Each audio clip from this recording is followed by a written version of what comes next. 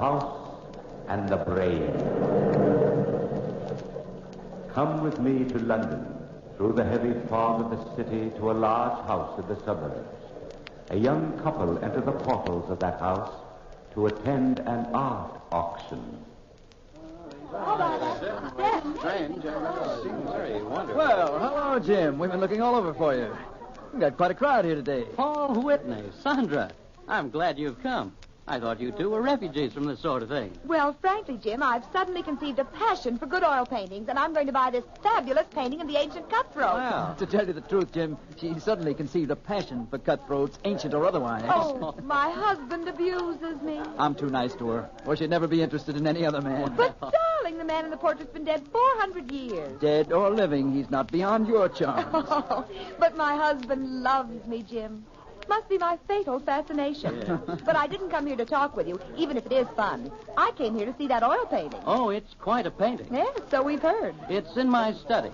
Come and take a look before the auction starts. Now, don't fall in love with it, Sandy. No matter how you feel about 15th century reprobates, I'm not going to spend a fortune buying useless pictures. Well, there's the picture. What do you think? He has a face you'll never forget. And a reputation. Yes, sir. He lived a full life. You know, he was supposed to have been fabulously wealthy.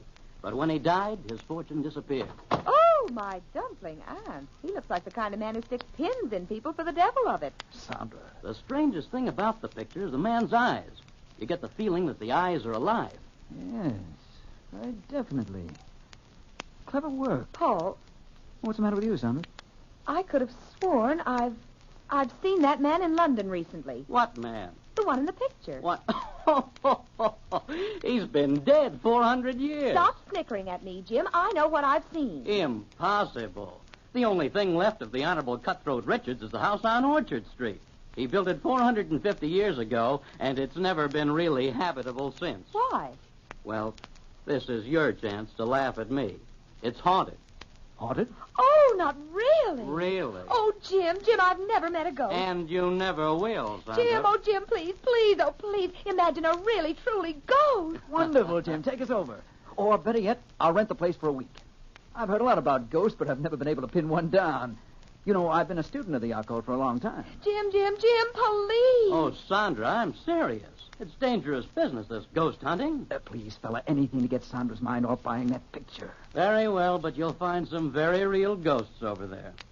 The housekeeper, Mrs. Browning, will rent you a room if you want one. But she's the only person who's ever been able to stay in the old house. Thanks, old man. Come along, Sandra. But the picture. Hang the picture, my sweet. I've got a genuine ghost for you.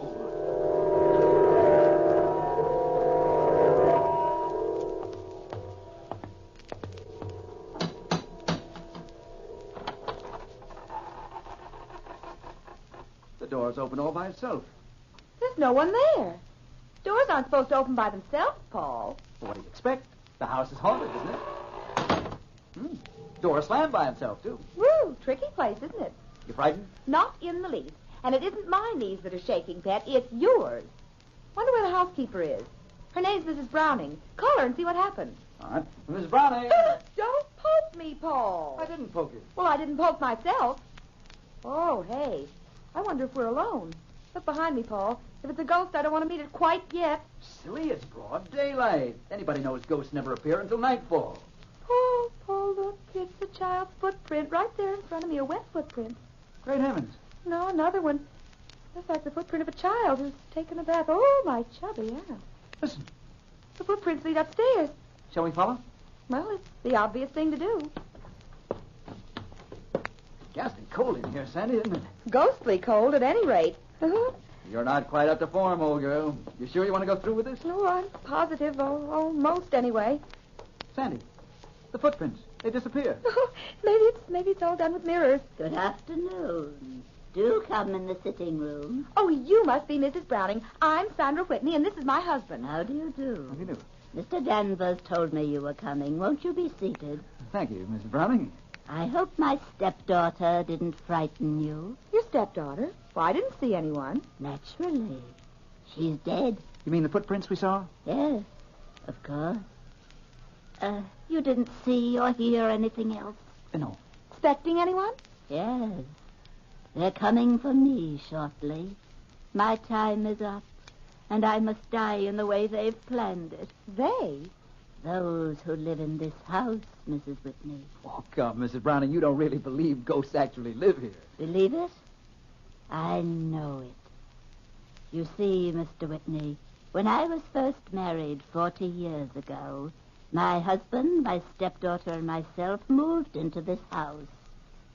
They were here then. Why didn't you move out? Oh, we became used to them. Then my stepdaughter died. My husband had an unfortunate accident, and I was left alone. You've lived here alone ever since? Yes, waiting for them to take me. Mrs. Browning, how much will you charge my wife and myself for an apartment here by the week? Charge? Nothing. Nothing at all. Anybody who has the courage to stay here is most welcome. But I advise you against it. Listen. What is it? Souls crying for release. Release from him. Oh, come, Mrs. Browning. You don't believe me? You will when you move in. When can I expect you? Tonight at 8. How about it, Paul? That sounds jolly. You'll use the east wing. I'll have a fire lit for you. But let me warn you once again. They'll be waiting for you day and night.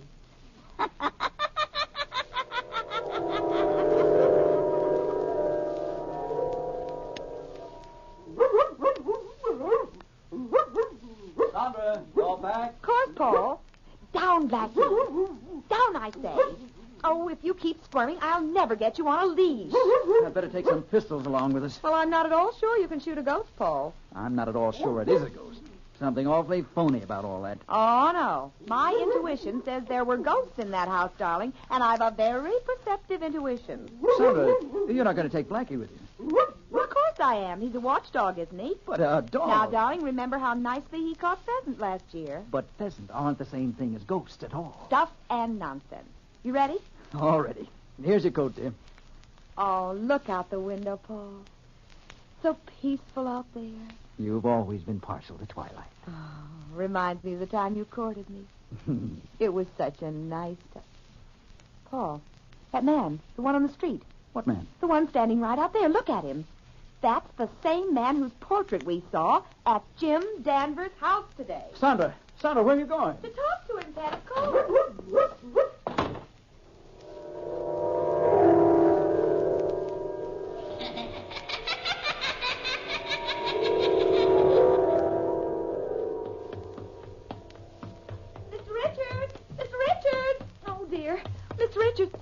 My chubby aunt.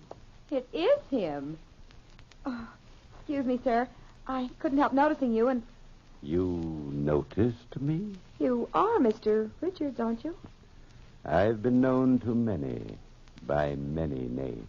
Oh, dear, please pardon me if I'm rude, but... Well, how in the devil did you manage to stay alive for 400 years? You will notice my eyes. Look deep. Deep. Oh, let me go. Let me go. Deeply into my eyes.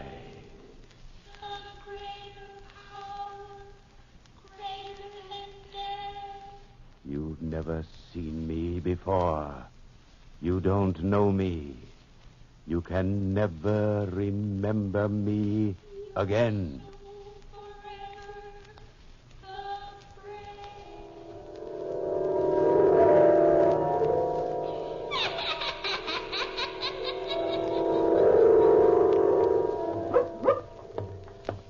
Keep walking, Sandra. I hope you're properly ashamed of yourself, approaching strange men and asking them silly questions. Well, I'm sorry, Paul. It was stupid of me, but anybody can be wrong. Well, of course they can, but on the face of it, it was silly. Expecting a man who was alive 400 years ago to be roaming around loose. It wasn't a matter of looseness, Pet. It was a matter of liveness. Now, come on. Stop being a husband and hold my arm. I ought to tear it off and beat you over the head with it. He's so virile. But I love him. Well, come along, Sandy. There's your haunted house ahead. We don't want to keep Mrs. Browning waiting. Or the ghost.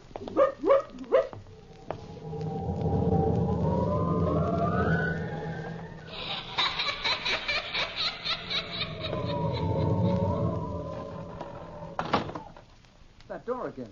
Insidious feeling, doors opening and slamming. Mrs. Browning! Mrs. Browning! I'm in the east wing, Mr. Whitney, just lighting the fire. You better go on up. This hall's drafty.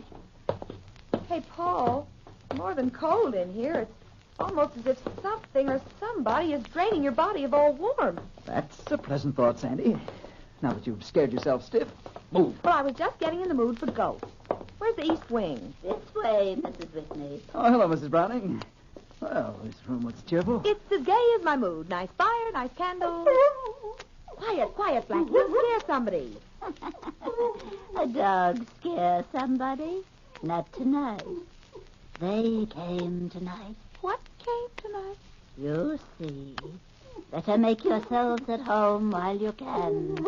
Blackie, sit down. Over here, Blackie. Look at him, Paul. The hairs on his head are standing on end. Be quiet, Blackie. Blackie! Look, I told you they were here. A luminous mass. A blue mass. Sandy, be careful. It's materializing. Coming for me. I knew it. Coming for me. Help Mrs. Browning, Paul. Fingers are choking her. Good heavens. Mrs. Browning. Paul, stop this horrible Coming thing. for me. Send me. Send me. It's horrible. It's all right, Sandra. All right, darling. Oh, it's gone, hasn't it? Yes. It's gone. But Mrs. Browning, she's dead.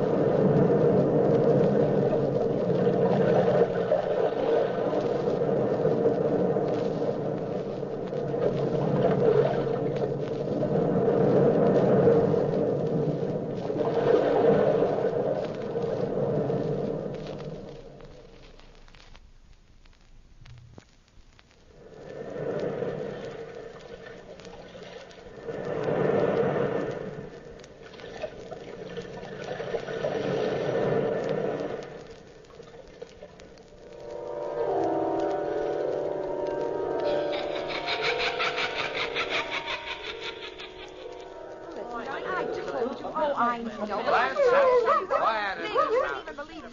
Quiet! Mr. Danvers, I'm going to reconstruct the scene of the crime. Nobody tells Detective Hodges that a flesh-and-blood woman gets bumped off by a ghost. But I saw it myself. Oh, be quiet, Blackie. If you'd only relax, Detective Hodges, and go away, we'd catch the ghost for you. Quiet! I'm only trying to help, but Blackie, stop. Sandra, you're only confusing the issue. Paul's right, Sandra. Sit down over here. Jim Danvers, if you side with Paul, I'll never speak to you. Now, Mr. Whitney, if you don't mind, we'll go over the details again.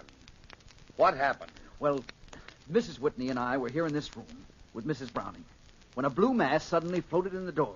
The lights in the fireplace dimmed, the candles were extinguished, and Mrs. Browning began to scream. Why? Because she saw a ghost. It's really all so simple. Sandra, my dear. And then what happened? The mass suddenly materialized, at least sufficiently for us to see two hands. Two hands without a body. The hands reached out, grasped Mrs. Browning by the throat, and... That was that. Thank you, Mrs. Whitney. I suppose you expect me to believe that story? There's no reason for you to doubt Mr. Whitney's word, Detective Hodge. I'm not saying there is. But there was only 3 people in this room, and one of them is dead. Everybody's under arrest. Everybody, do you hear? Oh, Paul, it's here again. Look, Detective Hodge. Paul, Sandra. Oh, Paul, for heaven's sake. What is it? An axe murderer in ectoplasm. Sandra, don't be funny. Let's get out of this house before it gets all of us. It's gone. Yes, it's gone. Now do you believe us, Detective Hodge? Yes. Yes, I believe you. I'll have Mrs. Browning's body removed to the morgue right away.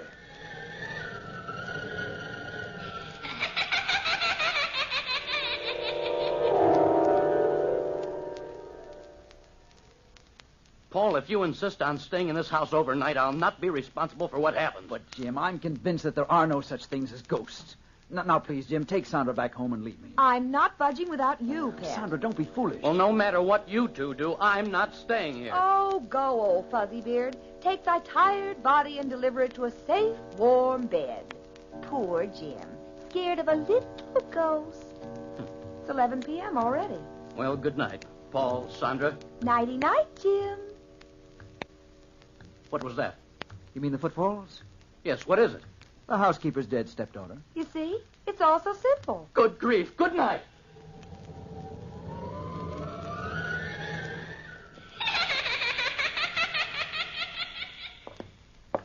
Oh, we've been all through the house, Paul, and I'm dead tired. Come on, let's go to bed. You go to bed. I'll sit up and read these letters we found in the attic. Here, Blackie, come here, come here. Now lie down next to me. There, poor Blackie, poor doggy. You don't like the ghosties, do you, Pet? Poor Blackie. Hey, this letter's interesting. What is it? Evidently a letter from the housekeeper to her husband. A love letter. She talks about her brother's child. It seems her brother left his money to his daughter, and she handled the estate for the child. That's jolly. Maybe that's the child she calls her stepdaughter. Let's see what it says. Listen. Since we have managed the child's end, you and I are more than lovers. We are partners in many things. Sounds as if they murdered the child. Yes, it does. Sandra, I wonder if my theory's right. If people felt strong passions, and if those passions linger in a house after the people have gone, couldn't that create a heavy psychic atmosphere? Well, those fingers that murdered Mrs. Browning were more than heavily psychic. Unhook the collar of my dress, Paul. Where'll I put the letters down on the dressing table here? Just a top hook. Better keep these pistols handy just in case. Something about a gun that gives me courage.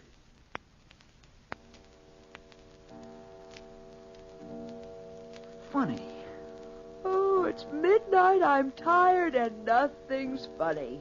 You know Mrs. Browning's sitting room? It seems to be an extra addition to this house. It juts out from the rest of the building like a sleeping porch. What's funny about that? Well, that horrible cold and the footfalls all seem to emanate from that room. Oh, you and your logical mind. Oh. What's the matter, Sandy? Oh, look. The fire's dimming. Oh. Just like a great black shadow standing in front of it. Give me my gun. Here, dear. Shh, Blackie, shh. Look, Sandy. A hand reaching out from the wall. The letters. It's got the letters. Great Scott. Oh, my chubby hand. Watch it. It's the hand of the housekeeper. How do you know? It's got the same ring on she had on this afternoon. If that's not a ghost, I've never seen one. The fire's going out, Sandra. Sandra! It's all around us! Sandra! Sandra!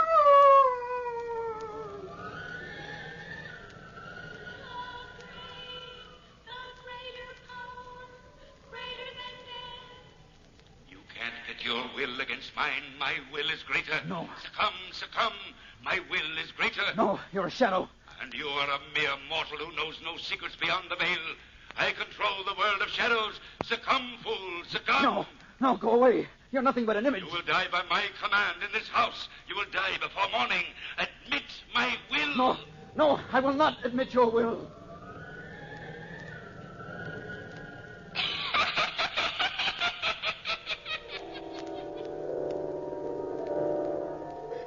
Sandra, you're safe now on your own home. Just lie still, darling, and drink this. Oh, Paul. I was a fool to allow you to stay in that accursed place last night. I ought to have my head examined. I came over as soon as I got your message, Paul. Oh, come on in, Jim. Sandra's recovering from a bit of a shock. Yes, I heard about it. I warned you, Paul. That house is definitely haunted. I'm going to board it up. It's completely useless. No, that's not the answer, Jim. It isn't ghosts. At least, not in the real sense of the word. Why, Paul, after what you went through, you say that? It's too malignant for a ghost. Do you believe in the power of hypnotism? Well, I've heard some amazing theories about it anyway. Well, I believe some power controls that house. Well, that's still ghosts. No, because the brain that controls the house is still alive. I'm convinced of it. Well, where do you think this man who controls the house is? He might be thousands of miles away. Remember you said that the eyes in the picture of the fabulous Richards seems alive? Oh, that's ridiculous. Not at all. In some crazy, mad manner, Richards has kept himself alive all these 400 years. In some hypnotic way, he controls that house. Well, if your theory is right, how can we break his control? Well, I'm certain that his control emanates from the little sitting room which once belonged to Mrs. Browning. Yes? Now, if you'll let me, I'd like to hire workmen and tear that room off the rest of the house. Oh, but Paul, Well, the room is only an extra addition, Jim. It can't do any harm to try.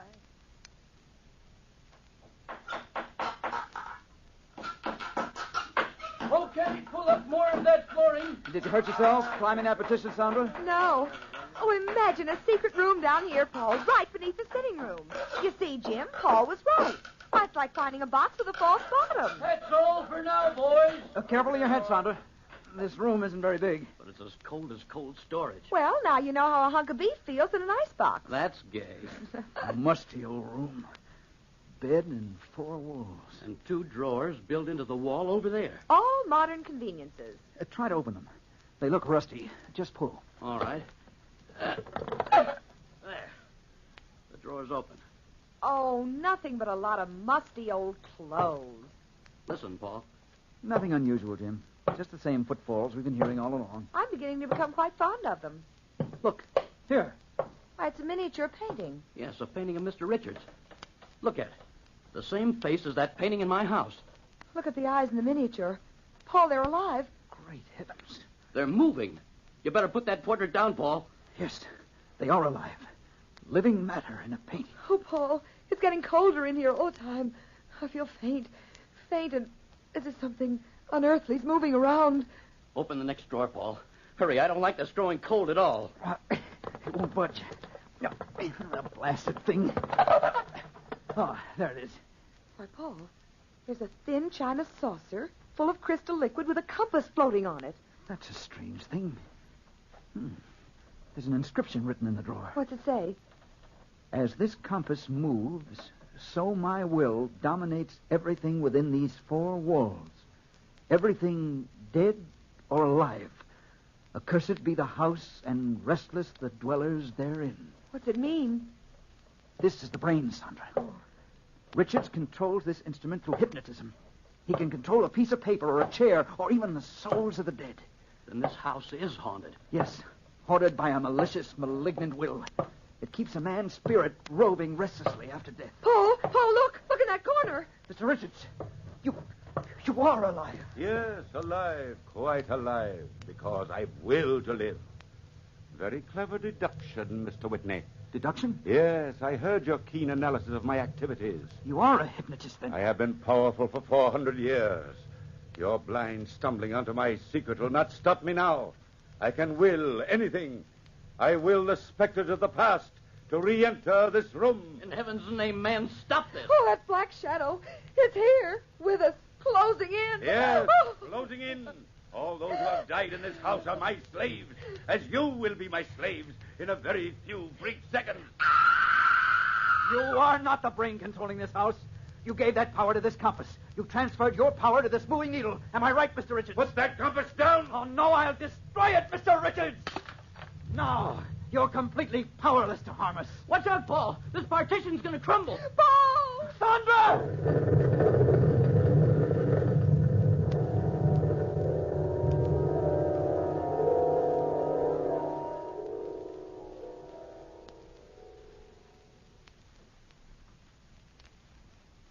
Gosh, Paul, it's good to be back in our own home. What happened to Mr. Richards when the petition collapsed, Jim? Well, the workmen searched the debris around the house for Mr. Richards' body, but no trace of him was found. I'm afraid that he escaped. Oh, no. You mean he's still alive and free, Jim? Yes, indeed. That's just what I mean. Well, he won't be for long, Sandra. People everywhere will be warned, and every corner of this earth will be looking for him. Even his will can't defy the world, Sandra. No one man can ever fight the world.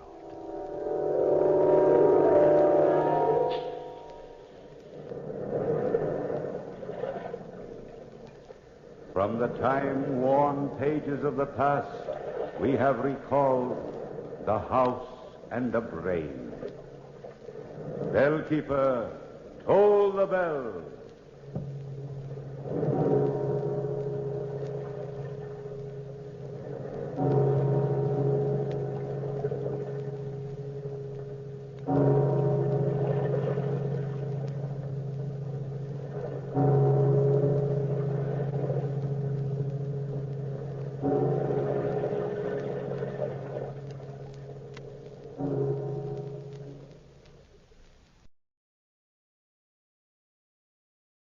Video 4. It's 8:30. Saturday Night Theatre.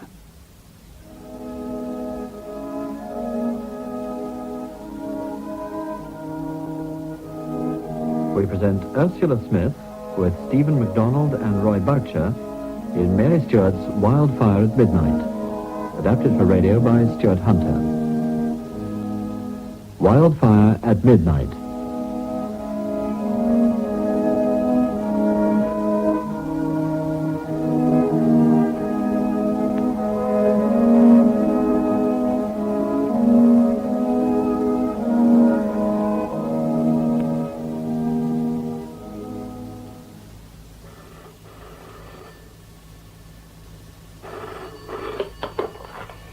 Danger Evers 337. Mother? Oh, Janetta. Oh, what a lovely surprise. How are you both? Oh, bearing up, thank you. But what about you? That's really what I'm phoning about. Well, you're not unwell, are you? Oh, no, there's nothing wrong that a short holiday won't cure. Hugo thinks I should take myself off to some quiet spot. I dare say I was looking a bit run down. Well, in that case, the sooner you get away, the better. When had you thought? The beginning of June, probably. Oh, good. It's a pity, though. You'll miss all the fun of being in town for the coronation. I don't think I'll be altogether sorry to escape from the crowds. You will be coming down here, of course. Would you mind, dearest, if I went somewhere else for a bit? I thought of the Lake District. No, that's not far enough. How about Skye? Skye? That could be just what I need. Do you remember where the Dunhills stayed when they were there? Yes, it was the Camasoonery Hotel. The what hotel, Mother? The Camas bits as it sounds. Look, have you got a pen? The other part is F-H-I-O-N-N-A-R-I-D-H. Do you know, I think I shall go to the, how do you say it? Camasoonery Hotel?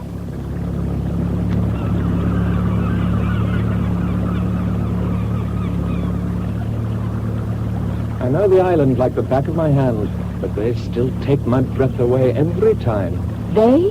The Coolins. You couldn't have had your first sight of the hills under better conditions. You're a climber, I take it. Well, yes, of sorts. What about you? Have you come for long? A week, possibly 10 days, depending on the weather. You're from... London. Ah. Well, you've certainly come to the right place if you want to get away from the crowds. What's that mountain right behind the hotel? That's Blaven. It's what? Blaven. The Blue Mountain in English. What made you come to Skye? I wanted a complete change. I shall take myself for long walks in the hills. According to the guidebook, there's a loch on the lower slopes of Blaven, is it? Uh-huh. I don't see myself going far beyond that. I'm not likely to come to any harm there, am I? You'll be staying at the hotel, of course.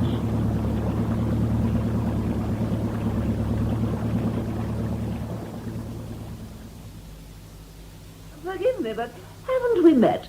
I know you, surely. No, we've never met, Miss Mayling, although, of course, I've often seen you on the stage. I have a jolly good memory for faces. I still think I've seen you before. Well, I modelled clothes, if that's any help.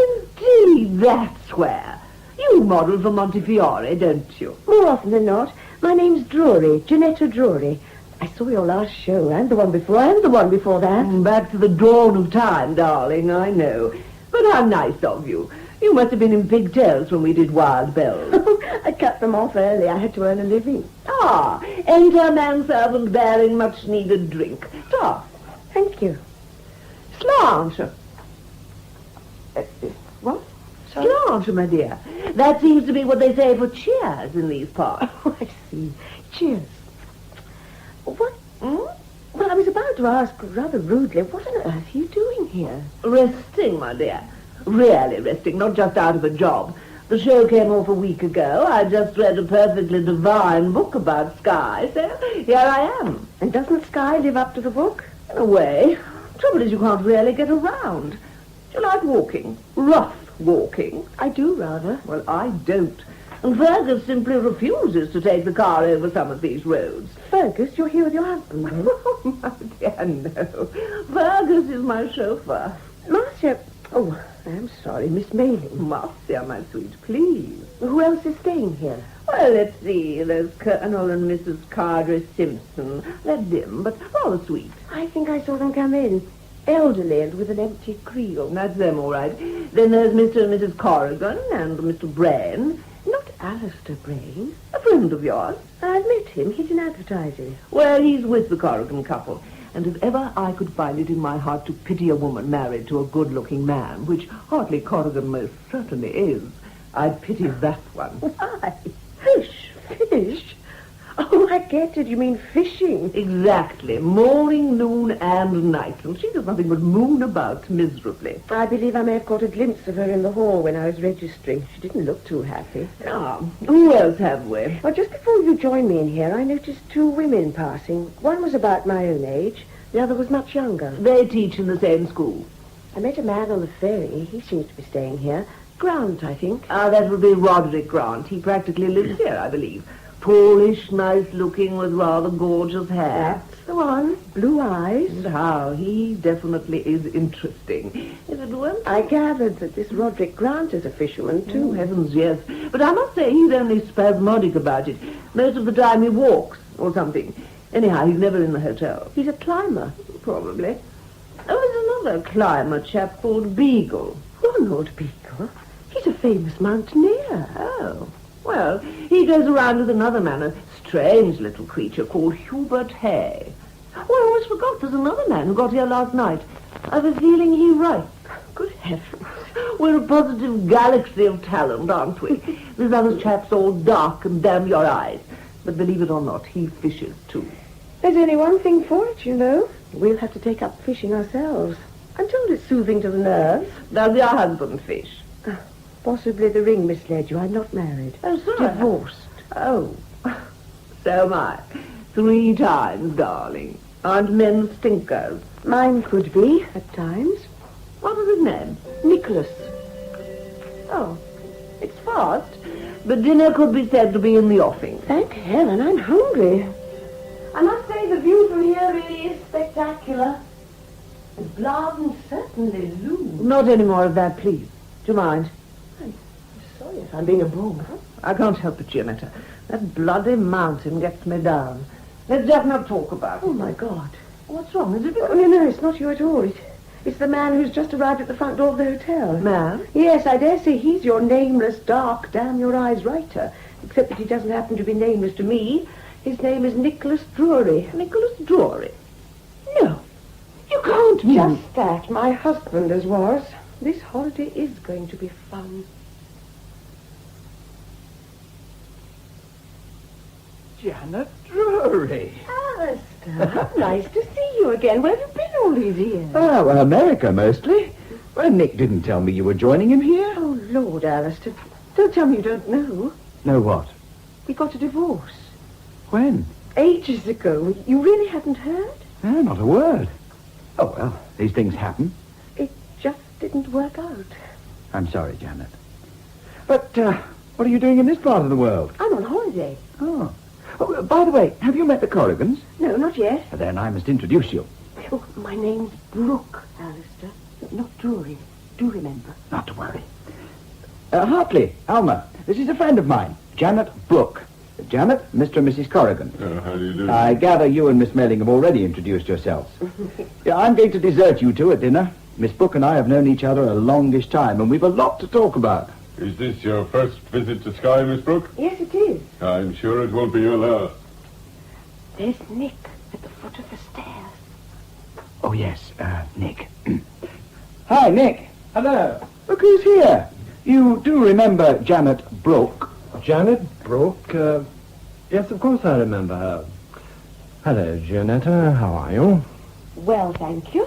And you? Very fit, thanks. Another old friend, darling. Yes, Marcia. It seems my London life's catching up with me even here. I beg your pardon. I was daydreaming. I'm sorry if I startled you. Would you like some coffee? Yes, please. Black or brown? Black, Dick. Why should you wait on me? Oh, nobody serves the coffee. They bring it all in on a huge tray, and we each get our own. Oh, thanks for telling me. I shall... No, let me this time. Black, you said. Please. I've put a little sugar in. I hope You are kind. You've just come, haven't you? Yes, this afternoon. Won't you sit down? I'm Roberta Symes, by the way. And I'm Gianetta Brooke. We're walking, Marion and I. That's Marion Bradford over there with the whodunit. Actually, we're sort of climbing. Are the Sky Hills the kind you sort of climb? Well, Marion's a climber, and I'm not. So we're scrambling, which is a halfway solution. But I'm dying to learn. I'd like to climb every peak in the Cullens, including the inaccessible pinnacle. A thoroughly unworthy ambition. Unworthy, Mr. Grant? Yes. That from you, of all people. Why unworthy? I'm sorry, I forgot you two haven't met. We have, in fact, on the ferry.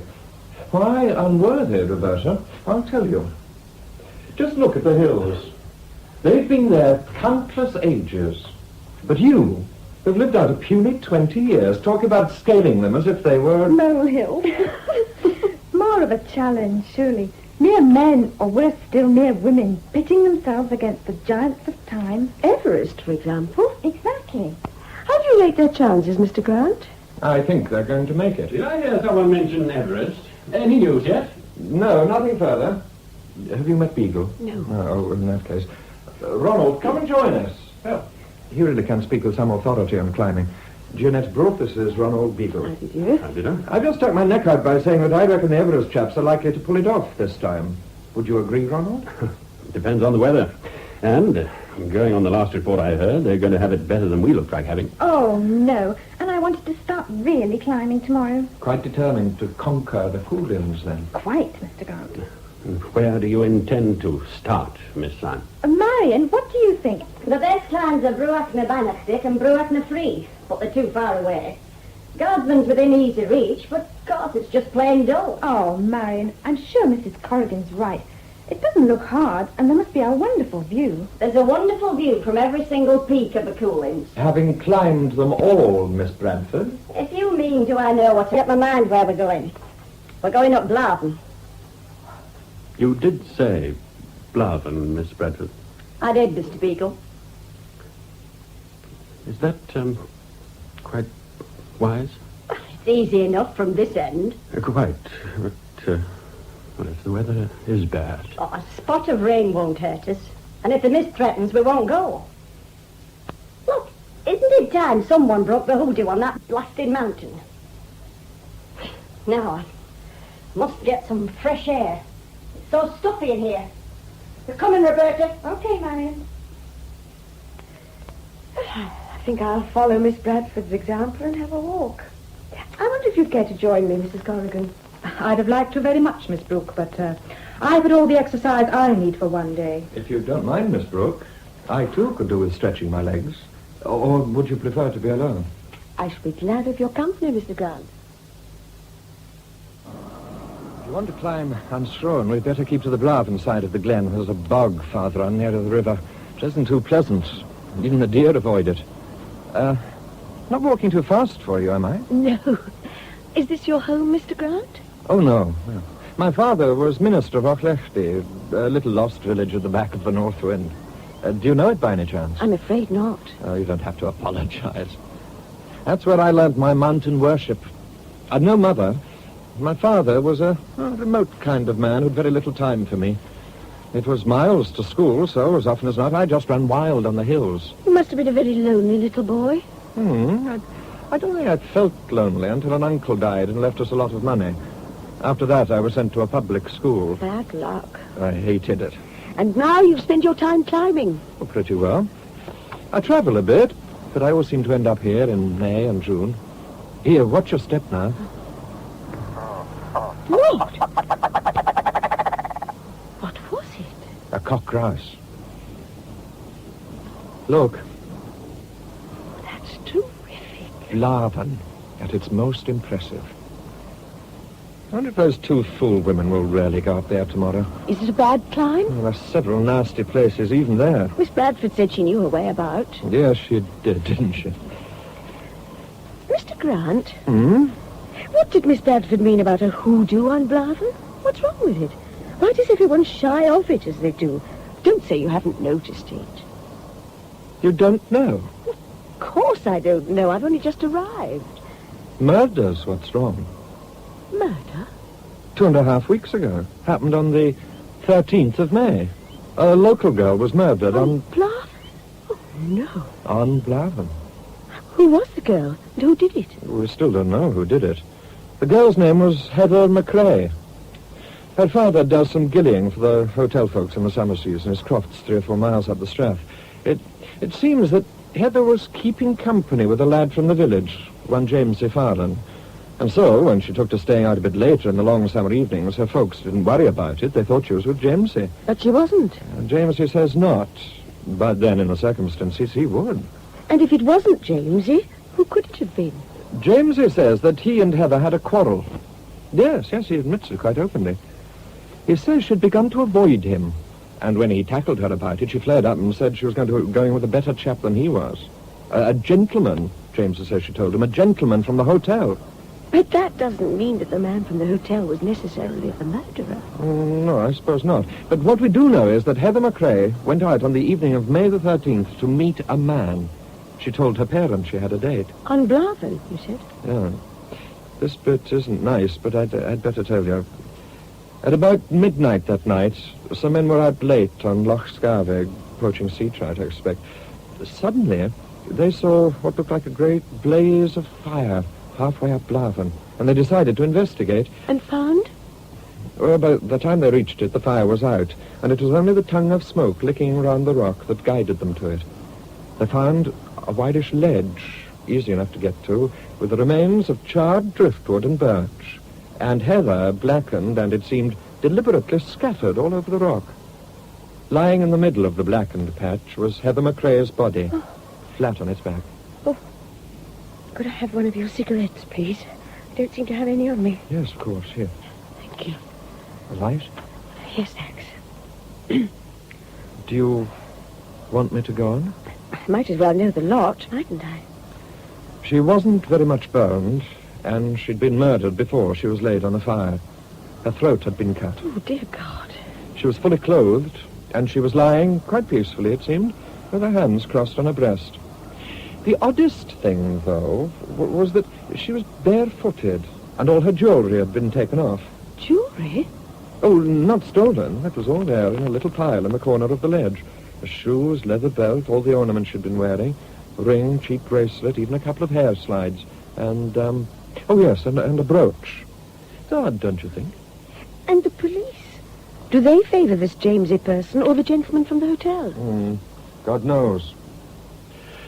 Well, now perhaps you see why the nerves of your fellow guests are a little bit on edge. Yes, I do. I also understand why, whenever I mentioned Blavan, people reacted so strangely. I'm surprised that Major Persimmon didn't warn new guests of what was going on. I could hardly expect Persimmon to ruin his season by warning off intending guests. I suppose not. Just tell me this. Which gentlemen were staying in the hotel on May the 13th? All those who are here now, with the exception of Miss Mayling's chauffeur. And which of you has an alibi? None of us that I know of. Colonel Carter Simpson and Major Persimmon are vouched for by their respective wives, but that doesn't count for all that much, of course. Corrigan and Brain were out fishing on Loch Narton. At midnight? Quite a lot of people do just that thing, you know. Then they were together? No, they separated to fish different beats of the river after 11, and they made their way back to the hotel separately in their own time. Mrs. Corrigan says her husband got in well before midnight. Did he let himself into the hotel? It's open all night. How convenient. And Mr. Hay, what about him? In bed. A very difficult alibi to break. Or to prove. It is, if one happened to be alone in it. My alibi happens to be the same.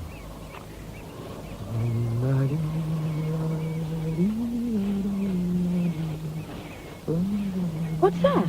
A cairn? That? Oh, no, that's a bonfire. A bonfire? Yes.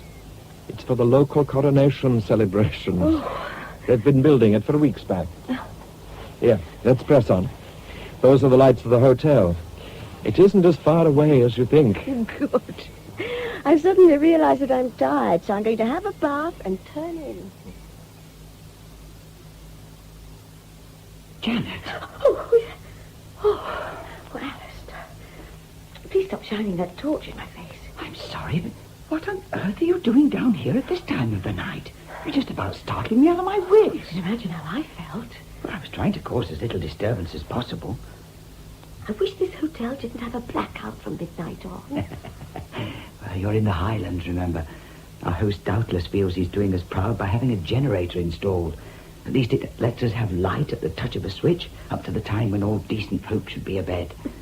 Don't forget your book when you go upstairs. You've been fishing, I suppose. Yes. Any luck? Pretty fair. But Hart caught a beauty. Hart? Oh, Hartley Corrigan. Oh, where's he got to? To his bed, I should think. He came back a good 2 hours ahead of me. I just had some good risers, so I decided to stay on. Strictly illegal, you know, so don't give me away. But that can't be right. What can't? But I'm sure I heard him minutes before you came in. Someone was out there in the porch.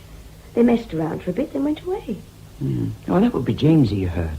Jamesy? Yes, Jamesy Farlane. He was with us, but I told him not to wait for me. He had the longest way to go, you see. And then it would be him I caught a glimpse of. I went to the window and I saw someone striding along the road. Yes, that'd be Jamesy. But did you think it was a burglar? But we don't have to worry about such urban horrors here, Janet. No, only murderers. Who told you? Roderick Grant. I see. Worried? Naturally. Well, the police are still working on it, and they don't let up, you know. Alistair, do you think Jamesy Farland did it? Or do you think it's someone staying here? I just don't know. When I came in, I asked you a question which you still haven't answered. What brought you down here at this late hour? I'd remembered I'd left my handbag where I'd been sitting before I went for a walk. By the time we got back, I'd other things on my mind, so I forgot to pick it up. Well, it would have been perfectly safe till morning. But I needed it, Alistair. In the middle of the night? Yes, my tablets were in it. Tablets? I turned in quite early, but I thought I was never going to get to sleep. However, I must have dozed, then bang, I was wide awake again with a thumping headache. Oh, poor you. I wasn't really sorry to be awake. I'd had horrible nightmares. Fire seemed to be the theme. Fire at midnight. On Blaven. Then I lay thinking about a gentleman from the hotel. So you crept down here and was scared stiff by me. Too bad, Janet. I'd been frightened before that. There was the prowler in the porch. But I was upset anyway. Understandably. As Grant had No, seemed not fit just the murder, Alistair. As I was tiptoeing along the corridor, I heard voices coming from one of the bedrooms. Marcia Mailing's. A woman's voice and a man's. Now, Janet, you're a big girl. You know that sort of thing goes on, especially when there's someone like the Mailing around. Earlier on, I'd seen her and Nicholas in the corridor, and they weren't just discussing the weather. Now, that doesn't prove that it was Nick who was in her bedroom. And in any case, Janet... He's no longer my husband, so what he does is no concern of mine. Is that what you were about to tell me? I think you should go back to bed, my dear, and try to get some sleep. Take a couple of your tablets. Know something? I've just realized my headache's vanished. Oh, Miss Brooke, I believe you said you would like to try your hand at fishing. Yes, I did. But I think I might wait a day or two. No, just as you like, of course. But you'd maybe care to fix up a time with Dougal McRae here. What about Wednesday, then? Wednesday's a free day, so it'll be suiting fine. Where shall I put you down for, Dougal? The upper beat, Major, and now if you'll excuse me, I'll be on my way or I'll be late for the church. Good day to you, miss. Good day, Major. Good day, Dougal. I wonder if I've time for a breath of air before I go through to the dining room. There's no hurry, Miss Brooke. Mr. Brooke? My name's Hay, Hubert Hay. How do you do, Mr. Hay? I hope you don't mind my speaking to you, but the fact is, I want to ask a favour. Yes? Yes, you see, I'm a writer. I'm a writer of travel books, Miss Brooke. That's why I'm here. I see, collecting material. Yes, I go for walks and then write about them. How very original. Oh, I don't know. I shall look out for your books, Mr. Hay. I'll send you one. That would be most kind of you. I've been looking at these, Miss Brooke. I pinched them from the lounge, a couple of dotties. I've a photographic memory, Miss Brooke. Have you? How extremely... As soon as I clapped eyes on you last night, I knew I'd seen the face before, in something I'd leafed through recently. So I did a little bit of research. It is your photo that's in these, isn't it? Full marks, Mr. Hay. I take photographs for my books. I thought if I took a picture of the Coolins, I'd like to put a lady in the foreground. Well, of course you may photograph her, Mr. Hay. That's very kind of you. If it clears up, How about this afternoon on Skirness Tree with the Coolins behind? It's a date, then.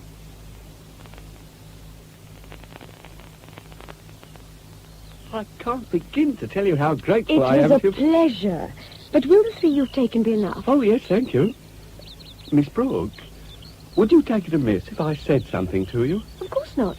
You're here, on Skye, I mean, solo, aren't you? Yes, I am. Then don't go out alone with anyone, Miss Brooke. It isn't safe. You don't mind my saying so? No, I don't mind. Funny, though. Funny peculiar. What is? I expect you know that Heather McCrae claimed to have been associating with one of the gentlemen from the hotel. That means, of course, that one of them could have been her murderer. I know that, Miss Brooke. Oh, the whole thing's damnable. That girl was only 18. It was actually her birthday. It upset me a lot, Miss Brooke. You see, I knew her. Well? Oh, no, not intimately, as you might say. I'd stopped at the McCrae's Croft a couple of times, and she'd made me a pot of tea. She was a pretty youngster and full of life. You didn't get any hint of who it was from the hotel that she was going with? Oh, but that's a silly question. If you'd had any notion of who it was, you'd have told the police. You're right, but... But? Nothing, really. There's something at the back of your mind, Mr. Hay. She did drop a hint, didn't she? A very little one. I told her that I was writing a book, of course. And then I asked if there wasn't still a bit of witchcraft going on in the island, like there used to be. Suddenly she shut up like a clam and pretty near hustled me out of the kitchen. Witchcraft? That's absurd. Absurd, no doubt. But I can't help having a feeling about this murder. It must all have been carefully planned, you see.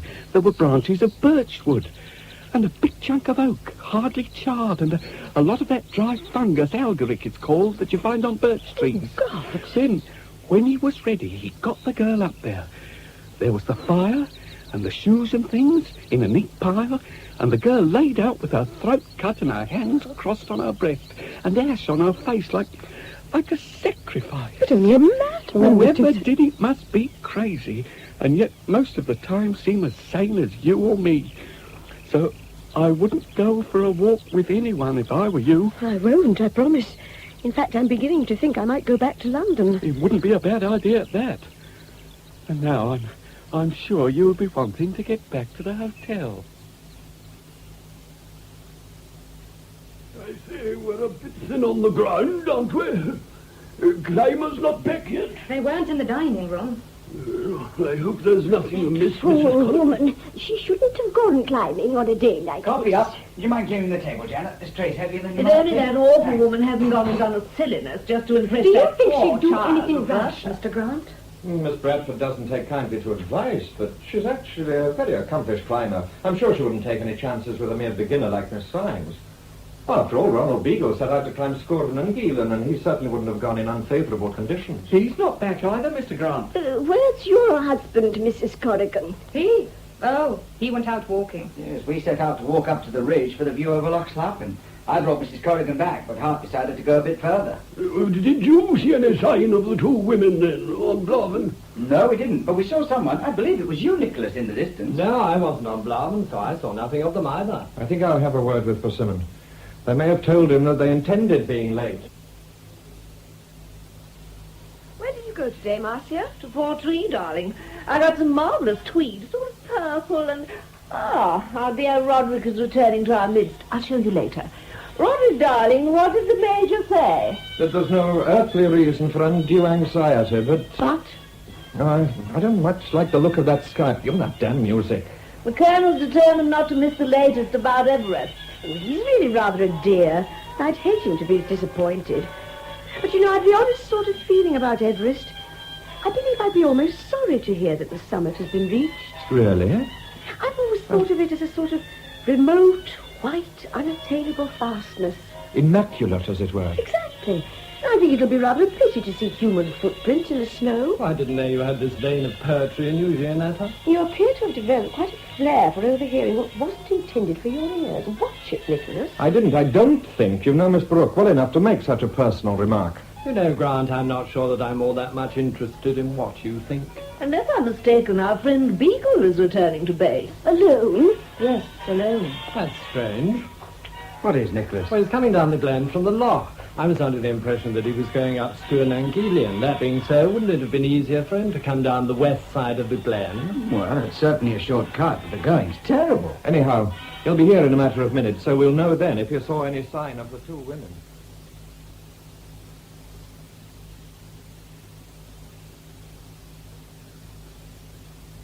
We were all pinning our hopes on your having caught a glimpse of them, Beagle. So when you told us you hadn't... Oh, here's Major Facility. Ladies and gentlemen, can I have your attention for a moment? Now, I don't want to be an alarmist, but, well, I think we'd better go out and look for them. Your husband, Mrs. Colligan, has just returned, and Dougal McCrae is with him. They saw nothing of the two ladies when they were coming through the glen. Can we be certain they went up, Bluff? Certain. Can we be as certain as all that, Major? I mean, we know that that's what Miss Bradford planned to do, but they might have changed their mind. They went up Blaven, all right. They were seen on it. Seen? When? Whereabouts? At the Spoot and Doo. My God, man. The Black Spout's no place for a beginner. Black Spout? Are you sure, Persimmon? Yes, I'm sure, Mr. Beagle. Who saw him, Bill? Dougal McCrae. He saw them making for the gully at about 4 o'clock, all three of them. All three? Well, Dougal is positive there were three. Yet everybody's back here.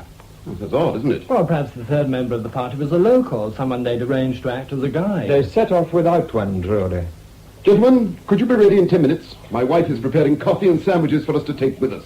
Couldn't we help Mrs. Persimmon? Oh, that would be very good of you, Mrs. Corrigan. Gianetta, shall we... Gianetta? Sorry, Marcia, I was thinking. And about something distinctly ghastly, to judge by your expression. About Dougal McCrae's story. 3 climbers, Marcia, 3. I wonder if the third could have been... Oh, James E. Farland. Why him, Gianetta? What would he have been doing with them? I don't know. I don't know, Marcia. That's what I find so worrying.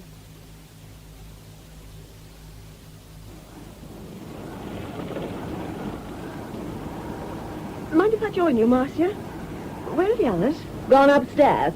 I thought you'd be in here, so I bought a drink for us both. Oh, you perfect angel. Oh, isn't it an utterly foul night? It certainly is. Oh, thanks. Cheers. Gianetta, do you believe there's a hoodoo on that mountain? Blaven?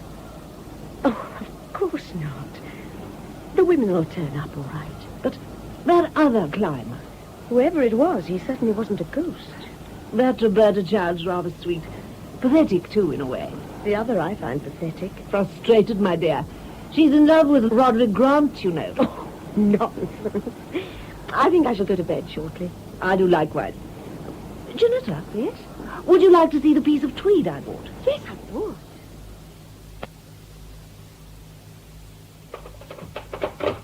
Just a sec till I find the switch. Ah! Marcia, for God's sake, what's the matter? The bed! Look! The bed! But it's just a doll, Marcia. Its throat's been cut, and there's ash scattered over it. The murderer's been here!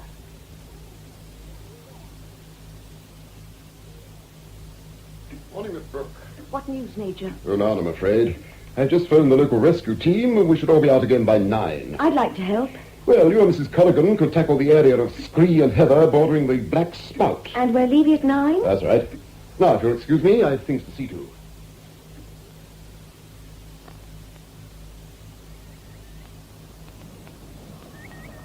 Doesn't the hotel look far away from here? And Miss Mayling's rolls.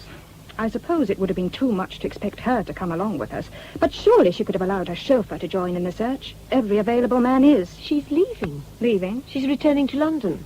I can't pretend that I'm broken-hearted to see her go. You'd understand how I feel about her if you were a married woman, Janetta. Hartley's been following her around like a lapdog ever since she came, and I've been made to feel and look a fool. Why should he be allowed to get away with it? Do you or do you not wish to keep your husband, Alma? Of course I want to keep him. Then let him be. If you want him, then you must shut up. I can't. Well, we're getting out of touch with the others. Let's get going. Give me a hand, Janet. That's right. Over this way, not too near the edge. They'll get to them soon, if Dougal was right. But, Alistair, they can't still be alive. Well, they could be if they managed to creep into shelter. Do you really believe there were 3 of them, Alistair? Dougal McCrae isn't given to flights of fancy. Are any of the local men missing? I'm told not. Then the third climber must be someone from the hotel. Yet no one's missing from there either. Exactly so. And if no one from the hotel reported the accident, then it means... Just that. Oh, you waited, Miss Brooke. Good for you. Just. What happens now, Mr. Grant? If Dougal McRae was right, they're starting to work their way across the spout, and the first move is to do likewise. Did you get this far last night? Yes, but it was dark by then. It makes me dizzy just to look down there. Is it a very bad place to climb? It's bad enough for anyone with a bit of experience, but for a beginner, sheer lunacy. Can the men get down into the gully if they have to, Mr. Grant? Oh, yes. Beagle and Rhodri McDowell are prepared to go. Look, the others have begun to rope themselves together. Yeah, I'd better join them. It looks as though someone's had the bright idea of searching the hillside and scree on this side of the gully. What shall I do? Wait here, if you don't mind. If they find them injured, you might be able to help.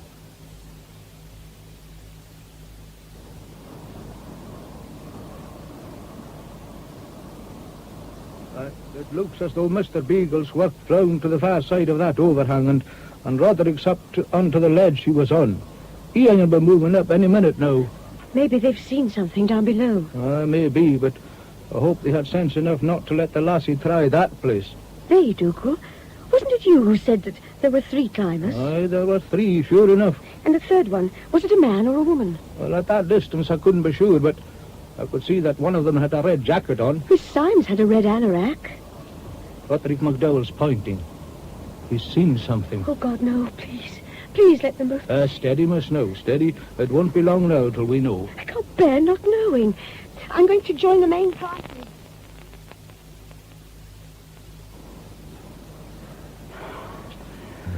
Put the stretcher down for a minute, lads. My God! Would you look at that? I'm looking, Bill. And I wish I didn't see what I see. What is it, Major? We know she's dead, poor soul. So there can't be anything worse. She fell from that slab. The rope's still around her body, or at any rate, part of it. It broke, you mean? The rope was cut. Cut clean through. I don't understand, Major. Oh, it's easily enough understood, Mrs. Corrigan. Someone cut the rope deliberately, and Miss Bradford fell to her death. Murder? What about Roberta Symes? She hasn't been found yet, Gianetta.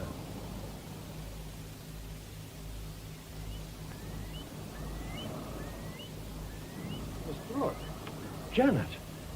What on earth are you doing up here alone? You should have gone back to the hotel with the others. Tomorrow bells will ring out for the coronation, and bonfires will be lit. Bonfires, Roderick. The children have been building for weeks back, prepared for a celebration, not for... A sacrificial rite. I know how you feel. Oh, you look exhausted. Please take my advice. Go back to the hotel. But we've got to find Roberta. Another night on the hill. I doubt if another night's going to make any difference to her, Janet. She must be alive, Roderick. Don't you see? If she'd fallen into the gully with Miss Bradford, she'd have been found. Dougal McRae said she could have been stuck higher up on a ledge or something. There must be places near the top of the gully. We've combed the upper gully twice over. There was no sign of her, Janet. She must be somewhere. She must be hurt. Or she would have answered you. And if she was hurt, she couldn't have gone far unless... Roderick, you saw Marian's climbing rope. It was cut. Not a shadow of doubt, I'm afraid. That can only mean one thing, can't it? Yes. Murder, again. Yet Dougal swears there was a third climber there. If he's to be believed. Oh, I think he is. If anyone in this world said dependable, I'd say it was Dougal McRae. If there wasn't a third person there, then it was Roberta who cut the rope, and that's fantastic. Oh, but is it? You can't possibly... She was a beginner. If Miss Bradford fell and the girl thought she was pulling her down after her, she could have easily got into a panic and... I can't accept that, and neither can you. No, I can't. But it's a possible theory. So the third climber cut the rope. He was there when Marian Bradford fell. And now Roberta can't be found. Look, Janet. Beagle and McDowell are coming back up from the hotel. They may have heard something. The others are cutting across to meet them.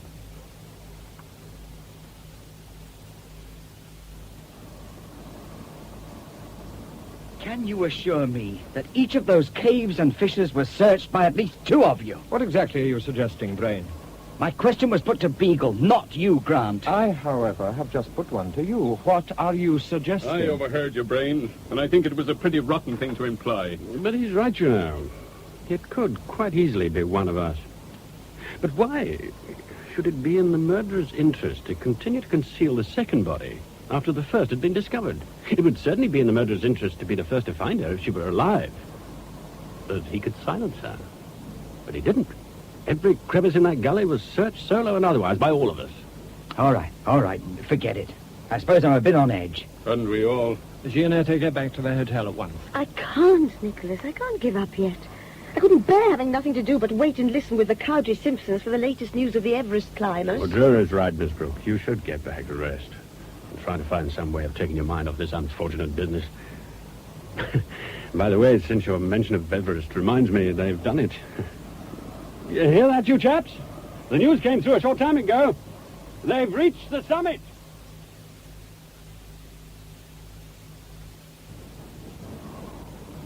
Now, see here, Gianetta. Leave her alone. What the hell do you mean? What I said, Drury. I'm no use here, so I'm going back to the hotel now.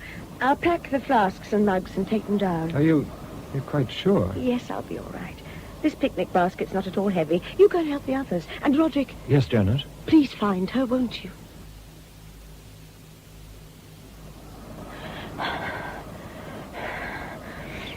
Must eyes on ground. Mustn't trip. Break ankle. Leg. A leg like Roberta. Marion. God, no.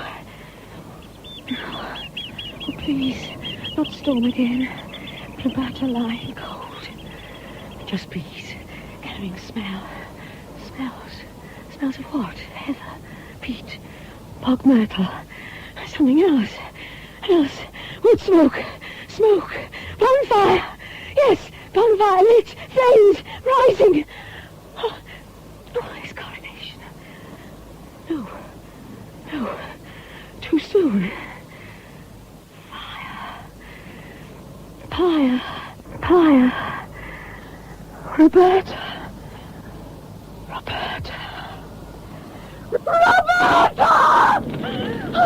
Run! Pull her off! Oh, my God! Someone here! Help me, please!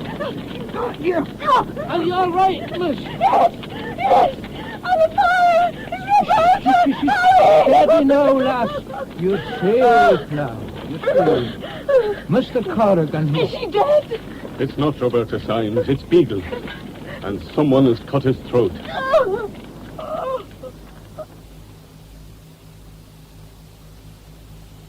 Miss Brooke, is it not? Yes. I'm Inspector Mackenzie, and this is Sergeant Monroe. Draw up a chair for Miss Brooke, Hector. Yes, sir.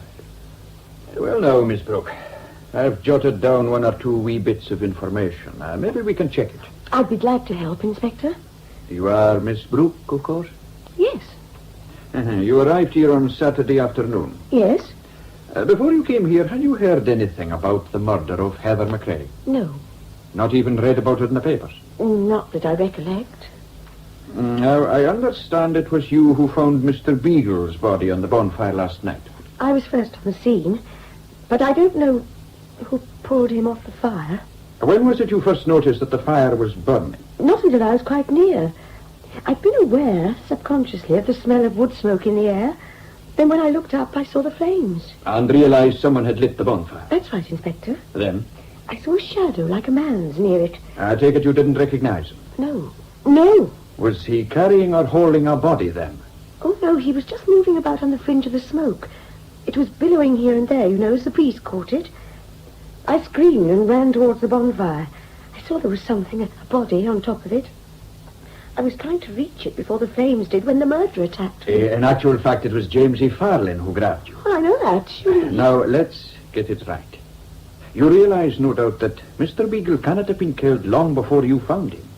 You met or passed no one at all on your way down. Not a soul. So the last time you saw Mr. Beagle alive was when the group split up for the final search last night. Are you allowed to ask a leading question, Inspector? Now, did you? Yes. Did you see which way he went? Downhill. Alone? Yes. Sure? Quite sure. I see. Now, let's get back to the bonfire, shall we? You ran towards it screaming. There was an answering shout from close behind, I think you said. Yes. Did you recognize the voice? No, not at the time. But later I assumed it was Alistair, Mr. Brain, who'd shouted, because it was he who pulled Jamesy Farlin off me. He must have got there pretty quickly. Mr. Alistair Brain then was the first on the scene. And there was Dougal McCrae, too. Who else, Miss Brooke? And Mr. Corrigan, he dragged the body off. He and Alistair may have come down the hillside together. That they didn't. They arrived independently. Who else was there? So far as I know, Inspector, no one else. Just so. You booked your room, Miss Brooke, in the name of Drury, Mrs. Nicholas Drury. That is my name. Then why did you change it in the visitor's book almost as soon as you got here? And why have you and your husband been at such pains to behave as though you were comparative strangers to one another? Because he's not my husband. We were divorced some time ago. I didn't know he was here, and when I saw him that evening, I was horribly embarrassed. I understand. But to avoid awkwardness all round, I changed to my maiden name. I'm sorry if I've distressed you, Miss Brooke, but you have been very helpful. But why all this questioning, Inspector? You've got the murderer. Got the murderer? Jamesy Farlin, of course. He was at the bonfire and he attacked me there. What more do you want? A bit more, Miss Brooke. Farland's story is that he was near the foot of Aunt's throne when he saw the bonfire go up. He came back up the slope as fast as he could and was just about at the top when he heard you scream. Then you came running and so he says, flung yourself at the fire. He thought you were going to get burned, so he grabbed you and hauled you back. You struggled like mad and you both fell to the ground. Wasn't that his way of it, Hector? Aye, that's right, Inspector. Any comment, miss? Only that it might be the truth. Aye, so it might. Especially as Dougal McCrae was with them at the time. Well, that's all for now, Miss Brooke. You'll be about all day, I take it? I'll be on the hill myself, Inspector. There's still someone missing, you know. I hadn't forgotten, miss.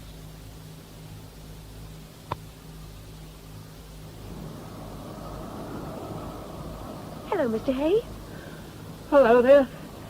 Doesn't this sunshine make a difference? Yesterday, under that lowering sky, it seemed the right sort of setting for a tragedy, but today... And yet Roberta Syme's body is somewhere up here. Well, we can't be sure that she's dead. After 2 nights and a day, she must be. But we've still got to find her, if only to help the police hunt down this madman. You're convinced that he's insane? Well, only a maniac would go in for 2 elaborate ritual killings. He must be caught, Mr. Hay. He will be, I'm sure. Looks as though those chaps seem to have abandoned the Black Spout for the time being. Do you suppose they found her? Doesn't look like it. I'd better get across. Coming, Miss Brooke? No, I'll carry on my own. In which direction? Up by the Black Spout. But that area's had a pretty thorough going over. Have you ever had the feeling that although others have looked and looked for something and failed to find it, you simply must satisfy yourself that it isn't there? Yes, I have. Well, don't you get lost. I'll try not to, Mr. Hay. Oh, idiot to come here. I should have joined men. Rest. No, not again. Keep on going. What? Gleaming among roots. Shining like silver. Brooch. I'm sure I've seen one like that before. I saw someone wearing one exactly the same. Of course. Roberta. Now try and think. Think. Be rational.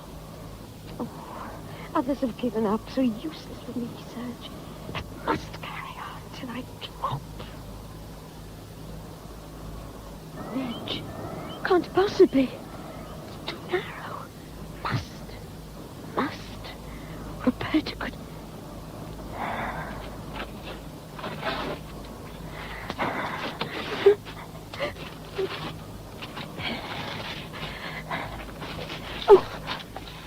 Oh, thank God.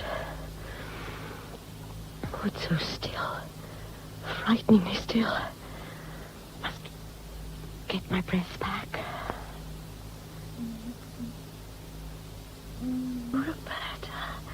Roberta. Child, you're safe now. You're safe now. Who's that? My God, you found her. Oh, Roderick. Thank heavens. Oh, what a fright I got when I heard your footsteps. Yes, I found her. And she's alive. Alive? Yes, she is. I heard her moaning. Yes, she's alive, but only just, I'd say. I'll stay with her, Roderick. You go and get the others. You'll go far faster than I could. Janet, I left my haversack at the other end of the ledge. My brandy flask's in the pocket. Fetch it, will you? Okay. What? Did you catch what she said? It sounded like Marion killed. It was Roderick. I think she knows who did it. You're right. And by heaven, she's going to stay alive till she tells us. Get that brandy, please. I'll try and ease her into a less cramped position. Yeah. Once she's had a sip of that brandy, we can get it over her throat. You'll get along to the end of the ledge and yell bloody murder till someone comes. Then if you don't like the look of whoever comes, you just yell bloody murder for me. Now, hurry. Okay, just let me tuck her hands in. Roderick, her eyelids, they flickered. She's coming to. It's Jeanette, my dear. Oh, what a pity. She's passed out again. Poor youngster, she... Roderick, did you notice the way she looked? Oh, just now, do you mean? Yes. She opened her eyes wide for a second or two, and it was as though she saw something that terrified her. But what? Roderick, there's someone out there, on the ledge, coming this way. See it is. Oh, it's Corrigan and Drury. Oh, yes, and Brain. Mrs. Corrigan's bringing up the rear. We found her, Corrigan. One of you will have the nearest party with a stretcher. She's alive. It won't be long now till we have her back at the hotel. Thank heaven for that. Roderick, Hmm. I've only just realized that Roberta has only to recover enough to speak, and a man staying at the hotel is going to be charged with a double murder. I'm putting Constable Neal on to guard you, lassie. The district nurse is away to a tricky maternity case on the other side of the island, so we'll not be seeing her before the morning. And that raises a question. Who's going to look after Miss Symes in the meantime? Do you know anything about nursing? Not much, I'm afraid. But enough maybe to keep an eye on Miss Symes. Well, Would you stay with her tonight and watch her for me? I'm willing enough to try, but surely there's someone more competent. Hasn't it struck you, miss, that you are the only woman in the hotel who wasn't here at the time of the first murder? But, Inspector, you can't suspect a woman, sure. Maybe not, but Mrs. Corrigan and Mrs. Persimmon have husbands. And I want no one in that room the girl's in who's in any way involved. No one on any pretext whatsoever, you follow me? When I came down from having a look at Miss Symes, Mrs. Persimmon and Mrs. Cowdery Simpson were attending to them. I understood you said you didn't want anyone near Roberta who was in any way involved. There's no danger with the two women there. Anyhow, Neil's around. Neil? Oh, the constable who's to be my watchdog. One of them, anyway. Sergeant Monroe and I will never be far away. How's Roberta now, Mrs. Cowdery Simpson? There's not much change. We've made her as comfortable as can be. All we can do now is wait for the doctor. Does Inspector Mackenzie really expect the murderer to try and get in here? I wouldn't be knowing what the inspector thinks, ma'am. Oh, what do you think, Constable Neal? The murderer knows that if she talks, we've got him. Oh, I've been looking for you, Janet. I went out for a breath of fresh air. The doctor's examined her, hasn't he? Yes. How does he rate her chances? He seems to think she has a goodish chance. She's still unconscious, of course. I'm afraid so, Roderick.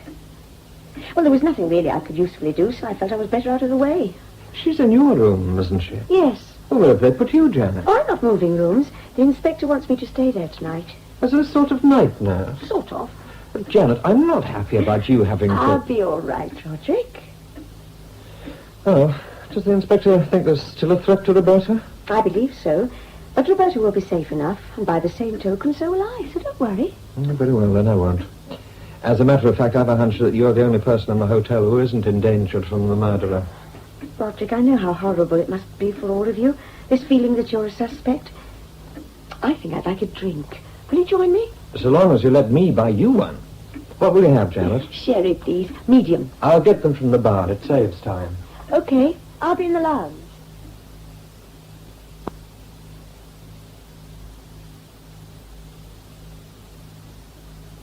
As I was about to say, I hope the police can protect that poor girl from the beast that's loose among us. Look, there is a murderer in this room. You can't get away from that fact. Not necessarily, Mrs. Calder-Simpson.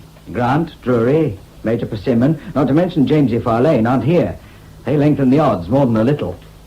I hope this is to your taste, Janet. Oh, you're back, Roderick. I didn't see you come in. Perhaps my effort at brain. I am here now. How does that affect the odds? And what odds?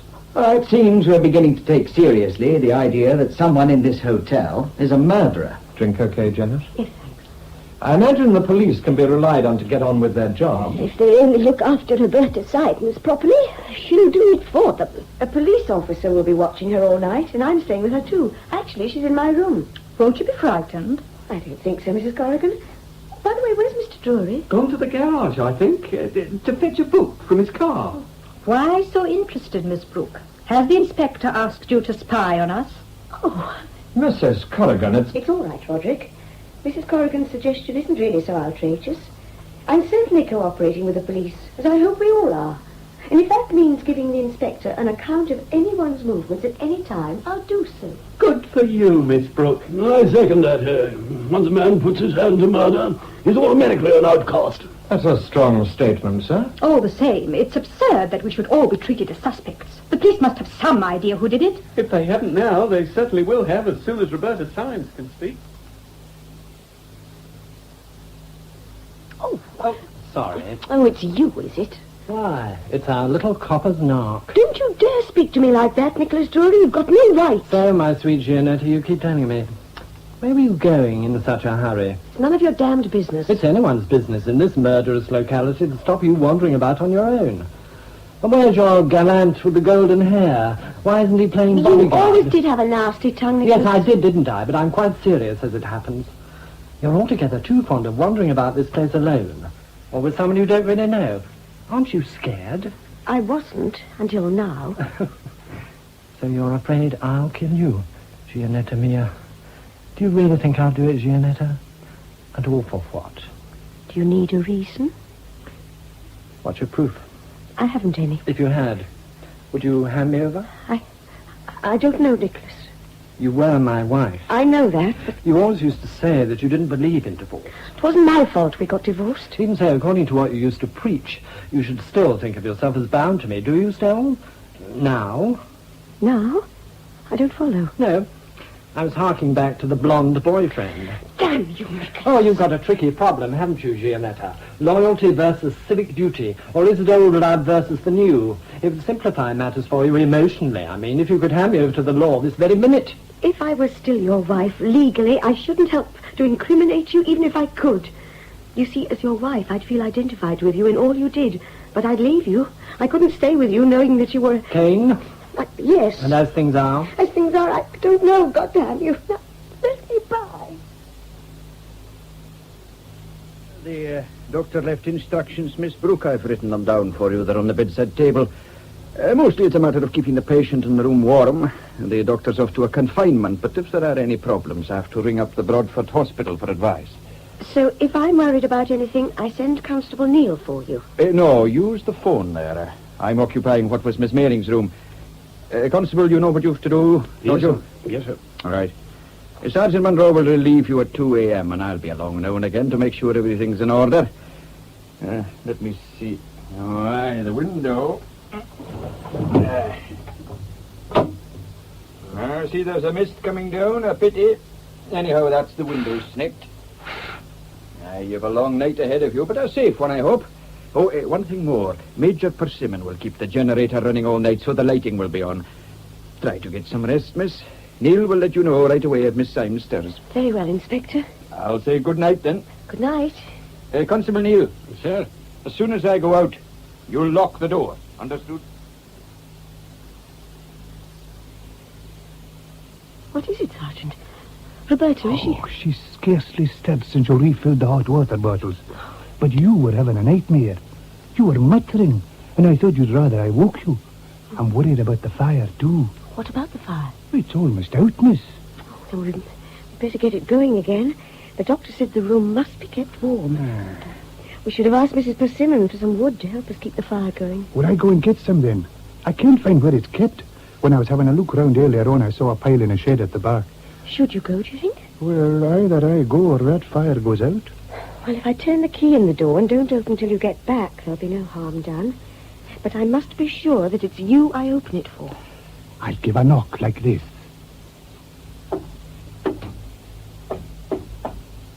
Okay, Sergeant.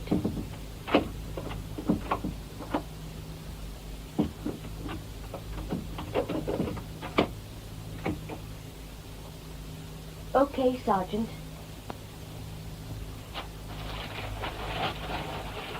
Oh, Daniel. Go on, burn, confound you. You're all right, my pet. All right. But you must keep covered. That's it, child. Rest's the thing. Oh. Is that you, Sergeant Monroe? No, it's Inspector Mackenzie. Unlock the door, lad. Just a minute, Inspector. I must finish remaking Roberta's bed. Mackenzie here. What is it? Quickly. He's at the door. Oh, hurry, hurry, please.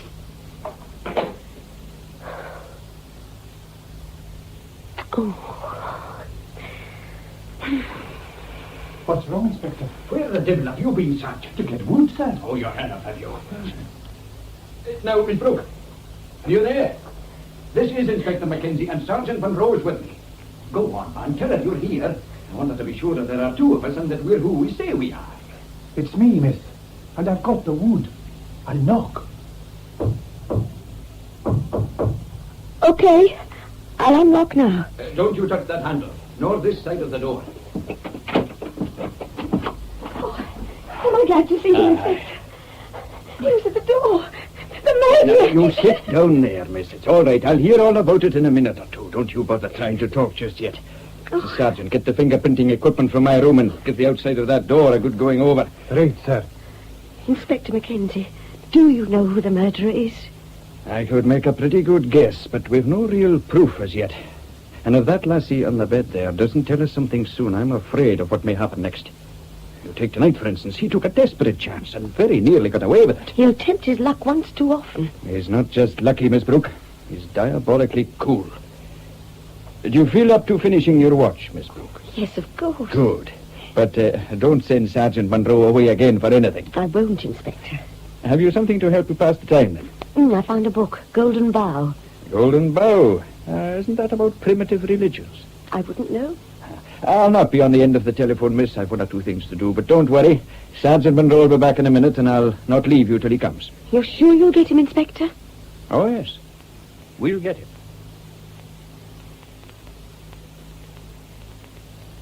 What is it, Miss Brooke?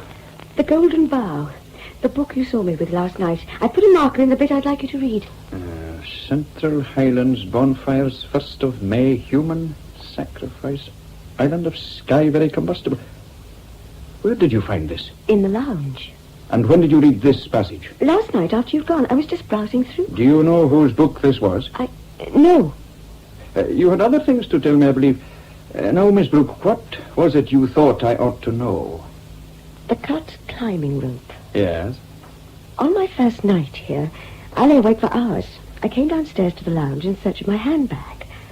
While I was there, I spoke to Alistair Brain. But before that, I'd heard someone in the porch, almost certainly Jamesy Farnan. Well, Alistair told me then that Mr. Corrigan had been fishing with them and had already come back to the hotel. Later, his wife said he didn't get in until 3 o'clock, but it was 2:30 when I spoke to Alistair Brain. What you're really trying to tell me is that each of these three men, Farlan, Brain and Corrigan, had the opportunity to tamper with the women's climbing ropes on the night before the climb. Yes, I suppose so. Then where does Dougal McRae's third climber come in? He might be innocent and just be frightened. Had you anything more to tell me? Well, there was Miss Mayling's doll. Oh, but maybe you know about it. As I do, as it happens. Mrs. Corrigan told me about it. She did it to frighten Miss Mailing away from the hotel for reasons of her own. Well, it appears to have worked. Quite so. Is there anything else? No, Inspector. You're lying to me, aren't you? No. Lassie, I think you told me a lie last night, didn't you? A lie? You said you hadn't guessed who the murderer was. Do you really believe that a woman of Marion Bradford's experience wouldn't have noticed that the rope was damaged when she put it on? Do you really think that the rope was damaged in the hotel porch that night? No. I'll tell you how we think this murder was done. You realize, of course, that Roberta Symes never climbed the Spoutandu at all. No? Well, you found her. Was there a rope in her body? No. No, there wasn't. Of course, I see it now. If she'd been middleman on the rope, the murderer couldn't have cut it between her and Marion. We think he contrived to meet Marion Bradford and the girl on Blavan. He suggested doing the climb with Miss Bradford, Roberta being left to spectate. When he got Miss Bradford out of sight... He could cut the rope then without being seen. Just so. From where she was watching, Roberta Symes would see what appeared to be an accident, her friend falling. Then she would hear him shout that he was coming back. She, meanwhile, would wait for him in who knows what agony of mind. And in turn, as he planned it, he'd throw her down. Oh, no. If a man's a murderer, lassie, he doesn't deserve to be defended. But loyalty. Your loyalty is to the rest of us. Even if I had guessed who the murderer was, it would only be a guess. What more can I do to help you catch him? I've told you everything. No, you haven't, Miss Brooke. And if you're holding back the evidence I need, then I must warn you. I haven't any evidence. I swear I haven't, and if I had... Oh, my God, I must get out of here. I've got to have time to think. Good morning, ma'am. I was hoping to have a word with you, but if you're in a hurry, then... Good morning, Dougal. Hurry? No, well, that is... Well, it was today I was taking you fishing, Miss Brooke. Had you forgotten? Fishing? I'm sorry, but it seems odd to be thinking about fishing after all this. Oh, to be sure it does. But you'll be better out in the clean air fishing and taking your mind off things. You can take my word for it, ma'am. What's the weather going to be like? No, it's fine now, but there could be a bit of mist coming in off the sea later on.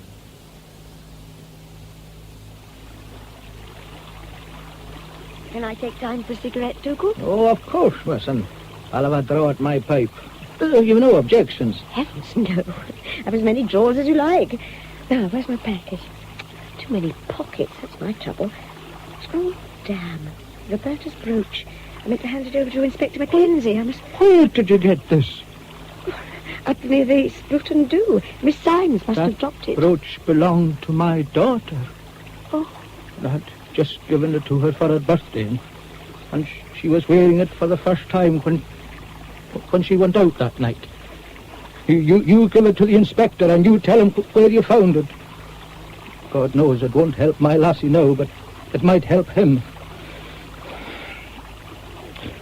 Well, if we don't catch anything now, we won't have the excuse that it was too bright. I don't think we're in the mood to carry on fishing. Anyway, rotten mist's getting thicker while we're talking. Don't you worry about it, monsieur. Just you bide where you are till I get our tackle from where we left it. Oh, if you can find it. No, I'll manage. I'll just have to walk along the bank till I come to it.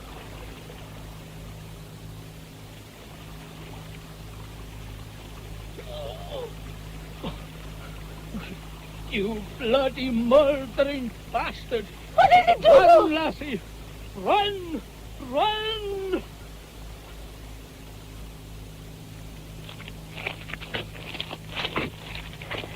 Oh, Roderick warned. Sink if you stand still. Must keep moving. Gianetta! Only Nicholas calls me that. Are you there, Gianetta? Don't be afraid. Don't answer. Not let him know where... Oh, thank God. Thank God I'm out of the mist. Thank heaven. Janet? Oh, Oh, Janet. Oh, you can't imagine.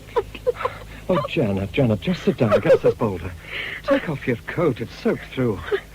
I'll be okay in a minute, Roderick. You know, don't you? Yes, I know.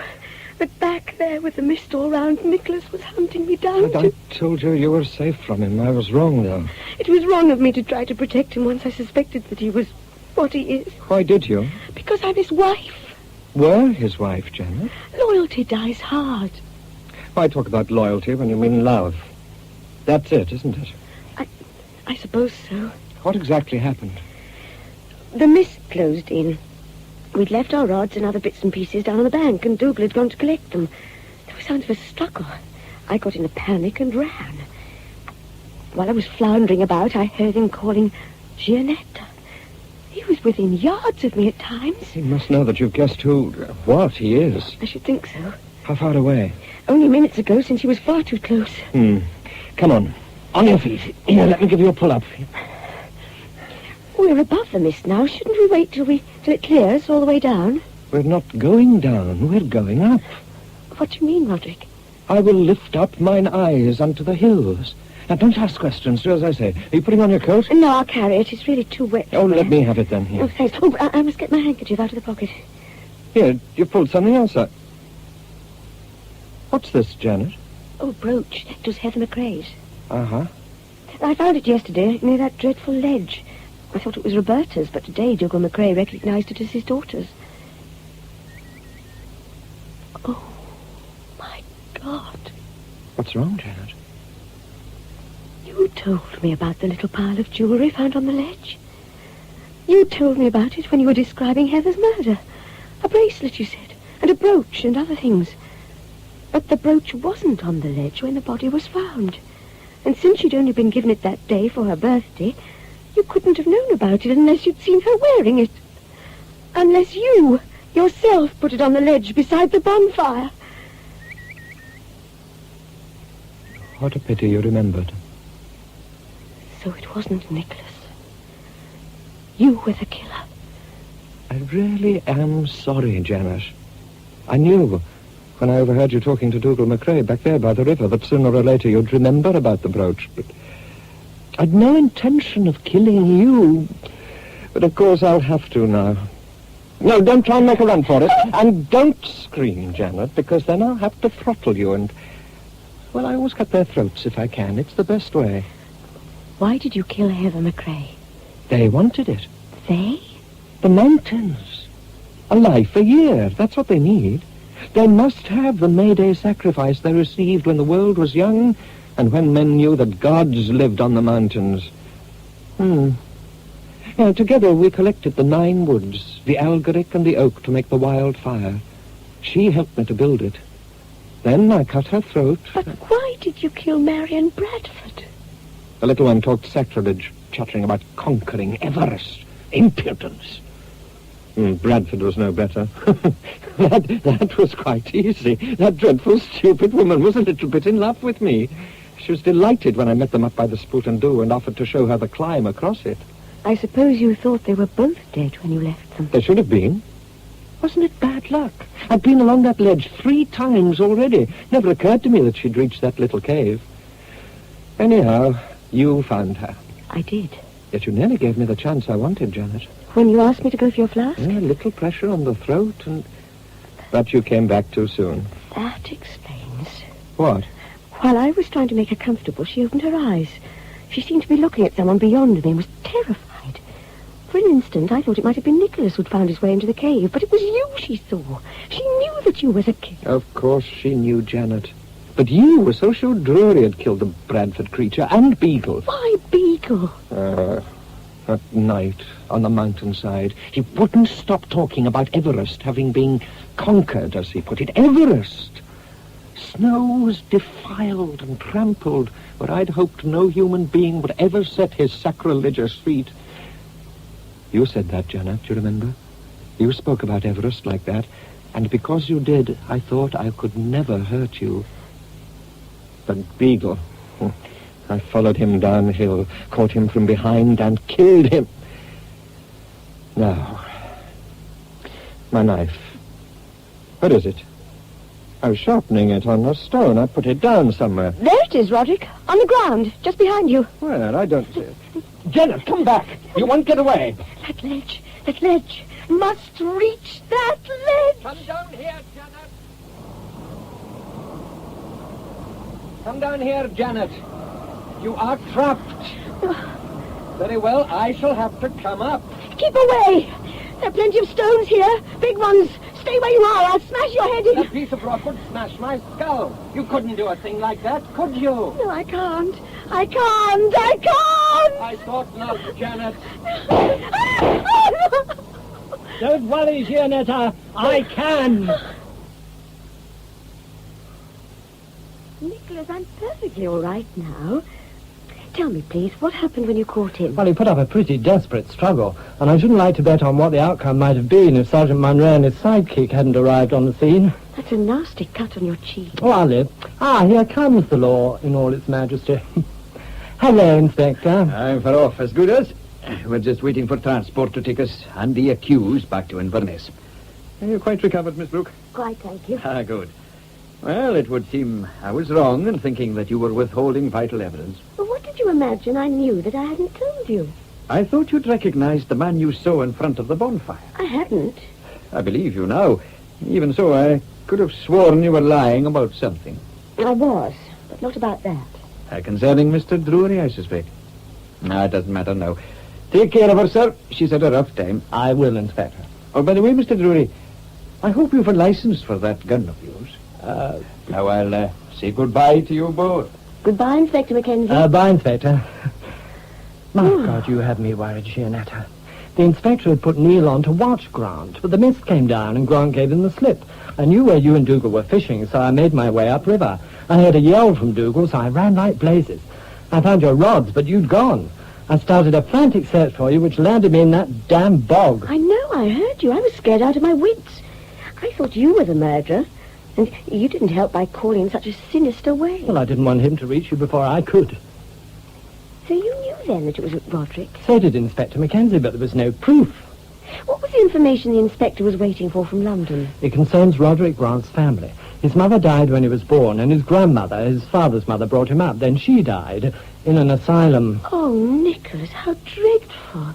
So his father's family... Exactly. His father had always been a stern, God-fearing Presbyterian. His son only mattered to him as someone to whom he could pour out his cranky theories about customs and legends of the Highlands and Islands. Grant must have spent a large part of his childhood listening to his father's garbled versions of the old folklore, of which the so-called ritual murder of Heather McRae was the eventual spin-off. I know, I found some of the bits in the Golden Bough. My Golden Bough, which you handed to the inspector. What, I wonder, would you have done had you known it was mine? But I did know it was yours, Nicholas. There was an envelope inside it addressed to you in Daddy's handwriting. By the way, how come that Daddy knew you were here? Well, I remember that he had the book, so I phoned to ask if he'd sent it on to me. You see, Grant had made one or two remarks that struck me as being half-remembered quotes from the Golden Bough. When I saw how the author's details checked with poor Heather McRae's May Day sacrifice... May Day? May 13th is May Day, according to the old calendar. Well, everything fitted, in a bizarre sort of way. So I showed the book to Inspector Mackenzie. When? Last week. And he knew the book was yours? Of course. Did he never suspect you? Well, he may have done to begin with, along with Hubert Hay and Grant. You see, Hay and I had both displayed some knowledge of local folklore. Hay, however, had an alibi provided by you in the case of Marion Bradford's murder, and I had indicated my innocence by putting the police on the right track via the Golden Bough. So that left Grant. Then why did the inspector seem so sorry for me when he was lecturing me about loyalties? You assume, don't you, that he was lecturing you because he thought you were being loyal to me? Do you mean he thought it was Roderick I'd seen by the bonfire? Exactly. He was pretty sure by then that Grant was the murderer, and he suspected you of shielding him because you'd fallen for him. I'm afraid I told him so on the scant evidence of Roderick Grant's marked interest in you. You told the inspector I was in love with Grant? I did. Sorry, Jeanette. Sheer dog-in-the-manger stuff. Jealousy exaggerates, you know. So when you seemed to be holding back evidence about Grant, Mackenzie took it that you yourself suspected him, but was loath to give him away. That's absurd. I thought he had backs of charm. I wasn't in love with him. Oh, why not? We'll skip that, if you don't mind. When did the inspector finally decide that Roderick Grant was his man? Brain, Corrigan, Persimmon Beagle could have had an unacknowledged interest in folklore, but Marion's murder narrowed the field down appreciably, since it pointed clearly to the fact that the murderer was a first-rate climber. Now, Beagle was the only one of that lot who was, and it wasn't long until he was murdered. So that... Left Roderick? Yeah. Trouble was to pin anything on him. Roberta, of course, could have provided more than enough evidence, but there was also the chance that she'd have mercifully forgotten all about the whole ugly episode. Mackenzie phoned London asking for information about Grant. He was going to risk pulling him in if they came up with anything that would give him a pretext for doing so. This morning, word came back that Grant's father died in a mental home 2 years ago. Oh, no. Well, that, of course, was quite enough to warrant his being detained. But that damned mist rolled in from the sea like curtains. Grant managed to give Constable Neil the slip and go hounding after you. Oh, Gianetta, What a risk you ran. Dougal didn't hurt him, did he? No, he arrived on the scene hell-bent on revenge, but he calmed down when he saw Grant. Why? Grant had gone to pieces. I just hit him on the jaw, hard. Yet there he was, smiling at me like a bewildered child and wiping the blood away. He just stood smiling at us. Dougal said, "Come on, laddie," and he went quite happily with them. Then he started to sing. Sing? Well, croon, sort of. I to the hills will lift mine eyes, from whence doth come mine aid. Oh, the poor crazy devil. Poor Roderick Grant. You did see me, didn't you, in the corridor with Marcia Mailing? Yes. I want you to know that in this instance I was more kissed than kissing. All night? Meaning what, Gianetta? I passed Marcia Mailing's room during the night. I heard voices, and one was a man's. I see. Well, I didn't spend the night with her. I merely got myself momentarily, how shall I put it, waylaid. I should think the man you heard was Hartley Corrigan. That's why he came back early from fishing that night. Yet Alma Corrigan said he didn't get to bed until 3 o'clock. Well. Evidently he'd found his way to another bed before that. Poor Alma. Oh, I think the worst's over for them, too. And now, shall we talk about us? No, don't speak. I want you back, Gianetta. I do most damnably want you back. I do love you, my darling. I don't think I ever stopped loving you. Have me back. Please. I never did have any pride so far as you were concerned, Nicholas. You know, it wasn't just coincidence that I met you here. When your father told me you were due a holiday... Don't ever leave me again, Nicholas. I don't think I could bear it. Never again. What do you bet? That when we arrive at Tenjabus, Mother will meet us as though nothing had ever happened and show us to the spare room. Then we better get married again before we get there.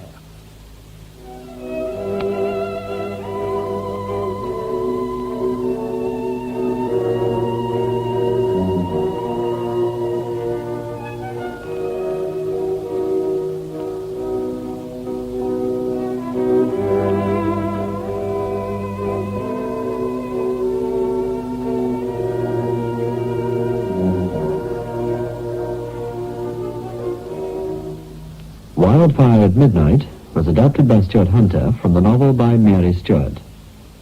The part of Gianetta... There's nothing wrong that a short holiday won't cure. Hugo thinks I should take myself off to some quiet spot. Was played by Ursula Smith. Roderick Grant... I'd no intention of killing you, but of course I'll have to now. By Stephen MacDonald. And Nicholas... Ah, here comes the law in all its majesty. Hello, Inspector. By Roy Boucher. Marcia... His throat's been cut, and there's ash scattered over it. The murderer's been here. Was played by Claire Richards. Dougal... He was wearing it for the first time when she went out that night. By Murder MacDonald. And the Inspector... The doctor left instructions, Miss Brooke. I've written them down for you. They're on the bedside table. By John Shedden. Alistair was played by Derek Gilbert. Hubert and Corrigan by Brian Carey. Mrs. Corrigan, Gertrude Bryce. Mrs. Brooke and Marion, Thelma Barlow. Roberta, Sally Farrell. Beagle, Arthur Boland. Persimmon, Clement Ashby. And Police Sergeant, Charles Batiste. Wildfire at Midnight was produced in our Glasgow studios by Stuart Conn.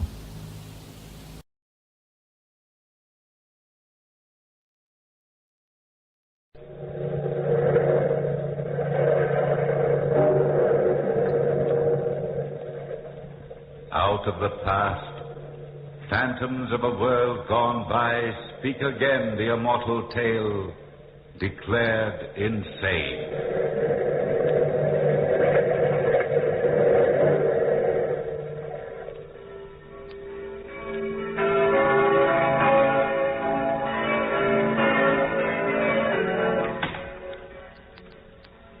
This is the church she comes to.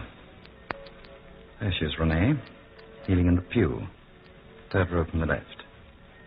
What do you think of your rival for your husband's affections? Are you positive that's the same, Madame Jean Renaud? I'd stake my honor upon it. Cecil, you've staked your honor so often there's nothing left to it. Madame. Amazing. I wonder how a woman like that could extract such huge sums of money from my husband. She might have certain charms you don't understand. But she's fat and pockmarked. True, Renee. but powerful enough to make you and your children penniless within 10 years. How can we break her hold on Pierre? I've tried. Pierre won't listen to me, either as his brother or his lawyer. So there's only one thing left. What's that? Simply that you ask for a commission for lunacy against him. Imply that he's insane and have him locked away. But Pierre is With your insane. political prestige at Louis XV's court, I'm sure we can convince a young, ambitious judge to the contrary. Pierre's many eccentricities can bear fruit. His monomania on Chinese customs could easily be misinterpreted. Do you understand? But, Cecil, Now listen to me. Tomorrow morning, I want you to pay an unexpected visit on your husband. Drive out to that country hollow and... Is your master in, Roger? Madame la Marquise, we weren't expecting you. Do come in.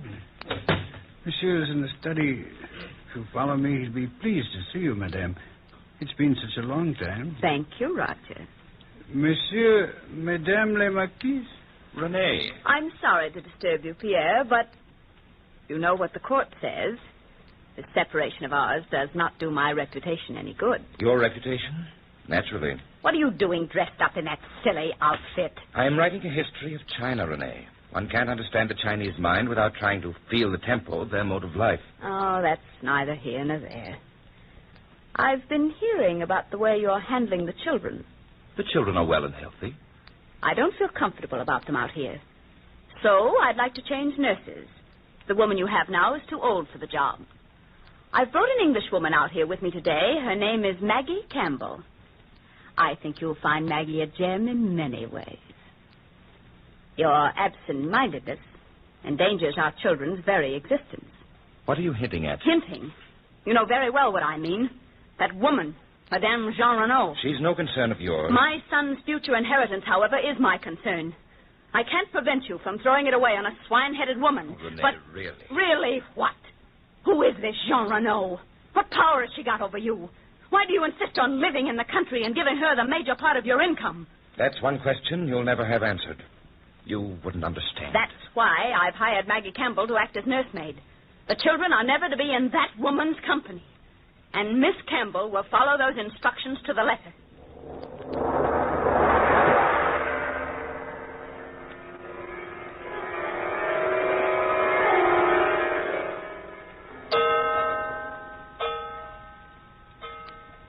Well, Renee, I didn't expect you to come back so soon. It didn't take me long to sell Pierre on the idea of hiring your fatuous Miss Campbell, Cecil. What did he think of her? Nothing much. My story was completely believable. We can depend on Maggie Campbell to weave an interesting web for Pierre to stumble into. In the meantime, you've work to do. Work? I've invited young Bianchon for a party at your house this evening. Aren't you presumptuous? Not at all. That fool has always been in love with you. His uncle is a judge of the inferior court, Monsieur Popinot. If you can convince Bianchon to bring his uncle into our camp, our commission for lunacy against Paupier is won. You're in a position to do both of them a great deal of political good. It might be wise to remind them of it, gently. The party is to start it now.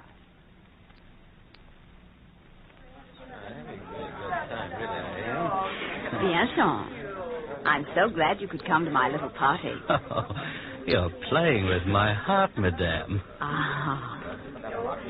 If only I were a free woman. Free to play with a man's heart. Oh. But my husband being ill... Oh, Pierre's ill? Didn't you know? No. Oh, I'm sorry to hear it. It's a mental condition. I thought you knew. Oh. Is there anything that I can do? I'm afraid there's nothing anyone can do. He insists now upon throwing his money away on a woman, known as Jean Renaud, whom he favors now. Oh, a woman. A fat, ugly, pockmarked woman who is closer to 60 years of age than anything else. He's given her almost 1 million francs. Oh, this is serious, madame. But what can I do? He controls all the money in the family except my own small income. Well, have you ever thought of securing a commission for lunacy against him? My own husband, Monsieur Bianchon? But it's necessary, madame. My uncle is judge of the inferior courts. He could get it for you quite easily. If you'd consent to visit with him, I'm sure... Bianchon. Yes? Could you persuade your uncle to visit me here in my home? I would repay him for his trouble. A close friend of mine, Philippe Brett, is head of the civil court. He could do your uncle much good if I suggested it. Oh, but of course, Renee. I shall pay my Uncle Popinot a visit this evening. Would tomorrow night be a convenient night for you? So convenient. And if Monsieur Popinot is interested in verifying my case, he might ask Maggie Campbell, my children's nurse, about Pierre's strange actions.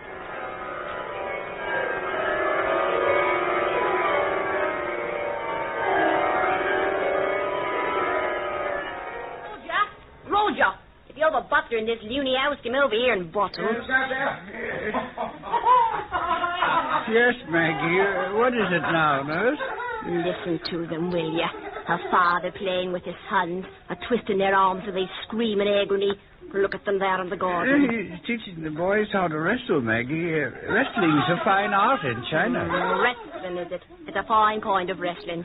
Trying to pull the boys' arms out by the body. Her laughing and screaming. A maniac's mind. A maniac, I tell you. Heaven help us. What will those madmen do next?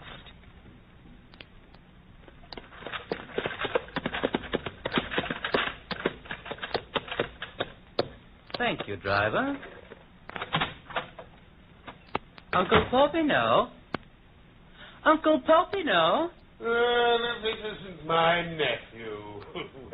Well, Bianchon, come in.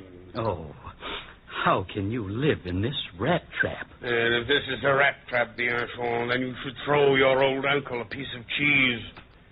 What brings you down here on the banks on this hot day? Oh, a matter of urgency. A friend of mine is in trouble.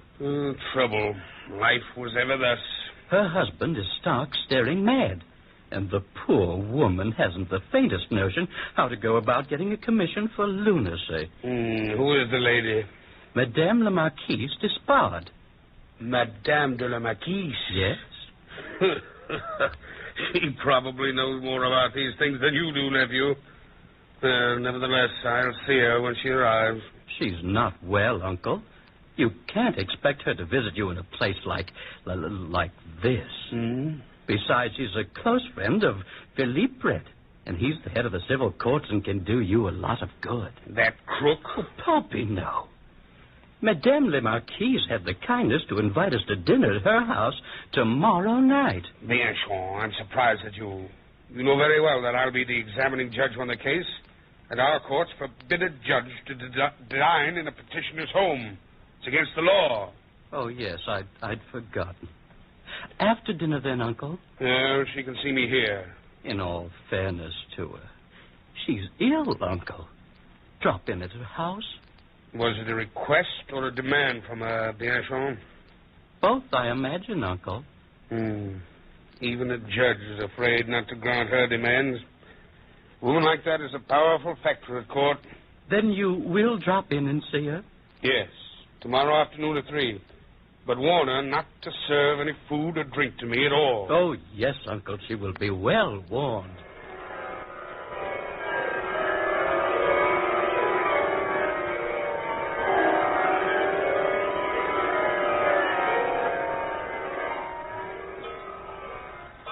Maggie, what are you doing, prowling about the master's bedroom? I was looking for a good tonic for the children. The master keeps all the medicines locked up here. While I'm about it, you ought to take the tonic, Roger. You don't look so well lately. I never felt better. Spring's coming, Roger. Everybody should take a tonic. Yeah, drink this. You'll feel like a new man in a few seconds. I'll fix up a draught for the children. I can't figure you out, Maggie. One moment you shout, and the next you worry about my health. That's just my way, Roger. Go ahead. Drink it. I'm a nurse. I ought to know what's good. Go ahead. Drink it. Well, if this will make us better friends, Maggie, I'll drink it.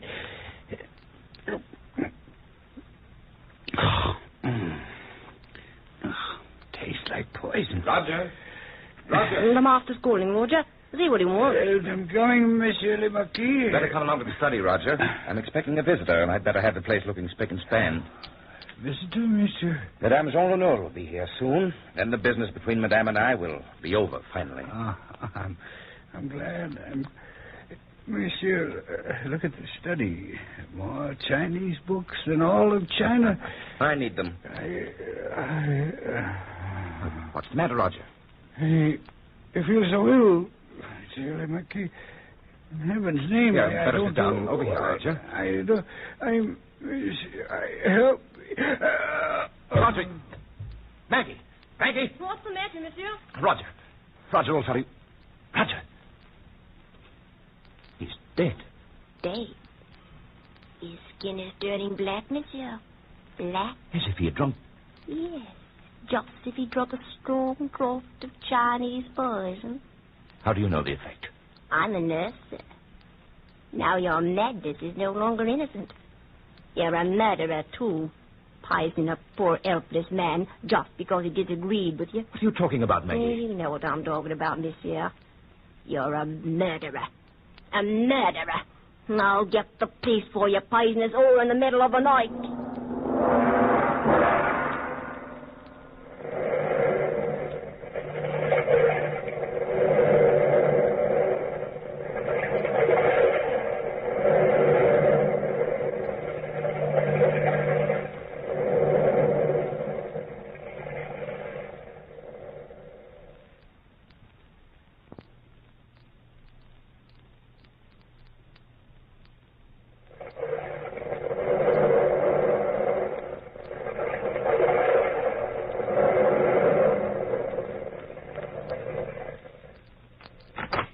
Madame la Marquise, may I present my uncle, Judge of the Inferior Courts, Monsieur Popinel. Good afternoon, monsieur. How do you do? This is my brother-in-law, the Chevalier d'Espargne. Say so. How do you do? How do you do? Won't you be seated, Monsieur Popinel? My uncle will do everything in his power to help you, Renee. I'm sure he will, Bianchon. Tell me, madame, when you and the Marquis separated originally, how much money were you allowed? Just my original income of 26,000 francs a year. You say that the Marquis had given a certain Madame Jean Renaud considerable sums of money? Almost 1 million francs. Is there any reason for him to give her money? None. None but an imaginary one dictated to him by his twisted mind. Does Madame Jean Renaud live well?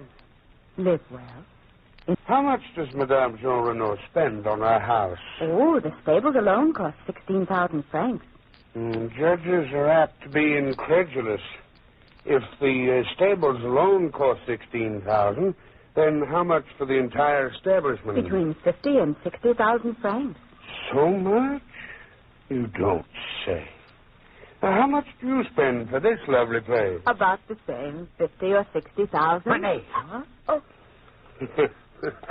I thought you said your income was only 26,000 francs. You must be badly in debt, obviously. But, monsieur... If you're in debt, the court might not feel justified in allowing you to handle your husband's money. They might think you have a different motive for trying to secure control of your husband's money. Not that I have. A selfish one. Do you serve, madame? Well, I'm sorry, Madame la Marquise. It's against the law for me to eat or drink at the petitioner's home. I thought you knew. Madame la Marquise! Madame la Marquise! Maggie? What are you doing here? I've been trying to get her all day, I have. Monsieur le Marquis has murdered his butler. Poisoned him. I saw it with my own eyes. The police came. They've got him away in the jail. He's stark, staring, writhing mad, he is. Murder now. Well, Monsieur Popinel, is murder a part of a sane man's mind?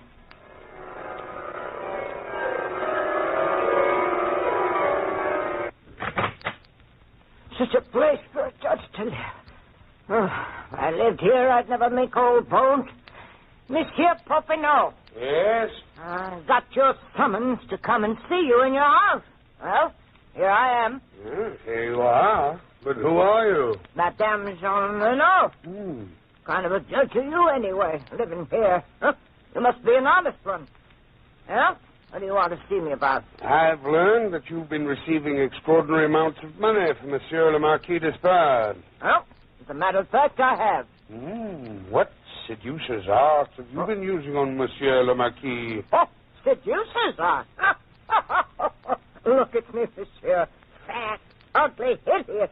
What kind of a vamp would I make? Well, that's a question I can't answer. But you'll have to. Monsieur, I'm sorry, but I am under oath. I can never divulge the reason that monsieur gives me the money.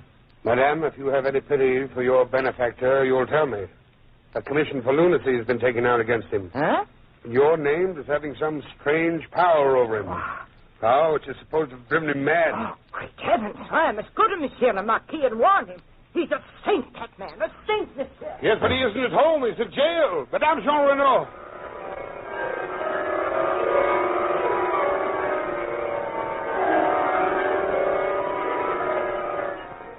Monsieur le Marquis, I am Judge Popinot of the inferior court. You're most welcome to come in and share my prison cell. Are you here to accuse me of murdering a man, too? No, monsieur. But your wife has taken out a commission for lunacy against you. Monsieur, you're joking. I wish I were. Your passion for Chinese customs has led them to believe you live in a dream world. I was commissioned to write a book about China by the most respectable firm in all Paris. Have you a contract from them? In my desk drawer at home. Are there any duplicate copies in case your copy is stolen? Certainly. Here's the address of the firm. They have the duplicate. The second count is, of course, there's murder. You were accused of murdering your butler just to try out a potency of a new Chinese drug you've discovered. I've never toyed with Chinese drugs or poisons. How about this business of giving all your money to Madame Jean Renaud? Monsieur, I never thought I'd tell anyone that secret. Your life depends on it. Madame Jean Renaud is the descendant of the Jean Renaud family who owned a large estate in Saxony in the 13th century. My ancestors murdered her ancestors and stole that property. What has that to do with you? The entire Despard fortune was founded on that property. I'm trying to pay back a debt. The amount of money which should have been paid to the Jean Renaud when the property was taken over. You're too conscientious, Monsieur le Marquis. I don't want my children to be ashamed of their family as I'm ashamed of mine. They'll always be proud of the Despard name. I don't think we'll have any trouble clearing you of this charge. Tell me this. Is there any place in France where the black Chinese poison can be ordered? One place might have it. It's a small pharmacy called Lincoln. Usually carry that particular mixing drug in our pharmacy, Monsieur Popinot. It's too dangerous. But I did have a special order for it from a Cockney woman named Maggie Campbell just the other day. She had a note authorizing her to buy it. Who was the note from? From the head of the medical research department, through the Chevalier Despard. Thank you very much.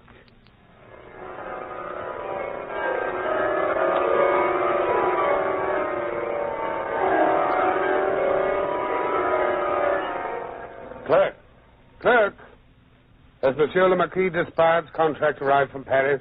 Yes, Monsieur Popinot, this morning. Where's Madame Jean Renaud? She's waiting for you now, Monsieur Popinot. Just have her sign this legal bill of sale for the Saxon property and ask her to appear in court tomorrow morning. Yes, Monsieur. And the clerk. Yes. Send this letter to the Marquise Despard. After this note, I don't think she'll appear to press charges. Come along, Renee. We'd better go inside the courtroom. It's almost time for the sessions to start. You go ahead, Cecil. I'd like to see Monsieur Philippe Brett before court starts. See you later, then. Ah, my dear Renee, you look charming. I hope I haven't kept you waiting. Not at all. Here's the letter Monsieur Popinot sent me last night and the affidavits you asked for. Mm-hmm. This letter from Popinot places you in a very ugly position. It threatens the entire civil court, besides naming the head of the medical association, Monsieur Brett. Yes, I know, Renee. Leave everything to me. I'll see you in court in a few minutes. Order in the court. The Fifth Court of Inferior Appeals is in session. The first case is the Commission for Lunacy. The case of Madame de la Marquise Despard against Monsieur le Marquis Despard. Popin. Yes, Monsieur Brett. As head of the civil courts, I cannot allow you to preside on the bench during this case. Cannot allow me? Do you realize, man, you violated the most important law in all France? I have 3 sworn affidavits that you partook of tea and cake at the household of René Despard at 5 p.m. 4 days ago. Now, since Madame is the plaintiff in this case, that renders any decision you might give as invalid. But, Monsieur Brett, they are lying. Your own nephew swears it's the truth. Will you relinquish the bench? Who is to take over in my place? Monsieur Devereux. Devereux? Yes. A man who spends his time currying favor from Her Majesty's? Monsieur, will you give up the bench? I have no option. But if I can't work as judge on this case, I will represent Monsieur de la Marquise d'Espard as his barrister. Will you ascend the bench, Monsieur Devereux? Naturally, Monsieur Brett. The barrister in charge of proceedings will start. That is you, Chevalier d'Espard.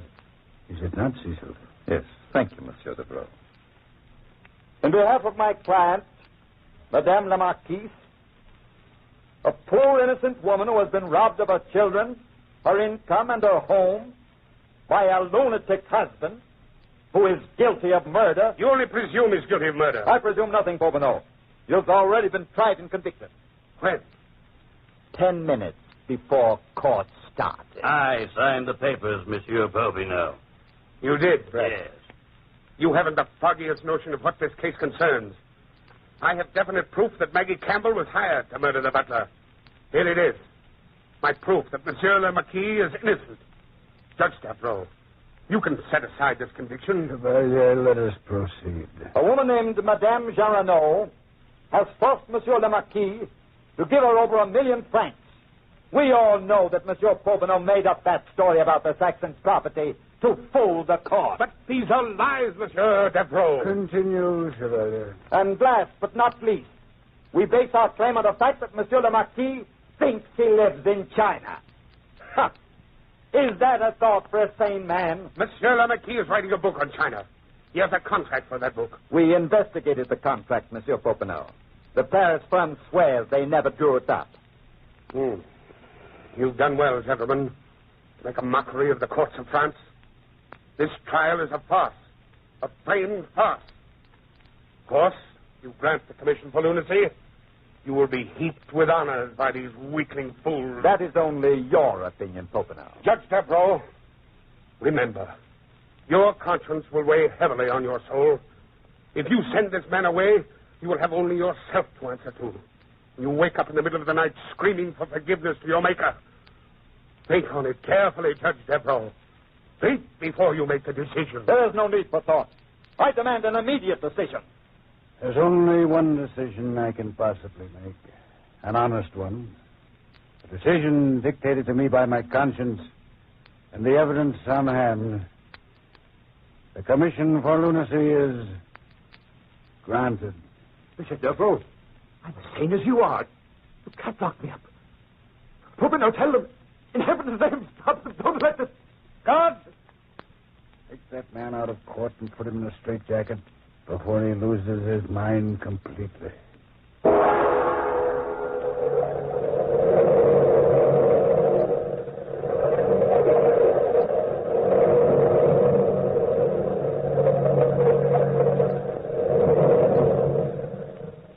From the time-worn pages of the past, we have heard the story declared insane.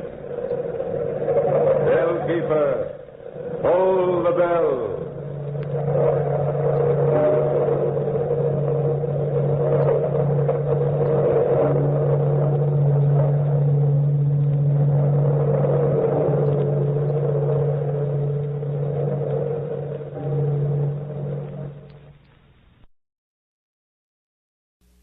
Lux presents Hollywood.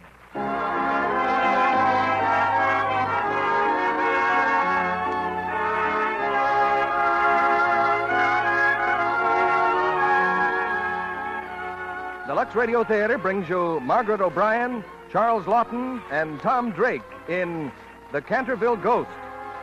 Ladies and gentlemen, your guest producer, Mr. Hunt Stromberg.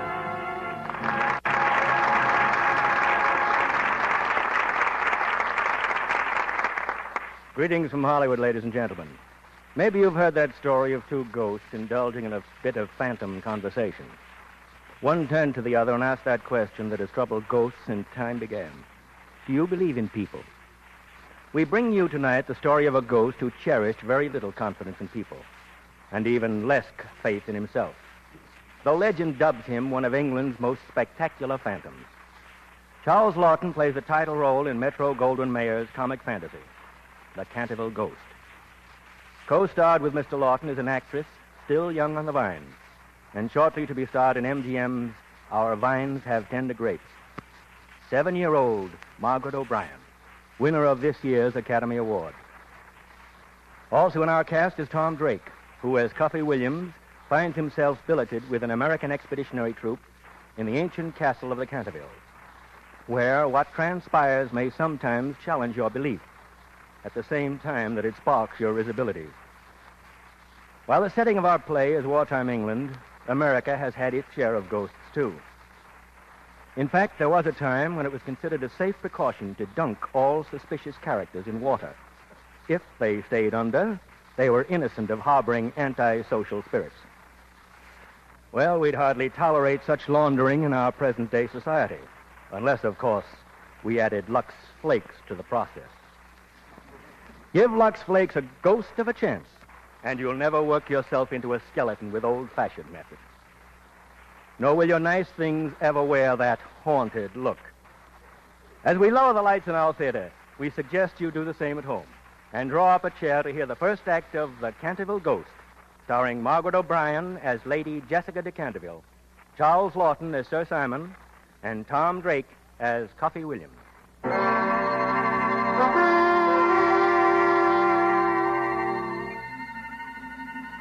Authorities on the subject of phantoms declare that the most fearsome ghost in all the British Isles is that of a somewhat overweight nobleman named Sir Simon de Canterville. Haunting Canterville Castle for 300 years, this portly apparition has been unique for its shrewd sense of showmanship and its spectacular variety of stunts, shapes, and sound effects.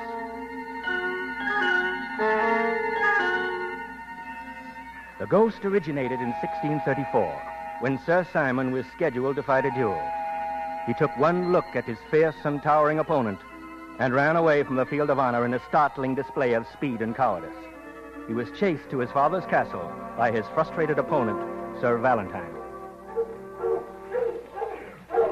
Where is he? Where is the cowardly poltroon? Sir, what means this violation of my hall? Lord Canterville? Aye? I am Sir Valentine of Bolton Manor.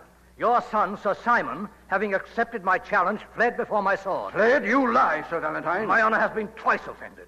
I demand that the fat coward faces me. You are new to these parts, Sir Valentine, or you would know that cowardice in a Canterville is like snow in July. Every Canterville bears on his neck the Canterville birthmark. It is the badge of valor. The Cantervilles are the bravest men in England.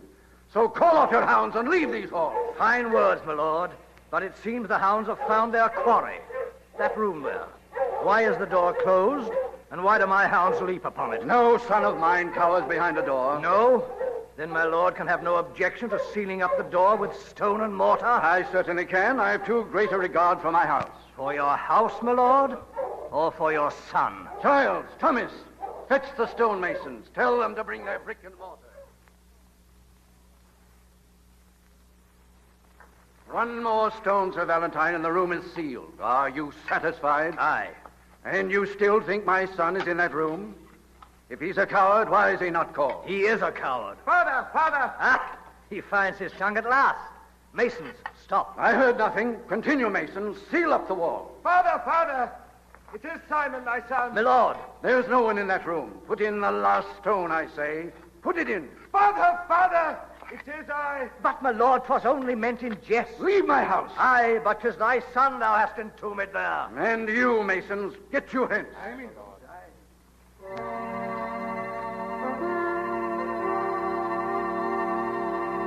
Simon de Canterville, full well I know it is thou behind this masonry. But because thou hast dishonored thy proud blood, that room shall be thy tomb. When thou art dead, may thy craven spirit walk the halls of Canterville Castle until a kinsman shall wear thy signet ring and perform for thee the brave deed thou didst fail to do.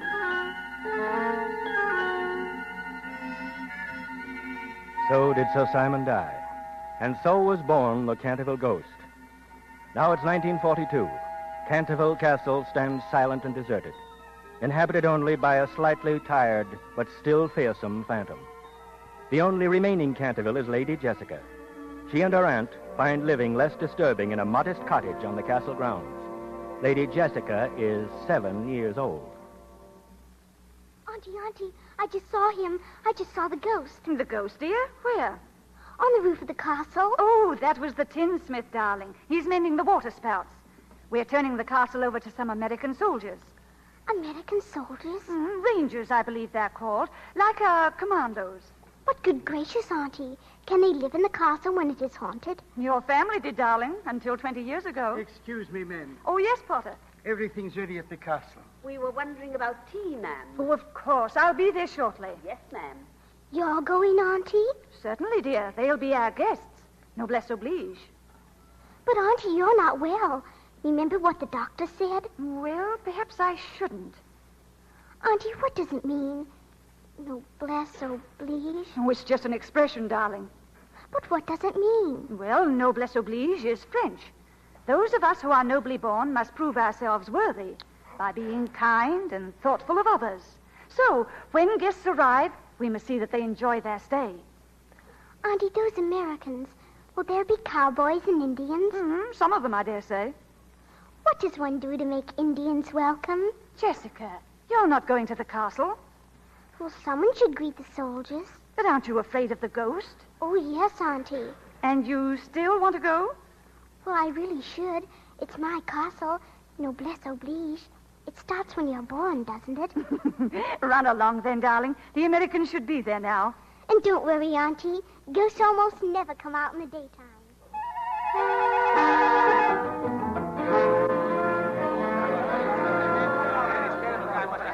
Hands! Platoon accounted for, Lieutenant Kane. I get this. As long as you men are in this castle, you're to conduct yourselves like gentlemen and respect this property. Get a good night's sleep. You'll need it. If you want me, Sergeant Benson, I'll be at headquarters in the village. Yes, sir. As you were. Hey, now that's my chair, Coppy. Sorry, Jordan, I'm consolidating this position. Well, not bad. Pup tents are okay for the hoi polloi. Me, Cuppy Williams, I prefer the comforts of the castle. An easy chair, a cozy fire. Take your big feet off that table, Williams. Where do you think you're at? Canterville Castle, one of England's most impressive I beg estates. pardon. Shall I serve tea now, gentlemen? Tea? Huh? After your journey, you may be a bit done in. Well, okay then. Thanks. Very good, sir. Now listen, fellas. It says in the book here that when you're in England, you got to act the way they do. They say tea, you drink it. Excuse me, gentlemen, but Lady Jessica would like to say good evening. Well, tell her we'd be honored. Very good, sir. Lady, what do you say to a dame that's a lady? Do you have to kiss her hand? Now, watch it. Lady Jessica de Canterville. Good evening, gentlemen. Holy smoke. It's a midget. No, it's a half pint. How do you do? I want you to all know I'm glad you're here. And I do so hope you'll enjoy your stay in my castle. Well, my lady, may I say on behalf of my compatriots that we're very grateful for your hospitality. Yeah, likewise. Thank you, gentlemen. You'll excuse the fellas, I hope. We thought Lady Jessica was a... I thought a girl had to be married before she was a lady. Oh, dear, no. A lady is a lady when she behaves like one. My auntie says. Which one of you are Indians? Huh? Oh, that tall fellow, Trigger. He's an Indian. Oh, to which tribe do you belong? He's a Hoboken Indian. I don't believe I've ever read about that tribe. Tea served, gentlemen. Oh, of course. Will you pour, my lady? Thank you, Mr. Williams, Private Cuffy Williams. I shall be happy to, Private Williams. This way, gents.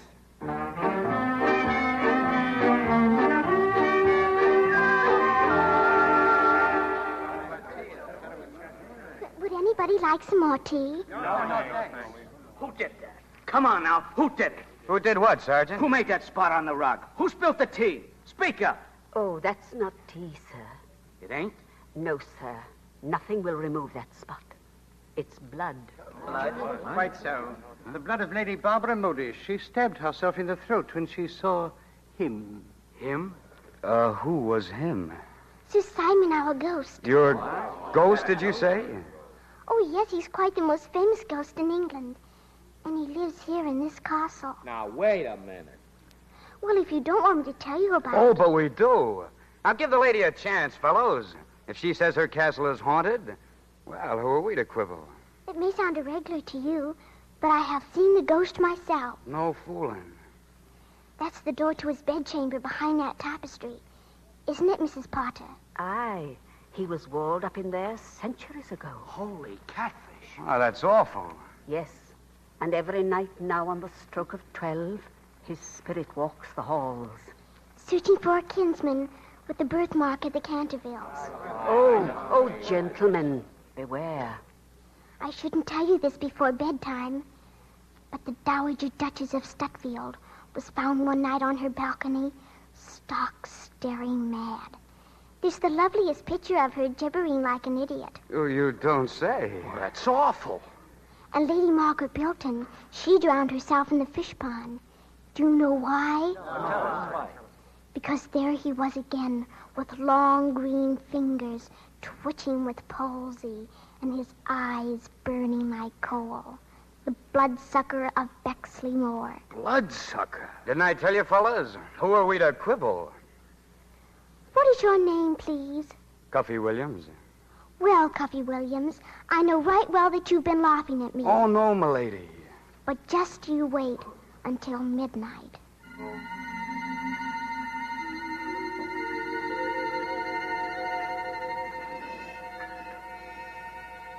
9,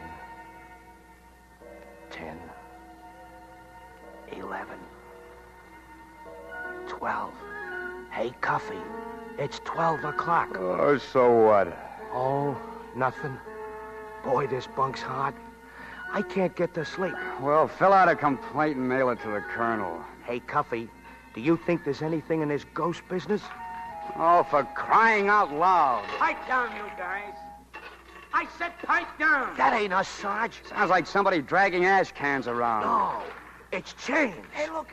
There's a light on the stairs. Hey, look, fellas, it's taking shape. It's the ghost. Holy smoke. It's him. It's Sir Simon.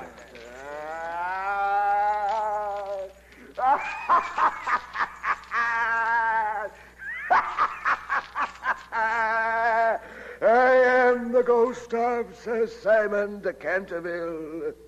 Did you ever see a man slice off his own head? Observe. It's off. A head without a body without a head. Now it's on. Now it's off. Now it's on again. Yeah, it's on, but you put it on backwards. Oh, did I? Excuse me. Is this better? Scram, Dibblepuss. Take care, take care. Take care, lads. Fellas, I'm gonna let him have it. Well, let's face it, Sarge. That was a real ghost. Yeah, I don't believe it. But I say comes back. We've got to scare him again. Scare a ghost? That's right. And this time, scare him good. Now, listen, you put on our gas mask, take the sheets and wrap...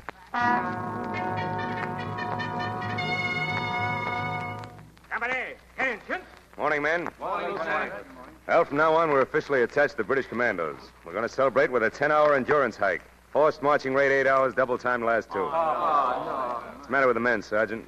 Sir, I'm afraid they didn't sleep so good last night. Oh, why not? Well, maybe it was, well, you know how it is, a strange place. Yeah. Jordan, is that what kept you up, a strange place? Oh, no, sir. What kept me up was seeing the ghost. Wasn't it, Eddie? Yes, sir, that's right. You saw a ghost? Oh, you should have seen him, sir. He cut off his own head. We shot at him, then we put on sheets and gas mask and scared him away for good. I hope. All right, Sergeant. What really kept him up last night? Well? It was the ghost, sir. Ghost, huh? Phone the platoon. I guarantee the men will sleep tonight. Yes, sir. All in. Williams, where'd you get that limp? Oh, it's nothing, sir. I was just running up the stairs. Chased by the ghost? Oh, no, sir. I was chasing him. Well, you can chase yourself right back into that castle and spend the next 10 hours sweeping the floors. Yes, sir.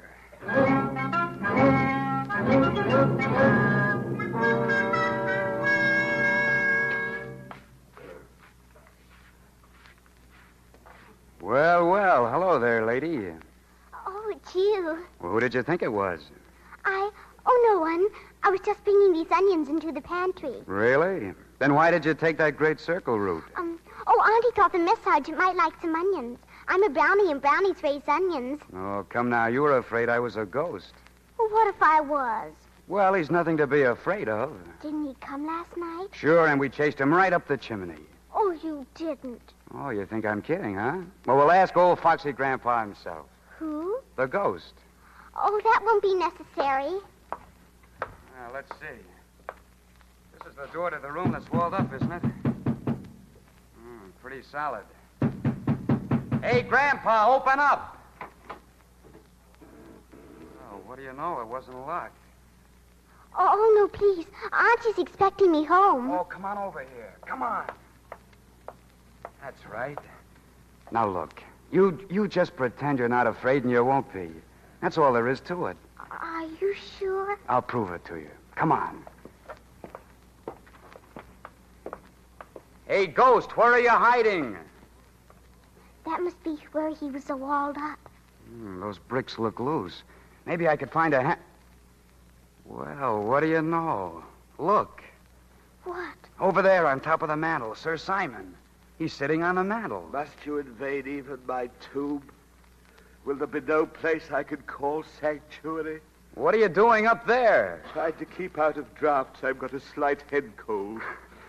Well, drift down here. There's someone I want you to meet. I have already met your colonial ruffians. They pursued me through the halls like ghosts.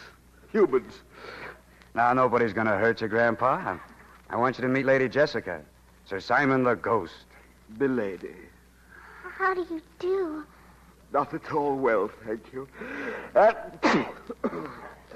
Bless you. Oh, that a girl. Oh, she's been scared stiff of you. And I just wanted to show her you wouldn't hurt a flea. Sir, my record speaks for itself. An unbroken reign of terror through 3 centuries. Well, record or no record, as long as her ladyship's around, you've got to behave yourself. It is absurd asking me to behave myself. Quite absurd. I must rattle my chains and groan through keyholes. I must gibber from the oriel window on the 1st and 3rd Wednesdays of every month. It is my solemn duty to haunt these halls. That's a lot of ectoplasm. Well, Cuffy, he's the family ghost. Americans, child. What can a people without ancestors know about ghosts? Now, wait a minute. You never heard of the Headless Horseman? Or Red Grange, the Galloping Ghost? Or Mrs. Pruneface? Provincial stuff. Spirits with neither crest nor title. Titles? Well, what about Count Basie, Duke Ellington, the King of Swat? Nobility and a democracy, balderdash. But, Sir Simon, we've had democracy here in England ever since the Magna Carta. Madam, I have never chosen to recognize it. But you should, Sir Simon. That's what we're fighting this war about. That's the stuff, my lady. You see, you're not afraid a bit. Oh. Now that you two Cantervilles are acquainted, you must have a lot of family matters to gab about. So I'll get on with my cleaning. You sure you're all right, my lady? Yes, thank you. I'll see you later. Unless, Sir Simon, you'd rather be alone. Oh, no, please, pray sit down. I've forgotten my manners. Well, if I may say so, you could have been a little more polite to Cuffy just now. After what he and his band of hooligans did to me, I may have very little else, but I still have my pride. But you frightened them. I must frighten people. I have a reputation to uphold. The most fearsome phantom in all England. Cuffy told me that they chased you up the chimney last night. That's because they wore those ghastly masks and shrouds. Lady Jessica, I can pretend no longer. Since last night, it is I who am frightened. I who tremble at the slightest noise. Oh, you poor, poor ghost. Do you know what it means to be a ghost? To live in emptiness between heaven and earth, with nothing for company but bitter memories. But do you have to keep on being a ghost? I am condemned to be a ghost until a kinsman performs a brave deed in my behalf. If I could only rest. If I could only die. Oh, to be buried in the soft brown earth in the garden beyond the pine woods. To have no yesterday and no tomorrow. Oh, dear. I wish I could do a brave deed for you. How's it go, lady? Oh, fine. Sorry to bust this reunion up, but the Louie will be back in a minute. Goodbye, Sir Simon. And I'm very happy to have met you. Milady. Cuffy, I think you ought to tell your friends not to chase him up the chimney anymore. Well, that depends on him. But he's so old and sleepy. Hey. Oh! Hey, take it easy. I stumbled on my shoelace. It's untied. Well, stand still. I'll tie it for you. Cuffy, Huh? what's that on your neck? That that's, mark. That's just a birthmark. Hey, where are you going? There's something I've got to tell Sir Simon. It's very important. I've got to tell him. Sir Simon. Sir Simon. Are you back so soon, milady? Cuffy has a Canterville birthmark on his neck. What, that American ruffian? He must be a Canterville. Isn't that wonderful? Egad, if he be a Canterville, shall I prance around joyously like a saucy antelope?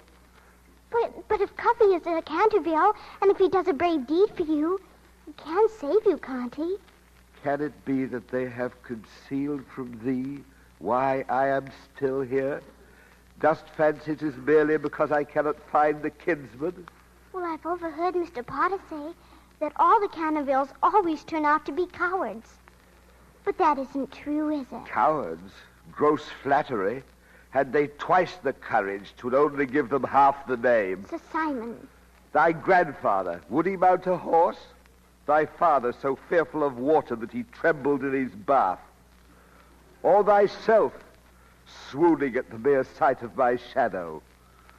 Really now, it's your family too, Sir Simon. Only too well do I know it. But Cuffy can save you. I know it. It isn't true that all Cantervilles have to turn out to be cowards.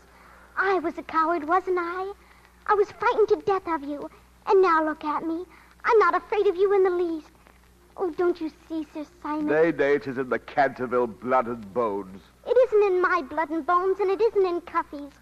Oh, I'll arrange for you to meet him again. Tonight, in the garden beyond the pine woods.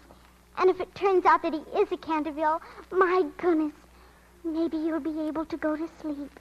Very well, my child. At 7 I gibber in the portrait gallery, following which I practice horrible hallucinations. If these go well, I'll meet thee in the garden shortly before 8.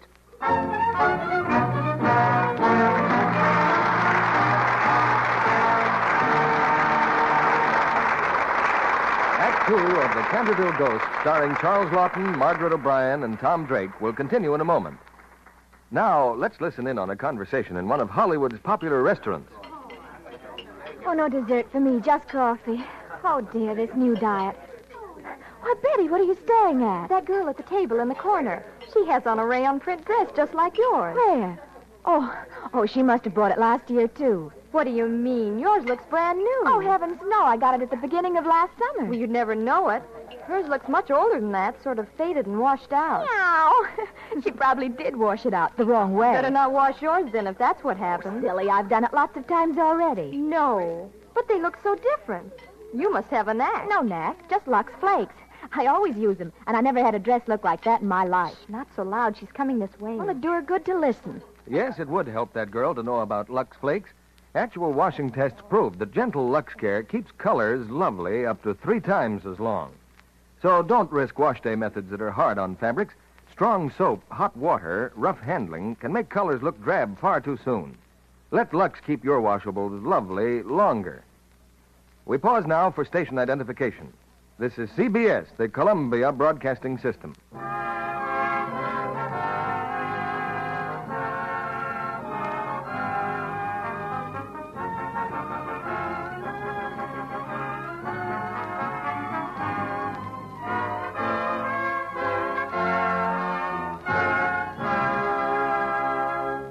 Act 2 of The Canterville Ghost, starring Charles Lawton as Sir Simon, Margaret O'Brien as Lady Jessica, and Tom Drake as Coffee Williams.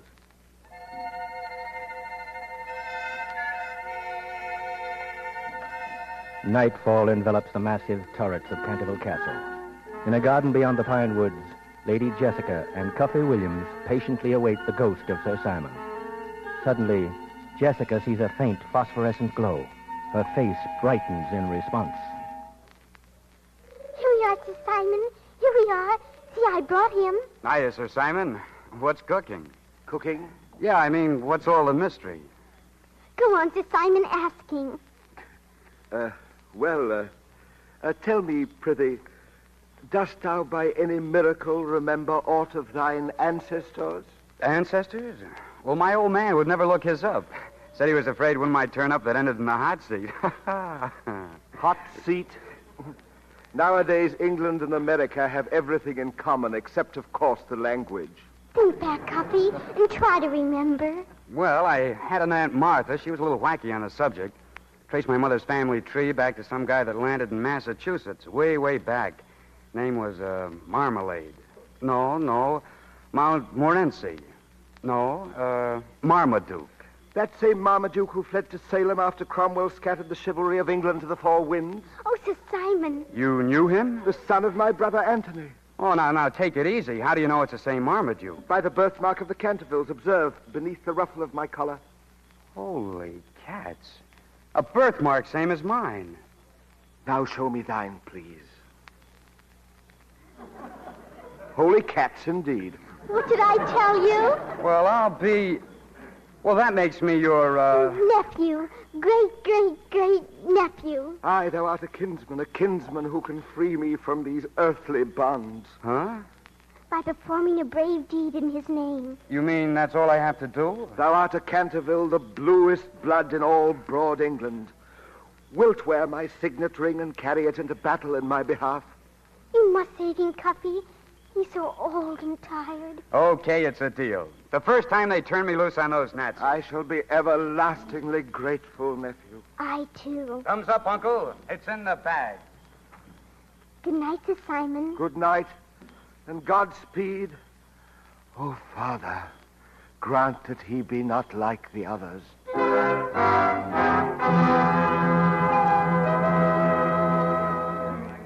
Hey, fellas, get a load of this. Get a load of what? It's a bulletin from the lieutenant.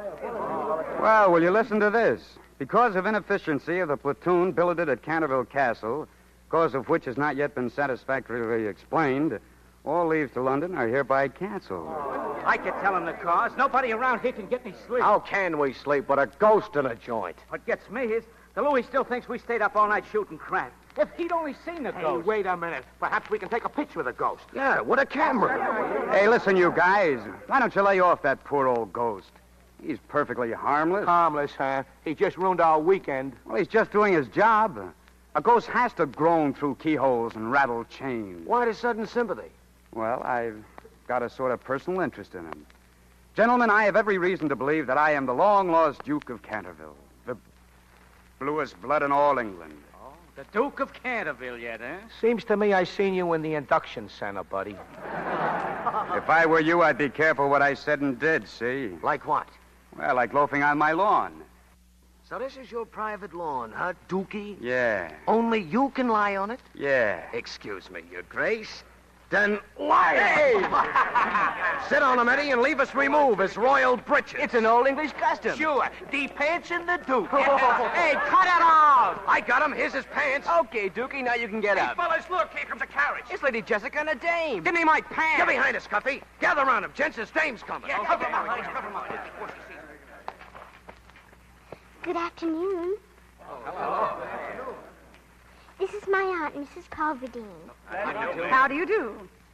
Cuffy, won't you come and meet my aunt? Well, if you don't mind, I'd better meet her from back here. How do you do? Why are you hiding behind the others? Oh, it's just sort of a military procedure, Lady Jessica. Cuffy, I mean all of you. Auntie said I might invite you to the party in the village this afternoon. Oh, thank you very much. It's only a Saturday at home dance, but there'll be refreshments. Dames, too? I mean, scoits? I mean, girls? Oh, yes. And you'll all come? 4 o'clock at the service center. Don't forget. Hey,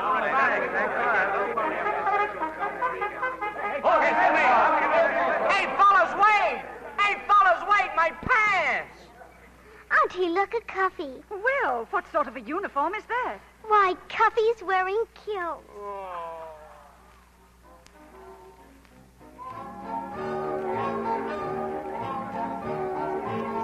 It's very nice of you to dance with me, Cuffy. Oh, not at all, my lady. But I'm afraid I'll never learn this kind of dancing. Why, you're cutting the rug to ribbons.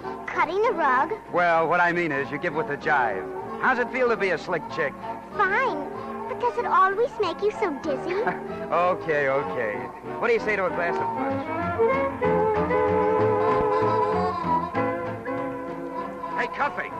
Hey, Cuffy, come here! What do you want? Oh, hiya, Sarge. I want you should settle an argument. Let's see what this is all about, Jessica. What kind of an argument? Good afternoon, Mr. Cawthorn. Good afternoon, milady. Cuffy, I was telling Mr. Cawthorn the lieutenant thinks it's applesauce about the ghost. Oh? As a native of Canterville, gentlemen, I believe you saw the ghost right enough. But the day will never dawn when he'll run from a human being. Okay, Dookie, you tell him. Dookie? Yeah, Cuffy here. He's the Duke of Canterville. Ain't you, Cuff? Well, in a manner of speaking, I'm, well, what's the joke? My dear boy, if you wanted to impersonate a British nobleman, you'd never choose a cat. Lady Jessica, my profound apologies. And just what's wrong with being a Canterville? Well, since you're so well acquainted with the ghost, sir, I suggest that you ask him. Yes, I think I will. Cuffy, please, will you dance with me again? Sure, my lady.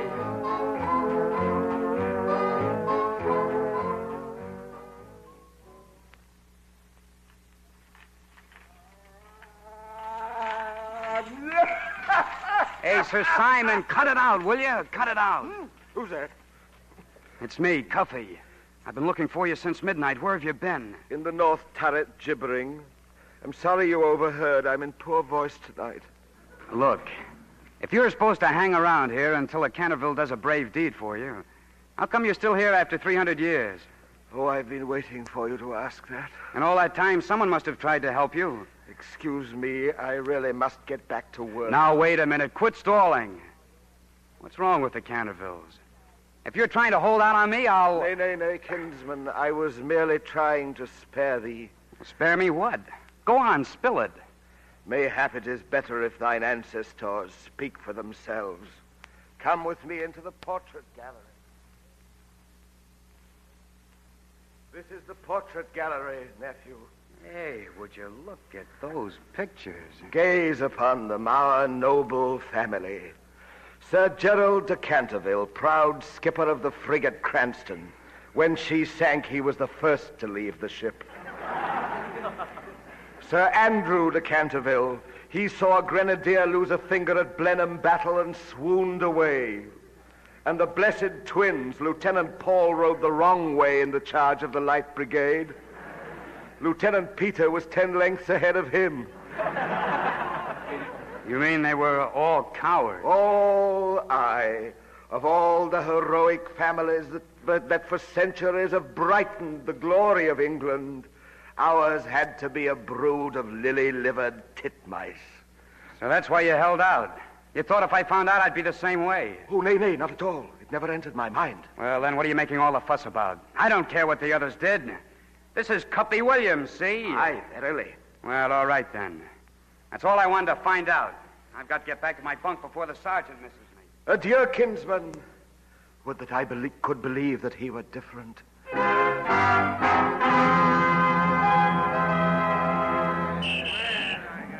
right, men. This is it.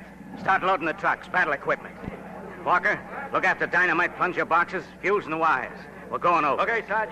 Williams, take off that ring. It'll shine in the dark. Okay. And don't stick it in your pocket if it's worth anything. Well, it's sort of a family heirloom. You better leave it in the castle. Make it snappy. This is it, huh, Sarge? Hadn't ought to tell you this, but you'll know soon enough. We're crossing the channel. We're making a raid on the coast of France. All right, let's go. Start bringing up the trucks. On the top.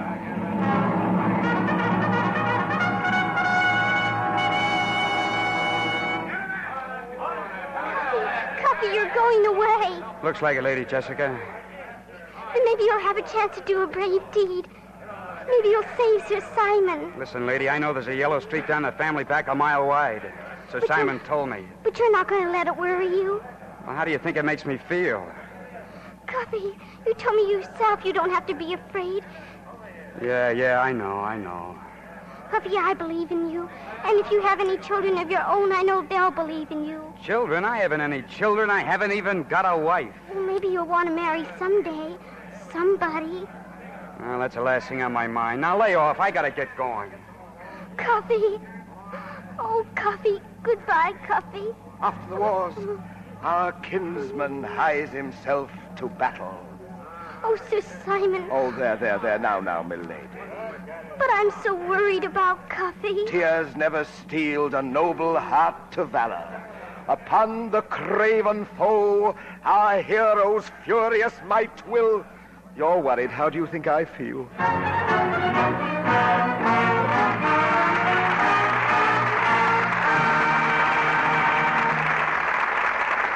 Our stars, Margaret O'Brien, Charles Lawton, and Tom Drake, will continue with the Canterville Ghost in just a moment. Who are you phoning, Sally? I'm getting a weather report. Have some blankets to wash soon. But what's the weather got to do with it? 5 p.m., temperature 73 degrees, humidity 49%, tonight clear, lowest temperature about 64, tomorrow sunny and mild, highest temperature about 75 degrees, gentle to moderate winds. 5 p.m., temperature... Of course, that isn't really how it will be all over the country tomorrow, but in lots of cities, you can get an up-to-the-hour weather report over the phone. Will you please tell me what all this has to do with washing blankets? Why, obviously, you need a good day for it. Not too hot, not too cold, not too windy. Do women wash blankets in the middle of June? That's the best time, before storing them away for the summer. Moths are particular. They don't like clean wool as well as soiled wool. So just whisk your blankets through rich, lukewarm Lux suds. Hold on, Sally. I can't see a woman whisking a wet, heavy blanket through anything. Oh, it's easy with Lux. Just make sure you have lots and lots of suds. The suds do the work. Wouldn't a machine help? Sure, if you're lucky enough to have one. But don't run the machine too long. That's as bad as rubbing. Too much agitation mats and shrinks the wool, leaves it harsh and scratchy. 3 to 5 minutes is about right for a machine. And use gentle Lux flakes so your blankets will stay soft and fluffy. Be sure to hang the blankets in the shade over 2 or 3 parallel lines. That way the air can circulate through it, and the weight of the water won't pull it out of shape. Thanks for the tip, Sally. You certainly deserve a B.A. for all that advice. Bachelor of Arts? No, blanket authority. Now back to Hunt Stromberg and our stars.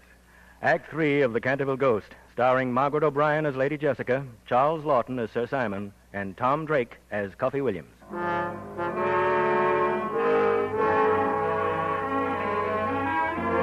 In the black of night, a handful of American Rangers have landed somewhere on the coast of France and are creeping stealthily inland. Back in England, the Canterville Ghost rages in the portrait gallery, bolstering his anemic hopes by hurling defiance at his ancestors. Ye skulking, cringing, misbegotten peafowls, ye insults painted upon canvas, ye wretched poltroons, not for long now shall I have you leering at me with cynical mockery. Not for long, ye dribble pussies. A kinsman worthy of the name now wears my signet ring in battle. Meanwhile, in the cottage on the castle grounds, a sleepless Lady Jessica bolsters her hopes in the way most mortals do. Please take care of Cuffy, Lord. Don't let him get hurt. And Uncle Simon, he's such a poor, funny old ghost. And he's so tired. Please let Cuffy do a brave deed for him so he can go to sleep at last. And please let Cuffy come back. Ye gallery of lily-livered rabbits, ye shake-kneed milksops, well mayest thou cower in thy gilded frame, shamed by a colonial, by Cuffy Williams. As for thee, fat Algernon, who posed for 2 years as a dowager to escape fighting a duel, I spit in thine eye. Thee, Sir Percival, who fought through the 30 Years' War without firing a shot, thee also. From yonder bunk in yonder room has risen a lion-hearted kingsman. Yonder bunk. What gleams there in the moonlight? The ring, the signet ring. Imbecile, dolt, he hath forgotten it. I must speed to him before it's too late, before it's too late.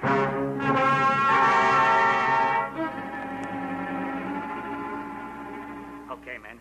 You're on enemy territory. Now, remember, we're here for one purpose only. To blow up the oil refinery. Right. Refinery's got to go at 2350. Now, check your watches. It's now 2307. Jordan, Baker, Williams. Yes, sir. Get off the road and set up the machine gun in the ditch. If you see any Jerry's, it's up to you to hold them off till the rest of us get back. Check? Check. Jordan, you'll find telephone wires down the road. Cut them and get back to Cuffy and Trigger. Now get going. Okay, Sarge. See you later, kid. The rest of us will go up this side road. Now, after the explosion, wait till the last man has reached the shore. Then join us. Yes, sir. Okay, and good luck. Coffee. Yeah? There's a hill right in back of us. Get up there and keep watch. What about you? I'll set up the machine gun. If you see anything, get back here on the double. Okay.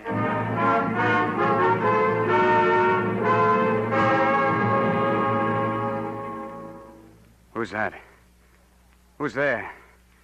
Hold or I'll fire. Spare your bullets, kinsman. 'Tis only I. Oh, what the devil are you doing You here? forgot the ring. You left it in the castle. Here, nephew. Get away from me. Put it in thy pocket. Only have it on thy person when the test comes. All right, give it here. Oh, thank you, nephew. Thinkest thou the enemy will come this way? That isn't what's worrying you. Oh, plague take it, man. With but half an eye, one can see that thou hast the courage of St. George. Horse feathers, get out of here, will you? I merely thought I could bolster you up in case you were a bit squeamish. I want to be squeamish. Hey, Cuffy. Yeah? You all right? Sure. What time is it? 2350. Who dost thou converse with? Look, Sir Simon, I thought I told you to scram. Sounds. What mighty blast is that? The refinery, they've blown it up. Nephew, look, down yonder road. Motorcycles. Jerry's. Keep a cool head. Keep a cool head. Keep a cool head. Trigger! Motorcycles, a patrol! Get down here and hold the ammunition belt. Keep a cool head. Keep a cool head. Get out of here. Beat it! Huh? Oh, nothing. Look, Trigger, Jerry's, lots of them. What are you waiting for? Nothing.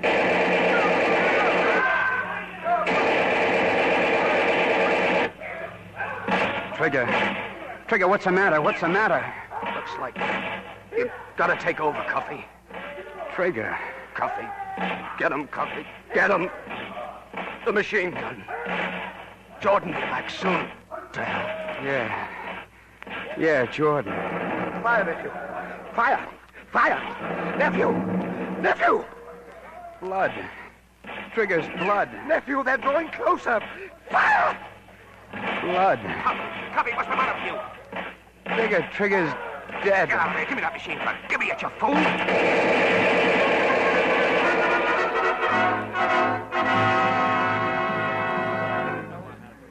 At ease, men. Well, I'm in the colonel's compliments, and after last night's raid, he wants me to tell you we're the best so-and-so platoon in the whole outfit. But I'm not satisfied.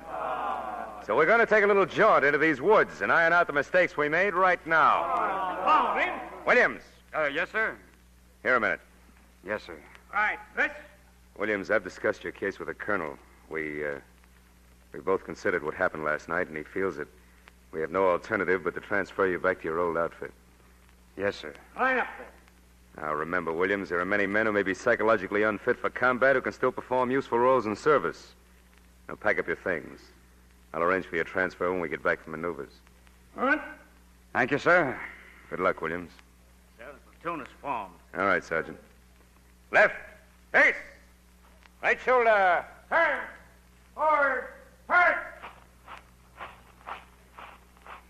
Cuffy, I've been expecting you all morning. What happened? Oh, you'd better run along home, lady. I've got to go in and pack. You're going away? Yeah. Oh, Cuffy. That's right. Look at me. I'm a Canterville, all right. Just as cowardly as the rest of them. Don't say that. You're not a coward. You're brave. I know it. All right, lady. Have it your own way. Cuffy. I'm sorry it turned out like this. Goodbye, lady. Oh, Cuffy.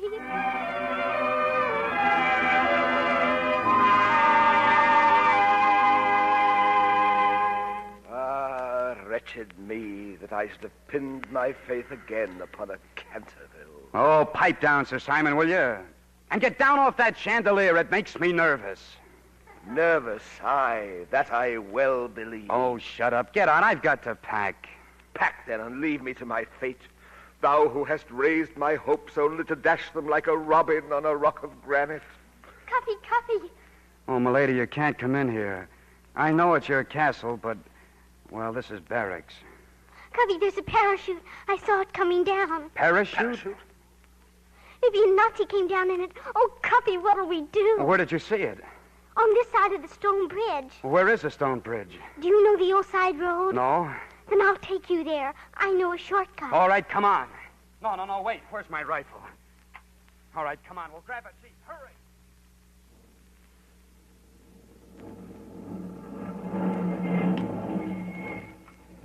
There it is, Cuffy.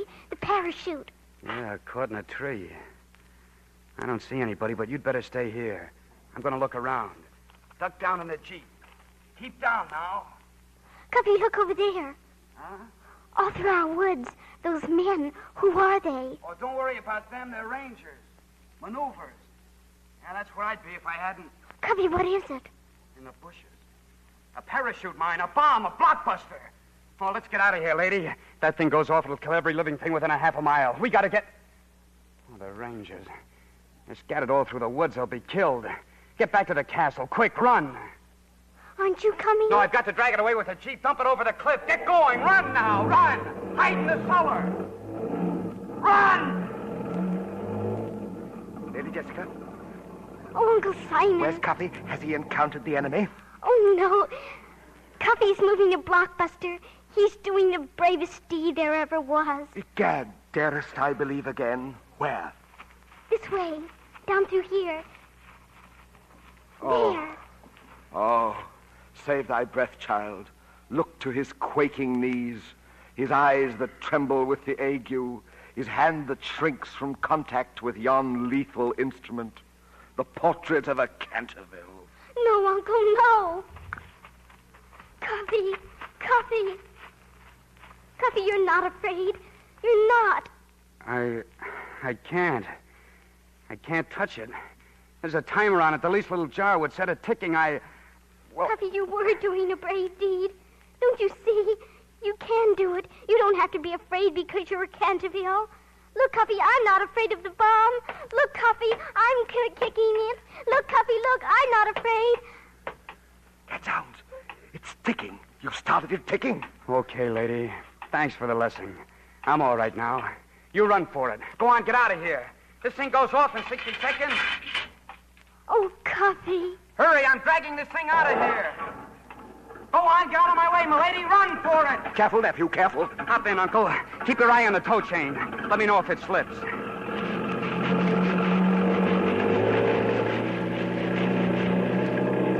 Well, we're out of the underbrush. Hold on now. Oops. Egad. Nephew, look out, the Rangers. Hey, you Rangers, run for your lives. I got a blockbuster on here. A time bomb. Run, blockbuster. Oops. Ouch. Where are we going, nephew? To the cliff. We'll dump it in the ravine if we get that far. How many more seconds? I don't know, maybe 20. 5, 6, 7, 8, 10, 11. There's a ravine. We better jump. Let the Jeep take it over. There she goes! Well, we made it. 27, 28, 29, 30, 31, 32, 33, 34, 35. Say, what's all this hooey about ticking? Oh, it's a dud. We never were in any danger. All that work for...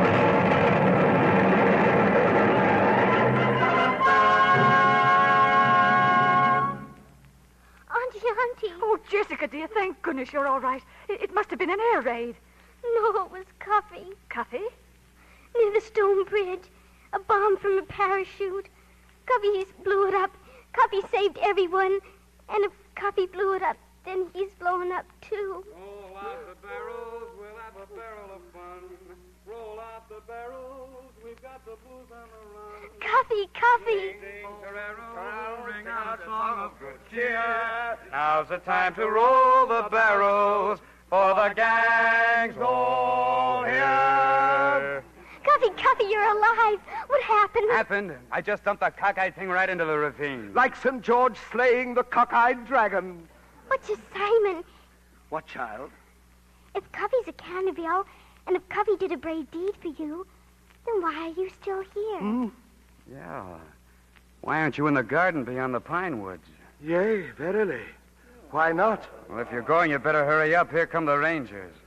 Father! Father! Why am I still in mortal coils?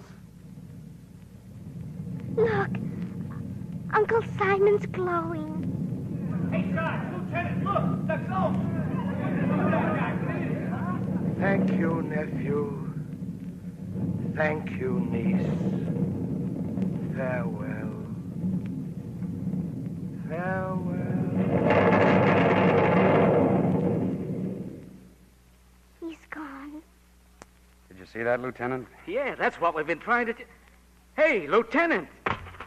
Hey, guys, the Louis has fainted.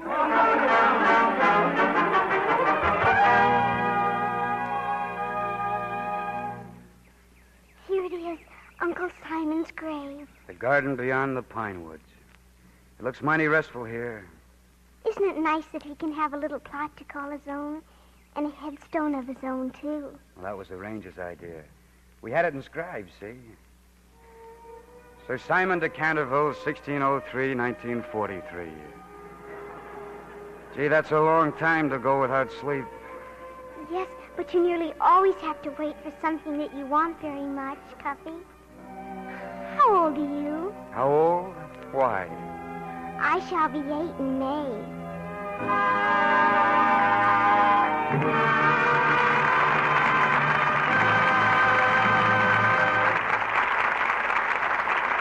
Our stars, Charles Lawton, Margaret O'Brien, and Tom Drake, return for their curtain calls in just a moment. Meanwhile, here are Patty and Kay planning their vacation. Oh, I don't think you'd like that place, Patty, even if it is so nearby.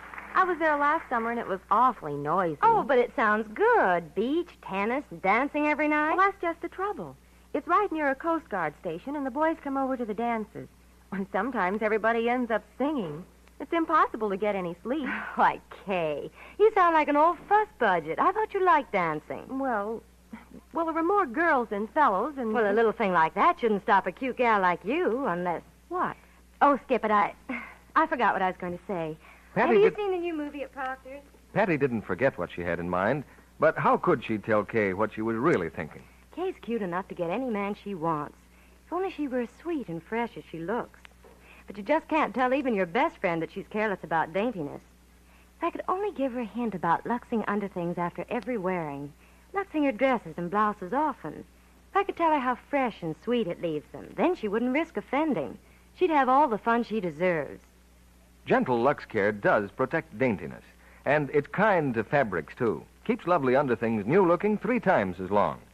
Don't use hot water, strong soap, or handle nice things roughly. That kind of treatment makes them look faded and drab far too soon. Lux is thrifty care. Here's Hunt Stromberg and our stars. Back to our footlights come Margaret O'Brien and Tom Drake, along with the ex-phantom of our cast, Charles Lawton, now very much in the flesh. Must you put it quite that way, very much in the flesh? I think. Well, actually, Charles, you look as if you'd lost a little weight. Lost a little weight? No, it's around here somewhere. Well, Mr. Lawton, you carried plenty of weight as a ghost, didn't he, Margaret? Mr. Lawton's my favorite ghost. Have you ever met a real ghost, Margaret? No, but I'd like to. I think you would, Margaret. There's no reasons why ghosts shouldn't be highly useful citizens. But rather expendable in wartime, wouldn't you say, Mr. Lawton? No, there might be lots of useful things a ghost could do in wartime. Frighten the enemy. Give a pint of blood to the Red Cross? Well, I'm not so sure of that. Ghosts haven't much to spare. Well, they could give their clanking chains and creaking armor to the scrap drive. Maybe they could sell war bonds. Right, Margaret. They could promote the sale of war bonds over a ghost-to-ghost network. Wouch. Or indirectly by haunting the conscience of individuals so chicken-hearted as to not to buy their fullest share. Do you buy war bonds, Margaret? That's how I spend all my money. Well, you couldn't find a better way to spend it. And if you go to see Tom Drake in Metro-Goldwyn-Mayer's This Man's Navy, you'll get an idea of where your money's going in building the greatest navy in the world, about to meet its greatest test in history. Well, I don't think any of us need too much persuading to buy war bonds, Mr. Stromberg. Tell us, what are you going to have in this theater next week?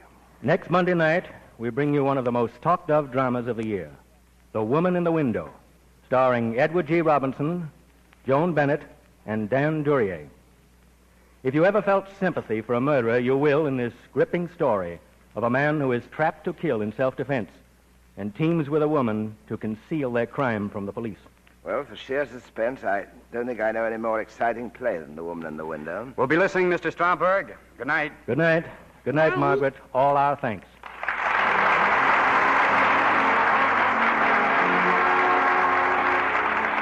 Our sponsors, the makers of Lux Flakes, join me in inviting you to be with us again next Monday night when the Lux Radio Theater presents Edward G. Robinson, Joan Bennett, and Dan Duryea in The Woman in the Window. This is Hunt Stromberg saying good night from Hollywood.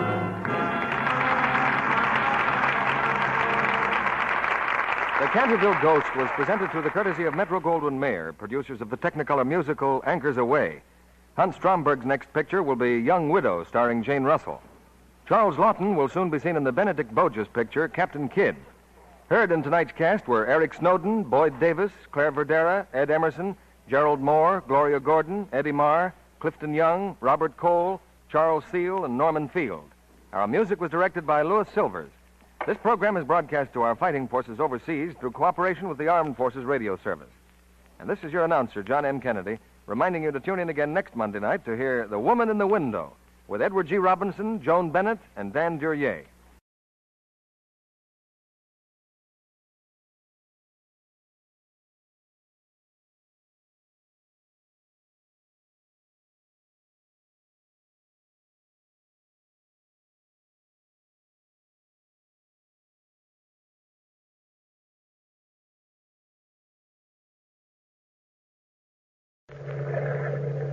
We are met in this cave by the restless sea to reveal the horror in man's mind.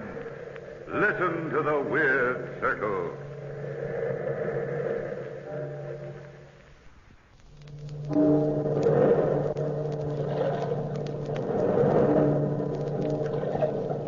Listen to the waves. Listen closely, for you will hear the crying of lost souls.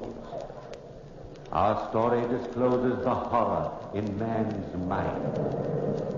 This is a tale of the house and the brain. Come with me to London, through the heavy fog of the city to a large house in the suburbs. A young couple enter the portals of that house to attend an art auction. Strange. Seems very wonderful. Well, hello, Jim. We've been looking all over for you. We've got quite a crowd here today. Paul Whitney, Sandra, I'm glad you've come. I thought you two were refugees from this sort of thing. Well, frankly, Jim, I've suddenly conceived a passion for good oil paintings, and I'm going to buy this fabulous painting of the ancient cutthroat. Well, to tell you the truth, Jim, she suddenly conceived a passion for cutthroats, ancient or otherwise. Oh, my husband abuses me. I'm too nice to her, or she'd never be interested in any other man. But, darling, the man in the portrait's been dead 400 years. Dead or living, he's not beyond your charms. Oh, but my husband loves me, Jim. Must be my fatal fascination. Yeah. But I didn't come here to talk with you, even if it is fun. I came here to see that oil painting. Oh, it's quite a painting. Yes, so we've heard. It's in my study. Come and take a look before the auction starts. Now, don't fall in love with it, Sandy. No matter how you feel about 15th century reprobates, I'm not going to spend a fortune buying useless pictures. Well, there's the picture. What do you think? He has a face you'll never forget. And a reputation. Yes, sir. He lived a full life. You know, he was supposed to have been fabulously wealthy. But when he died, his fortune disappeared. Oh, my dumpling aunt. He looks like the kind of man who sticks pins in people for the devil of it. Sandra. The strangest thing about the picture is the man's eyes. You get the feeling that the eyes are alive. Yes, very definitely. Clever work. Paul. What's the matter with you, Sandra? I could have sworn I've seen that man in London recently. What man? The one in the picture. What? He's been dead 400 years. Stop snickering at me, Jim. I know what I've seen. Impossible. The only thing left of the Honorable Cutthroat Richards is the house on Orchard Street. He built it 450 years ago, and it's never been really habitable since. Why? Well, this is your chance to laugh at me. It's haunted. Haunted? Oh, not really. Really? Oh, Jim, I've never met a ghost. And you never will, Sandra. Jim, oh, Jim, please, oh, please. Imagine a really, truly ghost. Wonderful, Jim. Take us over. Or, better yet, I'll rent the place for a week. I've heard a lot about ghosts, but I've never been able to pin one down. You know, I've been a student of the occult for a long time. Jim, police. Oh, Sandra, I'm serious. It's dangerous business, this ghost hunting. Please, fella, anything to get Sandra's mind off buying that picture. Very well, but you'll find some very real ghosts over there. The housekeeper, Mrs. Browning, will rent you a room if you want one. But she's the only person who's ever been able to stay in the old house. Thanks, old man. Come along, Sandra. But the picture. Hang the picture, my sweet. I've got a genuine ghost for you.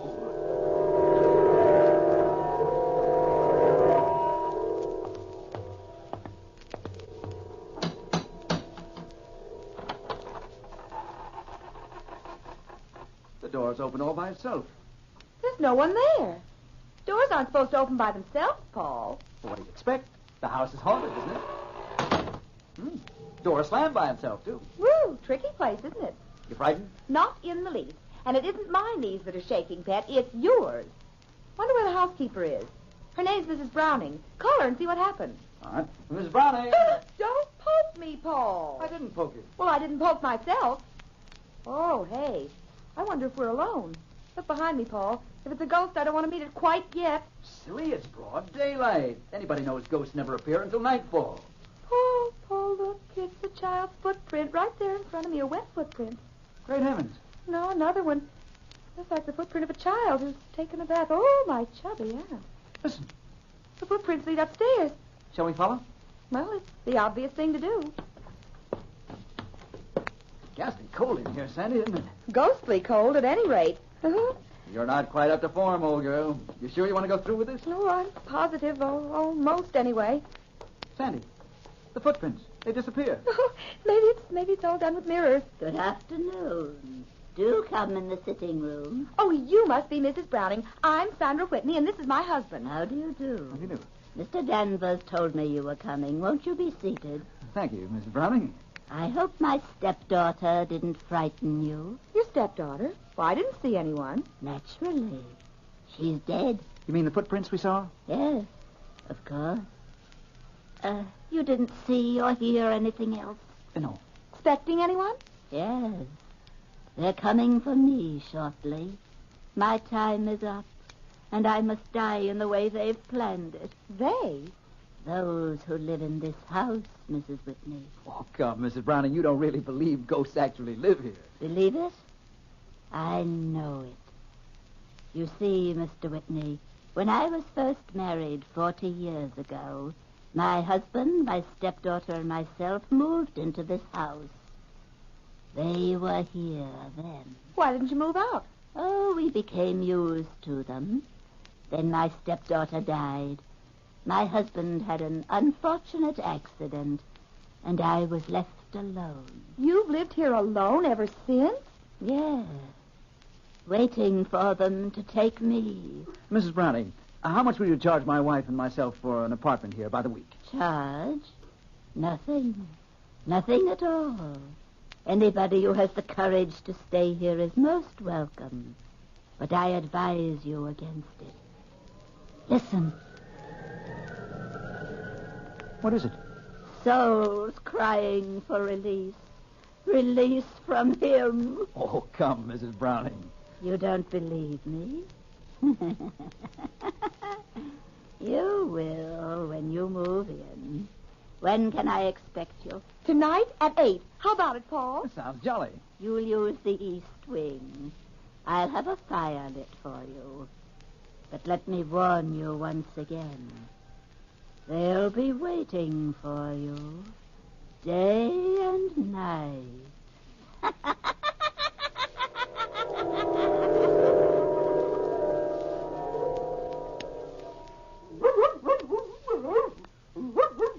Sandra, all back? Of course, Paul.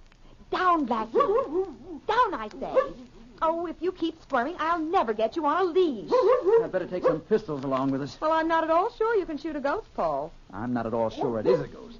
Something awfully phony about all that. Oh, no. My intuition says there were ghosts in that house, darling, and I've a very perceptive intuition. Sandra, you're not going to take Blackie with you. Well, of course I am. He's a watchdog, isn't he? But a dog. Now, darling, remember how nicely he caught pheasant last year? But pheasant aren't the same thing as ghosts at all. Stuff and nonsense. You ready? All ready. And here's your coat, dear. Oh, look out the window, Paul. So peaceful out there. You've always been partial to twilight. Oh, reminds me of the time you courted me. It was such a nice time. Paul, that man, the one on the street. What man? The one standing right out there. Look at him. That's the same man whose portrait we saw at Jim Danvers' house today. Sandra, where are you going? To talk to him, Pat, of course.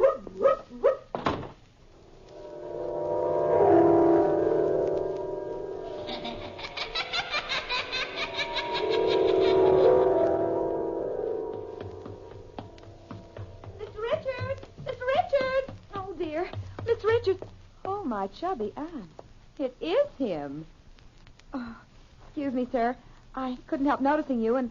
You noticed me? You are Mr. Richards, aren't you? I've been known to many, by many names. Oh, dear, please pardon me if I'm rude, but... Well, how in the devil did you manage to stay alive for 400 years? You will notice my eyes. Look deep. Deep. Oh,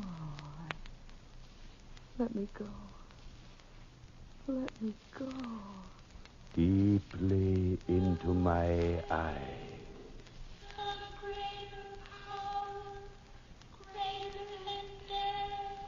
You've never seen me before. You don't know me. You can never remember me again.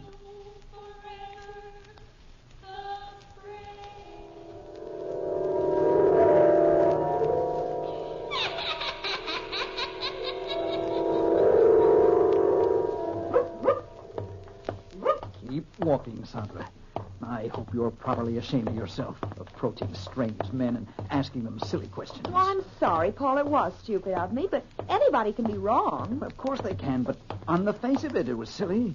Expecting a man who was alive 400 years ago to be roaming around loose. It wasn't a matter of looseness, Pet. It was a matter of liveness. Now, come on. Stop being a husband and hold my arm. I ought to tear it off and beat you over the head with it. He's so virile. But I love him. Well, come along, Sandy. There's your haunted house ahead. We don't want to keep Mrs. Browning waiting. Or the ghost.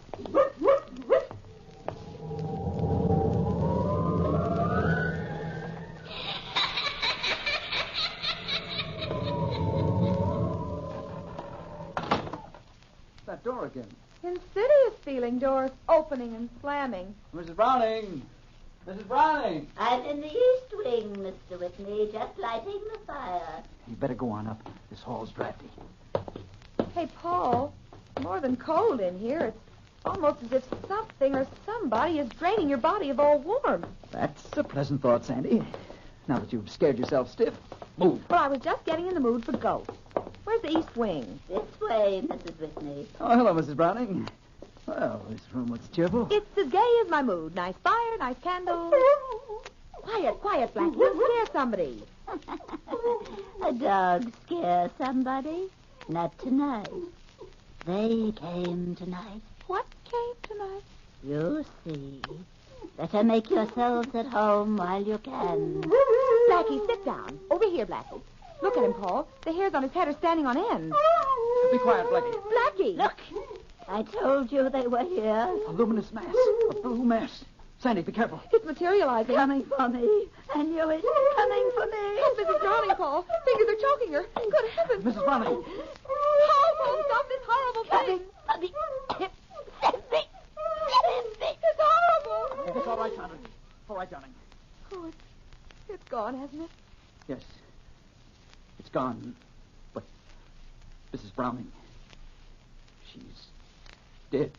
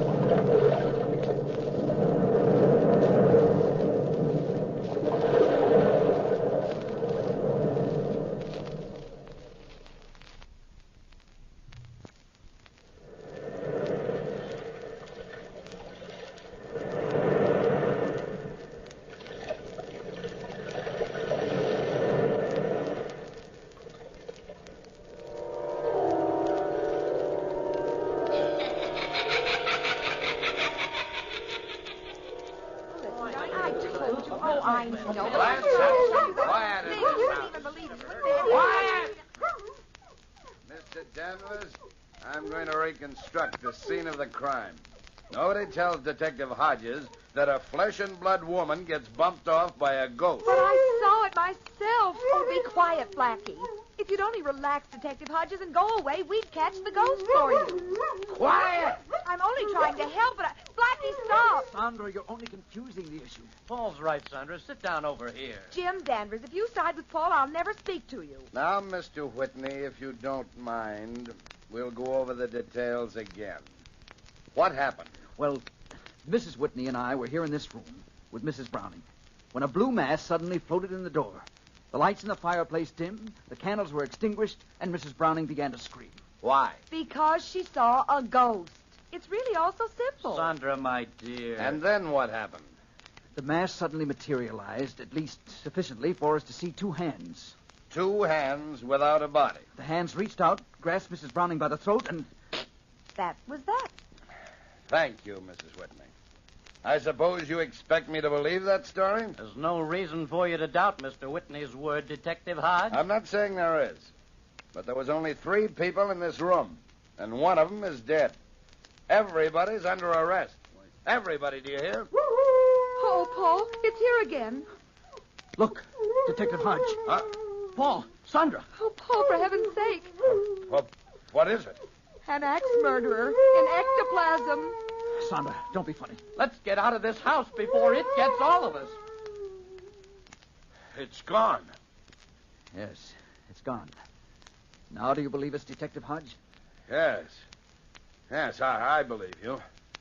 I'll have Mrs. Browning's body removed to the morgue right away.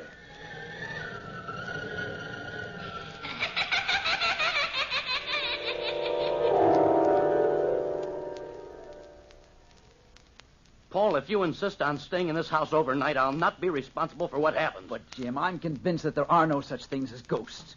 Now, please, Jim, take Sandra back home and leave me. I'm not budging without you, Pet. Sandra, don't be foolish. Well, no matter what you two do, I'm not staying here. Oh, go, old fuzzy beard. Take thy tired body and deliver it to a safe, warm bed. Poor Jim, scared of a little ghost. It's 11 p.m. already. Well, good night, Paul, Sandra. Nighty-night, Jim. What was that? You mean the footfalls? Yes, what is it? The housekeeper's dead stepdaughter. You see? It's all so simple. Good grief. Good night.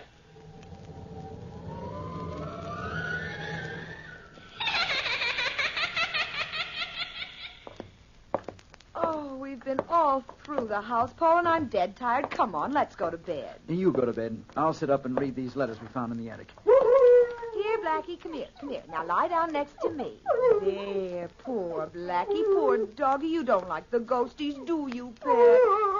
Poor Blackie. Hey, this letter's interesting. What is it? Evidently a letter from the housekeeper to her husband. A love letter. She talks about her brother's child. It seems her brother left his money to his daughter, and she handled the estate for the child. That's jolly. Maybe that's the child she calls her stepdaughter. Let's see what it says. Listen. Since we have managed the child's end, you and I are more than lovers. We are partners in many things. Sounds as if they murdered the child. Yes, it does. Sandra, I wonder if my theory's right. If people felt strong passions, and if those passions linger in a house after the people have gone, couldn't that create a heavy psychic atmosphere? Well, those fingers that murdered Mrs. Browning were more than heavily psychic.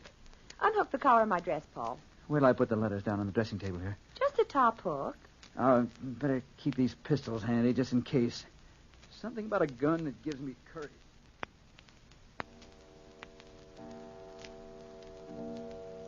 Funny. Oh, it's midnight. I'm tired and nothing's funny. You know Mrs. Browning's sitting room? It seems to be an extra addition to this house. It juts out from the rest of the building like a sleeping porch. What's funny about that? Well, that horrible cold and the footfalls all seem to emanate from that room. Oh, you and your logical mind. Oh. What's the matter, Sandy? Oh, look. The fire's dimming. Oh. Just like a great black shadow standing in front of it. Give me my gun. Here, dear. Shh, Blackie, shh. Look, Sandy. A hand reaching out from the wall. The letters. It's got the letters. Great Scott. Oh, my chubby aunt. Watch it. It's the hand of Of the housekeeper. How do you know? It's got the same ring on she had on this afternoon. If that's not a ghost, I've never seen one. The fire's going out, Sandra. Sandra! It's all around us! Sandra! Sandra!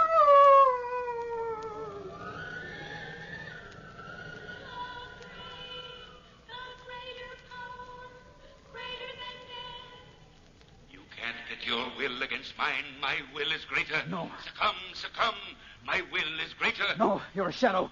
And you are a mere mortal who knows no secrets beyond the veil. I control the world of shadows. Succumb, fool, succumb. No, go away. You're nothing but an image. You will die by my command in this house. You will die before morning. Admit my will. No, I will not admit your will.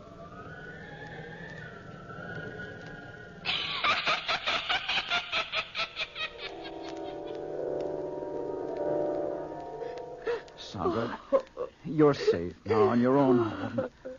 Just lie still, darling, and drink this.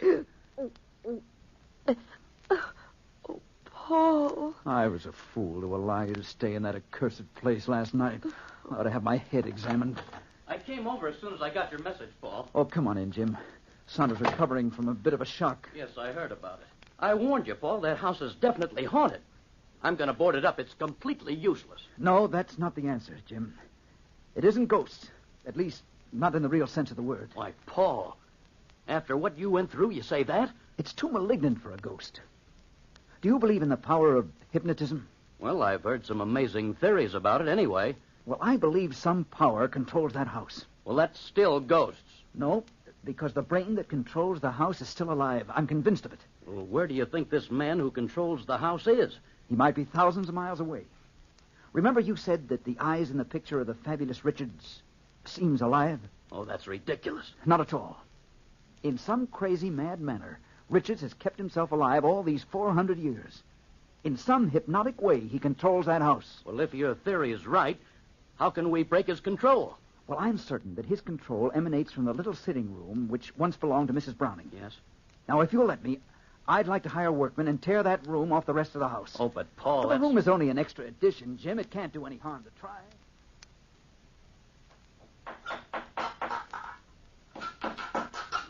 Okay, pull up more of that flooring. Did you hurt yourself climbing that petition, Sandra? No. Oh, imagine a secret room down here, Paul, right beneath the sitting room. You see, Jim, Paul was right. Why, it's like finding a box with a false bottom. That's all for now, boys. Careful of your head, Sandra. This room isn't very big. But it's as cold storage. Well, now you know how a hunk of beef feels in an icebox. That's gay.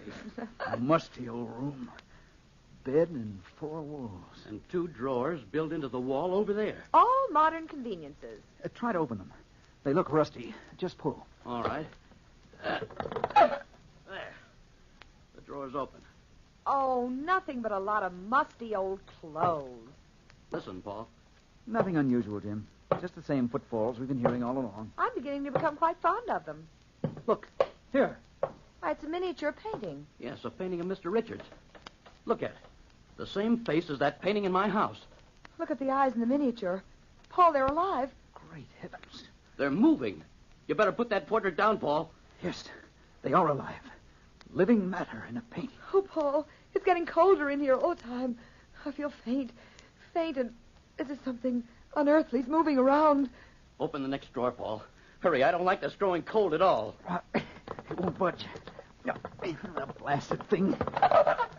Oh, there it is. Why, Paul, there's a thin china saucer full of crystal liquid with a compass floating on it. That's a strange thing. There's an inscription written in the drawer. What's it say? As this compass moves, so my will dominates everything within these 4 walls. Everything dead or alive. Accursed be the house, and restless the dwellers therein. What's it mean? This is the brain, Sandra. Richards controls this instrument through hypnotism. He can control a piece of paper or a chair or even the souls of the dead. Then this house is haunted. Yes, haunted by a malicious, malignant will. It keeps a man's spirit roving restlessly after death. Paul, look in that corner. Mr. Richards, you are alive. Yes, alive, quite alive, because I will to live. Very clever deduction, Mr. Whitney. Deduction? Yes, I heard your keen analysis of my activities. You are a hypnotist, then. I have been powerful for 400 years. Your blind stumbling onto my secret will not stop me now. I can will anything. I will the specters of the past to re-enter this room. In heaven's name, man, stop this. Oh, that black shadow. It's here with us, closing in. Yes, Oh. closing in. All those who have died in this house are my slaves, as you will be my slaves in a very few brief seconds. You are not the brain controlling this house. You gave that power to this compass. You transferred your power to this moving needle. Am I right, Mr. Richards? Put that compass down! Oh, no, I'll destroy it, Mr. Richards! No, you're completely powerless to harm us. Watch out, Paul. This partition's going to crumble. Paul! Sandra!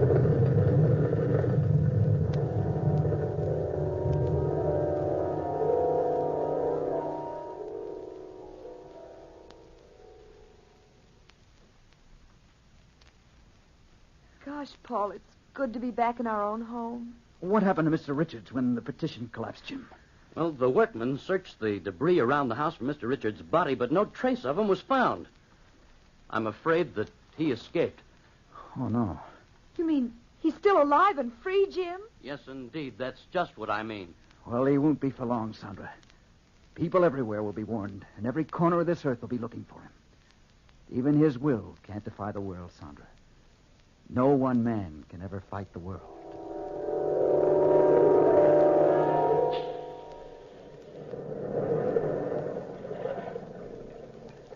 From the time-worn pages of the past, we have recalled the house and the brain. Bellkeeper, toll the bell.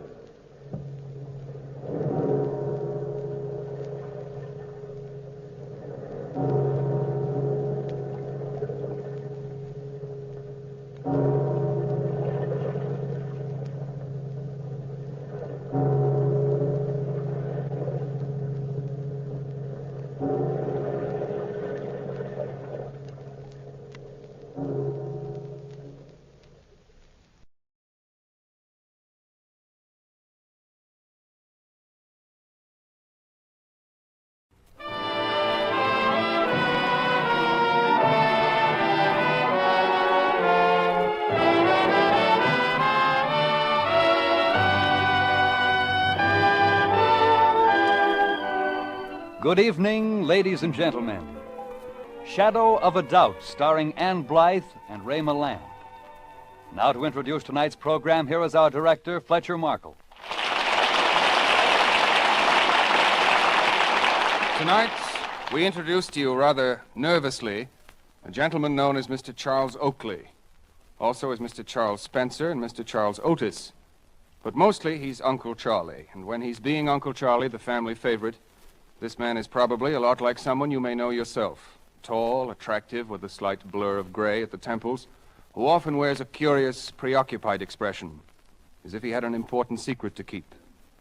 But we hope you don't know anyone with a secret like the Uncle Charlie in Thornton Wilder and Sally Benson's story, Shadow of a Doubt, because life with anyone like him is quite unpredictable, as you shall hear.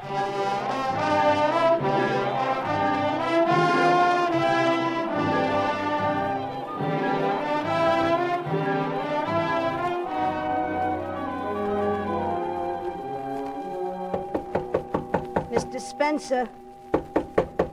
Mr. Spencer. Yes? Oh. Mr. Spencer, I hate to bother you. I knew you was resting, but I thought you'd like to know there was two men here. Two men asking for you, a young man and a kind of a older man. The older man was here twice before. I was sorry you wasn't in. I said you wasn't. Mrs. Teela, don't stand there. Don't behave like a landlady. Come in and sit down. Well... And close the door. Forgive me for not getting up. It's good to lie down and rest on a hot day.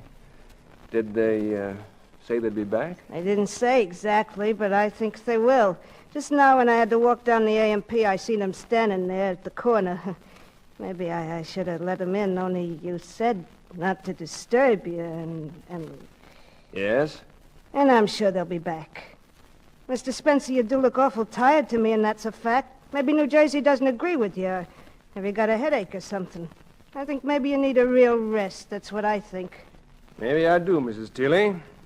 Well, I better go, and you better lock the door when I'm gone. Those friends of yours told me not to say they called, wanted to surprise you, but I thought you'd like to know somehow. Thank you, Mrs. Tierney. You go ahead with your nap. I'll pull a blind down. You rest now, Mr. Spencer. You rest. No. No!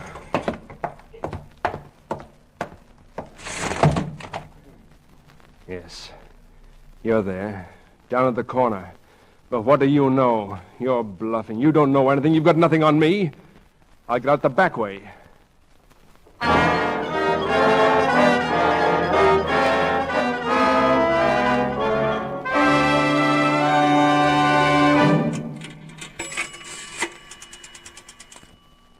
Operator, Western Union, please.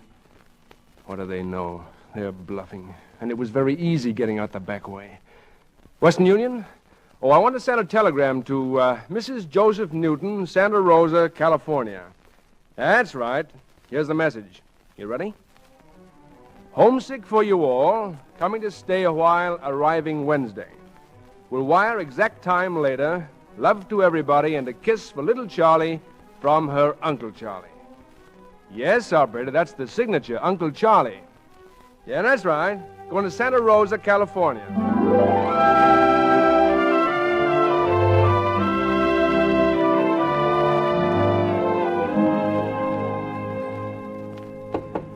Charlie. Charlotte. Who is it? It's me. Oh, come in, Papa. Well, look at you all stretched out on the bed at 5 o'clock in the afternoon. What's the matter? Don't you feel well? Oh, I'm perfectly well. I've just been thinking for hours, and I've come to the conclusion that I give up. I simply give up. I'll sit down if you don't mind. What are you going to give up? Have you ever stopped to think that a family should be the most wonderful thing in the world, and that this family has just gone to pieces? We have? Of course we have. We just sort of go along and nothing happens, and we've gotten in a terrible rut. Oh, come now. Things aren't that bad. The bank gave me a raise last January. Money. How can you sit there and talk about money when I'm talking about souls? We eat and sleep, and that's about all. We don't even have any real conversations. We just talk. And work. Yes, poor mother, she works like a dog. What were you thinking of doing about it? Oh, nothing, I suppose. I guess we'll just have to wait for a miracle or something. Oh, you two are up here, I'm told. Oh, here she is. In Charlie's room, Emmy. All I'm waiting for is a miracle. Now, Charlie. Well, what's all this about? Oh, what's the matter, Charlie? Joe, what's the matter? Well, it seems it's just that I've become a nagging old maid and... Oh, Mama, you went downtown in that awful hat you promised me you'd throw away. Goodness, what on earth does it matter what hat I put on? Yes, Roger, I know. I don't see why you let that child yell at you like that, Mother. If he has something to say I'm or going if downstairs in a moment anyway. And I'm going down right now. Hope there'll be some dinner soon. Mama, I'm going downtown to send a telegram. I want a short walk before dinner anyhow. Why, Charlie, who do you know to send a telegram to? Mama, I know just the person to come and save us. A wonderful person who'll come and shake us all up so we'll be good and dignified and intelligent again. Charlie, have you gone crazy? What do you mean, save us? All this time, there's been the one real right person to save us. Mama, what's Uncle Charlie's address? Wasn't he living in Philadelphia last we heard? Darling, you're not going to ask Uncle Charlie for money. No, that wouldn't help us. I just want him to come. Oh, but think of asking a busy man like that to come all the way out west for nothing. He'd come for me. I'm named after him. I'm going to go right now and wire him right away.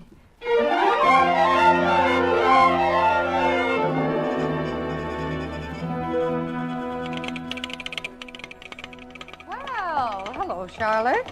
I just called up your house a little while ago. A telegram for your mother. Oh, did you, Mrs. Seastrom? Uh-huh. Here you are. It's from your uncle, the spoiled one. My uncle? My Uncle Charlie? Oh, let me look. Yes, youngest ones in the family always get spoiled the most, I guess. That's the way it was with my young brother. Mrs. Seastrom, do you believe in telepathy? Well, I ought to. It's my business. Oh, no, not telegraphy. Mental telepathy. Like, well... Suppose you have a thought, and suppose the thought's about someone who's in tune with you. And then over thousands of miles, that someone knows what you're thinking and they answer you. And it's all mental. Well, I don't know what you're talking about. I send telegrams the normal way. Give my regards to your mother. He heard me. Uncle Charlie heard me.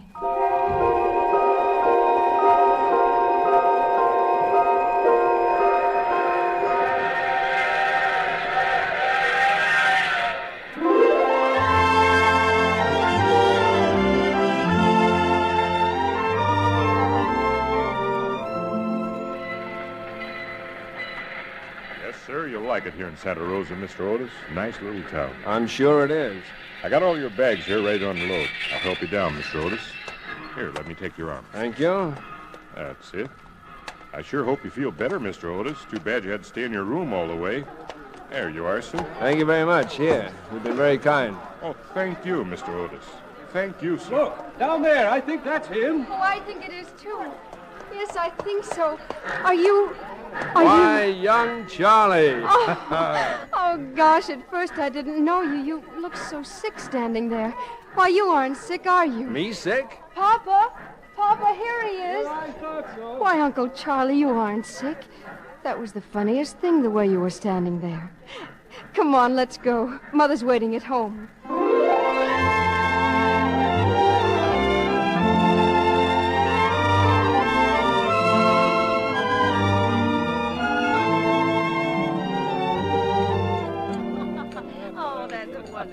But that's enough talk about my travels. All that's past. Dinner's almost over, and we haven't talked at all about you folks. And say, I've been forgetting something all this time. These parcels on the sideboard here. A few things I brought along with me. Now then, here we are. These are for you, Emmy. One new and one old. Oh, Charles, you didn't have to think of me. Presents are for children, Charles. Of course they are. Here you are. And, Roger, Oh, thank you, Uncle Charles. What is it? It's sort of lumpy. open up and see. And this is yours, Joe. For me, Charles? Oh, Joe, look. Oh, really, Charles, a fur scarf. It's Kalinsky, Mama. 4 skins. Oh, I wanted one all my life. Oh, and it's exactly right, Mama. It's what you should have. Open the little one, Emmy. Why, look at this. Say, I've never had a wristwatch. Fellows at the bank will think I'm quite a sport. I got a big brown bear. And look what I got. Isn't it wonderful, children? Oh, thanks. Why, Charles. Charles, the portraits of Mother and Father in a leather case. Yes, Emmy? Charles, did you have these all along? All along. All these years, safe in a deposit box, stored away safe, no matter where I was. Grandpa and Grandma? Yes. Look, everybody. Let me see, Mama. Gee, 1888 it says. That's over 60 years ago. Oh, she was pretty, and he's sweet, isn't he? Everyone was pretty and sweet then, Charlie. The whole world. A wonderful world, not like the world today. It was great to be young then. But we're happy now, Uncle Charlie, now that you're here. Why, look at us. For once, we're all happy at the same time. And now for your little present, Charlie. Oh, I don't want anything. Right now, I have enough. Before you came, I didn't think I had anything, but now, I don't want another thing. I'll go get the coffee. Excuse me. Charlotte. She's crazy. She doesn't mean it, really. If you ask me, I think she's putting on. She's not crazy. Smartest girl in her class at school. She'll like this when she sees it. You folks just sit here and I'll take it to her. Well, tell her the sugar and cream are on the kitchen table, Charles. Charlie? I meant it. Please don't give me anything. Nothing? Why? I can't explain. You came here, and Mother's happy, and I'm glad that she named me after you and that she thinks we're both alike. I think we are, too. I know it. And it would spoil things if you should give me anything. You're a strange girl, Charlie. Why would it spoil things? Because we're not just an uncle and a niece. There's something else. I know you. I know that you don't tell people a lot of things. I don't either. I have a feeling that inside you somewhere there's something nobody knows. Something nobody knows? Something secret and wonderful, and I'll find it out. It's not good to find out too much, Charlie. But we're kind of like twins, don't you see? We have to know. Give me your hand, Charlie. Now, you wear this ring for me. Thank you. But you haven't looked at it. I don't have to look at it. No matter what you gave me, it'd be the same. Yeah, now, let me show it to you. It's a good emerald, a really good one. And good emeralds are the most beautiful things in the world. Why, look, Uncle Charlie, you've had something engraved on it. Oh, that's different. I haven't, but I will if you'd like me to. Oh, but you have, Uncle Charlie, you have. It's very faint. It's way down under the stone. T.S. from B.M. Why, they must be somebody's initials. The jeweler cheated me. It doesn't matter. Really, it doesn't. The jeweler cheated me. It's secondhand. The whole world is crooked. The whole rotten world. Give it back to me. But I like it this way. Someone else was probably happy with Give this it back ring. to me. I'll have that taken off. No, it's perfect the way it is. Now you bring the sugar and cream, and I'll carry the tray. Charlie. Come along.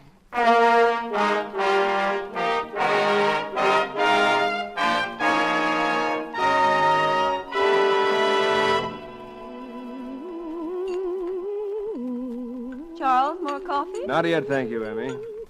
What is that tune I'm singing? Anybody know? Sing at the table, you marry a crazy husband. Superstitions have been proved 100% wrong. Well, to finish what I was about to say, Emmy, I've been thinking about transferring some of my money out here from the East. Deposit it in Joe's bank, say, until I see what's what. I suppose you take money at your bank, Joe? That's one thing we do all right, Charles, rake in the dough. Can't promise to give it back, of course. Well, I'll go down tomorrow morning and open an account, 30 or 40,000, just to start things off right. Say, that's a lot of money.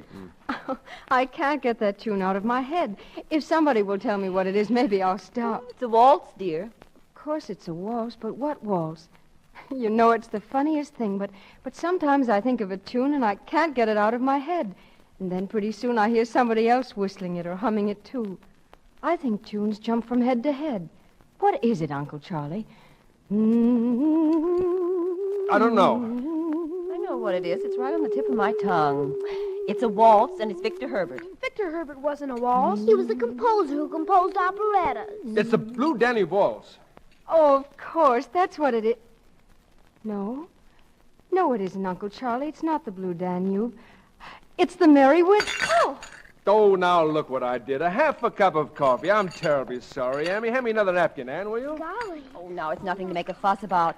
Charles, while we do the dishes, you go in the living room and stretch out on the sofa and read the evening paper. You look tired. Yes, you do that, Charles. I'm going to walk down to the corner and get some tobacco. Come on, Uncle Charlie. Lead a life of luxury. Thank you. Thank you, everybody.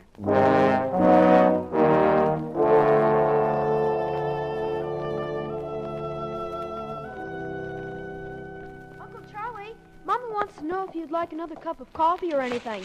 No. Thank you, Roger. No. What's the matter, Uncle Charlie? Something bad in the paper? What? No. I was just... Roger, look, did you ever make a house out of a newspaper? You see what I mean? First you stretch them all out on the floor, see? Yeah. Then you fold them like this, like a tent. Yeah, and then you... Look, now you cut out a door, see? See? It's the doorway. Well, now, what are you all up to in here? Why, Roger, that's Papa's paper. Well, it's my fault, Charlie. I was showing Roger a game. I never thought about the paper. Well, it's all right. Let's see. Page 5, page 1, page 7. Here's part 2. But where's page 3?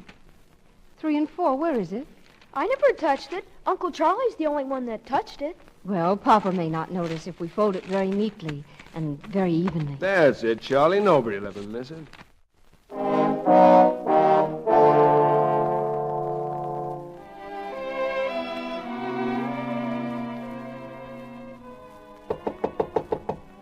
Uncle Charlie. Come in. I've brought your water, Uncle Charlie. You said you liked a pitcher of water and a glass by your bed. Oh, thank you, my dear. You're very thoughtful. Uncle Charlie, I know something. I know a secret that you don't think I know. What secret? Well, remember I said you couldn't hide anything away from me because I'd know? Well, now I know there was something in the evening paper about you. About me? In the evening paper? About you. Please show it to me. I won't tell a soul. How do you know there was something? Well, that's why you played that game with Roger. You didn't want us to know, so you tore the paper. So now that I know, you've got to tell me. Well, I guess you have me, but it wasn't about me. It was about someone I used to know. Oh, is this the page over here on the dresser? It's got a piece torn out of it. Charlie, wait. That's none of your business. Oh, Uncle Charlie, you're hurting me. Your hand. Oh, I'm sorry. Give me the paper. You hurt my wrist. Charlie, I didn't mean to. I must have grabbed you harder than I thought. I was just fooling about it. It was just some gossip, not too pretty, about someone I met up with once. Nothing for you to read. Just forget it.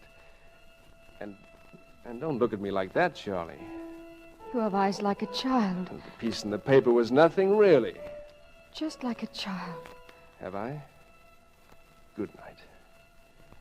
Good night, young Charlie. Good night, Uncle Charlie. Pleasant dreams. Pleasant dreams, always.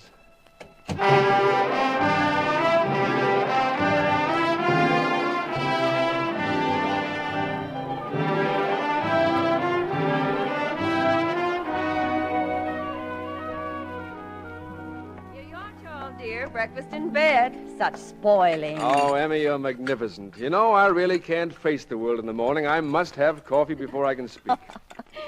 What are you all up to this morning? Well, a young man called on us about an hour ago, said his name was Graham, and he wants to interview everybody in the house.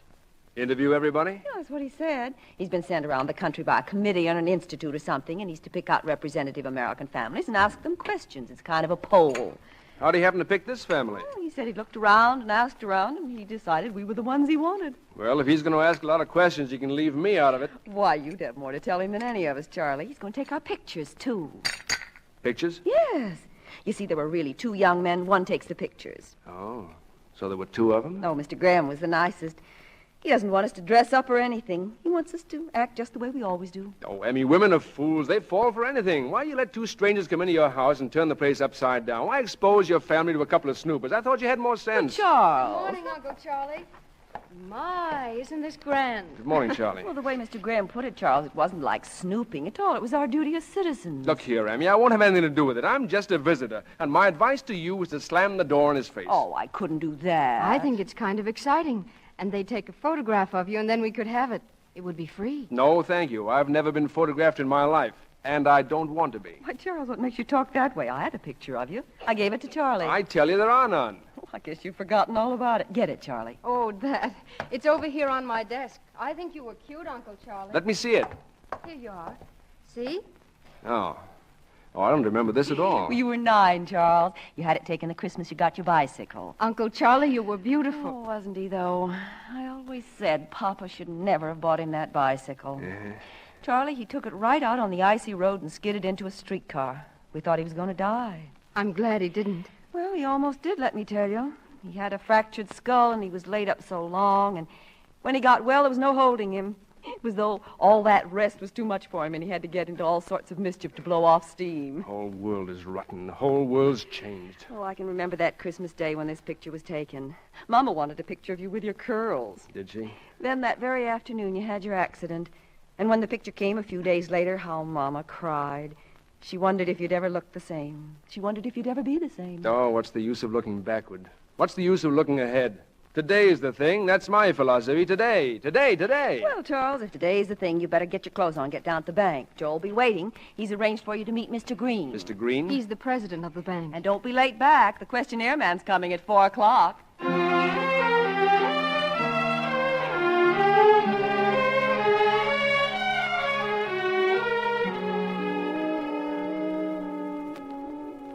Say $30,000, Mr. Oakley? 30, maybe 40, Mr. Green. Indeed. Well. I thought I might settle down here for a while. It's a fine little town. We think so. What have you been doing, Mr. Oakley? Well, I suppose you'd call me a promoter. I've done a little bit of everything.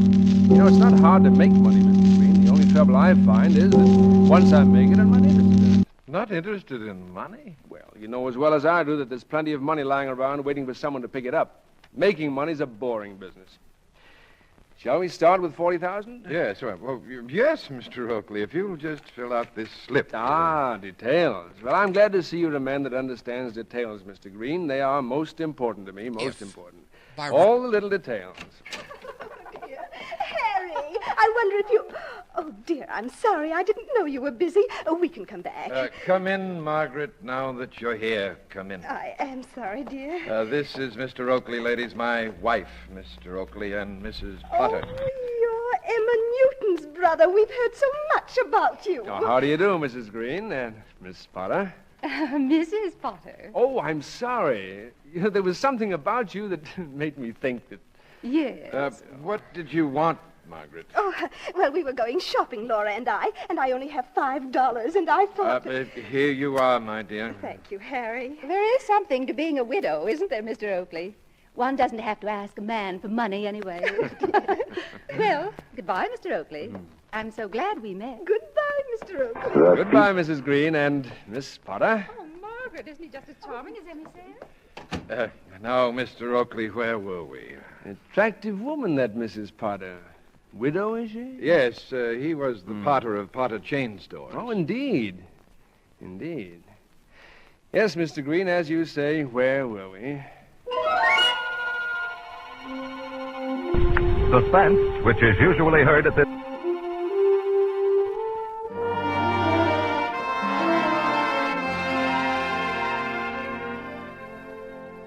This is my room here, gentlemen, but my Uncle Charlie's visiting us, and I've given it to him for as long as he stays. Can we have a look, Miss Newton? Mr. Saunders might be interested. Well, if you like. Thank you. Hey, nice room. You mind if I take a picture or two as long as your uncle isn't around? I sure don't want to disturb your uncle after what you said. Well, I suppose so. Introduction But I can't to imagine anyone American being Notes. interested in my room. I mean, it isn't really the way I'd like to have it. I like it fine. Worth a few shots. We'll stay out here in the hall, Miss Newton. Might as well let him work in peace. Besides, I'd like to talk to you. It's funny your survey happened to our family. Why did you pick us? Oh, we looked around, asked some questions, thought you were about what we wanted. And why not choose your family? You haven't got any skeletons in your closets, have you? Of course we haven't. I wish we did have a few. We're pretty prosaic. You know, your picking us out as an average family gave me kind of a funny feeling. What kind of a funny feeling? Oh, I don't know. I guess I don't like to be an average girl in an average family. Oh, average families are the best. Look at me. I'm from an average family. As average as ours? Sure. Besides, I don't think you're average. Oh.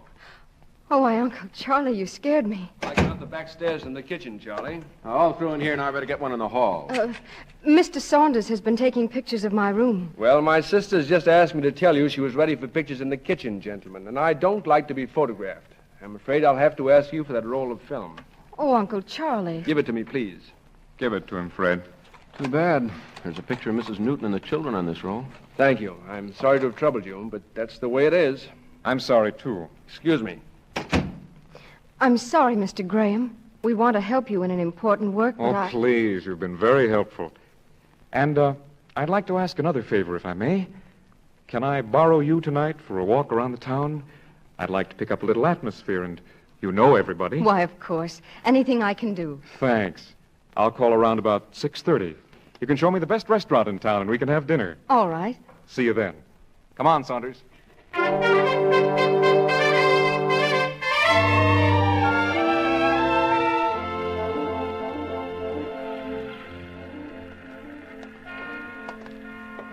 It isn't much of a park, really, but it's better than just an empty town square. It's very pretty. I can't get over your breaking your arm when you were 10 and my breaking my arm when I was 10 in exactly the same place. Right at the elbow. And my wanting to run away from home, and you're wanting to run away from home. Oh, I didn't want to, really. It was just a gesture. I didn't want to either. Want to sit down? Sure. This is a peaceful sort of town. Yeah, seems to be. I think you have an awfully interesting job. Going into people's houses, taking pictures, asking a lot of questions. Why, just like an international spy. Yes. That tune. I know what you are, really. You're a detective. Yes, there's something the matter, and you're a detective. Charlie, listen. I don't want to listen. You're a detective. Why, you're not making a survey at all. You just lied to us. What do you want? What are you doing around here lying to us? You keep away from us. Charlie, come back here. Keep away. Look, Charlie, you've got to listen to me. Just wait until I tell them. Just wait until I tell my mother you lied to her. Charlie, you can't tell her. I'll tell her. You'll see. I'll tell everyone. I'm not afraid. Charlie, I don't want you to be afraid of me. You've got to trust me. Trust you when you've done nothing but lie. When you probably didn't want to take me out at all tonight the way I thought you did. When you probably only took me out to ask a lot of questions. Have I asked you a lot of questions? Have I? All right, I'm a detective. A pretty bad one, I guess.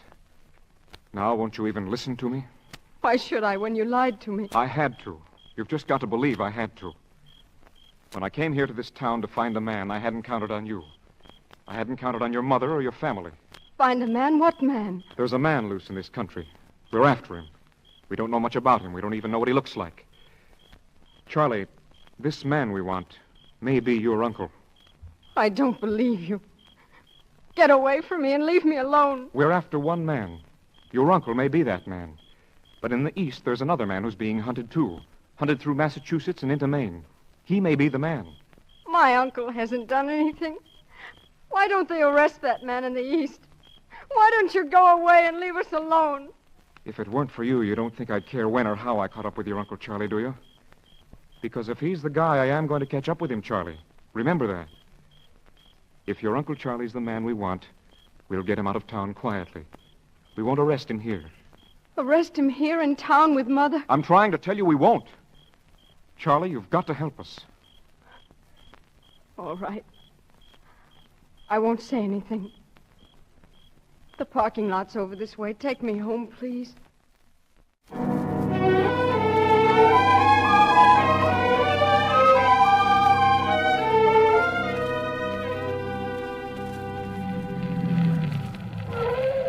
Here we are. Charlie, he may not be the one. It may be the other guy, the one in the east. Of course. It's probably all a mistake. I hope I'm wrong. I never wanted to be wrong so much in all my life. Well, good night. Oh, this handle. Oh, you have to give it a good yank. Here. Thank you. Oh, something fell. What's this?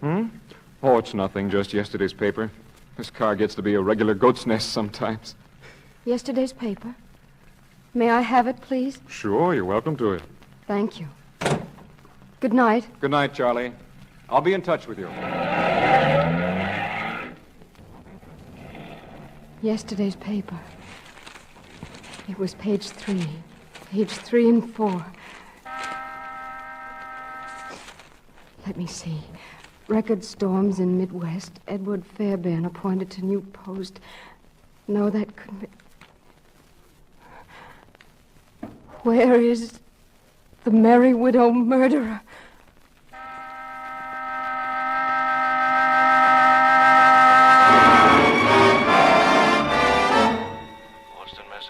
February 8th. The whereabouts of the so-called Merry Widow murderer, strong-handed strangler of 3 wealthy women, is a question baffling detectives today who are conducting a coast-to-coast search for the killer. Couldn't be Uncle Charlie. The trailing detectives are after 2 men, one of whom they are certain is the actual murderer. One was in the east, Jack said, in the east. The fact that all the victims were wealthy widows accounts for his being known to the police as the Merry Widow murderer. His latest victim was Mrs. Barton Madison, the former musical comedy star known to audiences at the beginning of this century as the beautiful Thelma Shenley. My ring. The ring he gave me. T.S. from B.M. T.S. from B.M. Oh, no. No, please, no.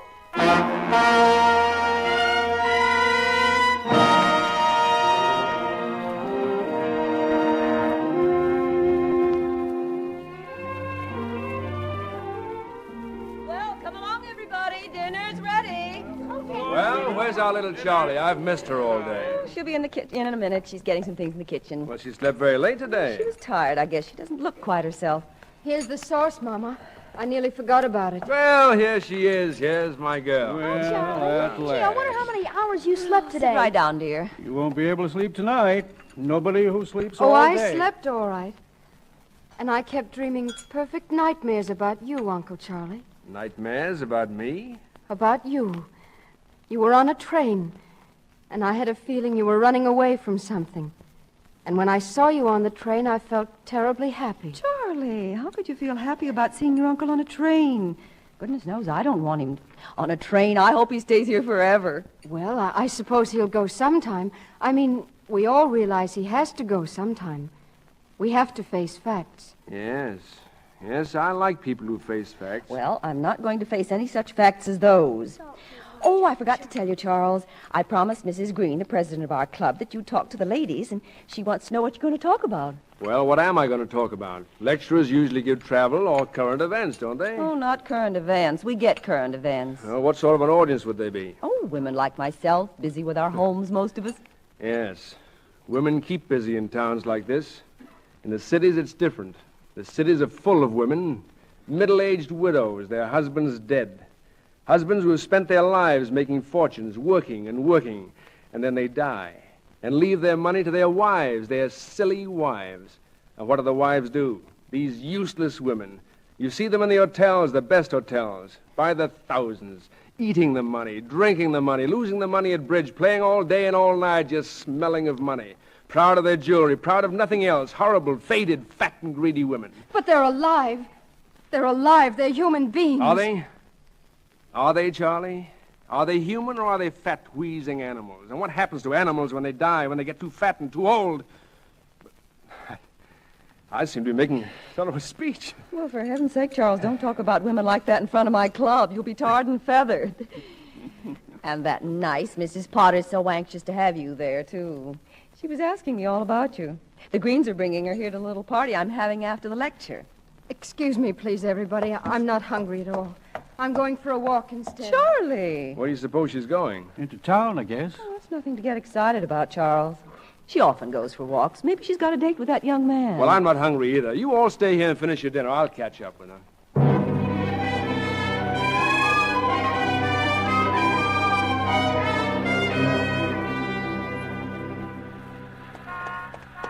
Charlie! Charlie, wait! Please go away. What's the matter, Charlie? What's the matter with you? Oh, please, you're hurting my arm again. Look, I've got to talk to you. Come along. Let's go in here, this little bar. Please, my arm. Well, come in here with me. I can't. I've never been in a place like this. Come on in.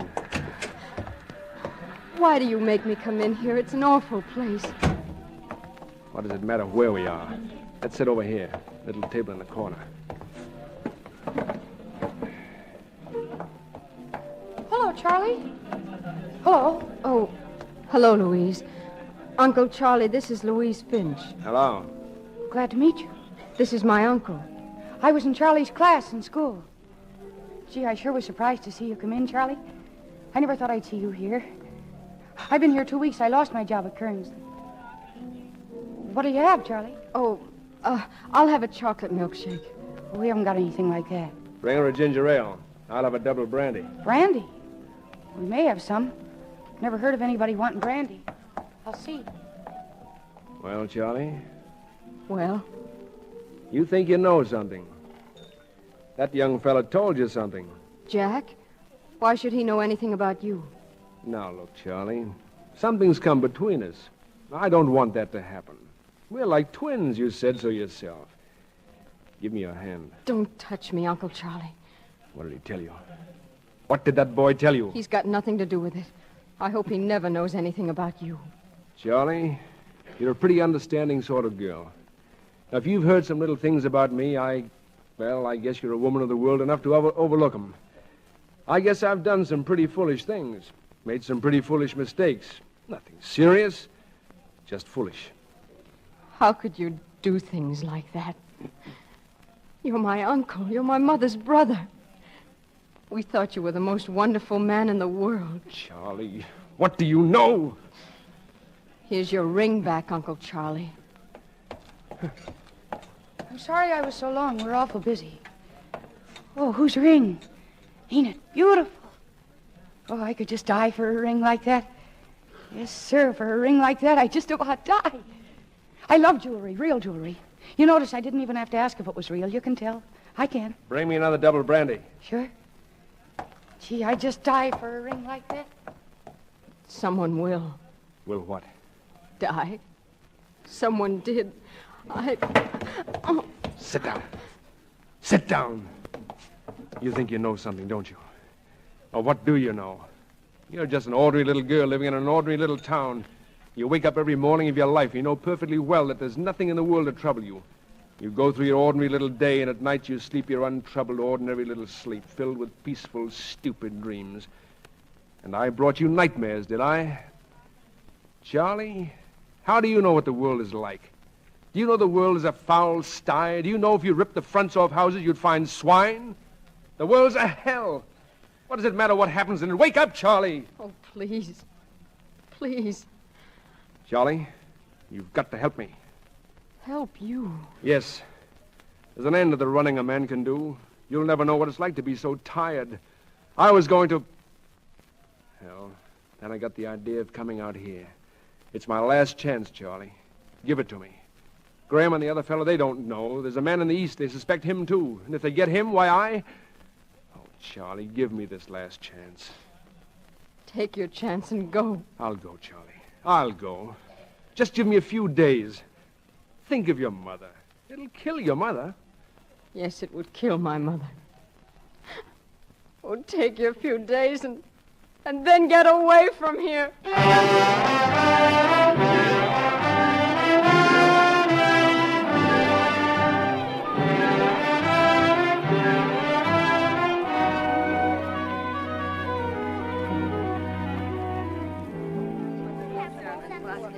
Well, everybody's back from church, I see. You're all looking very pleased. How was church, Charlie? Did you count the house? Turn anybody away? No. Seats enough for everyone. Well, I'm glad to hear it. Show's had such a long run, I thought maybe attendance might be falling off. Anything special on the noon broadcasts, Charles? I haven't been listening, Emmy. Joe has. I've been out on the back porch. Nothing special, but they said they'd caught that fellow. Did Roger go The upstairs? fellow they call the Mary Widow murderer. Mama, did Roger... What did you say, Papa?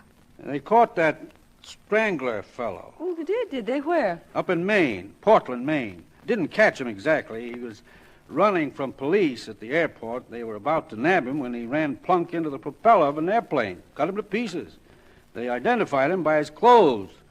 Shirts were all initials C-O''H. Pretty fancy having your shirts initialed.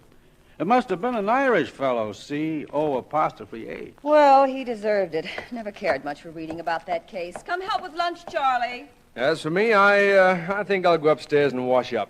I'm hungry. Oh, Charlie, that young fellow from the survey was around asking for you. He was? Yep. Said he'd call around again after lunch.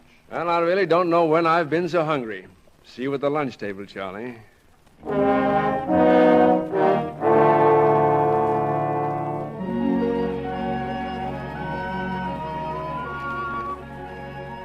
Glad I came along while you were out in the front yard, Charlie.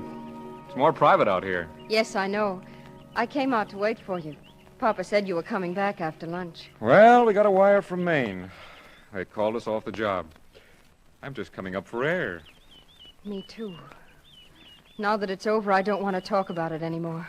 I want to pretend that the whole dreadful thing never happened. You won't have to pretend much. Nothing did happen. Oh, look, here are Mother's gloves. She must have dropped them. Oh, Mother and her gloves. She's always losing things. What's the matter? I was laughing. It's been so long since I laughed. I like it when you laugh. And I like it when you don't. I guess I like you whatever you do. I guess I like you. I'm glad. I like you, too. Funny how you happen to meet someone and like them and like them. Isn't it, Charlie? Yes, it is. I'd like us to be friends. I know that we are friends. I'd like to have that to think about. Nothing more? I don't know, Jack. I just don't know yet. All right. But I'd like to come back. Oh, please do. Please come back. Well, what are you two doing standing out here in the middle of the lawn? When I was your age, we sat in the parlor. Hello, Mr. Oakley.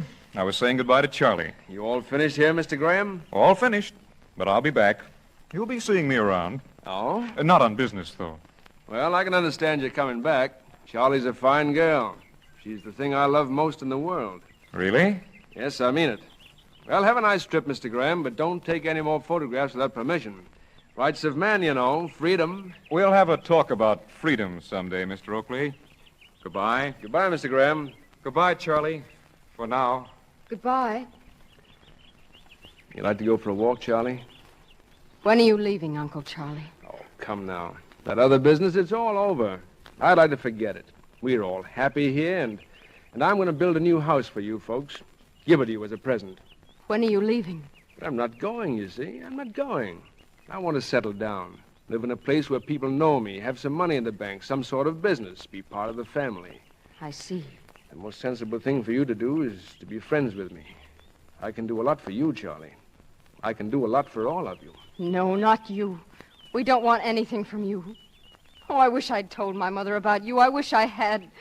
What could you tell? Who'd believe you? A waltz running through your head?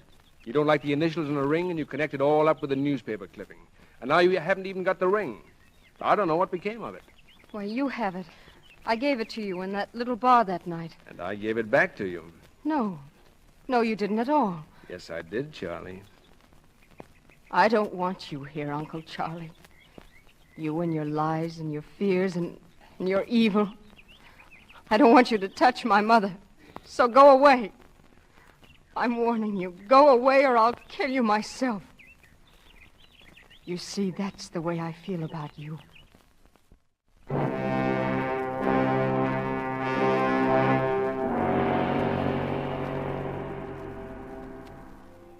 Dear, have you decided what you're going to wear for your uncle's lecture at the club meeting tonight?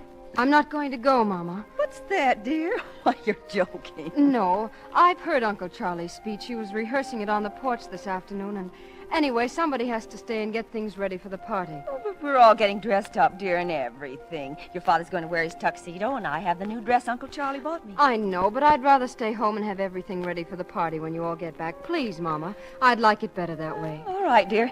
Did you know that Uncle Charlie got some champagne for tonight? 3 bottles. Yes, I know.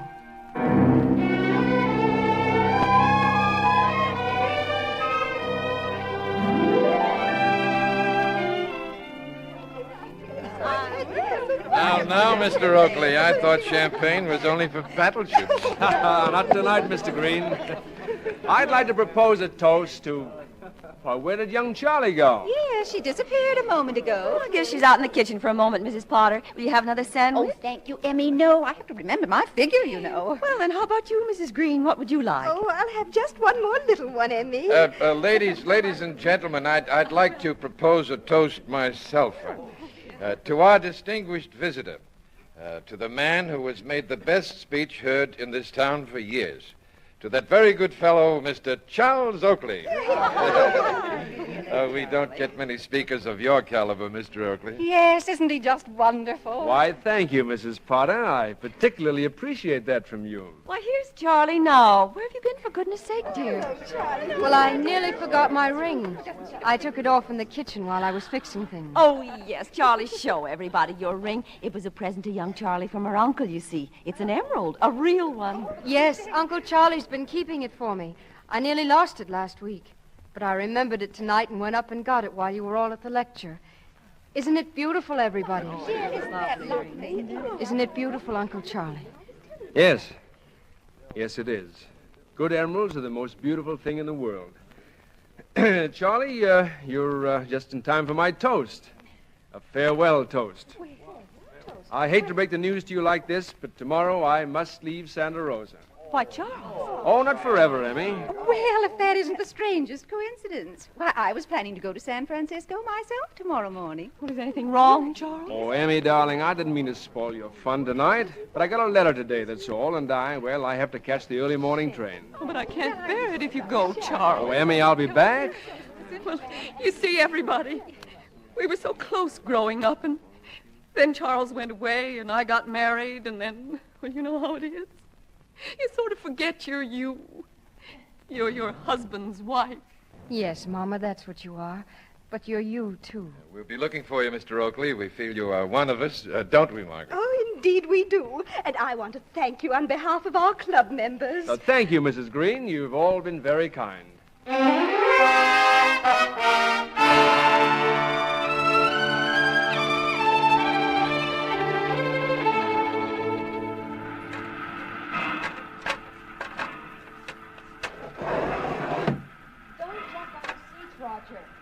Roger, what did I tell you? You the gentleman in room B? I am. Well, there's a Mrs. Potter in room F in car 142. Wants to see you after we pull out, sir. Oh, thanks. And, Porter, there's one more bag of mine. I think it got taken into the next car by mistake. Will you get it, please? Ask around, see who has it. It's a big yellow Gladstone. Yellow? Yes, sir. I'll go back and look. Gee, the train's going to start. I don't want to get carried away. Oh, boy, maybe it's too late. Maybe I'll have to go along. Oh, there's plenty of time, children. You run along and we'll follow. Race you to the platform, man. Oh, you can run if you want to. I'm a lady, and ladies Charlie, don't just a minute. Give me your hand. Please. You know what I think about you. I want you to know that I think you were right to make me leave, Charlie. Best for your mother, best for all of us. You saw what happened to her last night. She's not very strong, you know, and I don't think she could stand the shock. I remember once when she was a little girl. Oh, the train's moving now. Don't be silly. There's lots of time. Listen, Charlie, I want you to forget all about me. Forget that I ever came to Santa Rosa. Your hands. Please let me get the door open, Uncle Charlie. The train's really moving now. I know it is, and we'd better get the door open. Let me go, Uncle Charlie. No, my dear, no, I won't. I'm going to help you forget me. I've got to do this, Charlie, so long as you know what you do about me. Let me go. Let's get the outside door open, too. Here, this way. Not yet, Charlie. Let it get a little faster. A little faster. And there's another train coming along the other track. You can meet it. Charlie, you can meet it. Soon now. No. Soon. Now. Grab him, Saunders. Grab him.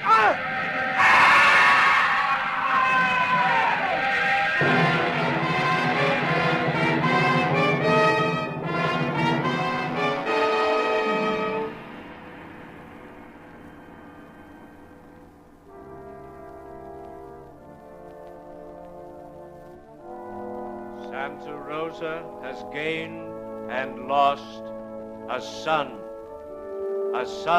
that she can be proud of. Brave, generous, kindly, with all of the splendid dignity of fine... I'm glad you were able to come, Jack. And thanks for standing outside here with me. I couldn't bear it inside the church. I couldn't have faced it at all without someone who knew. I did know more I couldn't tell you. I know. He thought the world was a horrible place. He couldn't have been very happy ever. No. He didn't trust people. He seemed to hate them. He hated the whole world. You know, he said that people like us had no idea what the world was really like. Well, it's not quite as bad as he thought, but it needs a lot of watching. Seems to go crazy every now and then. Like your Uncle Charlie.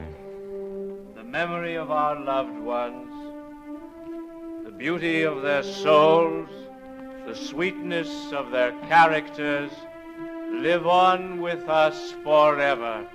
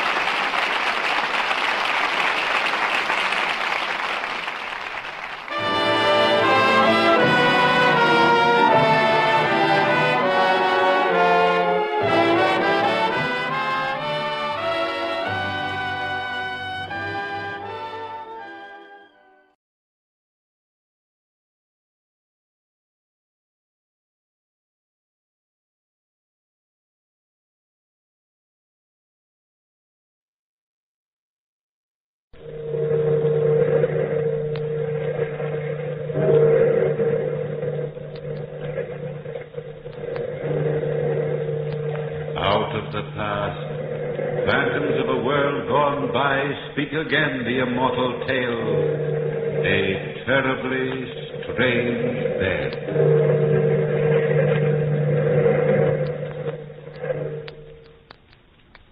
Jack Westcott was the best friend I ever had. He was the gayest of people. That was until we left America. I was writing a book about historic murder cases and had come to Paris to do some research work. Jack was fascinated with my work.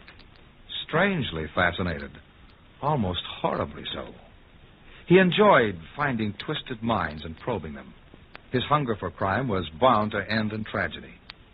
On the last evening of our visit in Paris, we were walking on the left bank of the same river when Jack noticed a crowd gathered about our old friend, the head of the Paris police force, Inspector Duval. I was in a hurry to return to the hotel to finish writing my murder manuscript. The deadline was in the morning. But Jack insisted. What's the excitement all about, Duval? Well, hello, Mr. Westcott.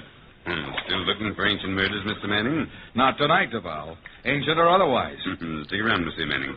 I'll show you a murder the likes of which you've never seen before. Okay, boys. Drag it out of the river. What is it, Inspector? A corpse, Mr. Westcott.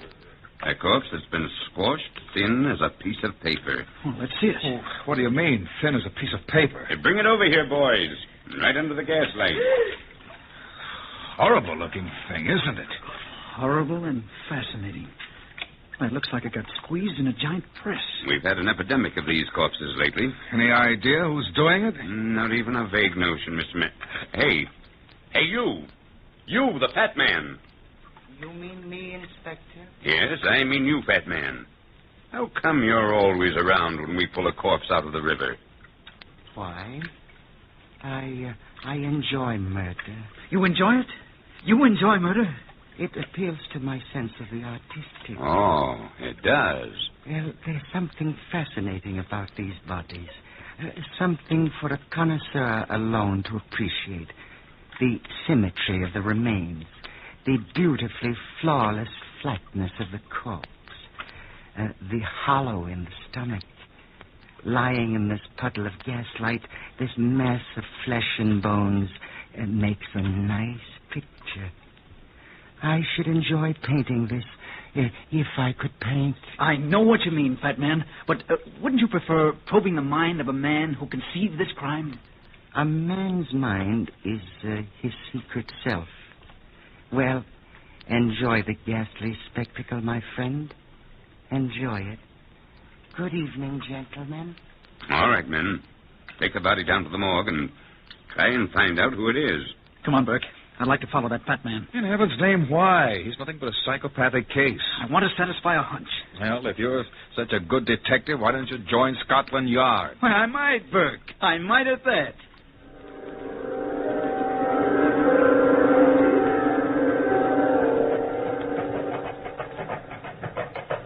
Where the devil has that gross piece of flesh disappeared to now?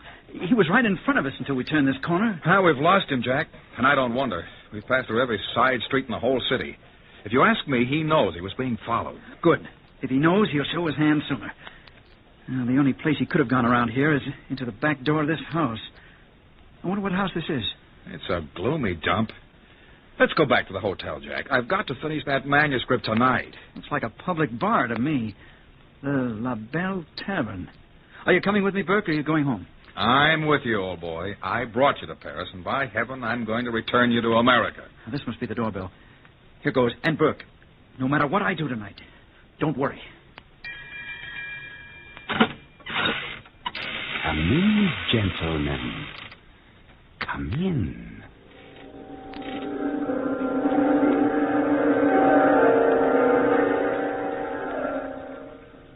You were perfectly right, fat man. Those two Americans did follow you. They're sitting at the bar inside. The Americans value their lives so slightly. Amazing, isn't it, Cecilia? Their lives. Our lives. They might be cops. I don't want to get my neck in a noose. To be quite candid, I am not interested in your neck. You're so impatient, and impatience is an evil ascribed to the very young. It might be a pity if you are not allowed time to cure yourself of that evil. Don't threaten me, you fat pig. You pig. I'd hoped to slap some sense into that lovely but empty head. Obviously, my stupid pigeon, those two Americans are wealthy. They would enjoy our roulette table. If you would show them to it. Remember, I'll talk to the croupier, and he will take care of the wheel of fate. If you don't do your part well, you'll face a lifetime in jail. What happens if they get wise? Room 16? But, of course. Let me go. I knew you'd understand. Yeah, I understand. There's something so gay about Americans, I always say. I hope you boys don't mind if I stick around. Well, Miss... Not at all, miss. Not at all. You can call me Cecilia. How about another drink? That's fine. 3 more of the same, bartender. What do you do for a living, Cecilia? Oh, I model. In a dress shop. I don't believe you, Cecilia. Jack, stop ribbing the girl. She's a good kid. Well, I'm on the level. I'm interested in it. Here's the drink. Thanks. Why do I interest you? Well, because you're fairly easy to figure out. Am I? Why? You really want me to tell you? Sure I do. Well, here's mud in your eye. Oh, potent stuff, Jack. Potent stuff tastes like cyanide. Well, Cecilia, I'd say you're a poor girl who lives in the slums. But you're pretty. Prettier than anybody in your entire neighborhood. Well, let's see. And then you must have met a man. What of it? I'm no saint. He promised you a lot of doodads, and suddenly you found you committed your first crime. Let's say murder. What'd she do? Set her mother on fire? Oh, well, for that, let's have 3 more drinks. Bartender, 3 more. Well, now, let's say it really was murder. The second murder wasn't so hard. And the third was easy, wasn't it? I never had nothing to do with the murder. Well, for the sake of argument, let's say you have. But inside of you all the time is this wanting to be liked, wanting to be on the level. But your so-called friends, they don't trust you, Cecilia. Someday they'll double-cross you. I hear the drinks. Thank you. Nobody'll ever double-cross me. Well, here's mud in your eye. Drink up, boys. Is there anything else to do around here? You seen the gambling rooms? Gambling rooms. Ah, that's me. Who runs those gambling rooms, Cecilia? I don't know. One of your friends? A fat man, perhaps, with a long nose? I don't know the owner. Gosh, you're real nice. Is the fat man in the back room now? Probably. Gambles here a lot. Do you play? Sure. Well, come on, Jack. We'll see who's right, my books or your instincts.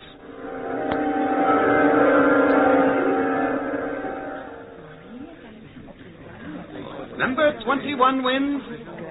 Jack, the fat man's in the corner of the room. Yeah, I saw him, Burke. And he saw you, old boy. Don't think he didn't. Come on, boys, let's play. Money, money, money. Place your bets, gentlemen. They'll make some room for us over here. Come on.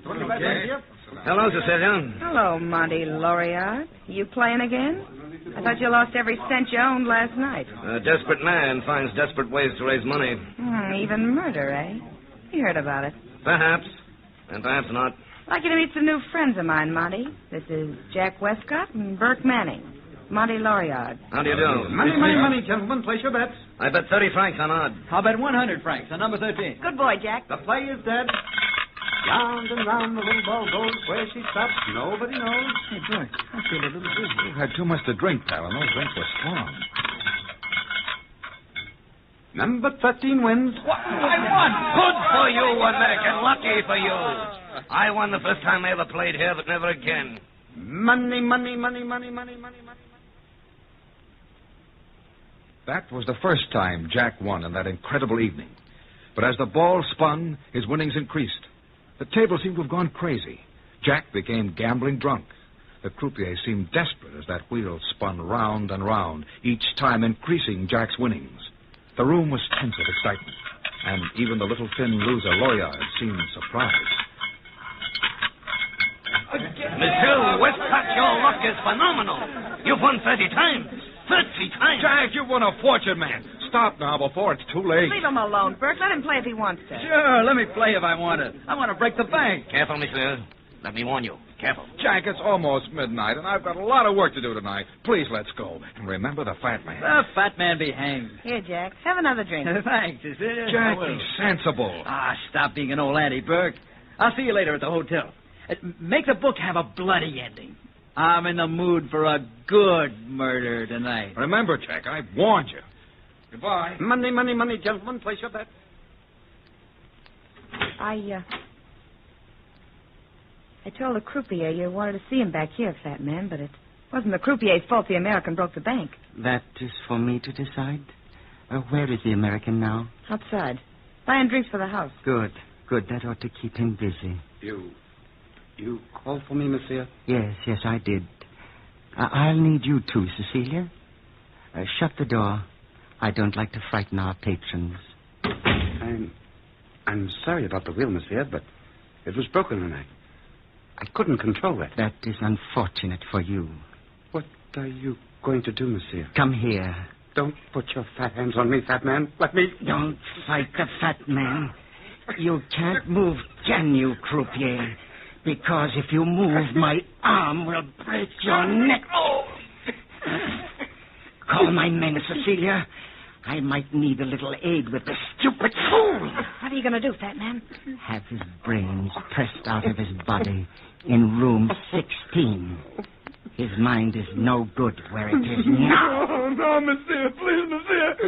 Not room 16.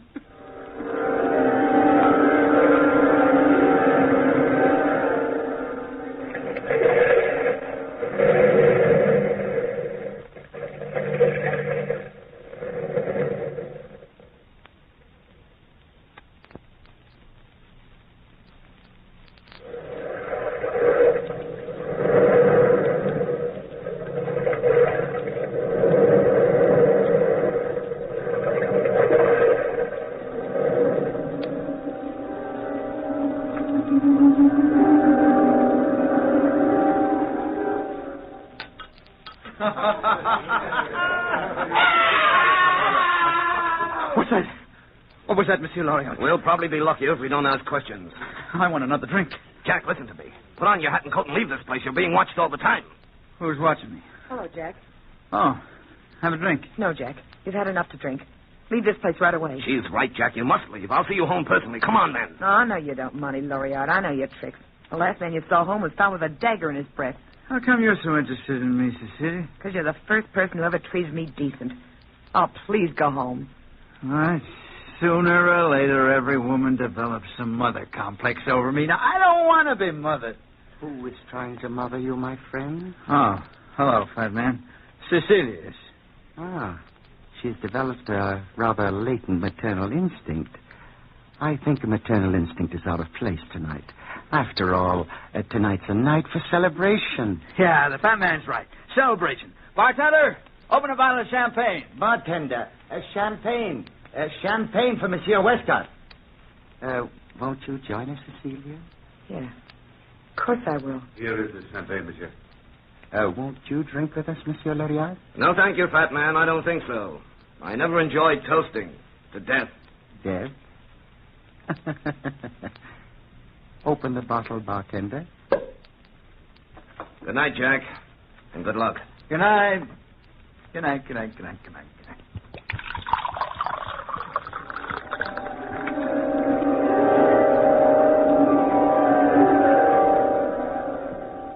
Here's the handkerchief, fat man. Oh, Jack, your money is all tied safely in your handkerchief. Thank you, friend. Thank you. Where'll I put the handkerchief? It would be wisest to tie it to your belt. I feel dizzy, fat man. Oh, you need a cup of good hot coffee. That will straighten you right out.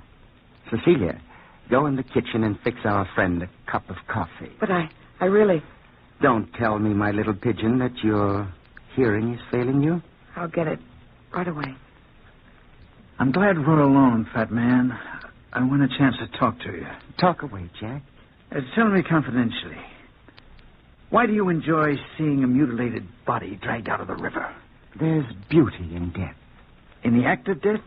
Or in the recovery of a body after life has left it? In both. Then do you enjoy committing a crime? Perhaps. Perhaps it would be pleasant to watch a man die. Slowly. Very slowly. In order to see life leave the body. Say that you and I watched a murder by pressure. What would happen? I'm interested, fat man. What would happen? The face is the first part affected. It would turn red, and the victim would probably feel hot blood pounding in his brain, pounding like steel hammers. Mm-hmm.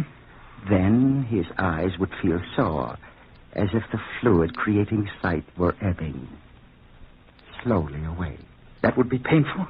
Painful but glorious. His face would discolor. The pressure on his chest would be so great he'd try to scream, cry out, but he couldn't. He wouldn't be able to move, not a limb, not a muscle. He'd be paralyzed. I'd see to that. And in that moment, all the horror that is in man's mind would be indelibly imprinted on the brain until a sudden crushing noise would blot out thought. And what would that crushing noise be? The pulverizing of the human bone. Here's the coffee, fat man. Ah, let me see it. Tastes all right. Here you are, Jack. This will fix you. No, I don't think I want any. If you'll pardon me, I'm so dizzy. So frightfully dizzy. Oh, of course you are. Here, Jack, drink it. Drink it, my friend. My good, good friend. If you don't want to drink it, Jack, don't.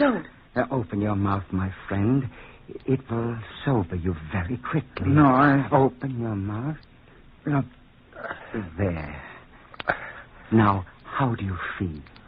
I'm sick. I'm sick. It's dope, isn't it? It's dope.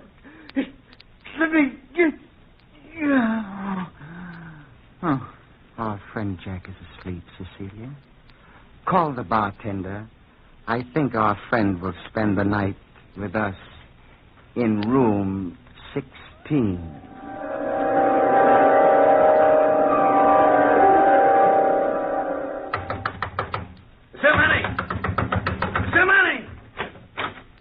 all over Paris for you, monsieur. You've been looking for me? Yes, I've called every hotel in the city trying to find you.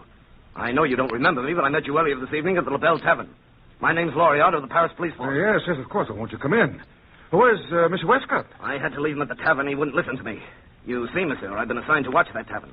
It's been under suspicion for several weeks. Oh, great Scott, man. Where's Jack now? At the tavern.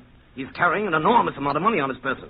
I know the fat man will never allow him to leave with that money. Why don't you raid the den? Unfortunately, we can't. We have no proof. As a matter of fact, they might not harm him at all. But just in case, I thought it might be a wise idea for you to go down there. You can go to the door and ask for...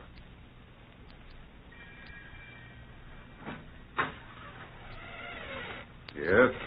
What do you want? You're the bartender, aren't you? I am not Napoleon's grandma. What do you want? My friend Jack Westcott hasn't come back to the hotel as yet. We've been waiting for him, and I thought that he probably decided to spend the night here at your place, and Your friend is not here. Go home, American, before you get yourself in more trouble than you can handle. Who was it? The other American asking about his friend. Where are you going? Upstairs. To take Monsieur Westcott a candle, like the fat man told me. Be sure the fat man told you, or else... I'm sure. Very sure. Jack. Jack, I brought you a candle. Are you asleep? Wake up, Jack. Please wake up. Please. Maybe if I shake him. Wake up. Oh, I hate to slap you, but your life depends on it. Oh, what is it? Oh, wake up, wake up. Jack. Jack. Luckily, he's still asleep. Come, Cecilia. Let our friend sleep. I'm so sick. So dizzy and sick. Why didn't she let me sleep? Oh, I feel paralyzed. I can't move at all. Just as if I'm drugged. Maybe if I concentrate on the room, I'll go to sleep. Funny that a French gambling house should have a bedroom. What is an old English four-poster bed doing in a French room anyway? What a heavy canopy over my head. So solid-looking. Almost as if it were made of steel. The mattress is so hard. I must concentrate on something. The picture above my head. It's just even with the canopy. Oh, an evil-looking Spaniard with 5 feathers in his head. Hark! The eyes moved. I'm certain of it. The eyes moved. I wonder if I dare look up again. I was sure there were 5 feathers. Now there are only 4. 4 feathers. 4 feathers. Now 3 feathers. I wonder who's outside my door. Try to sleep. No, look at the picture. What? The feathers have disappeared. I can barely even see the face. Oh! God in heaven. The canopy is being lowered on me. That's what it is. The canopy. I can't move. The paper-thin corpse. Oh, I gotta move. It's coming closer. Closer. Oh, that squashed me. Oh, I must move. I can't do it. It's almost down. Halfway down. Oh, I move. Oh, just to crawl out of bed. Oh, if I get a crawly, I crawl out of here.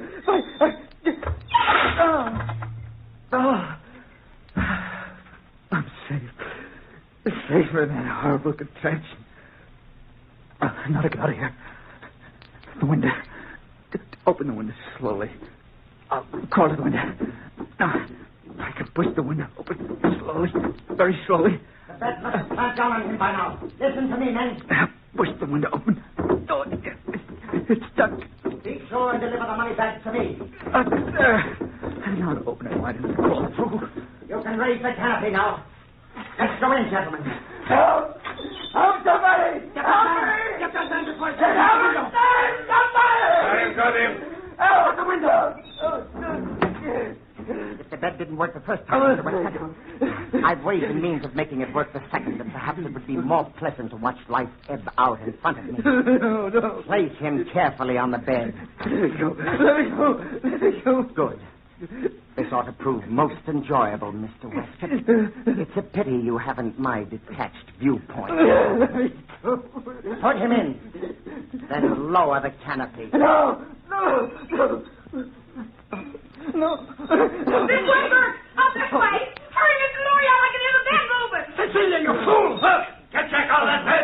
Jack, boy, here. Hold on to me. I'll drag you out. Don't you put your hand on me, L'Oreal. March into there. Let's take care of the bartender for one side. I'm all right, Burke. Don't worry about me. Oh, Cecilia. I'll help her. Let me go, Cecilia. Don't push me. Help me, L'Oreal. Help.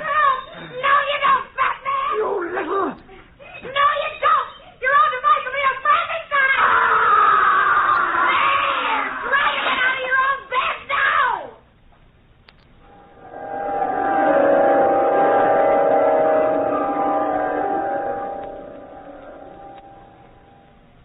Well, Inspector Duval, that's the story. Loriard and Burke were waiting outside all the time. They saw me at the window, and Cecilia let them in. Close shave, eh? A lucky escape. Loriard and I pulled him out of bed just in time, and Cecilia pushed the fat man under the canopy as it closed down. It must have been a horrible sight, Burke. Well, what about Cecilia, Inspector? What would they do to her? Unfortunately, the police can't find her. And I've instructed them not to look too hard.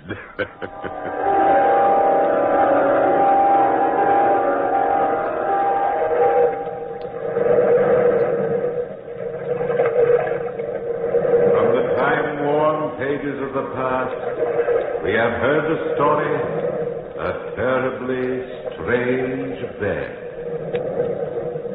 Bellkeeper, hold the bell.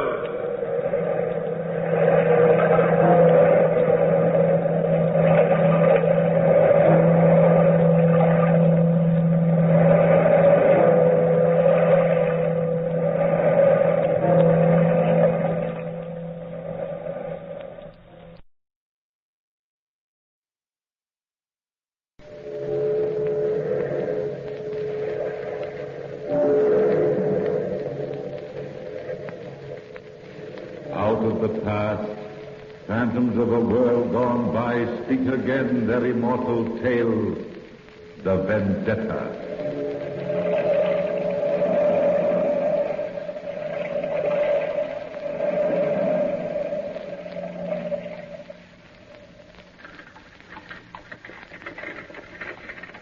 Give me a penny, mademoiselle.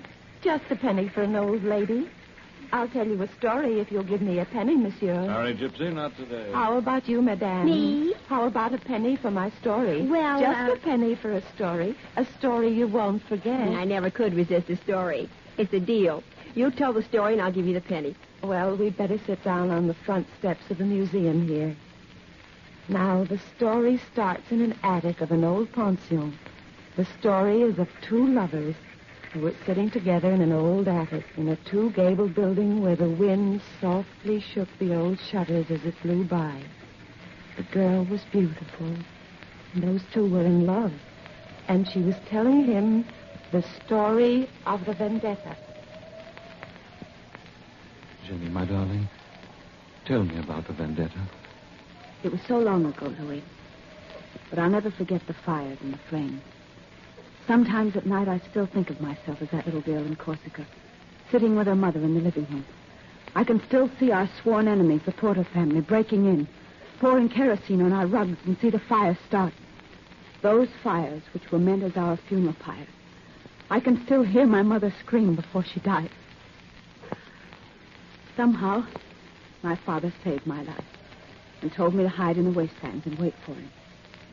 And then there was more fire, more flames, and the vendetta was settled. The Porter family was dead. And then we came to Paris, to the pension next door. I remember the ugly white stone building, the long, rickety flight of stairs to the three-room flat on the third floor. I remember the landlady who was so kind and showed us to our rooms, talking in that empty hallway. You'll like it here, Monsieur de Piombo. You and your little girl. Pretty child, isn't she? Watch out for the stairs. Thank you. I'll be careful, Madame Monet. We're all one happy family here. A German family lives on this floor, and a young newlywed couple lives on this floor. And guess who owns the building next door? Monsieur Servin. He's an artist and runs an exclusive school for young women who are interested in the arts. Well, these are your quarters.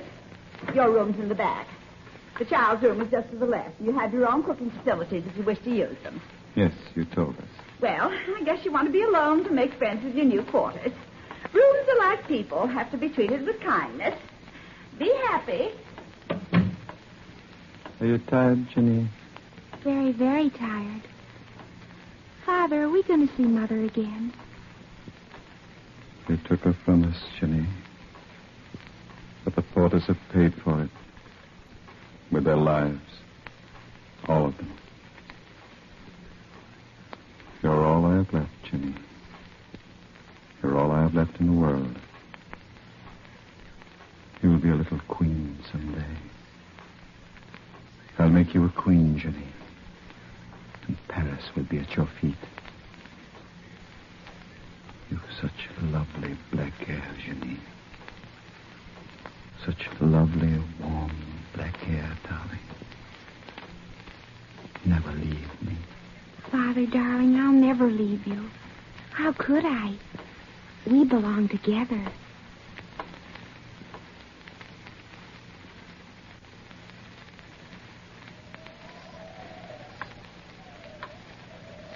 And so you and your father lived in the pension? And you were happy, Jenny? Oh, so happy, Louis. You've no idea. Well, when I was 20 years old, I started to paint. Our landlady showed my painting to Monsieur Servin, and Monsieur granted me a scholarship in his school. My easel was in the corner of the studio, and when I climbed on a chair, I could peer through the skylight into Monsieur Servin's attic across the way in the other gable. The attic always fascinated me. It was dark and lonely, and struck a responsive chord somewhere inside me. And then last week, I saw you there, darling. And I knew you were wounded. I started to paint you. I stood on the chair looking at you. Laurie was singing behind me, and Amelia was talking too much. The little chime clock on the wall chattered, too.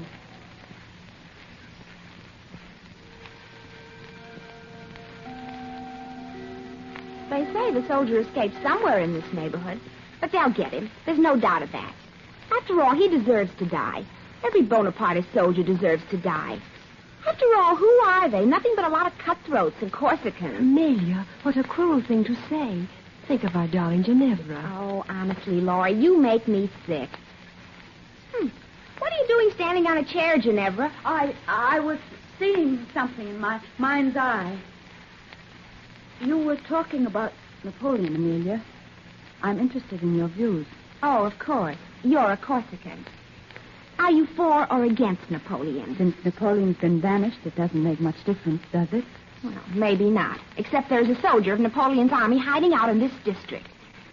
The police might be interested in you, Ginevra, if you're a sympathizer. If somebody were to tell them about you. Amelia, stop it. Let's see what you're painting, Ginevra. Oh, no, Laura, please. Darling, it's a lovely piece of work. Who is he? Who is who? This man Ginevra's painting. A man? Well, we didn't know. Mademoiselle, would you please return to your easels? No artist ever gave anything to art who supplied the world with gossip. We were just admiring the Corsican's work, Monsieur Sauvin. She's painting a portrait of a young man. Mm-hmm. Well, Mademoiselle Amelia, I'm sure if you worked as diligently as Mademoiselle Ginevra, somebody would admire your work. It is 4 o'clock, ladies. Time for you to go home. I'm only half finished, monsieur. 4 o'clock, Mademoiselle Laurie. Your family will worry. Naturally, Laurie. Come along and stop being super conscientious. Good night, Ginevra. Wait for me. I'll be right along. Mademoiselle Ginevra. Oh, yes, monsieur. Would you mind staying after class? Of course not, monsieur. Good night, Monsieur Sauvin. Good night, Monsieur Good night, Sauvin. Mademoiselle. You'll find Mademoiselle Ginevra very interesting to talk to, Monsieur Sauvin. Especially if you ask her why she stands on a chair looking in an attic window. Good night, Monsieur Sylvain. Good night, Mademoiselle Amelia. I'm sorry, monsieur. I caused you so much trouble. That is a fine painting, Ginevra. How long have you known the soldier has been hiding in my attic? Just today. How much has Mademoiselle Amelia seen of him? Just this painting. Monsieur, please take me to him. Nobody knows he's up there but me. He's wounded and he looks so lonely. Your father would never forgive me if I do. And I'd never forgive you if you don't. Please, monsieur. Nobody will ever know, I swear it. Please, Monsieur Sylvain. Please.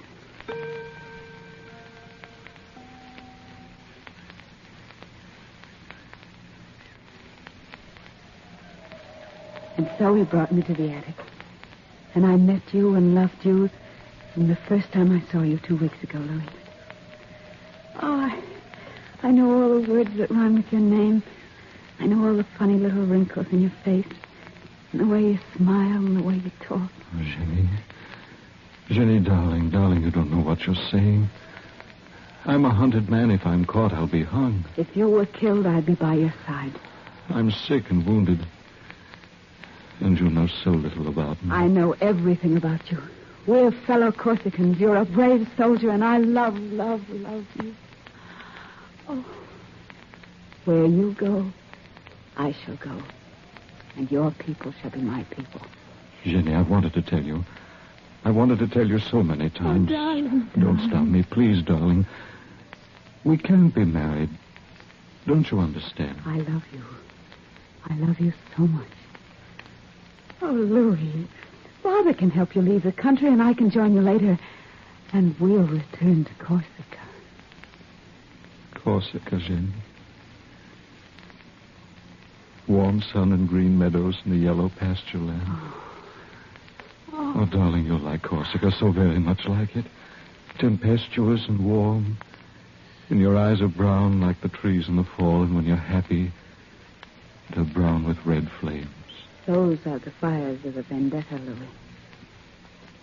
And when you're sad, the light dies. Like the sun on the ocean. I love you. I love you, oh, Jenny. If only I were brave enough to own you. I'd own you in a little bit of Corsica in a world of our own. Oh, don't make it any more difficult for me than it is. What's wrong, Jenny? Look at the skylight in the studio. I could have sworn I saw somebody at the skylight window. Nothing more than the cleaning woman, Jenny. Oh, my little darling. My darling Jenny. Jenny for Bella. Bella, Bella, Jenny.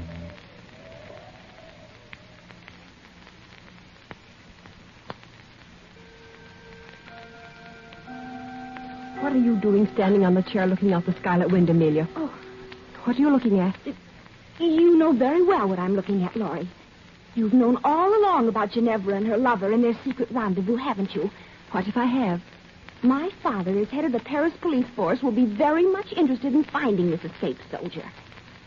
If you help the soldier escape, I'll tell my father you helped him to escape. They'll put you in jail, Laurie. In a dark hole of a jail with rats and roaches, and they'll forget about you. And let me go, that is, Amelia. if you don't keep your mouth shut. My arm. What are you going to do, Amelia? Wait and see, Laurie. And if you want to stay out of jail, you keep your mouth shut. I think I'd better see Ginevra's father.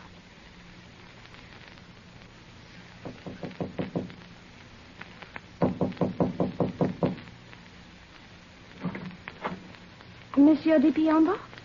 Yes? I'm Amelia Farrar, a schoolmate of your daughter's. Oh, please come in, mademoiselle. My daughter is late from school, but I'm sure she'll be home soon. Well, I didn't come here to talk to your daughter, monsieur. I came to talk to you. A sort of ugly thing happened at our school lately, and, well, it's sort of difficult to explain, but, well, Monsieur Sylvain has been allowing an escaped soldier to hide in his attic. Not so bad. The rascal. How could he? Well, every day, Ginevra and this soldier see each other, and I hear they intend to marry.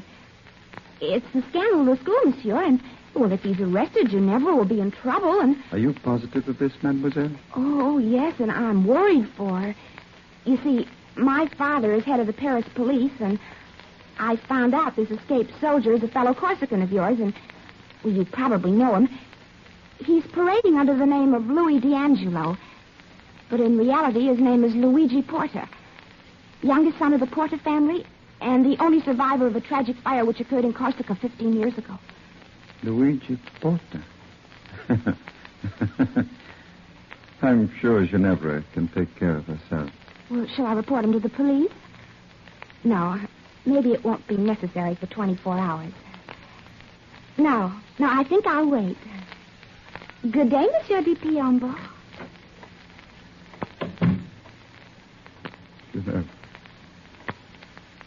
Ginevra, Bella. Not a porter. Oh, no, Ginevra, mia. Not marrying Luigi Porta. Not my own daughter.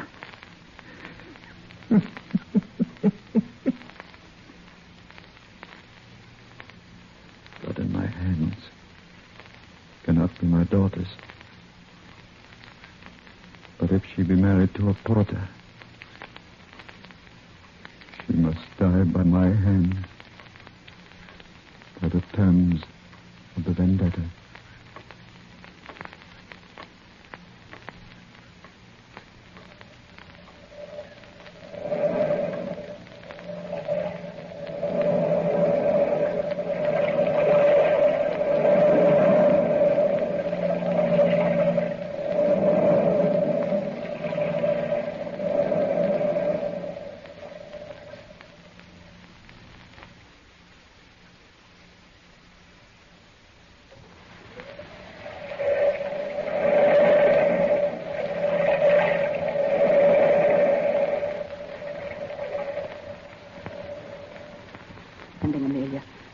What were you doing in my father's apartment? Don't you wish you knew? Tell me, Amelia, or I'll... We told the Corsicans were true. That wasn't till now. Don't speak so loud. What do you know about it? What do you know? Everything. I know that you're Corsican, thick and peasant blood you have. Oh, you'll be sorry, Ginevra. Very sorry for this. Amelia. Stop following me. I must know the truth. Did you tell my father about... Meeting a lover in secret? Yes. It's time somebody stopped you. Who did you say this secret lover of mine was? I didn't know you knew. I thought you at least had lost. Did you tell my father? Well, I told your father. Goodbye, little princess. Heard someone arguing out here. Oh, mademoiselle. Oh, pauvre petite. Mademoiselle, don't cry. If somebody hurt our feelings, you'll... Madame, would you do me a favor? Go upstairs to my father and let me out on his errand. Please, Madame. Poor child, are you in trouble? Please, for the love of heaven, go upstairs and tell my father you sent me out. And make the lie good. Make him believe it. You must make him believe it, Madame. Please, go upstairs now. Go upstairs right this minute. Mind, Monsieur de Piombo, if Ginevra went on this little errand for me. Just a few blocks away to the butcher, and I've hurt my foot. Naturally, your foot. Stubbed the toe. For a stubbed toe, you walk very well. Thank you, Monsieur. Very well indeed. I think I'd better go downstairs. Don't. Please don't. I'd much rather you wait up here, Madame Monet, so that I may see this parcel Ginevra is to bring you. But Monsieur... I said we'll wait up here, Madame. 6 o'clock. We'll wait till 7, Madame. Till 7. She's not here by then. You and I will find her ourselves. I had to warn you, Louis. You're in such danger. Don't you understand? Father will kill you. It's the vendetta returning. Jenny, oh, Jenny. Luigi or Louis, it makes no difference to me. Love knows no names. And I love you, Luigi Porter, with my whole heart. But if we're married, you'll become a porter. And by the terms of the vendetta, as long as the Piombo lives, all porters must die. If you become my wife, you must die as well as I. Without you, Louis, I wouldn't be alive. My life, my love. We'll take our chance. If only Monsieur Servin is right, If only he can get us out of the country at midnight. You must believe it. Darling, as soon as the priest arrives and we're married, I'll return home and wait. I'll wait until midnight. Be careful, darling. Be careful. Nothing can go wrong, Luigi. The carriage will be waiting, and Savin has our passports already. How can you get out of the house without your father suspecting? I'll find a way somehow. Oh, Monsieur Savin, you frightened me. I'm sorry, my dear, but the priest is waiting for you. Darling Ginevra, take my arm, my sweet. Oh. Lead the way, Monsieur Servin.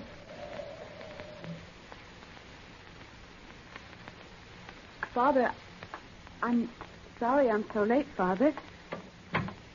Are you angry with me? How could I be, Bellissima? Tea is ready, Ginevra. Been ready a long time. Waiting for you. I'm so sorry. Shall I warm the water? It's not necessary. Come, carissima. Sit by the window with me. As you did when you were a little girl. Very little girl. Of course. How gay the table looks, Father. Almost as if we were celebrating something. Candlesticks, the best tea plate. Sit down, darling. Here, next to me. And the very best teapot. And the old Corsican knife. It's a lovely knife. I've always loved it. What are we going to carve with it? You've no cake. Your tea, Ginevra. Thank you. I knew you'd leave me for some man or other. I've always known that, Ginny. Come, carissima. Sit close to me. As you did when you were a little girl. But, Father... You're still my little girl. Father, You draw away from me. Are you afraid of me? No, Father, no, darling, no. My little princess. My beautiful Ginevra. Carissima. With your heavy, long black hair. Such heavy, warm black hair. Other hair is dark. Other hair is thick and fragrant. Other hair is beautiful. But yours, Jenny. Yours is Corsica. Corsica. Don't look at me, Ginevra. Cara. Look straight ahead out the window. Yes, Father. What do you see out there? Trees and grass. And people laughing, happy people. A boy and a girl and a baby. And an old man. A lonely old man, Cara. There's no old man out there, Father. Father, what are you reaching for? The knife on the table. Why? You and the knife are the only two things left me from Corsica. No, don't turn around. Keep looking out the window, Ginevra. Keep telling me what you see, my darling Carissima. Why, Father? Are the boy and the girl happy? Father! Are they, Ginevra? Are they happy, darling? Father! Father! Father! I'll hold you in my arms, my darling, and the pain will go away. Father! I waited for you for 2 long hours. I stood by the window watching and waiting. I saw Savant leave and return with the priest. Oh, cara, Jenny. Then you came home. Not my Carissima. Not my darling. Oh, Father, the pain. The pain. You came back to me. The wife of Luigi Porta. Your mother's murderer. You were Piombo to become a porter. The pain, Father. The pain. Goodbye, Ginevra. Your hair. Your warm black hair. The knife. There. Draw it out so slowly. And my life for your life. The life of a Piombo for the life of a porter. Carissima. Cara mia. Cara mia. You'll not be alone. Not alone in death.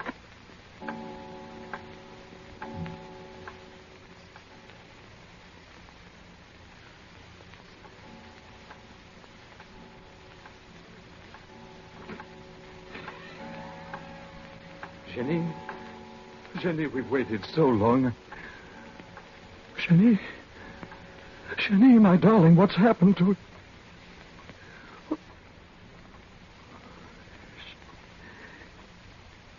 She's dead. Both of them. Vendetta. Oh, how could dead hates come out of the past and murder the only beauty in my life? Oh, Jenny, my darling, darling Jenny. My wife for 5 short hours. The knife. Yes, that's the way. Yes. The knife. Here. Where it'll be sure. Goodbye, my Jenny. Luigi. Luigi. Jenny, I'm coming to meet you. I hear your voice. Luigi, what have you done? Luigi. I'm coming, Jenny. Luigi.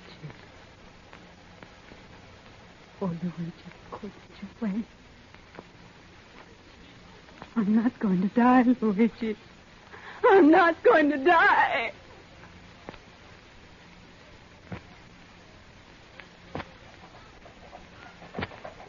Jenny didn't die. She lay for months in a hospital, trying to die, not caring to make any effort to do anything. The doctors made her live. She had no will to, and she hasn't since. She hasn't since. What happened to her, Gypsy? What did she do? She lived in memories. But who cares? Who cares about Ginevra now? She might be wandering the streets. An old woman. An old woman telling stories for pennies. Here, Gypsy. Here's your penny. Thank you, madame. Thank you.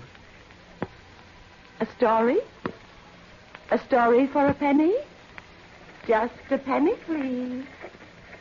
Just a penny.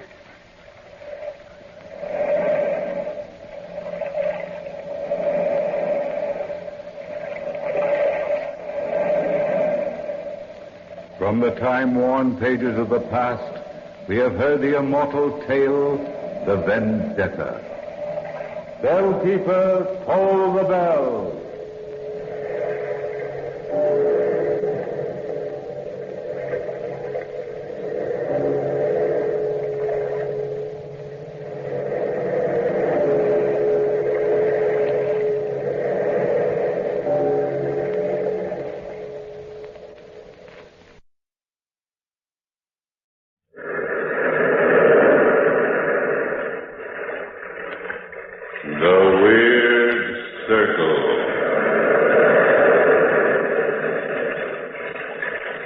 In this cave by the restless sea, we are met to call from out the past stories strange and weird. Phantoms of a world gone by speak again the immortal tale, narrative of Arthur Gordon Pym.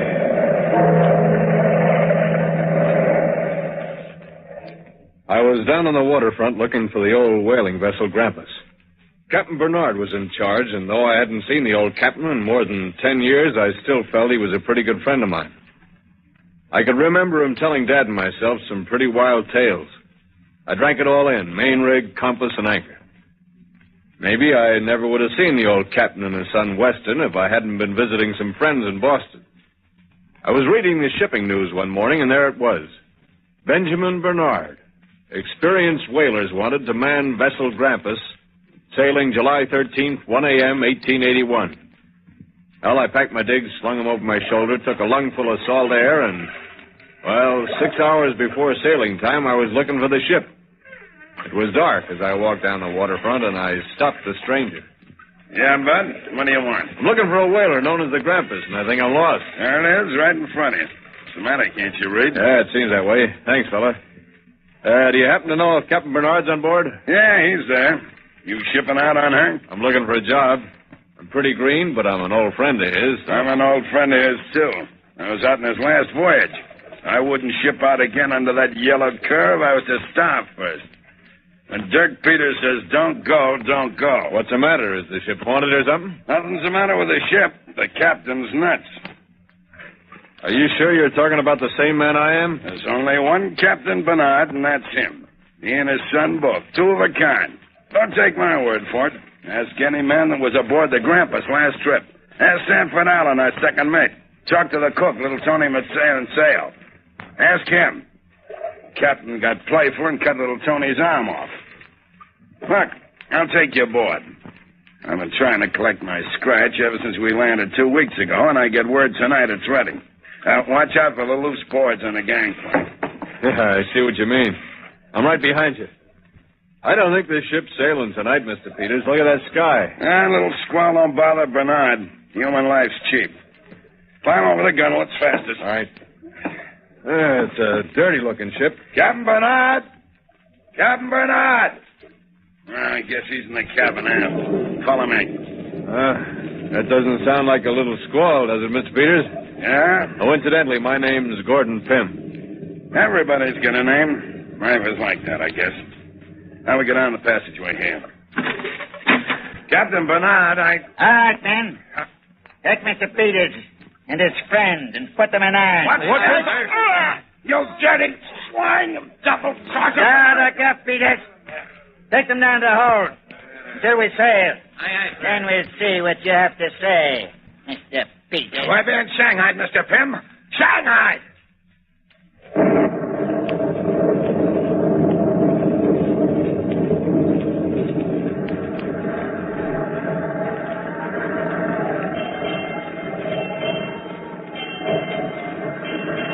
In the morning.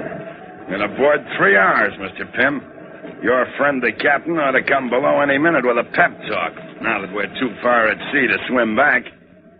Wait a minute. Allen. Sanford Allen. Is that you in the corner? Yeah. Kind of cozy, ain't it? All of us together here like this, huh? What'd they do, slug you too? Yeah, with the old payroll gag. Come up and get your pay. And they slug you. Guess who else is here? Tony? Yeah. Tony, how's it going, Tony? I stick the knife in his belly someday. That's what the Tony Mateo do someday. Stick the knife. Yeah, you better not stick a knife or you get swinging the head on the gallows. They call that mutiny, Tony. Oh, meet Mr. Allen, Tony. This is Pym, Gordon Pym. Hiya, Pym. Hello. How long are we out for, do you know, Allen? Sure. 6 months. You listen to Tony, Peters. Listen to Tony. We stick together this time, you know? He cut off my arm. Someday I cut off his head. Shut up. It's a lot of gab. That's life, I guess. The captain says for you to go on deck. Well, if it ain't the kid. What you doing aboard ship, Weston? Playing sailor? Mr. Peters, I didn't know that... I'm sorry that... Sorry. He's sorry. You didn't know that we was going to get shanghaied when you come down and tell us the payroll's made out. You lying, sniveling yellow pig. Well, honestly, Forget it. You're in the same boat. Oh, here's a friend of yours, Weston. At least, that's what he says. Friend of mine? I have no friends. No friends at all. Watch out, Mr. Mateo. Don't touch me. Tony, not touch you. I don't want to get my hands dirty. We don't want no dirt in our food, huh, Tony? I can't help what Father does. I never wanted to be a sailor anyway. You know that, Mr. Peters. You know that. I hate the sea. Hate the doggone thing. Leave the kid alone. Come on, Allen, before the captain begins to howl like a bull. Hello, Weston. You don't remember me, do you? No, I don't. The name's Gordon Pym. I used to live next door to you in Nantucket 10 years ago. You remember? Gordon. How did you get here? I came aboard looking for a job, and I got one, but not the kind I'm looking for. Well, I hadn't any idea, Gordon. Gordon, wait till you see Father. Wait. He's so changed. All of us are so changed. You'll see.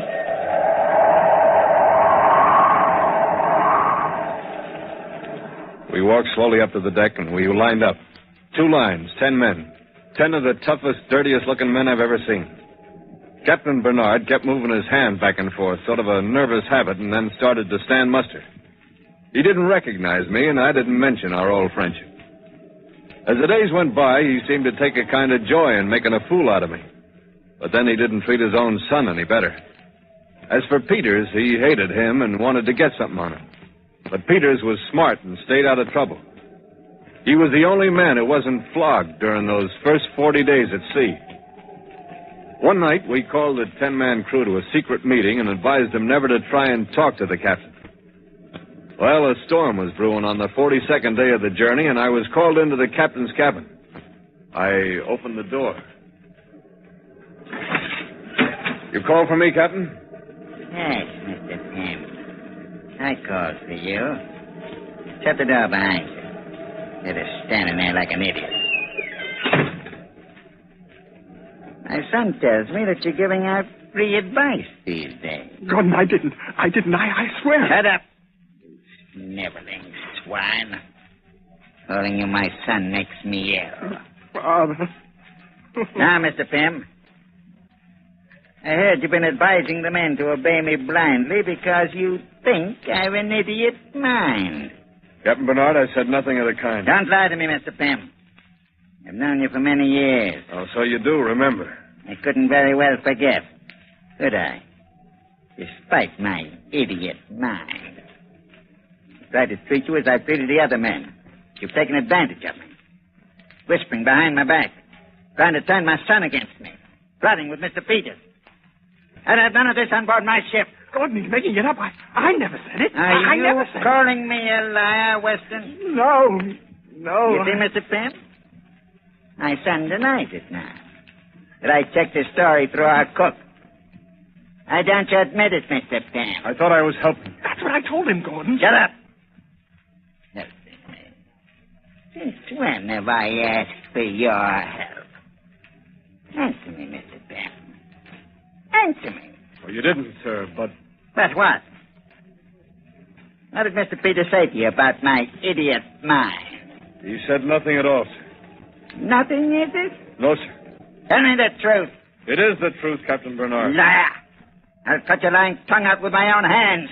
What did Peters say? Nothing, sir. Nothing. Leave him alone, Father. He's telling the truth.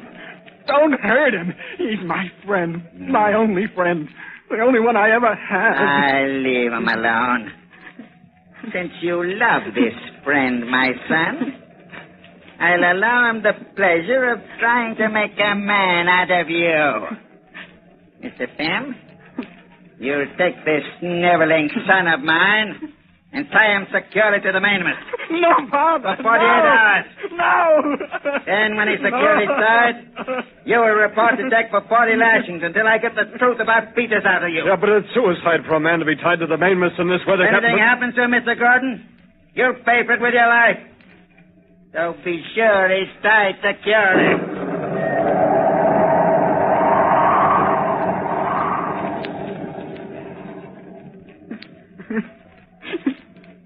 Those were the captain's orders, and we obeyed him. The wind was screaming through the sails like an insane witch on a broomstick, but Weston and I climbed to the cross trees of the mainmast. It was a tough climb, and I think he knew then it was the end for him, but he was afraid to disobey. When we reached the cross trees, I lashed Weston's arms and legs firmly, hoping he could survive the storm. By the time he was made fast, I patted his hair and tried to soothe that poor lost boy. The last I remember of him was his tear-streaked face and the look in his eye. I waved goodbye to him and climbed slowly and carefully below to report for 40 lashings. Captain Bernard, Mr. Pym reporting, sir. Take off your shirt. Yes, sir. Place your hands behind the whipping post and hang on securely, Mr. Pym. And think carefully. Try to remember the words Mr. Peters said about my idiot mind. Yes, sir. The mainmast, Captain Bernard. It's the mainmast. I'm going for the mainmast! He's cracking! Weston, that's a fine time. You fool! If you want overboard, save him! Weston! Watch overboard! Bernard. My son. That's your son, Captain Bernard, and you killed him. You dare say that to me? You murderer. Yes, I warned you of this, but you wouldn't listen. I'll say it. I'll say you're insane. Beat it. Beat it. Throw this man in irons. Are you talking to me, Captain Bernard? Throw this man in. Take your hand. Help me, Peters. This man isn't going to captain the ship any longer. Mr. Pym. Do you realize that?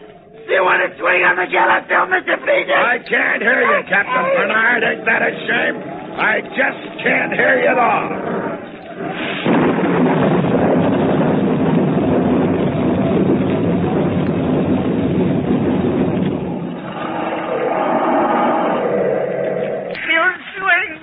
Shut up. Here. I'll tie this gag around your mouth. That'll keep you quiet. Crew is coming topside. Storm's let up for a little while, and the course is set. Do they know, Gordon? I thought we'd tell them when they got here. We gotta work fast. This calm ain't gonna last, and we won't be able to steer no course at all with the mainmast gone. Hey, what's this special meeting about? Look, Alan. Look at the captain. Hey, look at him. Did you? Yes, Mr. Allen, it's a mutant. Are you with me? I cut his head off, no? Shut up, Tony. I ain't getting mixed up in no mutiny. Is this your idea, Gordon? Yeah, that's my idea, all of it. If any man swings around here, it'll be me, so listen to me. You should have asked us, Gordon. We don't like getting dragged into something like this. Now listen to me, man. Nobody will swing for this if you use your heads. Nobody has to know this is mutiny. Sure, he's right. We'll kill the captain. Tell him unfair, cut his head off. And then we say he chooses to die, no? No, Tony. We can make this look like a shipwreck. The captain gets put in a lifeboat and set adrift. No, Tony, cut his head off. Shut up, Tony. Go on, Gordon. And we all know the captain's nuts. In 2 or 3 days alone on the ocean, he'll be a babbling idiot. Idiots don't talk sense even if they're found. And even if he is found, he'll look like a shipwreck victim. What about the boat? We're going to scuttle her. Get off in lifeboats when we're near land. Within 2 days, we'll be 10 miles off Cape True.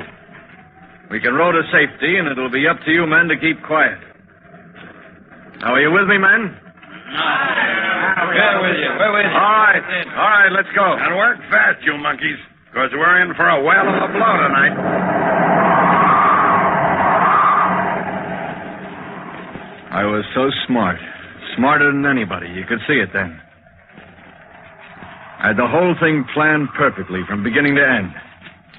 We lowered the captain in a lifeboat, gave him some biscuits, a compass, and a jug of water. But I didn't figure on the storm that was to come. But the storm broke soon after in all its mad, screaming fury. We couldn't control the Grampus. She was like a wounded animal, and I thought for a minute she'd sink by herself that night. There were 8 men left then, being the kid and the captain was gone. We had to lash ourselves to the deck to keep from being swept overboard. But during the night, 4 of the men were lost. It seemed to me that the ocean was fighting back the mutiny. Water poured into the ship. The entire belly of the ship was waterlogged, and only the top deck was riding above the ocean. There were 3 lifeboats on the Grampus before the storm, but we lost them during the night. And then, toward morning, Alan screamed out, You blasted fool, Gordon. We can't scuttle the ship even if we want to now. What do you mean we can't scuttle it? It didn't sink, did it, Mr. Peters? Shut up. The hold of this boat is filled with empty oil casks, isn't it, Mr. Peters? Yes, Alan. I forgot about that. Well, what's the difference? Difference? You landlubber. Them empty oil casks is full of air. They'll act like a balloon, keep this rotten whaler from sinking. Is that true, Mr. Peters? Yeah, it's true. Oh, we can set the ship on fire. What good will that do? We're burned alive. Tell him and say no, set the ship on fire. There's no lifeboat. Yes, trapped. Shut up, all of you. Let me think. Just gonna have to set tight and wait. Wait for what, Peters? Wait and pray we get saved. Maybe a ship will pass. You'll hang, Peters, if we're saved. You and Gordon will hang. I had nothing to do with the mutiny. Me and Tony's free and clear. Ain't we, Tony? Yeah, nothing to do with the non-mutiny. Just wait. Wait. Wait and pray.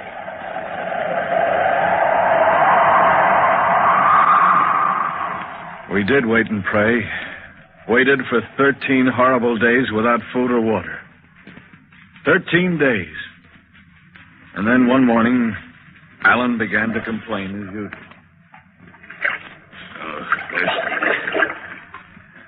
So thirsty. How many of us are left, Gordon?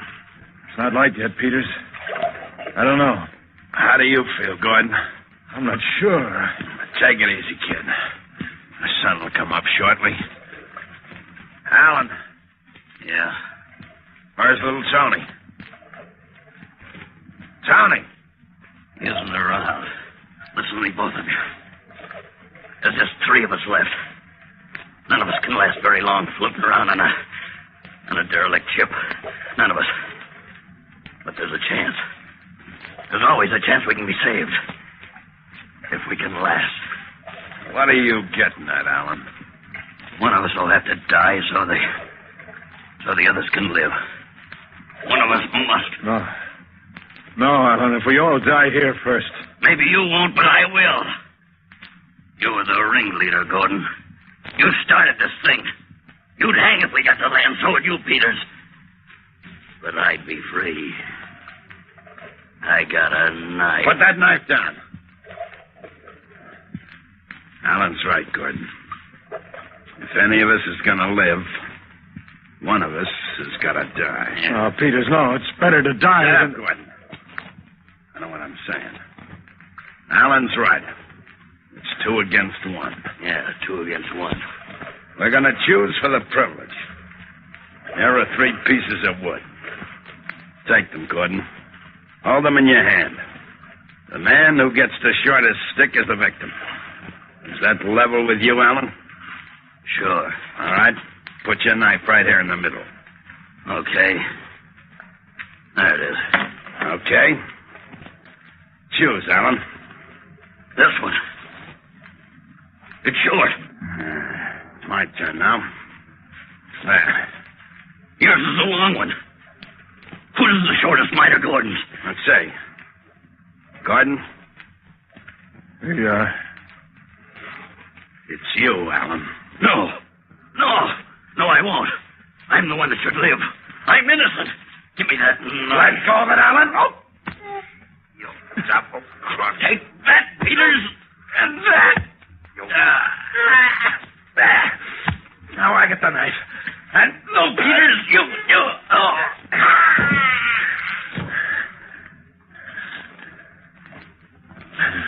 Dead, Peters? Yeah. Peters. What's the matter with you? You all right?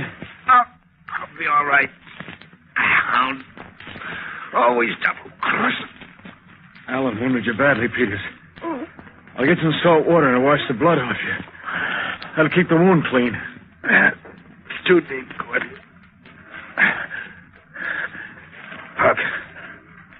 Look ahead. Look, Gordon. I see the outline of land ahead. Land! It's just a mirage, Peters. You think it's land? No. Look straight ahead. You're right. Land. Land ahead. We'll be saved, Peters. Peters. Peters!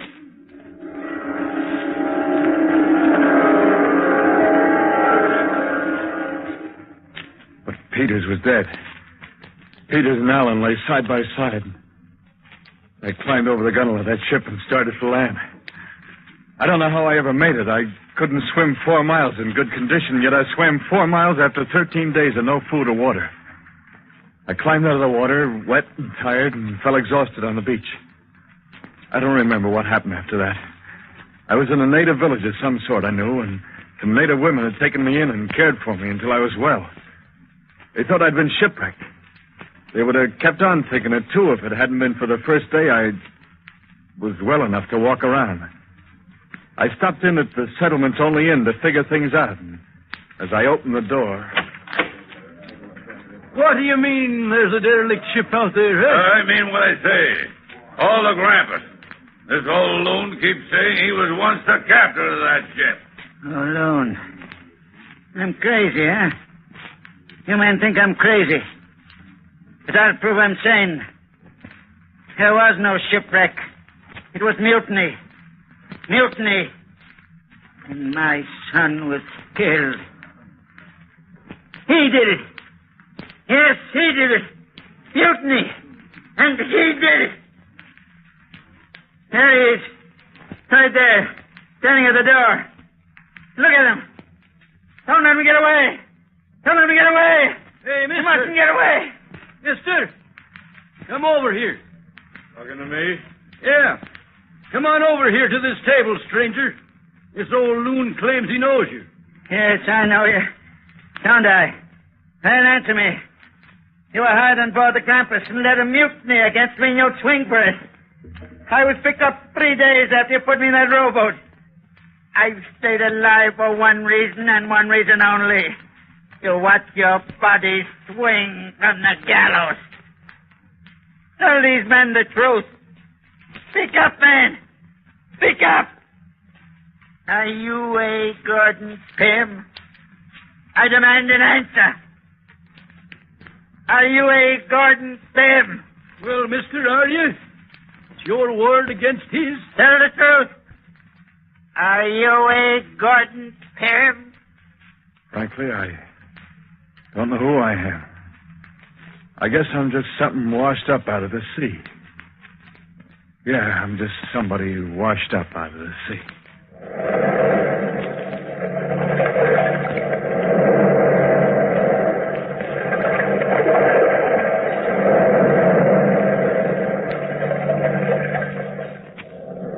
From the time-worn pages of the past, we have heard narrative of Arthur Gordon Pym. Bellkeeper, toll the bell.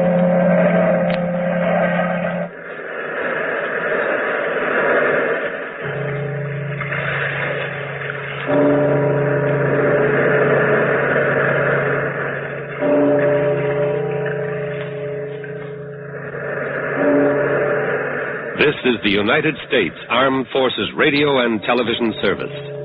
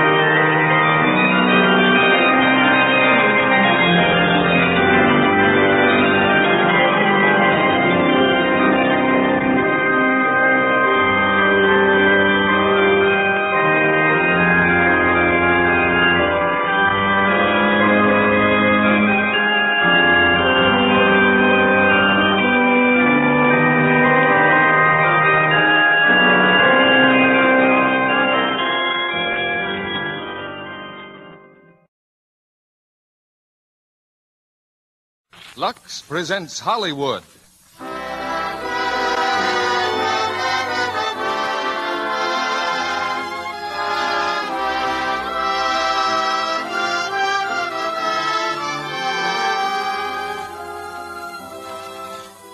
The Lux Radio Theater brings you Ray Milland and Paulette Goddard in Reap the Wild Wind with John Carradine. Ladies and gentlemen, your producer, Mr. Cecil B. DeMille.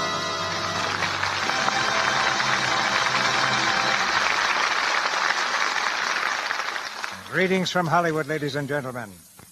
All drama is not staged by man. What earthly showman can match the suspense of a storm at sea, of a hurricane tossing trees like matches, or the blinding flash of a lightning bolt? Nature on the loose has a terrible power and a terrible beauty.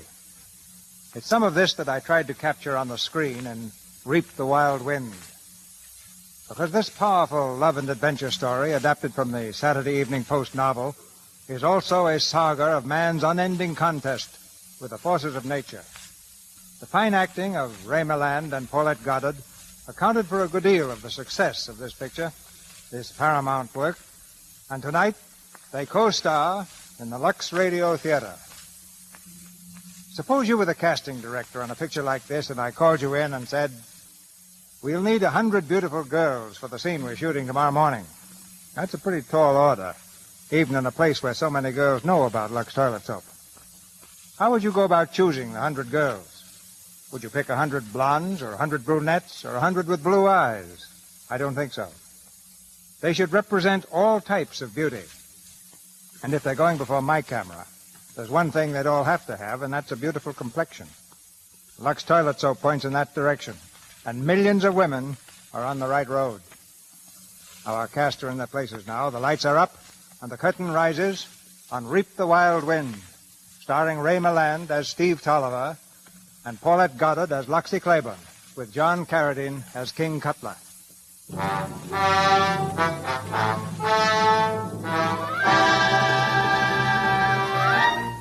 In 1840, America's lifeline was the sea.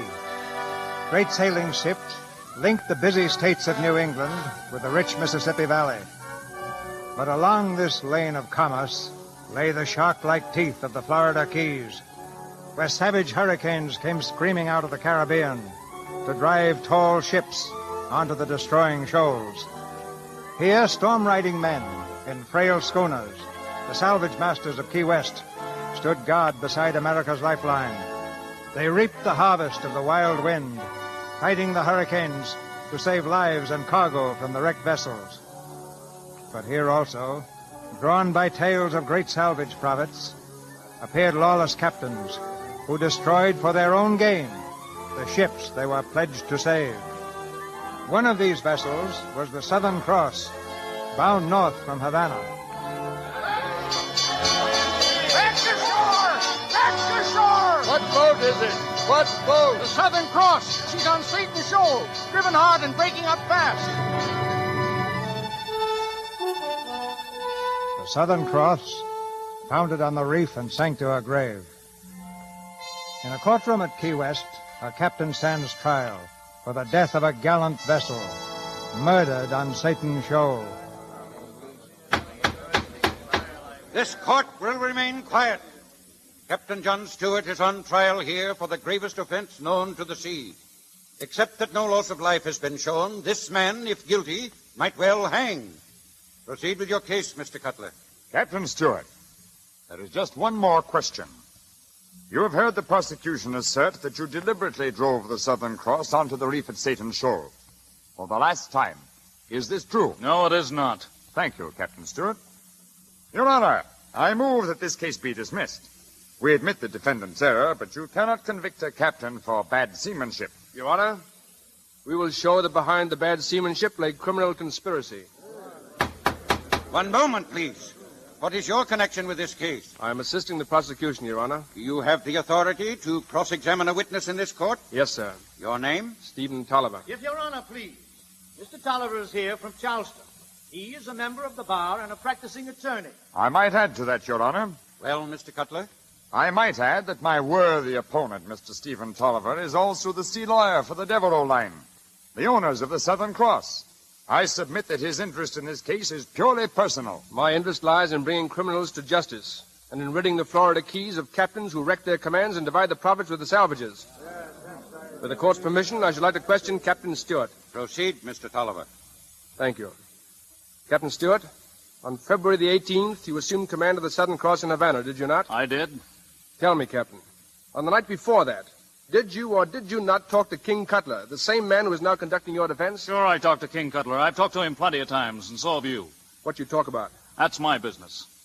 Captain Stewart, there are other able skippers with ships on the bottom, but you were the first to stand in defense of the pirate wreckers who haunt these keys. I don't ask what circumstance drove you to join these men, whom you must despise, but I will ask the court for leniency in your behalf if you'll join with me in the destruction of these criminals. Tell us who's behind the wrecking of the Southern Cross. I'm not hiding behind anybody, Tolliver. They're trying to hang King Cutler, hang him for some other wreck. Nobody gave any orders on the Southern Cross but me. You admit giving the order that drove that ship at top speed through thick fog to sure destruction? I was their skipper. You were also the captain of the Jubilee, weren't you? I was. And the Jubilee was wrecked too, was it not? Yes. On October the 6th, 1839. Just 4 months before the wreck of the Southern Cross. Yes. Now, one thing more, please. When the Southern Cross piled up on Satan's Shoal, is it not true that King Cutler's schooner, the Falcon, was standing by within hailing distance? I object, Your Honor. Is it not true? Weren't King Cutler and his brother, Dan Cutler, on the Falcon just off the shoal? Yes, they were. Thank you. That's all. Your Honor, I object. My ship was not the only one laying off the reef when the Southern Cross went down. The Claiborne was there, too, and Steve Tolliver was aboard her. Your Honor, if this man Tolliver is going to go on as prosecutor, the part he himself played in this disaster cannot be ignored. Mr. Tolliver, just why were you waiting beside the reef that sank the Southern Cross? It is in the testimony that the Claiborne fell becalmed. Becalmed, when the wind held till dawn. The Claiborne sailed all night, yet it was only 15 miles on its course. Why? Mr. Tolliver doesn't dare to answer, because the only living man who could have foretold that wreck is the man who planned it. He was lying there off Satan's Shoal to get the cargo off a ship he himself had wrecked. Her cargo has not been touched. No, Your Honor. Only because no diver will go down. Your Honor, I demand an answer. Why was Stephen Tolliver at that reef? Mr. Tolliver, will you answer? No, I will not. Of course he won't answer. He can't. If you please, Your Honor, I can tell you why Mr. Tolliver won't answer that question. Silence! Silence! What is this, please? My name is Loxie Claiborne, Your Honor. The Claiborne is my boat, and I was on board that morning also. Your Honor, Miss Claiborne cannot testify unless she's called. Mr. Tolliver, do you wish Miss Claiborne sworn as your witness? I do not. But you've been charged with something you didn't do. Your Honor, there is nothing to be gained by calling her. I will call Miss Claiborne myself as a witness for the court. Take the stand, Miss Claiborne. Do you solemnly swear that the testimony you give shall be the truth and nothing but the truth, so help you God? Yes. State your name. Loxie Claiborne. Be seated, please. Miss Claiborne, you have heard all the testimony at this trial? Yes, Your Honor. And are you acquainted with the accused, Captain John Stewart? Yes, I am. How long have you known him, please? I first saw him in October of last year, the morning the Jubilee was wrecked. The Jubilee. That was the first ship that Captain Stewart drove on the rocks? Yes. Under what circumstances did you meet Captain Stewart? I went out to the wreck with Captain Philpott. You mean you went out as a salvager? Yes, Your Honor. My father was a salvage captain. But a woman, a girl. Well, go on, please. The morning the Jubilee foundered, I was on the balcony with a spyglass. I could see her smashing up on Sambo Key. Her mainmast had snapped and she sloped on her beam ends, and the waves were grinding her hard against the rocks. Captain Philpott came running to the house. He had our salvage schooner ready and waiting. Ahoy, Loxie. Can you sight her? Yes, she's on Sambo Key. What ship? Looks like the Jubilee of the Devereaux line. The Jubilee? Why, her cargo's dead rich. Come on, gal. Captain Phil, I'm worried about the crew. The crew? There ain't no money salvaging the crew. I'll see you on board. I won't be a minute. Soon as I change my clothes. Cousin Loxie, you're not going out to that wreck, are you? Of course I am, Cousin Drusilla. For mercy's sake, Now bring Loxie. along my pettiskirt, Drusilla. Oh, Mariah, help me rig for wrecking. Now, Miss Loxie, you know what way your mama thinks about you going out to them wrecks. Now give me my sea boots, quick. Loxie, what are you doing? Don't get in my way, Mommy. Loxie, I won't allow you to go. I forbid it. The Cutlers won't pick the bones of this wreck if I can help it. Loxie, what's your cousin Drusilla going to tell the family about you when she gets back to Havana? Anything she likes. Cousin Loxie, I think you're so brave going out to that wreck. Brave, she's just pig-headed. Oh, if only your father were alive. If Father were alive, I wouldn't be running the salvage business. Throw me that sou'wester, Drusilla.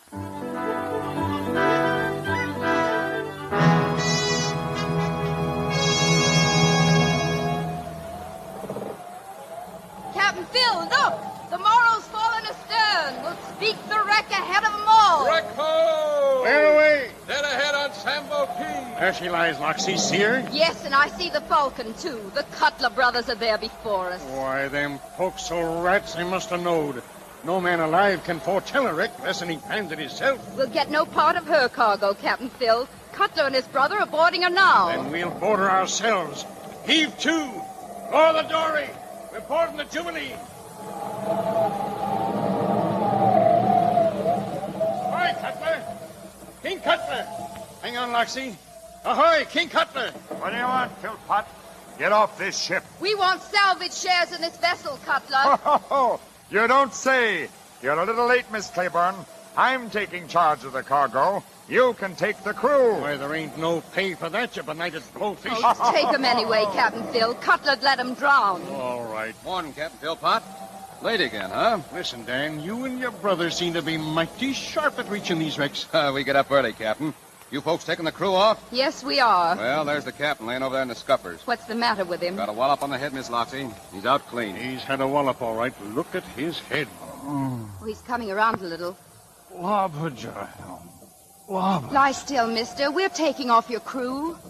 Oh, who are you? What are you doing here? I'll be here just as long as you need me. Yeah? I hope that'll be a long time.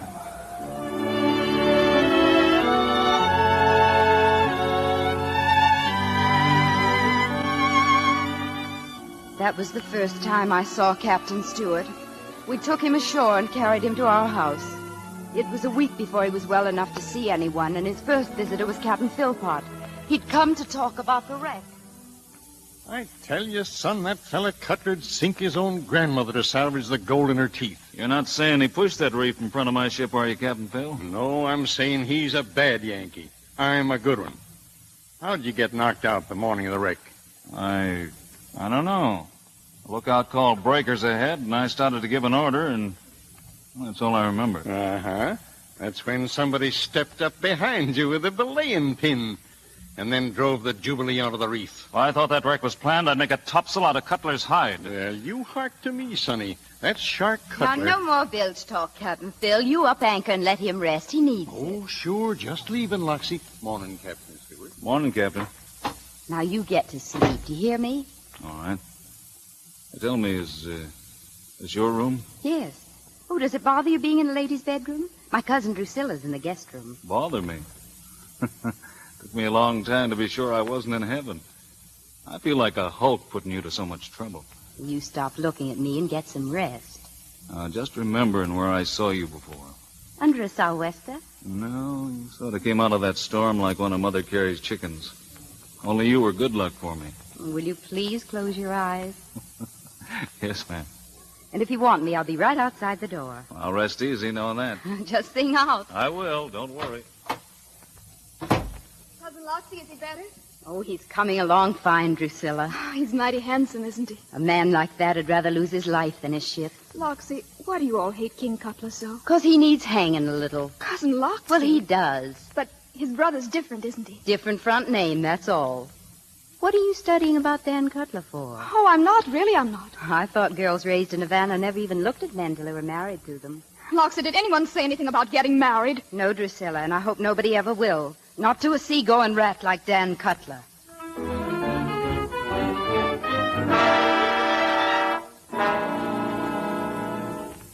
And Captain Stewart got on his feet again. He left the house. But I used to meet him often down on the docks. He was waiting sailing orders from Charleston. One evening, just at sunset, I saw him on the deck of the Arcturus. They were storing cargo in the hold and making her ready for sea. Loxie! Loxie, here! Oh, Jack. Jack, you left your spyglass at our house, and I brought it down to you. Thanks. I've been meaning to come over and thank your mother for all the bother. Oh, you'd better not. Mother's making a heap of to-do about you and me. They're planning to ship me off to visit Aunt Henrietta. I got my orders, too. I sail tonight. A month at sea and then Charleston for a showdown with Steve Tulliver. Company. He loves me about as much as the devil loves holy water. But he doesn't sound very dangerous. No, he wouldn't be. Except he holds the power of influence with Commodore Devereaux. You see, Loxie, there's just three things I want out of life. One is to command the Southern Cross steam. And with the Southern Cross under me, I'd get my second wish. Because the man who commands in steam will be head of Devereaux and Company someday. Will you have to wear a stovepipe hat, Jack? Steve Tolliver looks all right in one. He means to be head of the company itself.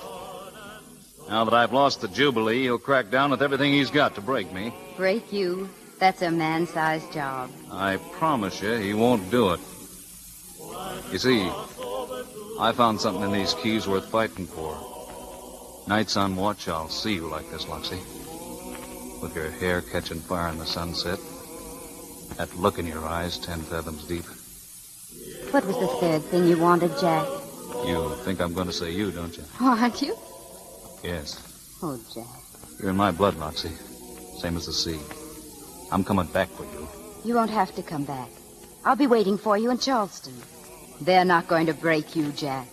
And you're going to have the Southern Cross.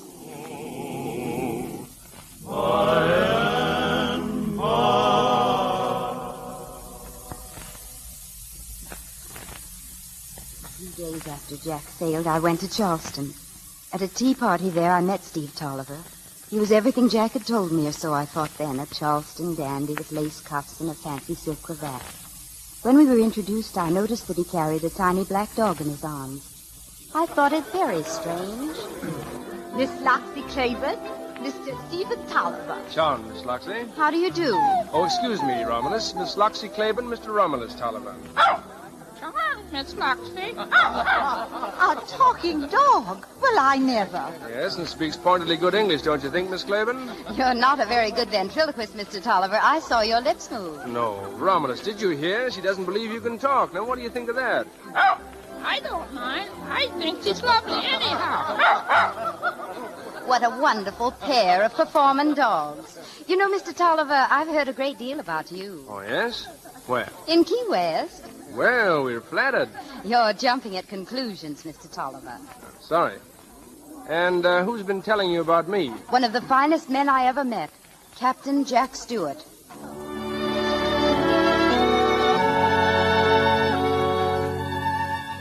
I found out then that Stephen Tolliver was the real head of the Devereaux line, and I made it my business to be friendly with him.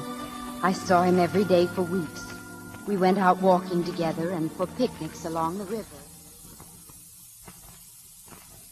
Loxie, have I ever told you that you were very beautiful? Yes, twice. Oh? Well, there's... Steve, there's something I most especially want to talk to you about. You took the words right out of my mouth. Oh, Romulus generally does that. Well, I'm a little worried about Romulus.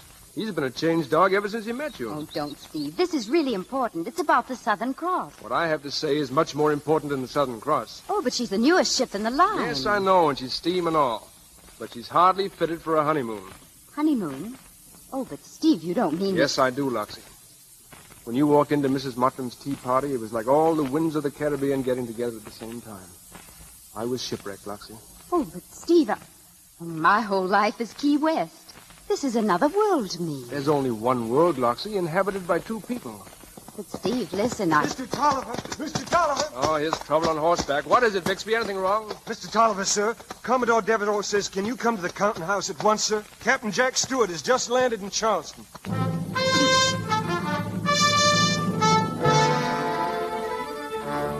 What happened in the counting house that day I learned long afterwards. Jack Stewart standing before the Commodore and his sailing masters, and Lieutenant Farragut of the United States Navy.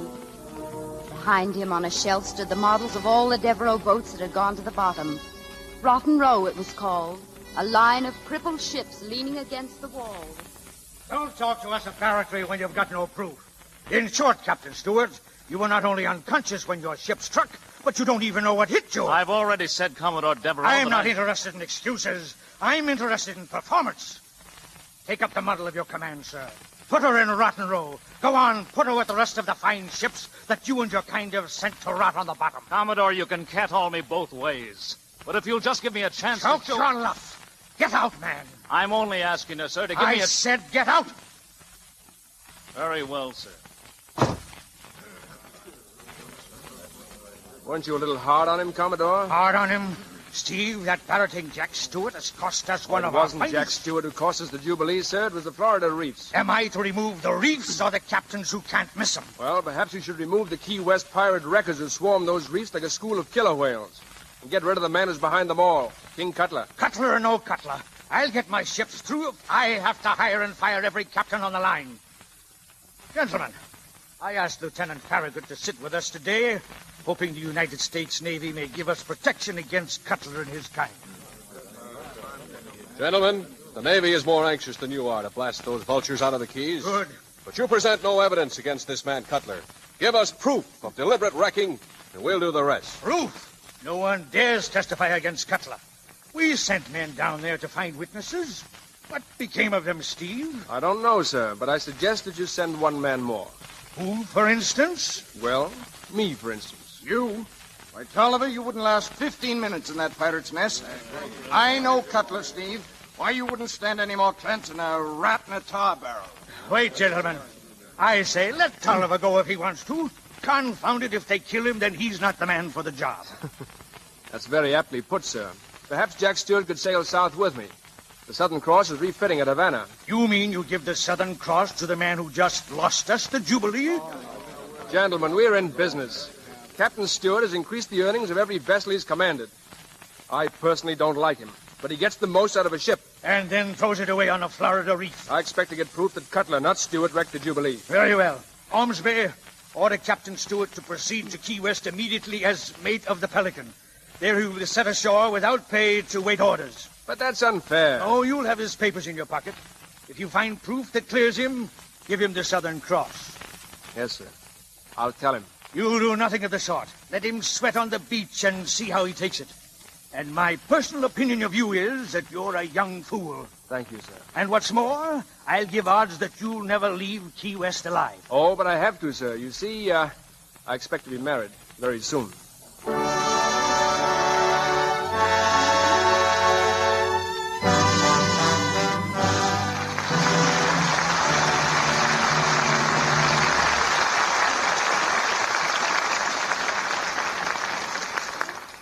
After a brief intermission, Ray Milland, Paulette Goddard, and John Carradine will bring us Act Two of Reap the Wild Wind. Now, here's Libby Collins, and she's going to tell you what you would see if you met this lovely young star. Well, Mr. Kennedy, when I first met Veronica Lake, I was impressed with how frank and unaffected she is. After I got over being dazzled by her blonde young beauty, of course. You thought her really beautiful, huh? Decidedly. She has such delicate, transparent-looking skin. She's a Lux girl, of course. You mean a girl who uses Lux toilet soap every single day? Yes, that and more.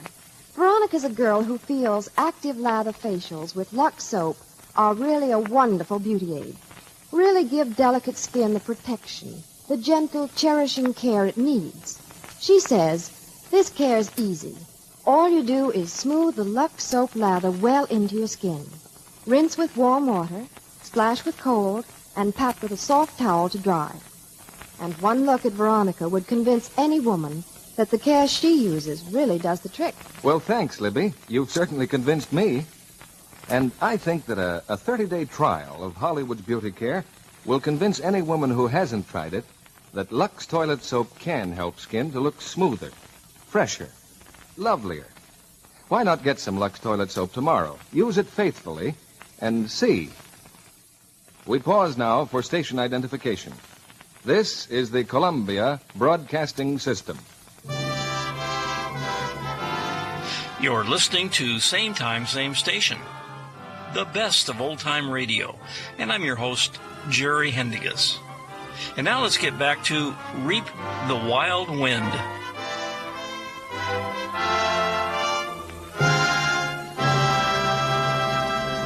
Act Two of Reap the Wild Wind, starring Ray Milland as Steve and Paulette Goddard as Luxie, with John Carradine as King Cutler.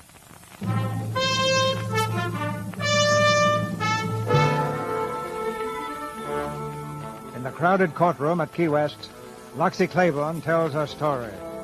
A tale of the raging sea and the wild wind, and the men who draw ships to their doom on the reefs.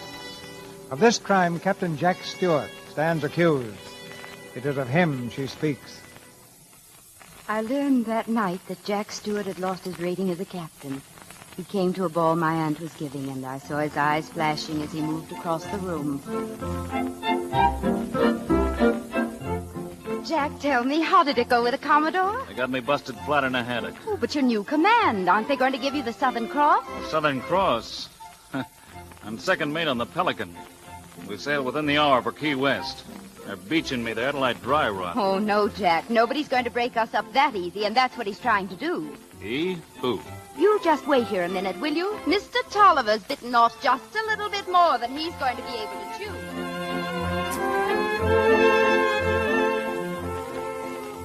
This couldn't have been a better night to say what I had to say, Loxie. Anything you have to say to me, it better be fast, Mr. Tolliver. I'm leaving for Key West in the morning. You are? So am I. But before I go, I want to tell you that what you've done is the most cowardly thing I've ever heard of. What? You think you're mighty clever, don't you? Putting Jack off on an old tub and beaching him in Key West as if he were a... Oh, easy now. What really happened was that I... What really happened was that you saw I loved Jack Stewart. No, I didn't see that. Oh, yes, you did, and you're right. I do love him, and I'm going to marry him. That's enough. In the first place, you're not in love with him. And in the second, I intend to marry you myself. You? Do you think, after knowing one real man like Jack Stewart, that a girl would even look at a popinjay like you?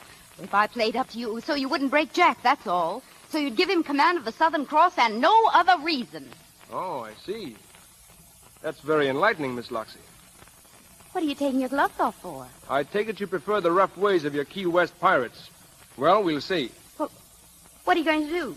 Something your folks should have done to you more often when you were a child. Take you across my knee and spank the living daylights out of you. Don't you put your hands on me! Hang up to me, will you? Go on, scream. Oh, let me go! Fine. It doesn't hurt me nearly as much as it hurts you. Oh. There you are. And Why, don't forget, we're still going to be married.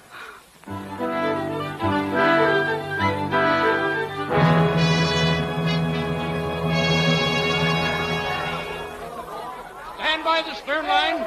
Ready with the gangplank. When the ship docked in Key West, my cousin Drusilla was there to meet me. Welcome home, Loxley. Did you have a good time in Charleston? She looked very happy, and I noticed then that she was wearing a new shawl. It was a beautiful piece of India silk. Isn't it lovely? It was a gift. Loxley and Steve Tolliver aboard. We heard he was coming. Steve Tolliver had made the trip with me. He was coming down the gangplank in all his lace and frills and the lapdog barking at the people on the dock. Suddenly a boom swung over his head and a huge barrel hung there. It couldn't have been an accident. It seemed to follow him along the dock. I tried to scream and warn him, and then the rope broke. The barrel hurtled toward him through the air. Steve, are you hurt? Let's see. No, I don't think so. But that barrel of molasses came near being flavored with Tolliver. Steve, listen to me. That wasn't an accident. That rope was cut by one of Cutler's men. They know you're here. Well, thanks for the warning, Miss Loxie. Romulus, I guess you've made an impression at last. I was only worried about the dog. Well, we're both very grateful. Your mother's waiting for you, Loxie. Oh, thanks, Captain Phil. You all right, Mr. Tolliver? Oh, just a little splattered with molasses. Well, that was a close call, my friend. Let me congratulate you. Mr. Tolliver, this here's Mr. King Cutler. You two men maybe heard about one another? Oh, yes. Tolliver, eh? Well. As one lawyer to another, let me welcome you to Key West. Thank you. That was quite a welcome. I saw it. Unpardonable. Yes, terrible waste of molasses. I didn't know you practiced law, Mr. Cutler, although I've heard of your other practices. Thank you. I hope I can make your visit to the Keys interesting. I'm sure you'll do your best, Mr. Cutler. Good day. Good day. Captain, you happen to know some nice, quiet nook where I could sleep without any molasses? I guess so. Come on aboard my sponge boat. But you better leave word who to notify in case there's any, suddenness.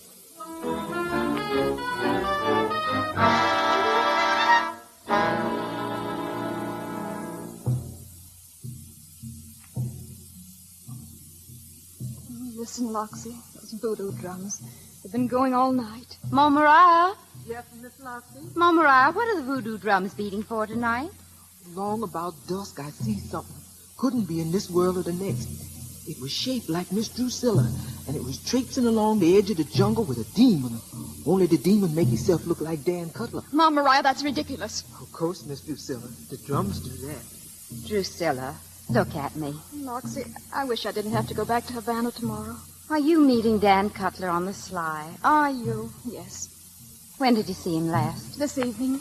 He gave me this shawl. He wanted to see me wearing it. Oh, Drusilla, honey. You love Jack, don't you? You know what it's like to love a man so much that nothing else matters. Well, that's the way I love Dan. And I'm going to marry him. Drusilla, I'm a pretty poor one to be giving advice, but you go on back to Havana and ask your mother about it first. Won't make any difference what she says. I'm coming back, Loxie, on the first boat I can get. Drusilla, you... Oh, Ma Mariah, close the windows. Those drums will drive me mad. You Can't shut out the voodoo drums, child. They're talking of trouble. Trouble and pain, fighting and dying and... What do you mean? Who's in trouble? Oh, all I know is what the darkies say. And they say Steve Tolliver's the one. Steve? Well, what about him? What is it you know, Mama Mariah? Tell me. Oh, they say Cutler sending some men to Captain Phil's sponge boat. They say they're taking Steve Tolliver off and selling him to a whaler. A whaler? Oh, Mama Mariah, we've got to warn them. Do you hear? I can't go out in no voodoo night, and none of the other darkies either. All right, I'll go myself. No, child, no. Get me a lantern, Mama Mariah. No, your mama tell me if she knows. Cousin Loxie, you can't. Don't tell Mommy where I've gone. Miss Loxie, don't go out into a voodoo night. Don't go out, child.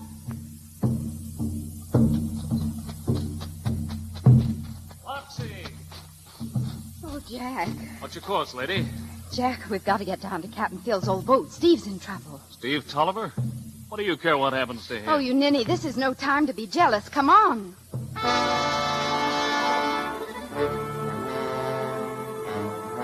We reached Captain Phil's boat in time to warn them, and then the Shanghai crew came aboard.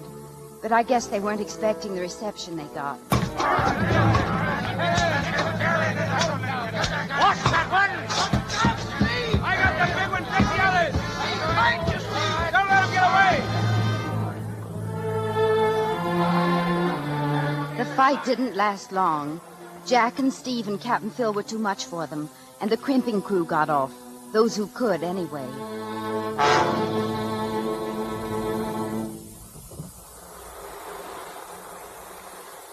Does your arm hurt, Jack? Yeah, a little. The sailor brought you to a right lively party, Miss Loxie.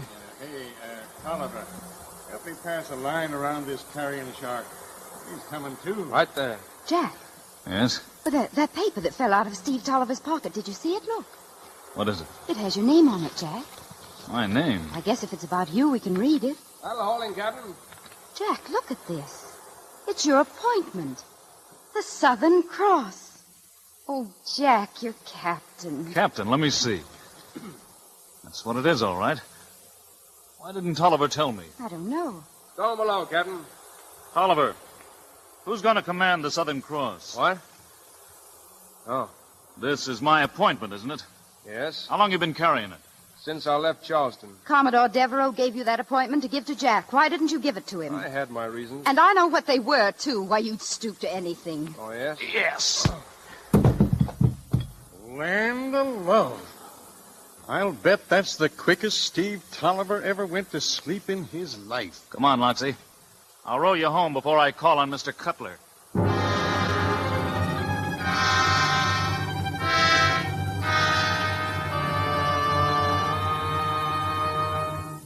State your business, Captain Stewart. All right, Cutler. I was aboard that sponge boat tonight when you sent your men on that crimping job. My men. That's all the proof the government needs on who sunk the Jubilee. Except you haven't got any proof, have you? Where's Tolliver? He's still on board. Oh, yes? Too bad. Maybe I can agree with you on that. What's the matter? Don't you like your new boss? Tolliver won't boss the Devereaux line. I got command of the Southern Cross right here in my pocket. Yes? Well, I've got a dispatch here that says different. Commodore Devereaux is dead. Steve Tolliver's the new head of the company. What? You stood in your last quarterdeck, Stewart. Tolliver won't even let a lobster crate take you aboard. You'll sleep on the beach and scratch for food. And Loxie Claiborne will stick by you. She'll sew your filthy rags together if you ask her to. Only you won't ask her. You're slow in the head, but you're more of a man than that. Steve Tolliver will marry her after a while. She'll be raising his kids. Shut up about her. I'll tear that jaw out of your face. All right, Stewart. But you're finished, and you know it. I'm not finished yet. You'll never make another penny on the sea, boy. Listen.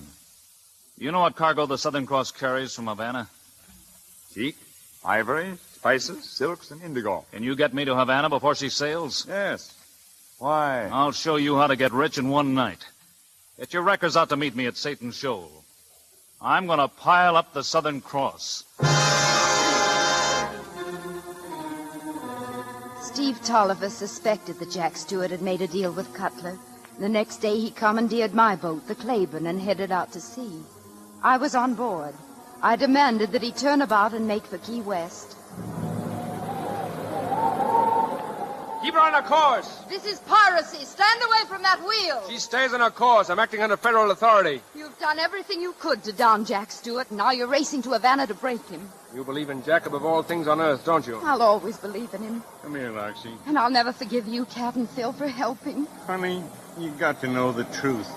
Jack made a deal with Cutler, and he's going to wreck the Southern Cross. Did Jack tell you that himself? No, he didn't. Well, I wouldn't believe it even if he had. Oh, Steve, won't you put back, please? No. Jack Stewart will never sail in command of the Southern Cross. Oh, but that's ruin. How will he ever get another He'll command? never command so much as a mud scow in this world or the next once I reach Havana. Then you'll never reach Havana. Loxie, put down that axe. Come about or I'll pop the hand. No, Loxie. You'll wreck her. Will you put back? Not while she floats. All right, then. Loxie! Jack Cross is smashed. Get a lasher on that sail. I reckon you won't stop the Southern Cross now, Mr. Tolliver.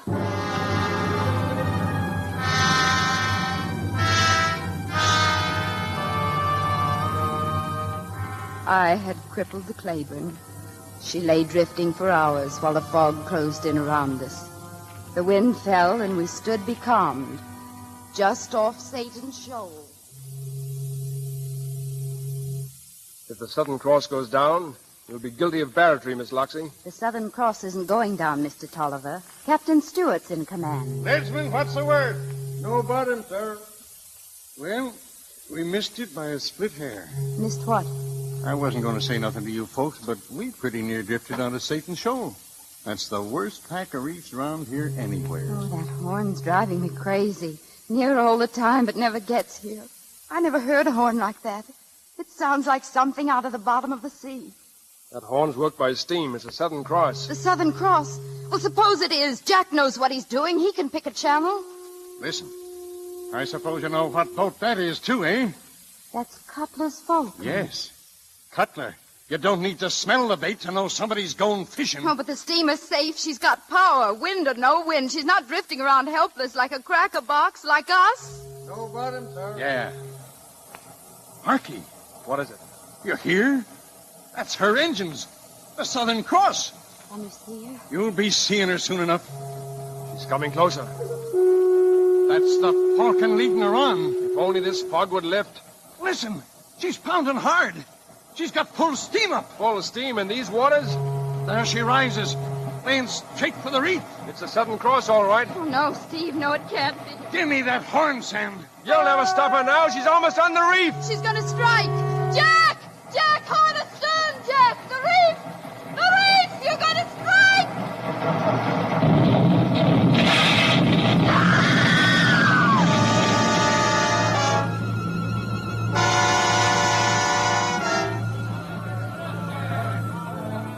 Down with her head. She's a killed ship. Yeah.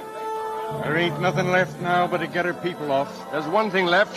To arrest the man who murdered his own command. Stand by your boat, tackle. Blow it away. Blow it away. Well, Stewart's done the job, Loxie. He's killed the Southern Cross. Oh, Captain Phil, why didn't he kill me instead?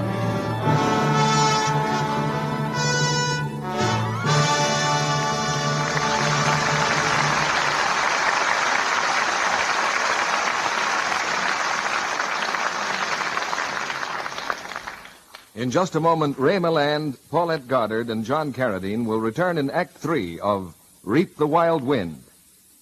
And now, here's a sound familiar to many of our boys today.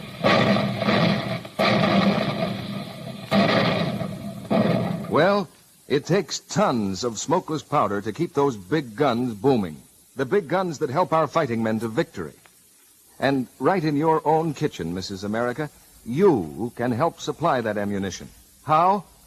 By saving every ounce of precious fats, the source of glycerin, which is needed to make explosives. Glycerin is needed, too, to make many vital medical supplies. But fat is so hard to get nowadays. I need it all for cooking. The government asks you to save and turn in only waste fats, those left from cooking.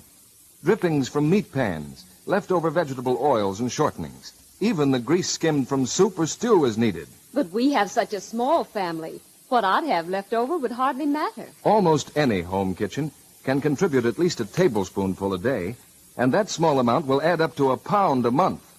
And if every housewife in America turned in only a pound of waste cooking fats a month, it would make 540 million pounds of smokeless powder a year. Goodness, I had no idea. I guess I can help then. Tell me, Mr. Kennedy, what do I do with the fat after I've saved it? Strain the liquid fat into a clean, smooth-edged can. Glass or paper containers are not practical. And when the can is full, take it to your meat dealer, who will pay you cash for each pound. Just about 21 days after you've turned it in, the fat will be on its way to the munitions plant or to the medical supply manufacturers. This is a vital service nearly every woman can perform for her country. Something real and important she can do for that boy she knows out fighting on the battle line. Remember, all waste fats and greases that are a product of cooking are usable. And should you have any difficulty in disposing of the fats, advise your local salvage committee. Begin tomorrow this urgent patriotic service. Now, our producer, Mr. DeMille. After the final curtain, we'll take you behind the scenes with our stars. But now here's the curtain for Act 3 of Reap the Wild Wind, starring Ray Milland and Paulette Goddard with John Carradine.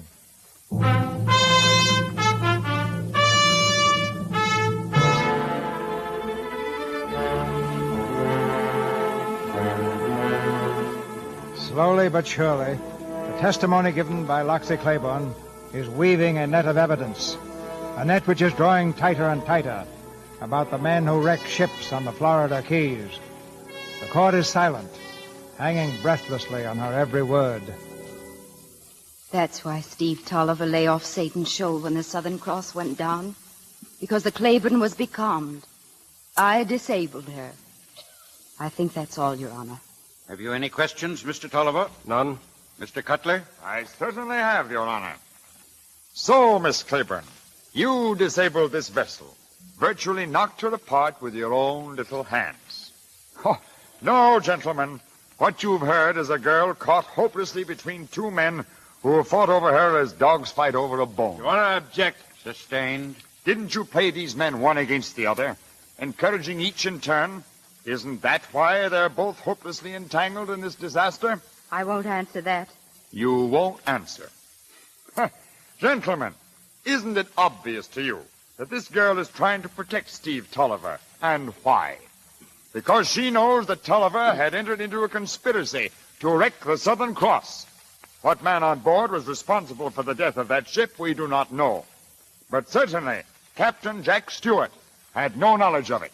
Then why did he order his stokers driven under the whip? Why did he, in a heavy fog, demand more and more steam until the Southern Cross was tearing ahead at full speed straight for the reef? That has not been shown. I'll show it now. Your Honor, there was a Barbados freeman called Salt Meat, served as stoker aboard the Southern Cross. I should like him called as a witness of the prosecution.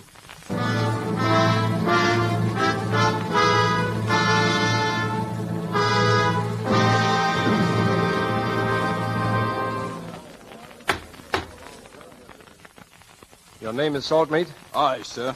You know Captain Stewart's voice, don't you? Well, I reckon I does. Didn't you hear him order full speed? Why, Object. Sustained. You were in the stokehole at the time of the wreck, were you not? No, sir. I was in the orlop. You were in the orlop? In the hold of the ship? Yes, sir. That's where I was when the steamer, she smashed against that reef. And I heard that dying scream. You heard what? The ship, sir. She screamed like a woman. You mean you heard tearing timbers and escaping steam? 20 years I know the sea like I knows day from dark. But I ain't never heard no sound like that, except when a woman died. Was there a woman aboard the Southern Cross? No, sir. I think she go ashore before we sail. Who? A lady would talk to the captain in Havana. A lady? What did she look like? Well, I don't rightly remember how she was dressed, but she was wearing a mighty pretty shawl. A shawl? What kind of a shawl? I don't know, but it was mighty pretty, kind of red and yellow. Your Honor, I request permission to interrupt this testimony and recall Jack Stewart to the stand. Granted.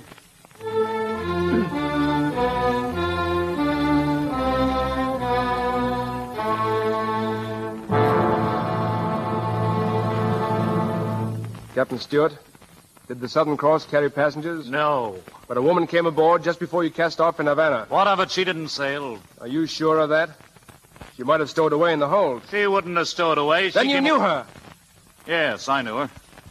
Jack, was it Drusilla? Yes, it was Drusilla.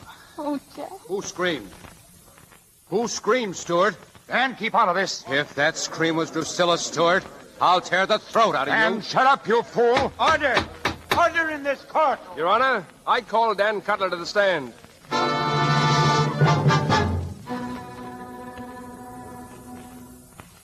You were Dan Cutler? Yes. King Cutler's brother. Yes. You loved Drusilla Alston, didn't you? Yes. You were going to be married? Yes. She promised to come back to you soon from Havana, didn't she? On what ship? First one she could get. And that happened to be the Southern Cross. We heard the Falcon's call through the fog. Your boat, Dan, waiting like a bird of prey for the Southern Cross, which you knew would strike, didn't you? Don't answer that. But you did not know that your sweetheart was aboard that doomed ship, did you? I don't believe she's down there. We don't know, Dan. But some woman is down there, under 10 fathoms of green water, all alone in a dead ship, where the shark and the giant squid moved through the shadows. It wasn't the ship that screamed, Dan. It was a woman. Maybe Drusilla. And you know the men who were responsible, don't you? Don't answer. If Drusilla's under that sea, I'll see the men hung who put her there. Even your own brother? Even my own brother. Your Honor, please. All day we've heard the prosecution present a mass of lying insinuations. Now I challenge Mr. Tolliver himself to dive to the sunken hull, to bring up the proof he claims is there. Mr. Cutler, such a dive is impossible. If murder has been done, this court must know it. I cannot order men to almost certain death. You don't have to. That dive isn't impossible. I'll make it myself. You will, Captain Stewart? If Tolliver will come down with me. Mr. Tolliver would be a madman to accept. Perhaps, Your Honor, but I have no choice.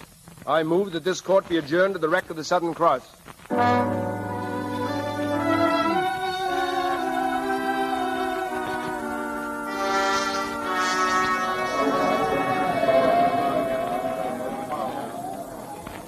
Stewart, are you ready? All set, Cutler. Tighten the bolts on the helmet. Listen, Stewart. If that girl is down there, come back alone. Do you understand? Yes. Do you have your knife? Yes. Well, use it. Remember, come back alone. Steve, listen to me before it's too late. Don't make this dive, Steve. Please don't go down there. I have to, Loxie. If Drusilla's there in that wreck, we've got to know. Watch yourself, Steve. Keep an eye on Stewart. Don't worry. Steve, if Drusilla is down there, you will see her shawl, yellow and red. I hope we don't see it, Loxie. Ready, Captain Phil. Good luck, Steve. And try to forgive me. What's delaying you, Tolliver? Nothing. Bolt the faceplate home. Lower away.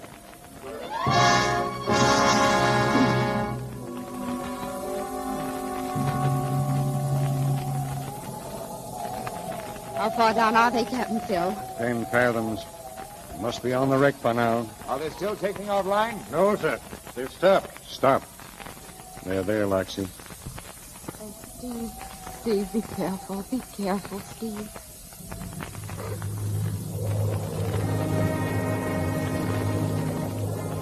Watch yourself. Keep an eye on Stewart.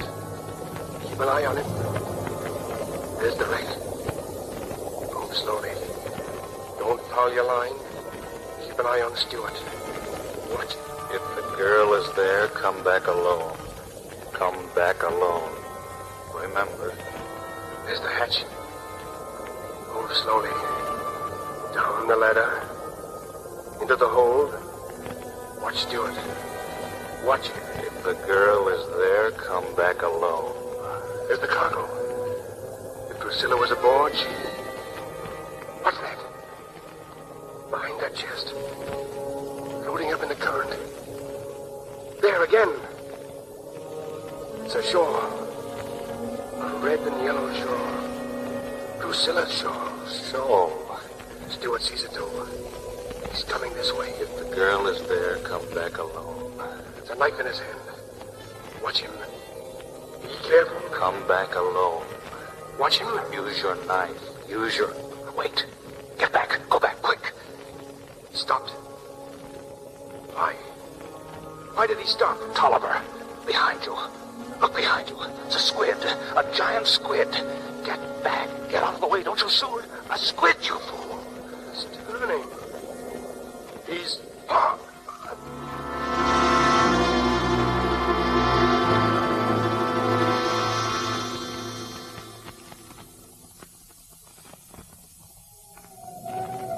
the matter with him down there? Are you getting any signals? No, sir. Not for the last couple of minutes. Captain Phil, what's happening? I don't know. Start bringing them up. Taking your slack. I can't, sir. What? The lines are fouled, both of them. Get out of my way. Let me at those lines. Look, there's ink coming up from the hatches. Ink? That's a giant squid. Squid? Where? A giant squid. The ink's coming up right over the wreck. Captain Phil, get them up. They'll both be killed down there. Get them up! Keep those pumps working. We can't budge the line, sir. Are they taking any slack? No, sir. Not an inch. Cutler, is that ink still coming up? The hatch is black with it. Pass those lines over the winches. Captain Philpott, one of the lifelines is carried away. One of them's lost down there. Keep both the pumps working anyhow. Have you got that line over the winch? Yes. Wait. One of them's coming up. There's slack in the line. Which one's coming up? Who is it? We can't tell you. All together, you men. Get on that line. Heave! Haul! Heave! Haul! I can see him. I can see a body. Ease off now. Ease off! Don't smash him again the hull! I can see his helmet. Here he comes. Lift him in. Lift him in! Captain Phil, who is it? Which one is it? Get back, you men. Get back. It's Steve Tolliver. Steve. Oh, Steve. Get that faceplate off him. Get it off. There we are. Is he badly hurt? Looks to me like that squid tore him up a bit. Where's Jack Stewart? Did you get him up? No. His lifeline parted. He's gone. Why, he could have got away. He came back to help me. He stayed down to save my life. Cost him his own. Steve, did you find... Was Drusilla? I brought the shawl. That's the shawl I gave her. Look at it, King. You did this. Shut up, Dan. That wreck was yours. You put her on the rocks the same as you did 100 others. Shut your mouth and I'll shut it for you. I'll shut up when I see you hung and not before. No, you won't see it. Now get back. Got the shot, Dan. Don't anybody move a step. Get him there! Stab him! Oh, no, you don't. I'll kill the first man who... Well, that's the first time I knew that pistol of mine would shoot. Looks like a good job, Captain. Cutler's dead. Steve, come here. It's Dan. He's... Dan Cutler. Can you hear me? King wrecked the Jubilee. And the Southern Cross, too. Tell Drusilla I've got a pretty shawl for her.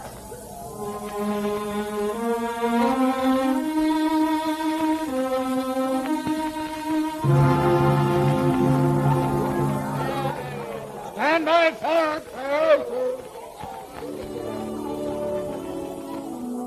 Well, Romulus, you glad to be getting back to Charleston? And how you like your new mistress, Miss Loxie Tolliver?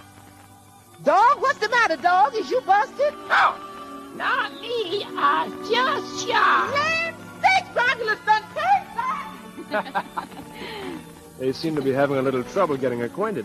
As I remember it, darling, so did we.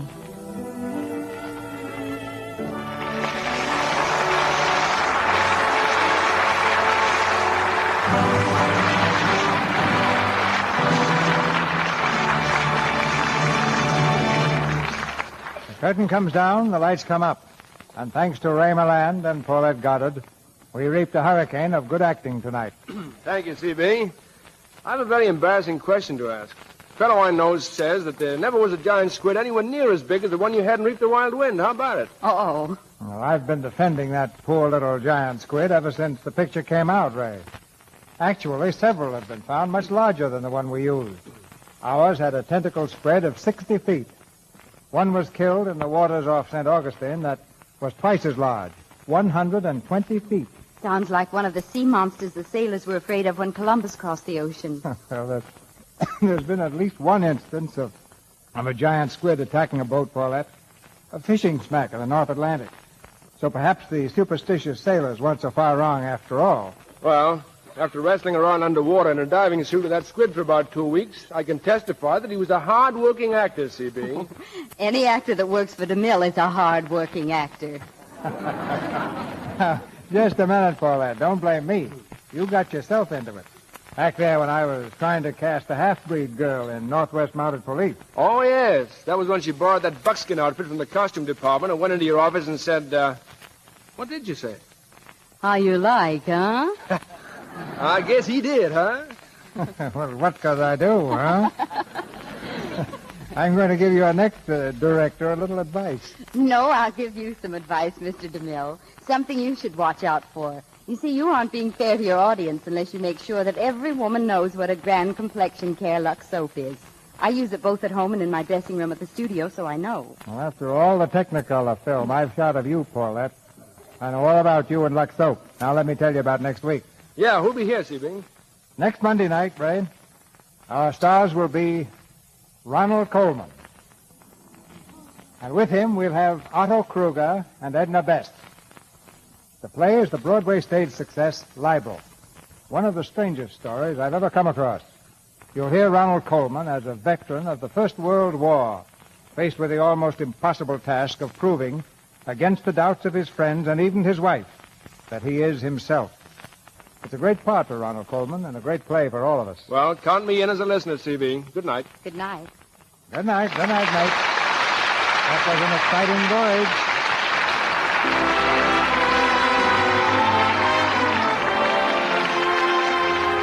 Our sponsors, the makers of Lux Toilet Soap, join me in inviting you to be with us again next Monday night when the Lux Radio Theater presents Ronald Coleman, Otto Kruger, and Edna Best in Libel.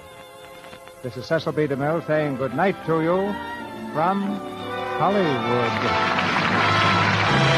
John Carradine is currently seen in the MGM picture Reunion in France.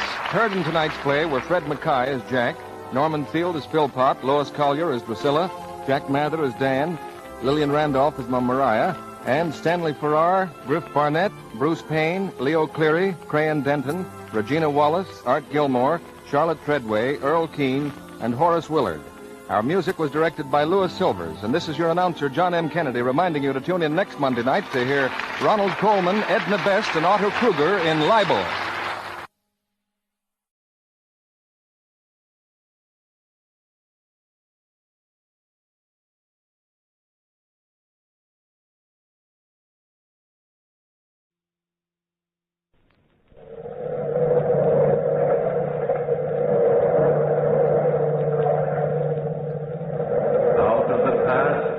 Phantoms of a world gone by speak again their immortal tale. What was it?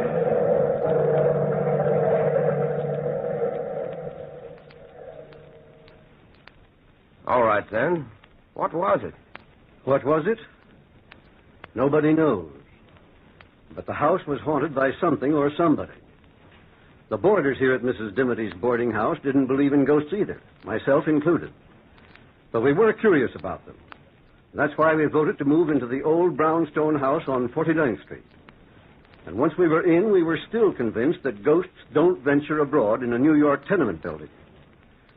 The only one who wasn't quite convinced that ghosts exist only in storybooks was old Mrs. Dimity herself. But her favorite roomer, young, handsome Ned Saunders, and myself, I'm Dr. Hammond, we refused to believe the ghostly nonsense. Anne Mitchell, the young sculptress who lived there, was frankly curious, while the Countess Harkavy, a fortune-teller of some renown and a psychic of questionable fame, was delighted at the idea of living in a haunted house. That was in a business way, of course. It was around 11 o'clock at night when the boarders, who were then assembled in that dark, dreary living room, first heard what some claimed was a ghostly presence.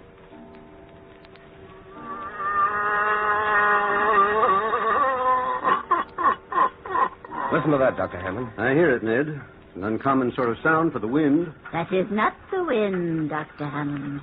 It is the cries from the spirit world. I feel it in the marrow of my bones. Oh, say, Countess, can't you feel things in a more comfortable place? Bone structures always struck me as the most uncomfortable place to have a feeling going on. Listen, all of you. Listen. Oh, skip it. Ned, will you pass me that magazine on the shelf next to you? I think any kind of reading will be preferable to listening to old psychic ears rambling. Sure thing. Here you are, dear. You really think this house is haunted, Countess? Yes, I do. It would be a fortunate thing for your business if the United States of America could be made ghost conscious. Dr. Hammond, you'll live to regret that remark. The Countess will take you seriously. I am serious. And talking of taking things seriously, when are you going to start taking me seriously, Anne? When you start to make a living, Ned. Oh, someday I hope I won't have to try and sell my sculptures. All art is conceived out of the fires of struggle. Well, I'm tired of struggling. Oh, if I could just create something out of the ordinary for an art exhibit, I could make a couple of $100. I've been working 3 months for an idea, and I haven't done a thing. My poor dear Anne, as long as you doubt the extraordinary, how can you create it? She's got you there, Anne. Yes, she has, Dr. Hammond. Well, what would you suggest as a good subject for Anne to sculpt, Countess? Well, a denizen of the other world, perhaps? Oh, sure.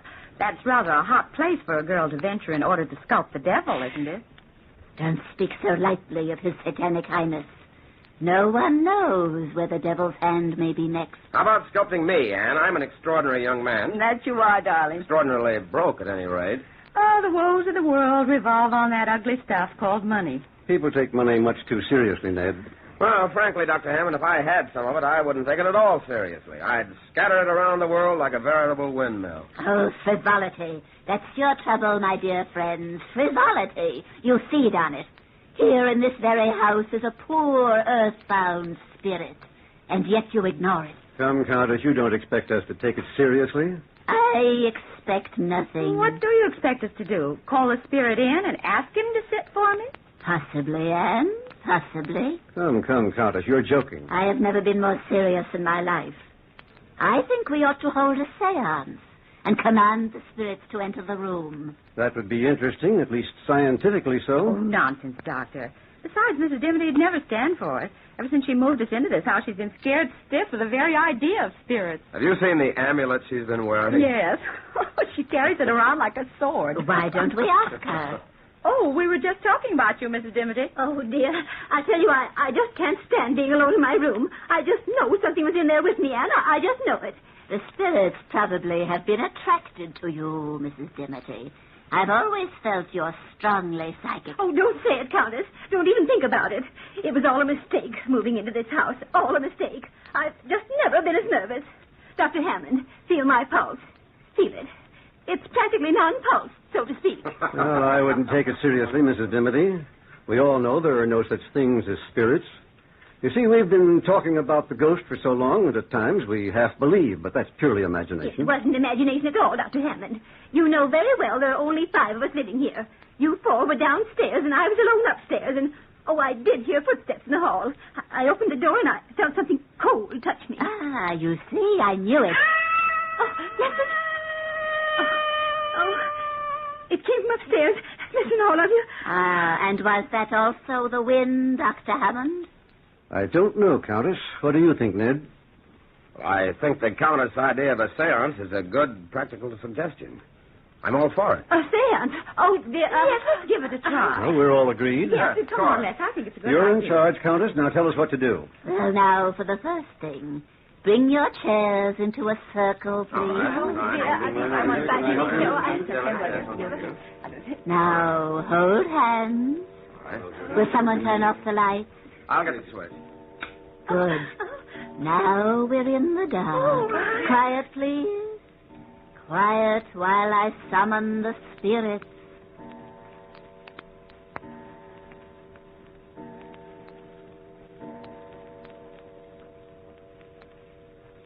It is midnight, O spirits, midnight.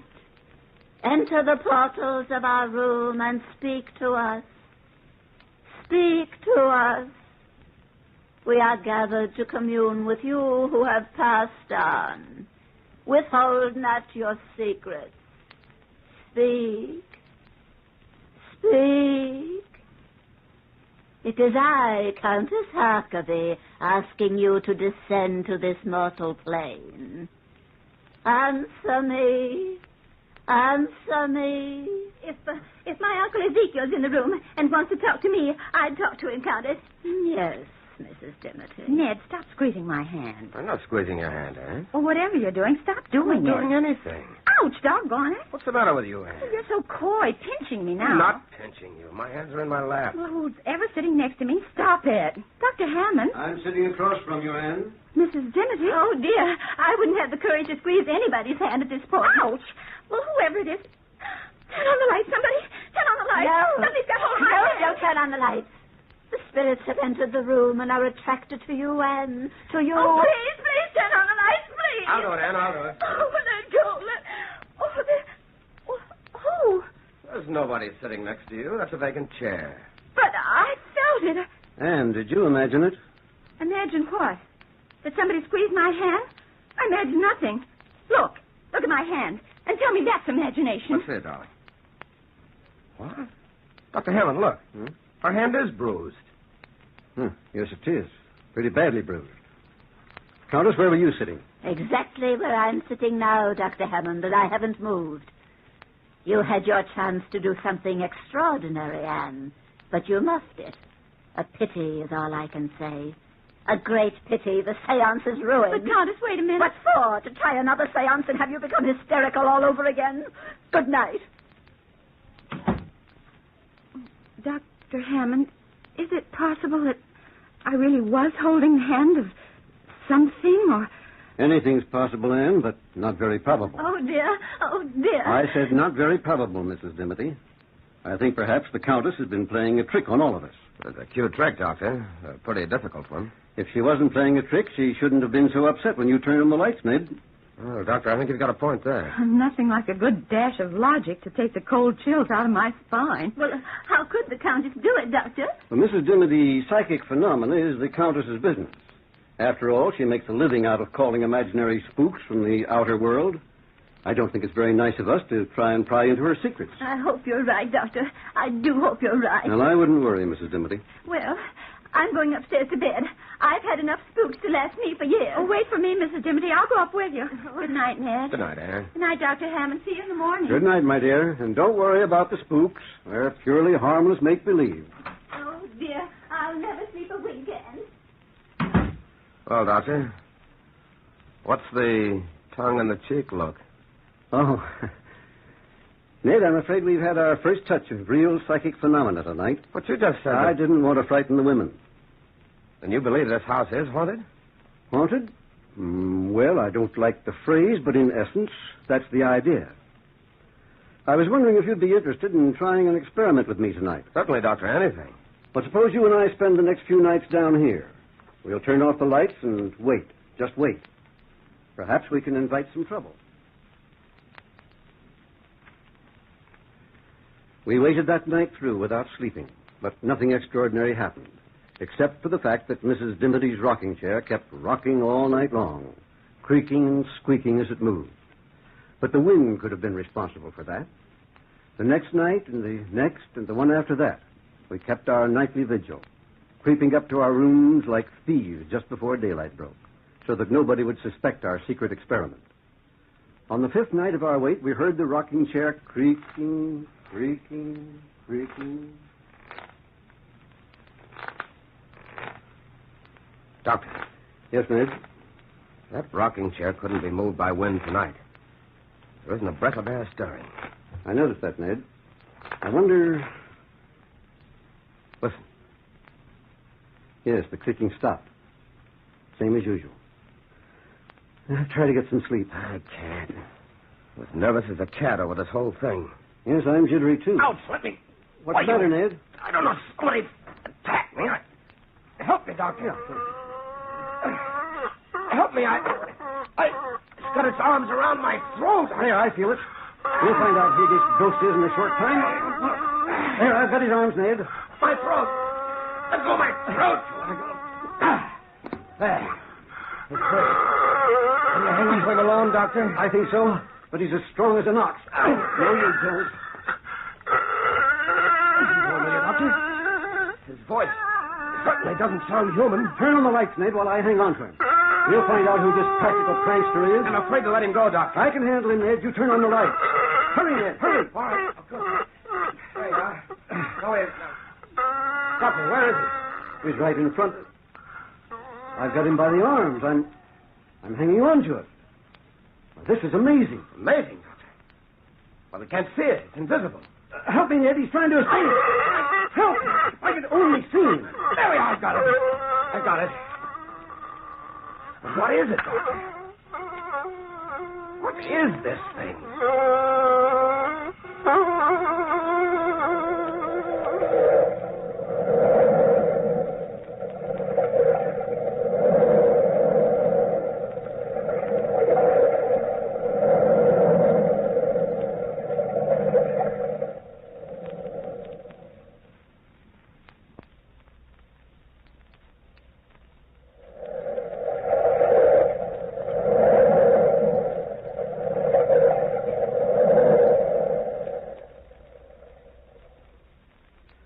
What was it? I didn't know as I held the grisly thing in my arm. It struggled and sobbed and moaned exactly as a beast would struggle and moan. An invisible beast. That was the horror of it. An invisible beast. I sent Ned to the basement of the old brownstone to get some stout rope. At least we could prevent this horror from escaping. That's what I thought then. Well, Ned returned shortly from the basement and opened the door. Here you are, Dr. Hammond. Oh, quickly, Ned. Bind its legs. I can't hang on to it much longer. Not as young as I used to be. All right, Doctor, I'll manage. Somehow I try to hold him on the floor. Yes, of course. There you are, Ned. Now, quickly. Feet are still for a minute. There. I got the rope about them. Look. Huh? A perfect loop around nothing but empty air. Hold him, and I'll bind the rope around him. Oh, quickly, Ned. There we are. That covers his feet. And I'll bring it up here and around his legs. Here, give me the rope, and I'll bind his hands. All right. We're getting him bound up like an Egyptian mummy. There, that does it. What a relief to be able to let that awful thing go. All right, I'll take the rope now, Doctor, and bind it to this chair. He won't get away now, I'll guarantee that. It isn't very large, is it? No, about the size of a small boy. Oh, but what is it? Have you ever encountered anything like this before? Well, frankly, Ned, never. Look at my hands, bitten and bruised. I wonder if I'll ever be able to move them again. What are we going to do with the darn thing now? I don't think that's our responsibility, Ned. I think we'd better call the boarders together and let them in on the secret. Would you like me to get them, Doctor? Yes, wake them up. But don't tell them why. Just ask them to come down here, and I'll throw this rug over the chair so that they won't see the ropes right away.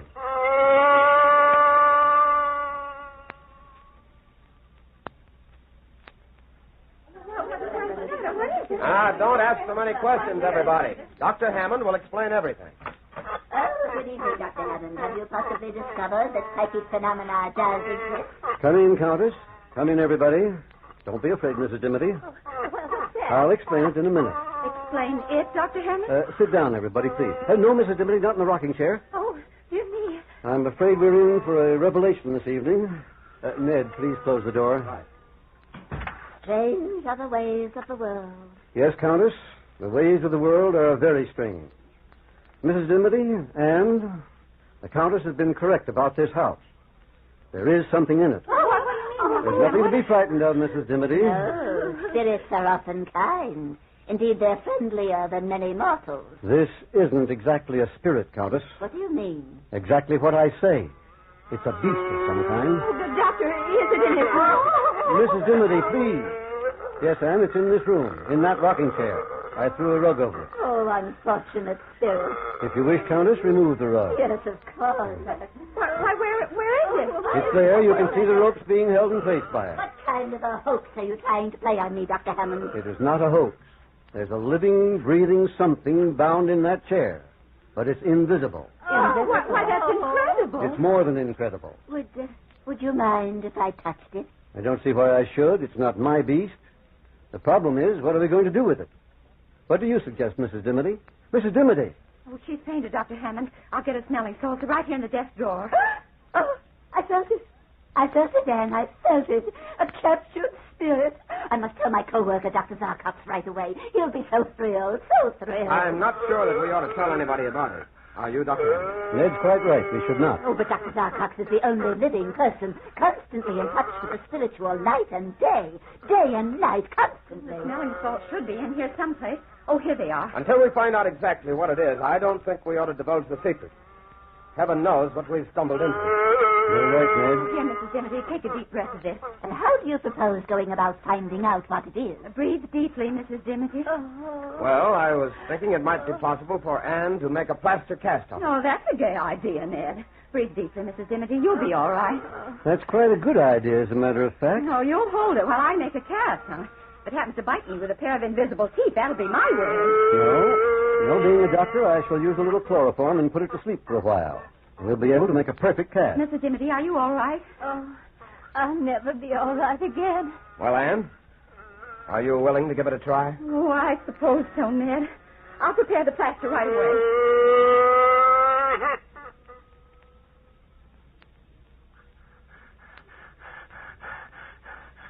There we are, Anne. The chloroform has worked perfectly. Whatever it is, it's asleep. Before you start with the plaster, I should like to listen to his heart with a stethoscope. Certainly, Doctor. Normal. A little faster than is normal for a human being, but maybe we're not dealing with a human being. Yes, Doctor, that's very possible. Ned, would you hand me that container near you? Certainly, Anne. Here you are. Thanks, Ned. Well, Dr. Hammond, are you ready? Yes, Anne, whenever you are.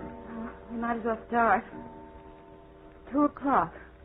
We ought to be through by 7. And so Anne started to work to cover that invisible form with moist plaster. We watched her spellbound. The hideousness of the rough object which soon met our eyes was appalling. Anne's hands shook perceptibly as she forced herself to complete what she had started. Minutes changed into hours. The mold was completed, and we had a rough idea of this figure. Then Anne allowed the mold to dry. By morning, we had a rough facsimile of the invisible beast. How can I describe what it looked like, when it looked like nothing so much as a demon out of hell itself? Yes, shaped like a man with long, sinewy arms, but it was small, only 4 feet or so high. Its muscular development was amazing, and the face looked like a cannibal's, a demon. Cruel, tiny eyes, a tiny nose, and a twisted, a horribly long mouth, and sharp, shiny teeth. The first rays of light broke through the window, and I realized that the effects of the chloroform were wearing off. What's that, lady? He's awake. I got him, Doctor. You better help me. Yes, of course. Here, we'll hold him together. And Yes, Dr. Hammond. We'll hold him down, and you bind his legs with cord. Yeah. Get that rope around his leg. Good girl, Anne. That's it. Ow! Your arm, darling. It's bleeding. Don't mind my arm. Just bind the leg. Okay. Hurry up, Anne. That's the girl. Now slip the rope around him and pull it good and tight. All right. There we are. Give me the rope, Anne. I'll secure his arm. Ned, look at your arm. Oh, Doctor, he's badly bitten. Don't bother about me now, darling. We can't let this beast loose on the matter. That face you've done, Anne, looks like the face of a man-eater. Yeah, it does. Give me a hand, Dr. Hammond. We'll put it back in the chair and tie it. Clean it now. 1, 2, lift. There. Now, tie the darn thing there. What do you think we ought to do with it now? I don't know. You're the doctor. Well, I think we all need some sleep. First, I'll tend to that arm of yours, Ned, and then we'll leave the thing here for a while. Doctor, do you think we dare leave it here quite safely? Well, judging from the way Ned's got it tied up, I think so. Not even the spirit could get out of those ropes. Come on, Ned. I want to take a look at that arm of yours. Oh, I'm tired. I'll leave the little statue in here till morning. You know, Doctor, that makes an interesting study, doesn't it? Yes, quite an interesting one. Extraordinary piece of work, one might say. Well, good night, Anne. Come on, Ned, let's get that arm bandaged. We'll all think more clearly in the morning.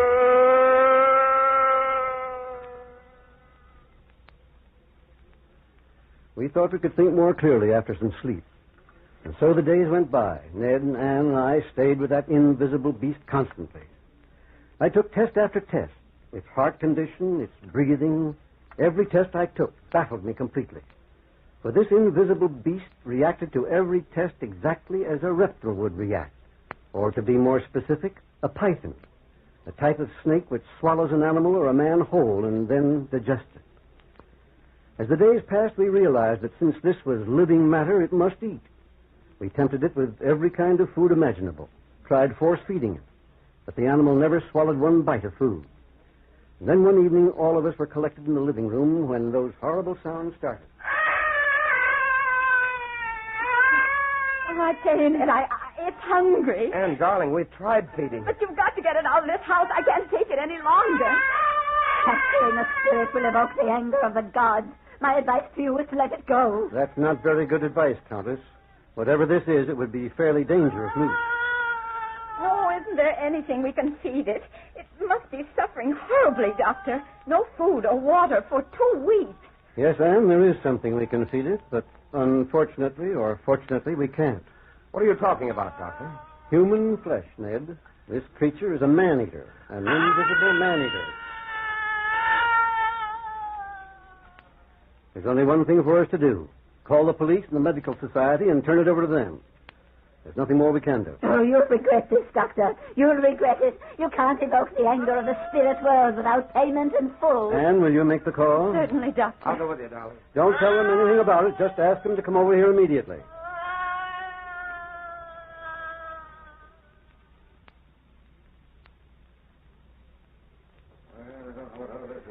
And so, gentlemen, Anne called you and brought you over here. I've told you the complete story of the monster from the very beginning. Well, Dr. Hammond, as a member of the police force, I don't mean to doubt you. But where is this invisible monster? It died of hunger 10 minutes before you arrived, Sergeant. Well, where is it? On the floor, here, next to my foot. You can feel it even if you can't see it. Here, put your hand down here. All right. Sergeant, feel this. It feels like a dead man. I tell you it does. Look at that. Sure, Doctor. What kind of a trick are you trying to play on it? Trick, Sergeant? Take my word for it, it's no trick. You felt it yourself. Many people know how to make a mass of material appear invisible. Chemistry can give you a lot of explanations of that kind of a hoax. It's no hoax, gentlemen, on my word of honor. It's no hoax. Tell us a better story. Come on, boys, let's get out of here. We enjoyed your fairy tale, Doctor, but we can't swallow that one But, whole. gentlemen, ask any one of us in this room. I swear to you, it's the truth. Look in the corner at that statuette. That's an exact replica of the invisible beast. Now I get it. You're trying to get some free publicity for the art exhibition at the museum. No, gentlemen. I made that plaster cast myself from the invisible monster. Dr. Hammond's telling you the truth. Yeah? Well, if it's the truth, what was it? What was it? Frankly, gentlemen, I don't know what it was.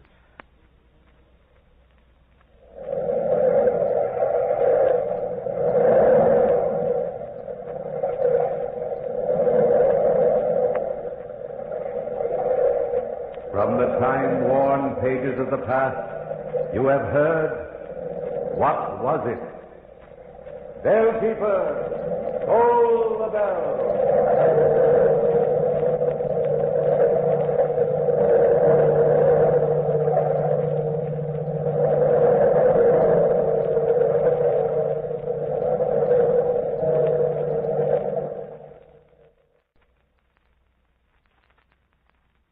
Remember, a Hallmark card when you care enough to send the very best.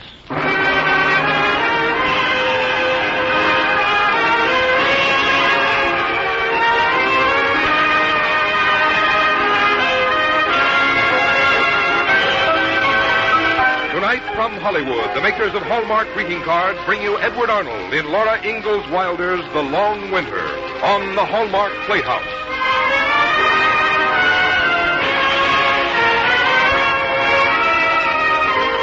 Hallmark will bring you Hollywood's greatest stars in outstanding stories chosen by one of the world's best-known authors, the distinguished novelist, Mr. James Hilton.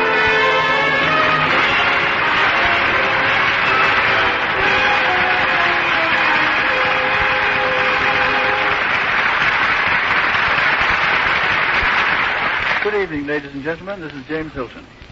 Tonight on our Hallmark Playhouse, we present our dramatization of a story by Laura Ingalls Wilder called The Long Winter. Have you ever stepped from a transcontinental train onto the platform of some railway station when the temperature is 40 below? Even a few minutes of it is something you'll never forget if it's a new experience. But perhaps it isn't. Perhaps you've been living in a place like that this winter.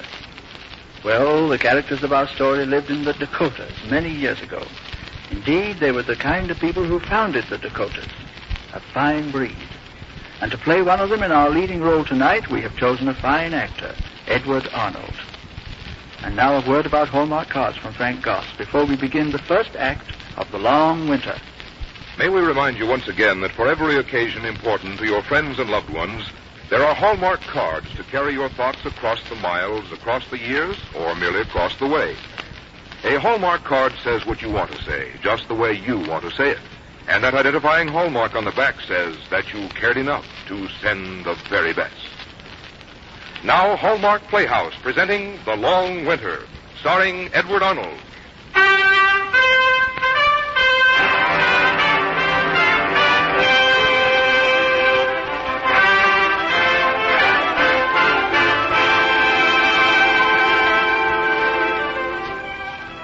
As Laura made her way toward the old Buffalo Wallow south of the Ingalls claim shanty, she could hear the cheerful whirring sound of the mowing machine. Pa was cutting the thick and tall blue-stemmed grass for hay. The sky was high and quivering with heat over the shimmering Dakota prairie. In early August, it was hard to believe that wind and snow and ice could ever drive the sun out of the sky, wither the grass, and freeze the pond. Whoa, Sam, whoa, David, whoa there, whoa. I brought you a jug of water, Pa. Sure, thank you, Laura. Fresh from the well. I pumped it myself. That's my big girl. That's fine. That just hits the spot. Phew, the sun almost makes you want a bunch of sprouts in your hat to make shade. I don't see how you stand it, Pa. Oh, a man works better when he's warmed up, half pint. Well, I better get on the move. Lots of mowing yet to be done before sundown. Oh, Pa, look. There's a haycock you didn't pick up. There is? Where? Over there, in the tall grass. Oh, by the pond there? Well, that isn't a haycock, child. That's a muskrat house. It is? Yeah, let's have a closer look at it, shall we? The horses will stand. Oh, I'd like to. Gee, it's big, isn't it? Bigger than me. And bigger around than two of us could reach. Oh, my, we're going to have a hard winter, Laura. How do you know, Pa? Well, the colder the winter will be, the thicker the muskrats build the walls of their houses. You know, I never saw a muskrat's house built heavier than this one. But, Pa, how can the muskrats know about the winter going to be cold? Well, I don't know how they know, but they do. God tells them, I suppose. Then why doesn't God tell us? Well, because we're not animals, we're humans. And we got to take care of ourselves. But I thought God takes care of us. Oh, he does, my dear, he does. He gives us the sunshine and the rain and the land. But we have to clear the land and plow it, and we have to sow the wheat and tend it and harvest it and make it into bread for our use. And other men make other things. They work in shops and in factories. Some plan and invent, some supervise and manage, and all together we have built a great nation here in America. But each of us as an individual can do as he pleases, will they? Can't muskrats do what they please? No, my dear. Just look at that muskrat house. Now, muskrats have to build that kind of a house. They always have, and they always will. But folks build all kinds of houses. And if their houses don't keep out the weather, it's their lookout. Man's free and independent. Oh. Well, come along now, little half-pint. Come along. Your mother will be wondering what's become of you. And I got to make hay while the sun shines. Lots of hay. We're going to have a long winter.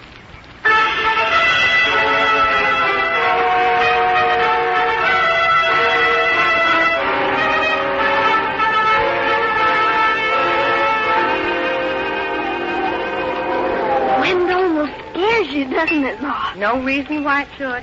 Do you think it's going to snow, Ma? Well, if it does, it'll be the first time I ever heard of a blizzard in September, Carrie. Pa said it was going to be a hard winter. Not winter yet. Take a look at that pie in the oven, Laura. It's beginning to brown, Ma. Looks good. I've never heard of green pumpkin pie before. Well, the frost killed most of the pumpkins before they could ripen. And we wouldn't do much if we didn't do things that nobody ever heard of before. Is Pa going to shoot a wild goose for Sunday dinner, Ma? Yes, child. Maybe he won't get a goose. Maybe he'll get some ducks. Goose or ducks, one or the other. The pond's full of them this time of year. Pa! Hello, Daddy. Oh, come over by the stove, Charles. That wind must be raw. It is. I walked into town. Got your piece of salt pork for Sunday. Charles, what's the matter? I don't know, my dear, but there's not a goose or a duck on the pond. And it seems that every living thing that runs or swims is hidden away somewhere. Maybe God told them like he did the muskrats. What did God tell the muskrats, Pa? Never mind now, Carrie, child. Supper's ready and your father's hungry, no doubt. Caroline, we're moving to town as soon as we can. Why? I've got to haul the hay into town first for the horses, the cow, and the heifer. If I hurry, I can haul one more load in before dark. Oh, goodness, you just came in. But there's no time to lose, my dear. This house is nothing but a claim shanty. It doesn't keep out the cold. Our store building in town is good and tight and warm, and the stable is, too. And as long as the trains keep running, we'll be a whole lot safer there. Oh, now, Charles, you're not going to haul a load of hay before supper. Supper will wait, Caroline, but I'm afraid the weather won't.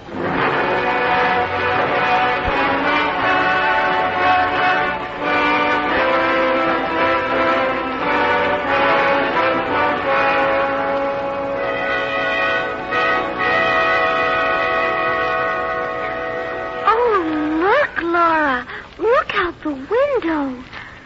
Isn't it beautiful? Yes. Yes, it is. Like a cloud almost. Dropping down. Yes, the snow is beautiful, all right. But just the same, I'm glad it didn't come till we got moved into town. But there's no telling when I can get the rest of the hay hauled in. Well, let's see now. Your father and I'll have the room at the head of the stairs.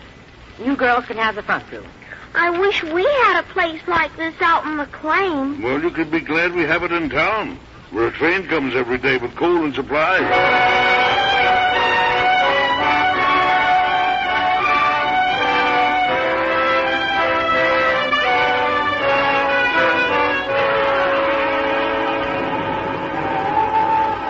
I don't see what good it is to be in town. We haven't been out of the house hardly in a month. Now, Laura. You Jiminy crickets. Damn. Oh, must be 40 below or better out there. Pa, your whiskers are all white, so you look like an old man. No wonder. I had to dig my way into the stable again. The snow's piled up higher than Dawson's noon. Here, Laura, take the pail, will you? Okay. I'm afraid there isn't much milk, and what there is froze solid before I could get it in the house. Well, let's be thankful for the little there is. There'll be less before there's more.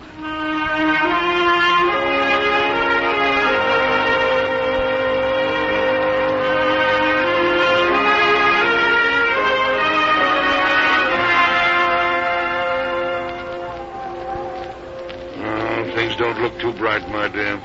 There's no coal left at the lumber yard. Folks burn so much in this cold weather, and old Eli didn't have much on hand. What are we going to do, Charles? Oh, we're lucky, Caroline. Why, because we got lots of hay, and we'll burn that. Burn hay in the cook stove, Pa? Sure, why not? How, Pa? Well, we'll twist the hay into sticks. It's not easy, I can tell you, but it'll help out till the trains get through. Come on, Laura, I'll show you.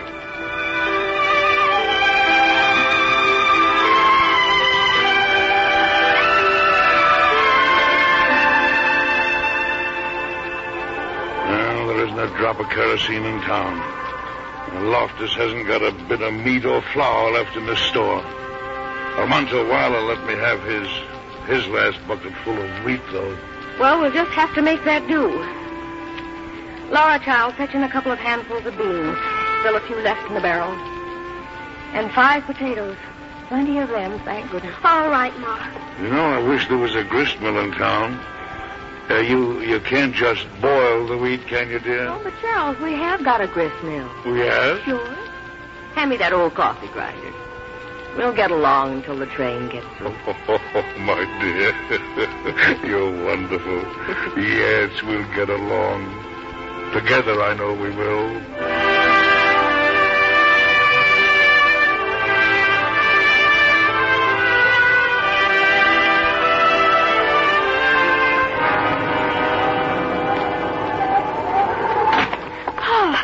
Did you find out about the train? Is it coming through tomorrow? There'll be no train till spring. Not till the warm winds come. Till the Chinook starts blowing. Charles. As fast as they clear the track into the Tracy City cut, it fills in again. The crew has given up. Oh, but they can't do that. Well, we'll starve. or freeze to death. Now, Caroline, we've been through harder times than this together. We've always made out. Like you've always said, it takes courage to open up a new country. And faith in the Lord. You should hand me my fiddle. Here you are, Pa. Now then, I want you to sing, all of you. Sing like you've never sung before. We want the Lord to know that the Ingalls have courage and faith. The Lord our rock, in Him we hide, shelter in the time of storm. Secure wherever may betide, our shelter in the time of storm.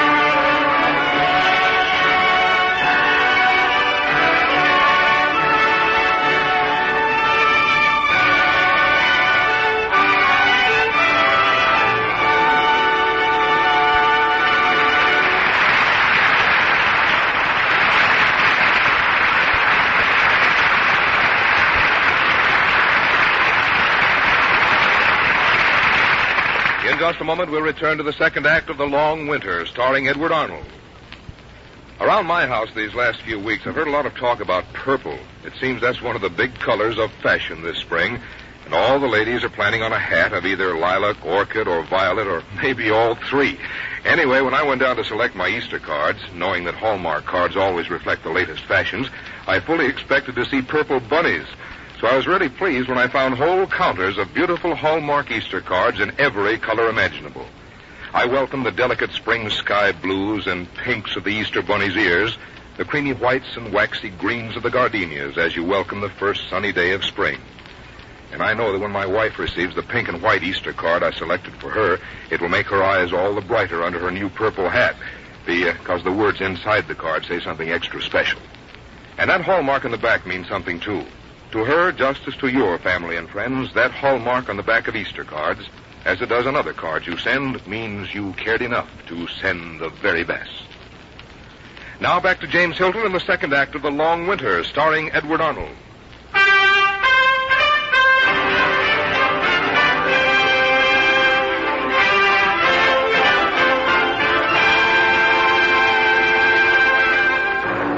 The pioneers who settled our Midwestern prairies were tough. They were determined, and they had faith.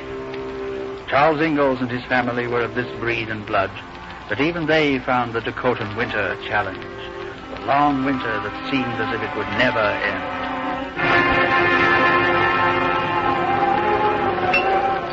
There's an extra potato, Charles. They're not big ones, but you must keep up your strength. But, Caroline, I've already had mine. Well, is it to save it, then?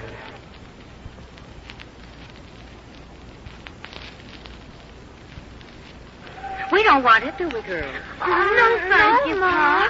Truly, I don't want it. Sure. Well, in that case, how's the potato barrel holding out? Oh, there must be almost a bushel there.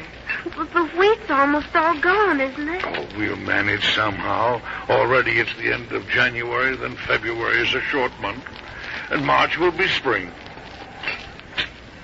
Yeah, there's nothing like pork grease to bring out the flavor in a potato. I'm afraid that's the last of the salt pork, Charles. And you know, Caroline, Loftus was telling me he heard there's a settler 18 or 20 miles south or southeast of here raised 300 bushels of wheat last summer. And he's wintering in his claim shanty. Oh, Charles, you're not going to... Well, Loftus says he'd buy the wheat if somebody could go after it. He's the only man in town who's got the money to pay for it. I hope you're not thinking of starting out on such a wild goose chase. Well, a man might do it. With a couple of days of clear weather and a snowfall to hold up the sled? No. Oh, no, Charles, no. A blizzard might come up any time. And there are no roads, no marks of any kind. Well. Charles, where are you going? Oh, I'm going over to Loftus' store. The Wilder brothers will probably be there, and maybe some of the others. I won't be long.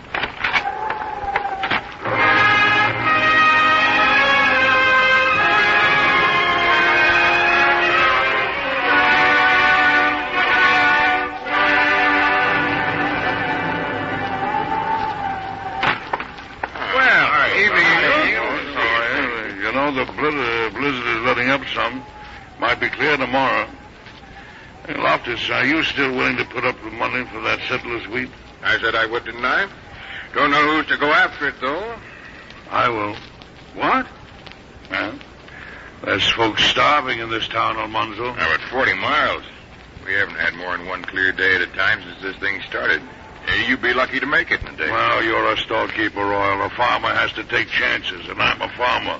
There's no telling when this weather will let up and folks in this town have to eat in the meantime. Ingalls is right, Royal. I'm going with him. Now, wait a minute, Almanzo. Need time.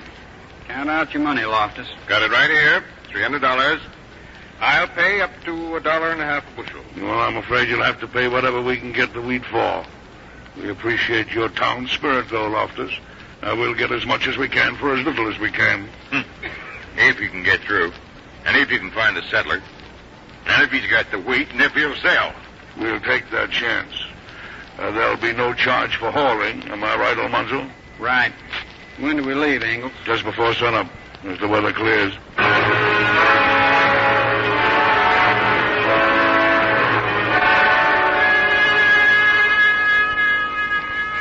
Starting to snow again, Ma. Not the first time it snowed this winter. But Pa isn't back.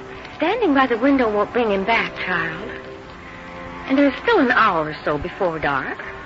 What if he doesn't make it, Ma? Now, girl. You wouldn't want your Pa to see you like this, would you? You'll be all right now. I know it. But you can't even see the stores across the street, Ma. And out on the prairie. We won't talk about it anymore. Come on, girls. Now, if you'll sit by the stove here, I'll read you some verses. That'll help pass the time till Pa gets back. That's it. Now, smile. Now, then, let's see. Oh, here's one. Great is the Lord, and greatly to be praised. In the city of our God, in the mountain of his holiness.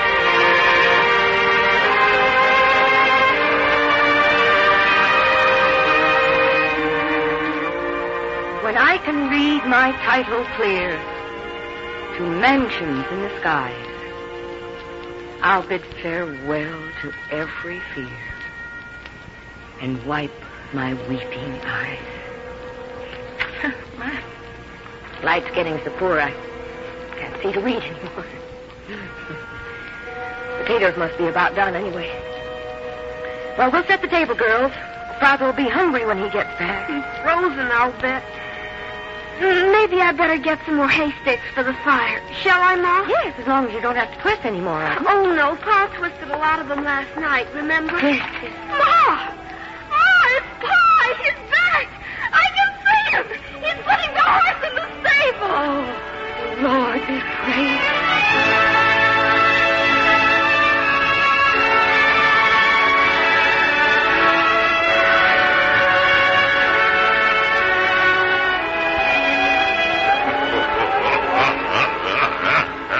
Go ahead. Howl your fool head off. You can't get at us. You've tried all winter, but we'll beat you now. How much wheat did you and Almanzo bring back, Charles? 60 bushels at $1.25 a bushel. Loftus and some of the men are unloading it now. Everybody's anxious to buy. Oh, $1.25 a bushel. I guess 2 bushels will be about all we can afford. Oh, but that'll see us through, though, Caroline. I'll go get it the first thing in the morning.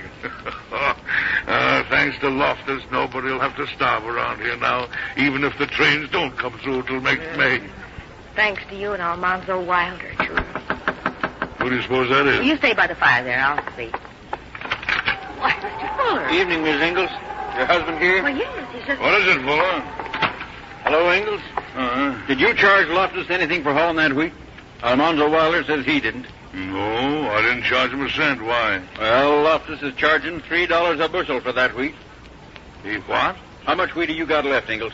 Caroline? Laura ground up the last of it this morning. Those 2 loaves of bread is all there is. Come on, Fuller. You get the Wilder boys. We'll have a talk with Loftus right now.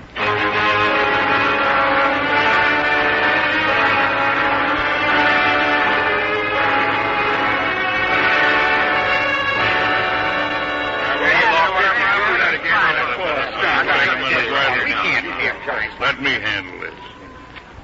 Well, Loftus? $3 a bushel is what I said. My wheat, isn't it? I paid good, hard money for it. You paid $1.25 a bushel. That's my business. Yeah, we'll show you whose business it is. You so much as touch my property, and I'll have the lawn. That wheat's mine. And I got a right to charge any price I wanted for it. That's right, Loftus, you have. This is a free country, and every man's got a right to do as he pleases with his own property. But remember, Alonzo, and I didn't charge you a cent for hauling that wheat. Well, why didn't you? I stood ready to pay any reasonable charge for hauling. But $3 a bushel.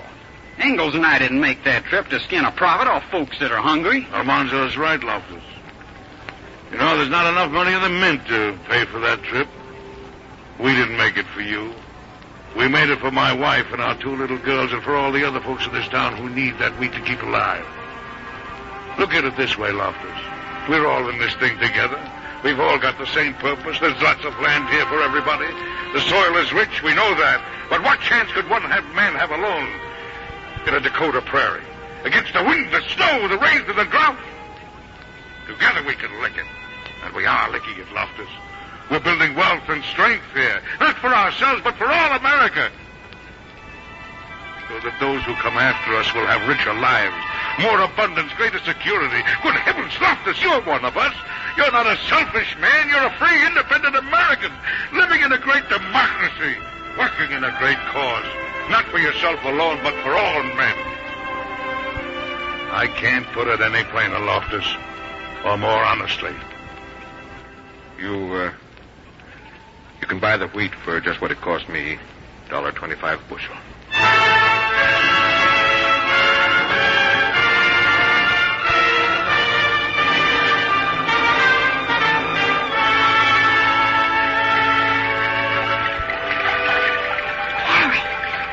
Are you awake, Gary? Yes. Listen, I have been. The snow's melting on the roof. Look, it's running down in torrents. What does it mean, Laura? The Chinook is blowing. Come on. Ma, the Chinook is blowing. The Chinook is blowing. Yes, I know, girls. I know. Spring has come at last. And breakfast is all ready. You can sit down just the way you are. In our 90s, Ma? Sure. Nice warm. Well, girls, we beat old winter at last, didn't we? Here it is spring, and none of us lost or starved or frozen. Just potatoes and bread, Charles. Not much to celebrate on. Oh, it'll taste different this morning because we know that the trains will be coming through soon. How you ever managed with so little, my dear, I'll never know. You're a real wonder, Carol. And I've got a lot to be thankful for. I'll bet the muskrats are glad the winter's over, too. Will God tell the muskrats that spring is here, Pa? Oh, I bet he whispered in their little ears better than a month ago. We thank thee, dear Lord, for all the many blessings received at thy hands, for the land you have given us to work, and for the happiness we enjoy as a family. Bless our nation, our home, and our lives, and this food to our use. We ask it in the name of our Savior, Jesus Christ. Amen.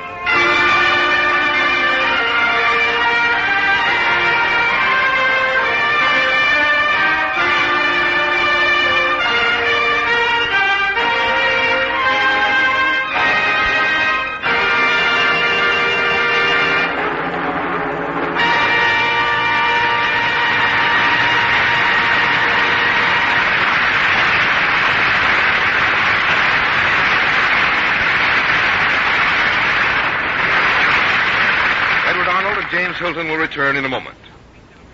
I guess it had to happen, but it still came as something of a shock when I answered the phone just before broadcast time. The voice at the other end said, don't you Hallmark folks make a card to send to the income tax man? Well, about the nearest I could come to answering that request with its association to greenbacks was to suggest taking a look at the bright greens decorating the gay Hallmark St. Patrick's Day cards, and leave it to the charm of the Irish to cast away the worries and cares of this week in March. You'll find these eye-twinkling Irish cards at the store where you buy Hallmark cards. And while you're there, why not select those Easter cards you want to send? They are lovely. And you can find one that helps you say what you want to say, just the way you want to say it. See these and all the other Hallmark cards when you want to remember your friends or share a smile with them.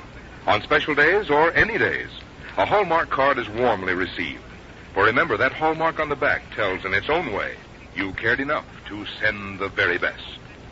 Here again is James Hilton. Whenever your name appears in the cast, Eddie, the audience can always expect a great performance, and tonight was no exception. Thanks for being with us. Well, it's always great to appear on the Hallmark Playhouse, Jimmy, and I enjoyed it very much tonight. And, Eddie, we're all aware of your acting ability, but probably very few of our listeners know that you're a pretty fine cook, too. Haven't you got some cooking hints to pass on to our audience? Well, as you know, Jimmy, I do like to cook exciting and different dishes, so I always begin with a good recipe. I use the best of ingredients and then see to it that I put in the right thing at the right time, but... Oh, wait a minute. That sounds like the recipe the Hallmark folks use when they make their Hallmark cards. The right words at the right time, and the whole served in beautiful surroundings. I guess that's a recipe for many of the things that give us pleasure, isn't it, Jimmy? It surely is. And speaking of pleasures, I think we have a special treat in store for our listeners next Thursday night, Eddie. On Hallmark Playhouse, that's not unusual, Jimmy. And what have you planned for next week? Our story will be John Sedge's The Long Love, a very warm portrait of an American marriage and the problems encountered. And for our star, we have that popular young actor, Van Johnson. Our Hallmark Playhouse is every Thursday. Our director-producer is Bill Gay. Our music is conducted by Lynn Murray. And our script tonight was adapted by Axel Grunberg. Until next Thursday, then, this is James Hilton saying good night.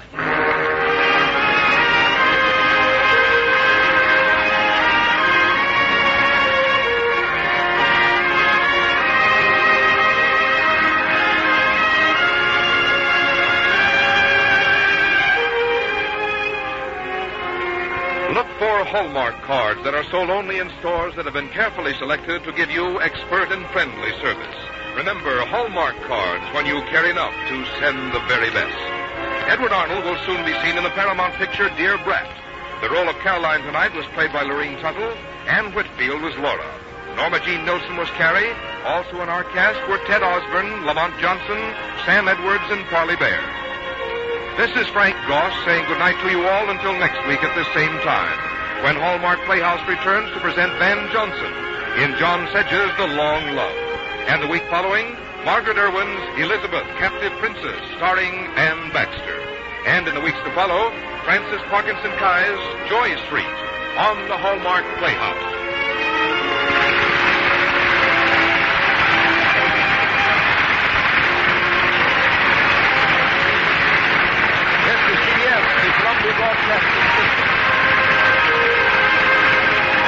This is KMBC, Kansas City, Missouri.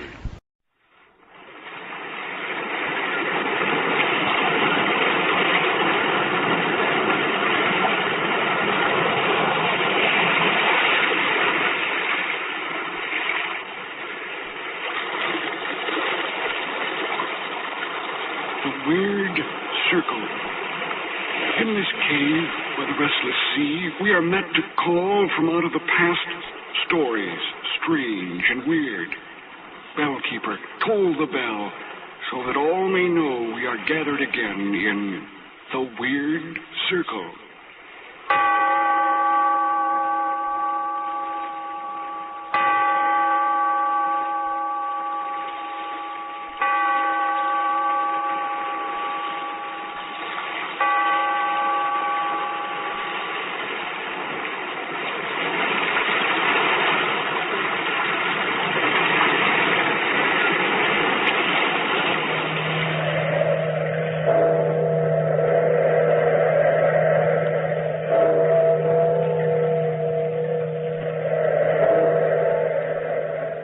The past, phantoms of a world gone by, speak again the immortal tale, Frankenstein.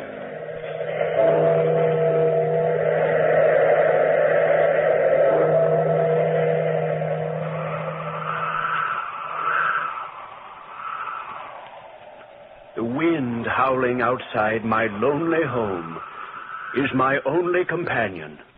All else is quiet here, as I sit by my window in the parlor, writing this document for the scientific world. Be warned, you doctors and scientists who come after me. Be warned that man must not experiment with the secrets of life. My experiences started in the University of Manchester, where I was studying natural history. It was after class, May 22nd, 1818, that Professor Waldman, my close dear friend Henry Clerval, and myself were in the laboratory of the university. Victor Frankenstein, your persistence amazes me.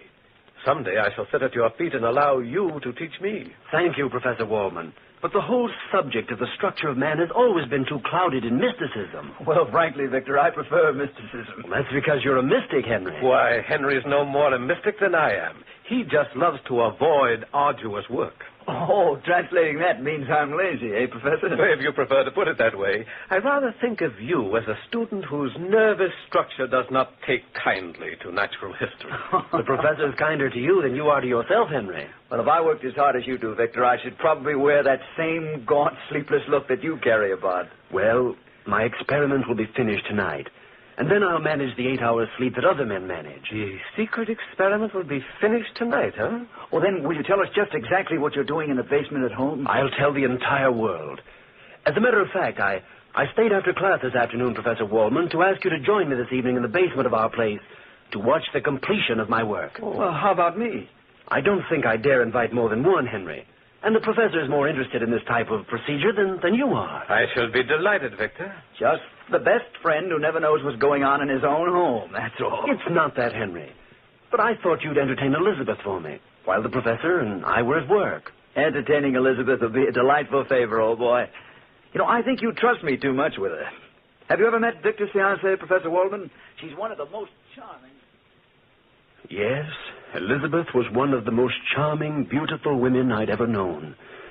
I had been in love with her from childhood, but even my love for Elizabeth couldn't dim my passionate zeal for the work I was doing. It was 8 o'clock that evening. Henry, Elizabeth, and I were seated in the parlor. Elizabeth was saying... I'll be so glad, Victor, darling, when all this is over. If you only knew how tired you look. The minute my work is done, successfully or unsuccessfully, I promise you, Elizabeth, we'll be married and off to Switzerland before Henry has time to lock up this place. But first, we find out about the secret in the basement. Henry's being eaten up by curiosity. I don't blame him. I'm suffering pangs of what's it all about, too. Well, you'll both know soon. I wonder where Professor Waldman is. He's late. He'll be here soon, Victor. Stop pacing the floor, sweetheart. I think I'll start my work downstairs. Send the professor down when he arrives, will you, darling? We'll come down ourselves and take a look around. Or will I turn into a pillar of salt for peeking? Nobody ever turned into a pillar of salt for peeking, Beth. It was for looking back. Oh, nothing like a good practical working knowledge of the Bible for scientific experiments. Starts the night off right. Yes, I thought jokingly of that paragraph from the Bible then. And she was turned into a pillar of salt. But what about a man who looks back? There is no ready reference for him or for me.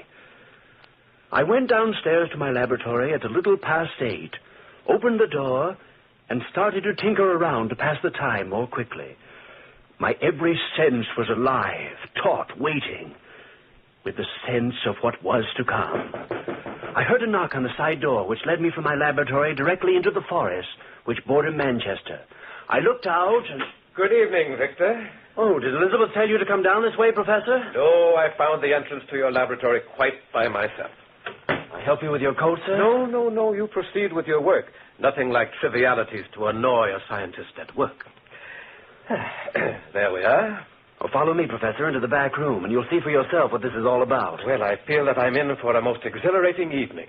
I wish I had more students fashioned in your mold, Victor.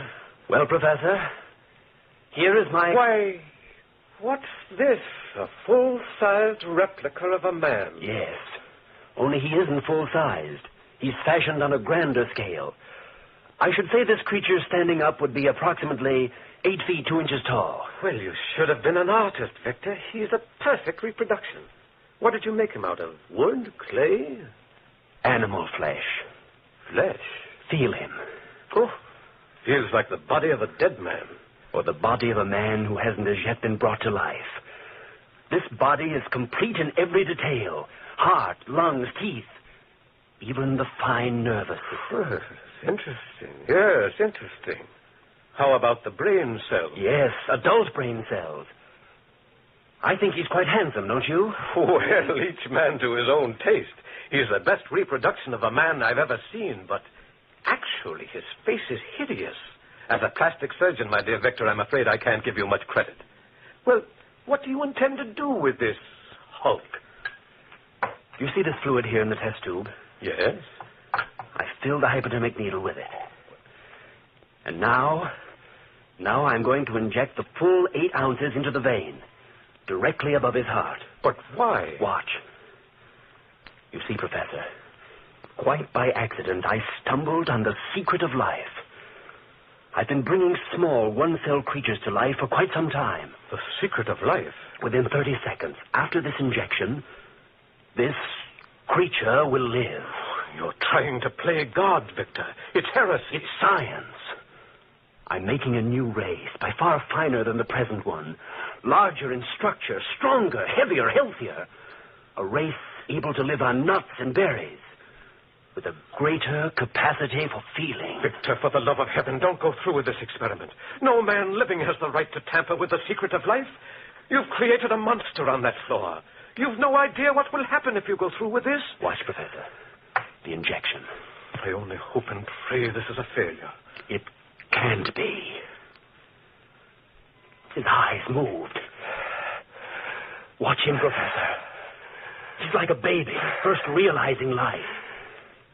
His hands touch the floor. His eyes are trying to focus on the world around him. He's hideous. Yes, he's hideous. I made the skin too much like parchment, I'm afraid. Victor, get rid of that monster. He's trying to stand up. If that mind which you've created is a twisted one, have you any idea what kind of horror you've let loose in England? As a humanitarian, I feel it my Christian duty to do this now. Put that knife down, Professor. No, I can't let... Oh, he's got me in the clutch of his hand. Command him to stop this, Victor. Stop fighting him, Professor. He's frightened. He has the same reactions as a child, grabs and won't let loose. Let me go, monster. Stop! Don't go out that door. Put the professor down. Don't go out that door.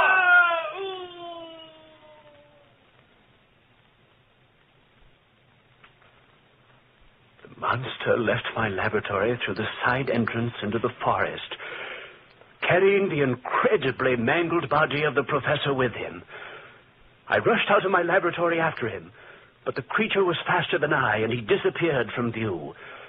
I returned to my laboratory and destroyed all evidence of the creature's manufacture. I burned the blueprints from which I had made his body. Then, carefully, I locked my laboratory and went upstairs to join Henry Clerval and Elizabeth. I must have looked wild-eyed as I entered the room. Henry, that's most amusing. You tell the best anecdotes in all of England. Oh, you flatter me, Elizabeth. Oh, Victor, you're through sooner than we expected. Darling, what's the matter? Didn't the professor show up? Nothing's the matter. My experiment was a failure. Oh. But the professor, he never showed up. Beth, Henry, I want to go away. Of course, darling, we will, as soon as Henry can get the house locked up. I don't want to wait. I want to leave at once, tonight. Please, tonight, Beth. We can get married before we cross the channel and then go to Switzerland. But it's almost midnight now, darling. What's the difference? Please, Beth, if you love me. But why tonight, Victor? Henry, you've no idea what I've been through. I have to get away at once. Of course, darling, if you insist. Anything you want. And we'll be married before daylight. Darling, darling, Beth. I know a little minister whom we can awake. And so Beth and I were married that evening in a little chapel on the coast. Then the three of us fled to Bern, Switzerland. I refused to have anything to do with the civilized world. No newspapers, no word of home. Just the peace and quiet of the Swiss mountains. Henry and Elizabeth both tried to learn of the events which had occurred in my laboratory that evening. But I never broke my silence on that subject. After the first tries, they refrained from asking me about it again. It was in the middle of the 4th month of our visit when Henry and I were sitting on the terrace of the little house in the mountain. Beth was out picking berries when Henry suddenly... Victor, I'm your closest friend. I've tried to keep silent about... Well, Victor, the day after we left England, I bought a newspaper. Did you, Henry? Yes. I saw this clipping on the front page. I couldn't very well miss it. Well, what clipping? This one. The horribly mangled remains of Professor Waldman was found on Beekman Hill. The identity of the unknown murderer is being sought by Scotland Yard. Poor Professor Waldman. I'd no idea. Hadn't you? No. What are you trying to say to me, Henry? You're leaving England so suddenly that very night. Your fear of being discovered, the secret experiment. Well, it all seemed to add up to some kind of strange connection with this clipping. Now, if you're in trouble, Victor, you can depend on me. I'll stay by your side. I'm not in trouble. I'm just tired, terribly tired. And you know nothing of the professor? Absolutely nothing. He didn't come to our chateau that evening. I told you he didn't then. Stop questioning me. Victor! Victor! We're out here, Bev. Oh, I just had a horrible experience. Oh, darling, I'm so glad to see you. You're pale, Bev. Sit down right here next to me. Well, what happened, Bev? Well, I was walking in the woods not far from here when I looked up and saw... Well, I saw a man. Sort of a man standing over me. Well, men aren't so bad. That is, if you happen to know the right ones. And you do. I'm not joshing, Henry. He wasn't exactly a man. He was twice the height of anyone I've ever seen. And his skin looked like dried parchment. It's incredible, but I think I've seen a monster. Monster? Yes, I ran away. He didn't follow me. He just stared after me, watching me. You do believe me, don't you? A monster stared after you? Look, Henry. Victor, through the trees right out there. Look! There he is again!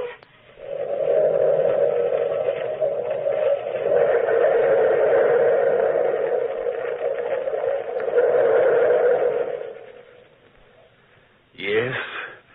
The monster stood there, silhouetted against the trees. The monster which I had created, standing like an evil blot of flesh and bone, moved in the darkening twilight. And then suddenly, phantom-like, it disappeared. Beth and Henry both watched me as I started from the piazza after the disappearing creature in the backwoods. As I drew near to the heavily wooded section, giant footprints in the soft mud about me showed the path ahead. The sun was sinking in the west, and the last orange pinpoints of light needled my flesh until every sense within me was tingling with the expectations of seeing my living horror. Then I realized I was unarmed. Every crooked tree, each twisted branch which obstructed my path, appeared to be his form. I heard the crackling of a branch and the moving of a form on the velvet moss.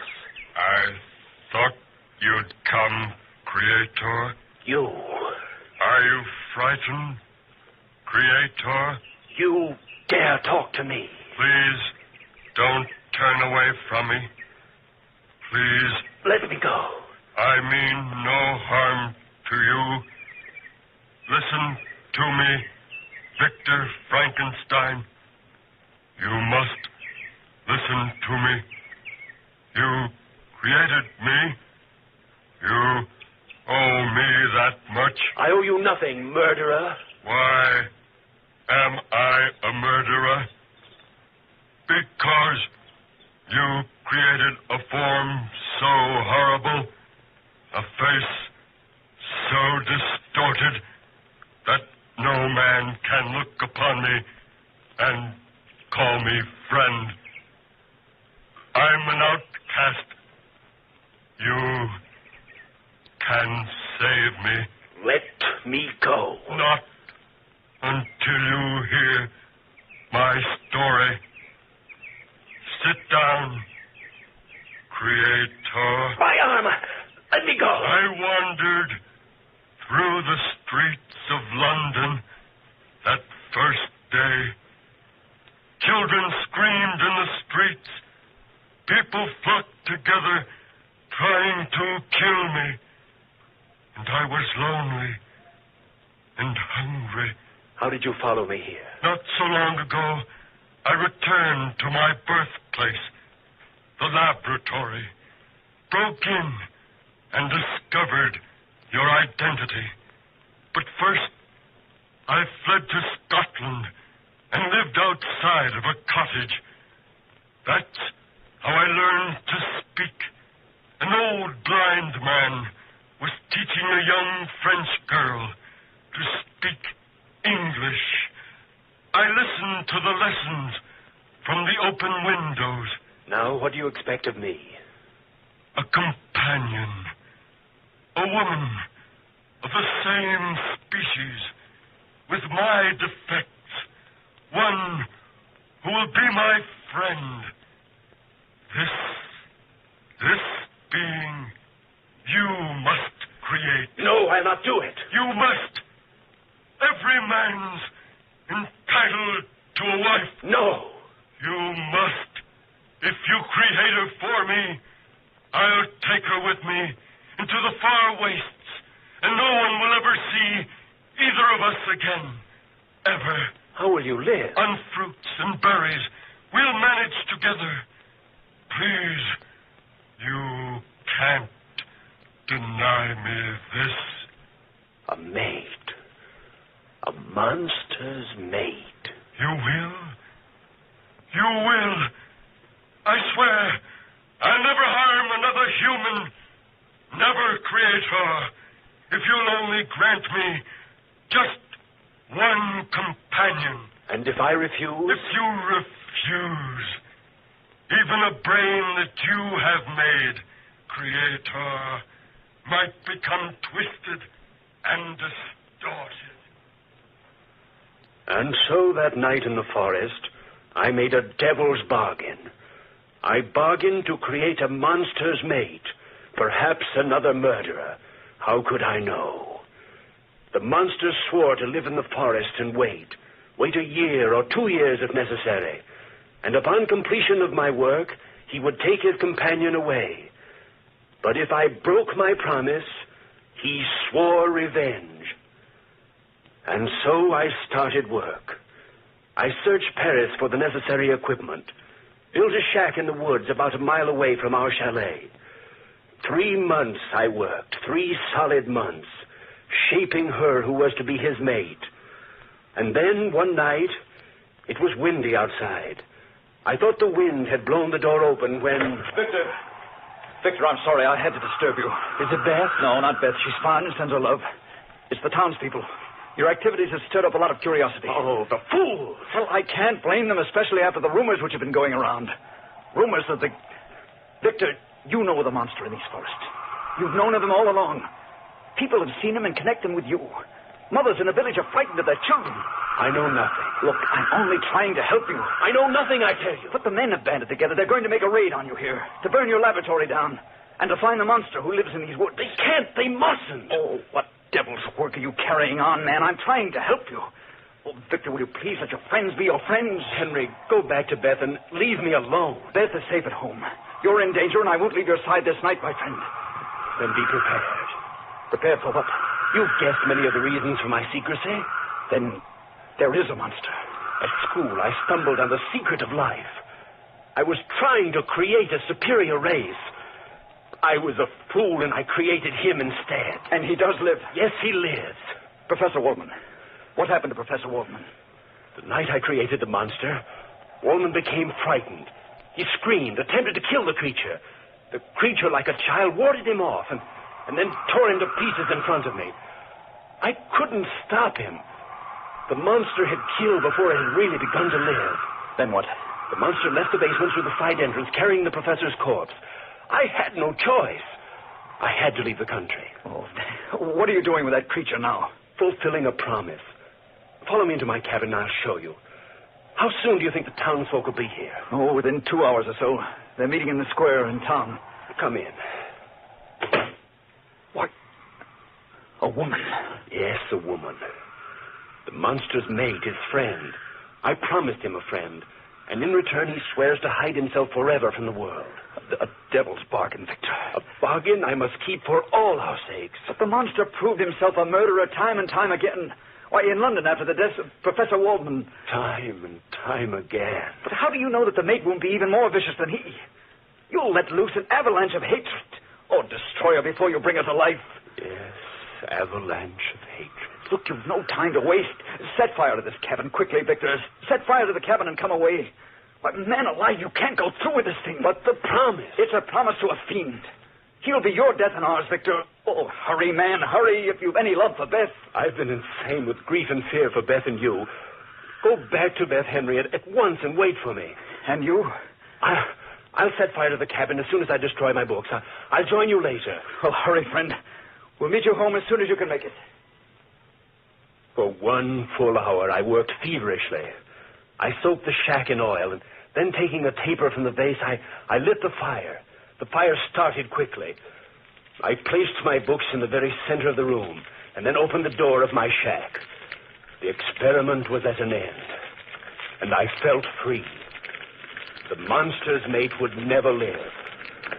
I walked out, and then I saw him, his face contorted with rage. My wife! My only dead devil friend! My only dead! I knew then what was in his mind as he raced through the forest in front of me. The blazing shack was a beacon of light, and I saw his huge, misshapen form outdistance me, far outdistance me. He was faster than I, taller than I, and covered more territory. Racing, running blindly through the forest, I reached my home. The door of my home was flung open. Henry, mutilated and torn, stumbled blindly toward me. Victor, the monster. Henry, what? I tried to, Victor. Henry, you. Beth, no. Beth, I'm coming, darling, I'm coming. I'm coming upstairs. I'm coming, darling, I'm coming. If you kill her, Beth,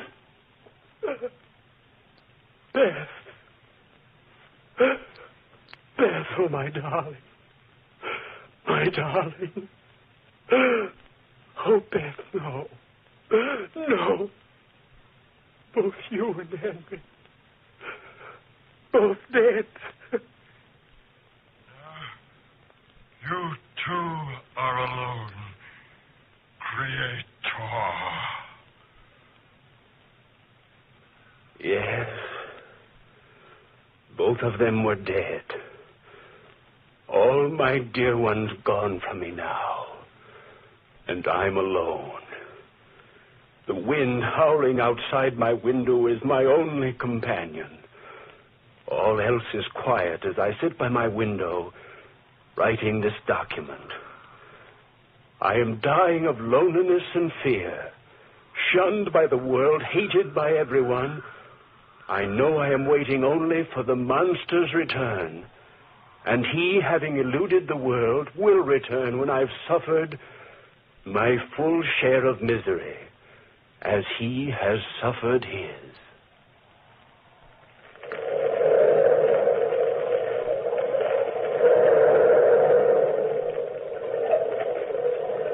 From the time-worn pages of the past, we have brought you the story, Frankenstein. Bellkeeper, toll the bell.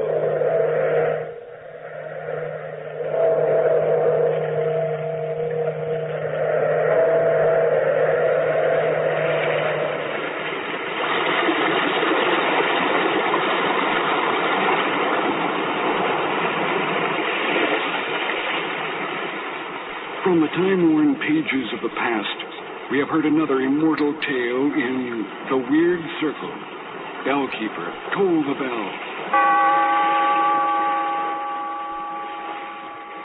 Be here in this lonely cave by the restless sea once again next time for another immortal tale in The Weird Circle.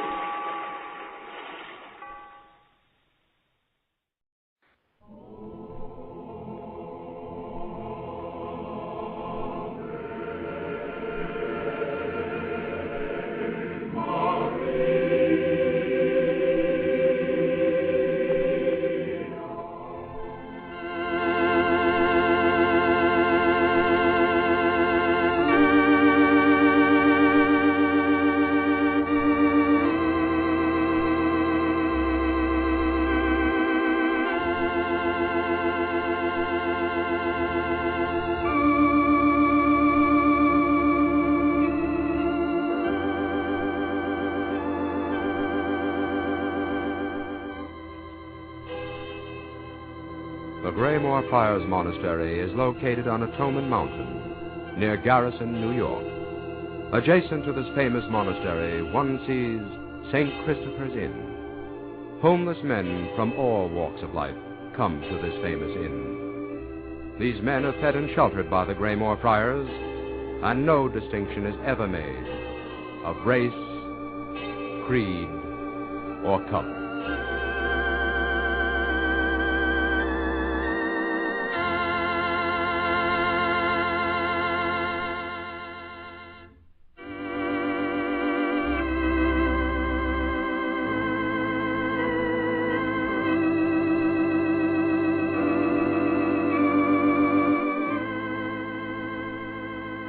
You're invited to listen to the second chapter of the dramatized story, The Life of Christ, brought to you transcribed each week by the Graymore Friars, who offer this new series in devout belief that the retelling of his tragedy and triumph will reawaken and strengthen your faith in and love of Christ. Now, Chapter 2, The Temptation in the Desert.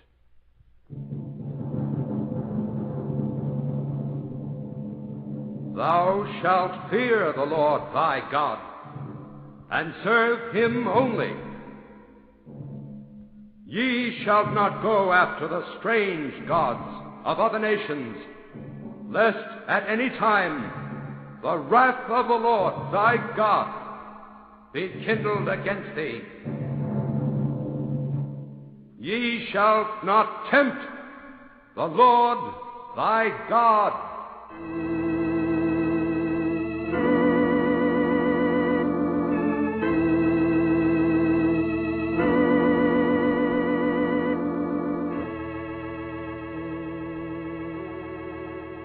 Now when Jesus came up from the Jordan, he was filled with the Holy Ghost.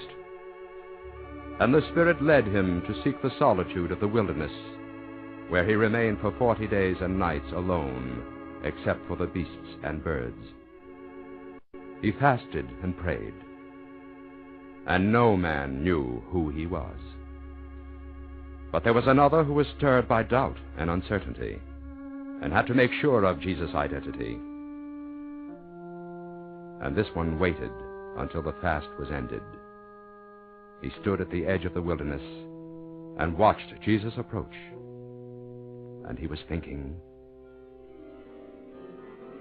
I must know who he is. But more, I must find out if he knows who he is. If he's the one, he'll give a sign, an unmistakable sign. A simple act will prove everything. And the issue between us will be joined at the very start. Ah, and here he comes. Wait. Jesus of Nazareth? Oh, you don't know me, but I know something about you. I observed you when you were baptized by John at the Jordan. I've waited for you to come from the wilderness. A bit odd you spent the same time alone as did Moses on the mountain. After 40 days, you must be hungry. There's nothing to eat. That is, unless you care to try these stones. Look, they're the size and shape of a loaf of bread. Well, is it not written that when the Hebrews were tested in the wilderness, their prophet asked for bread, and it was rained from heaven? Jesus, if thou art the Son of God, command that these stones become loaves of bread. It is written, not by bread alone does man live, but by every word that comes forth from the mouth of God.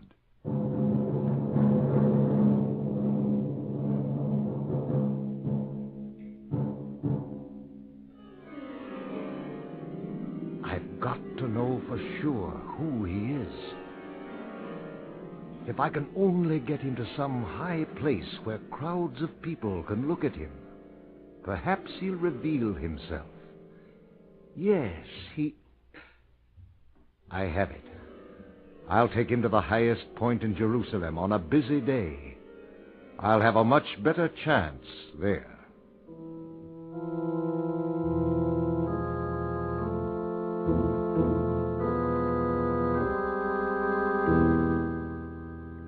And then the tempter took Jesus into the holy city and set him upon the pinnacle of the temple. And the tempter turned to Jesus. If thou art the Son of God, throw thyself down.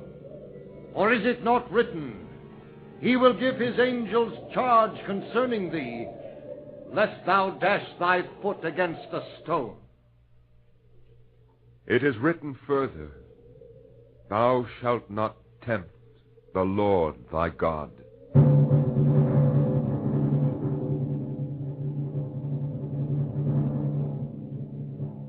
Twice the tempter failed in his efforts, but he would come again to Jesus in the desert for the final throw of the dice.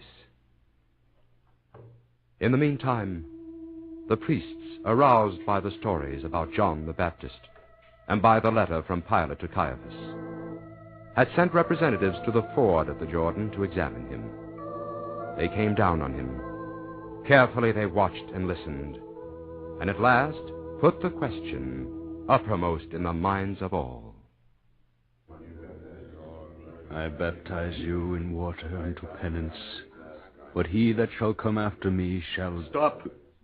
Stop a moment. I want to ask you a question. What would you ask of me? Who art thou? I am not the Christ. What then? Art thou Elias? I am not. You then know Moses spoke of a prophet whom the Lord God would rise up from the midst of Moses' brethren. And this prophet would be like unto God, and unto him all would listen. Art thou the prophet? No. Who art thou, that we may give an answer to those who sent us? I am the voice of one crying in the desert, Make straight the way of the Lord, as the prophet Isaiah said. Why then dost thou baptize, if thou be not the Christ, nor Elias, nor the prophet? I baptize with water, but in the midst of you there has stood one whom you do not know. He it is who is to come after me, who has been set above me, the strap of whose sandal I am not worthy to loose. Come, let us report this to the high priest.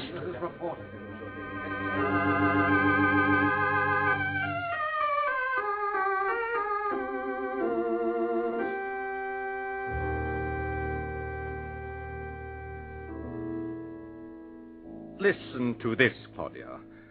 Caiaphas, the old fox, writes, Having sent a delegation to question John the Baptist, we are of the opinion he has committed no offense under our law which would justify bringing him to trial.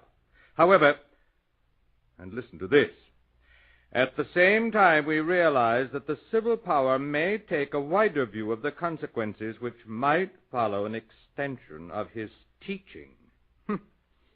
I see nothing wrong with that, Pilate. Don't you see the game? No. John can easily become embarrassing to the Sanhedrin, and Caiaphas knows it. Then why doesn't he do something? That's the point. He wants the odium for his arrest to fall on me. I'm caught. I don't know which is the more dangerous, to leave him alone or to arrest him. But didn't the letter from your spy say John the Baptist was preaching humility? Why, you chuckled over that. You told me the priests wouldn't take well to that from a ragged fanatic. Ah, you have a point, Claudia. I think I'll wait. This fellow will prove more embarrassing to the Jews than to me. Again, your spy reported John did not claim to be the one awaited, only his messenger. I don't take too much stock in that. It might be a clever dodge to forestall arrest, and to build up expectation in the minds of the people. Great Jupiter. What now? I just thought of something. The high priest may have planted that fellow there at the Jordan himself. But why? To cause trouble, of course. That's it. They examine him, find nothing illegal, and practically invite me to take action. It's a trap. One I'll not fall into. That's all very well for you and the high priest to outmaneuver each other. But what do you suppose the ordinary people are thinking? Oh, they don't count here. The priests and their scribes tell them what they can think and what they can believe. I'm not so sure. Everywhere I go, in the streets, in the shops, people are talking about the man at the Jordan. There's a new light in their eyes, a new note in their voices. They seem to expect a great deal to come from John. Pilate, believe me, a vast change has come upon these people since we first arrived. I sense it, too. But all I can do is wait. I can't move until I'm sure who John the Baptist is. How do you expect to find out? He's promised someone to come after him more powerful. If I know agitators, they never like to surrender power once they grasp it. If John gives way to another, then I'll believe him. Yes, that's the test. If he's ambitious, you may be sure he's not going to step aside. And if he's not ambitious and is speaking the truth? Then neither I nor the priests can do much to stop the coming of the one they expect. But I can take care of him after he arrives, if he arrives.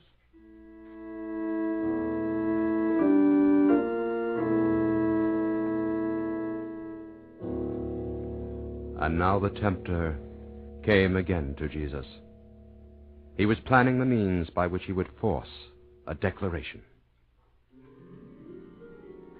I'll throw off the pretense, meet him face to face, and propose an outright bargain.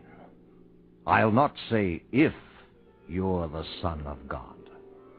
I'll act as if I knew for sure he is.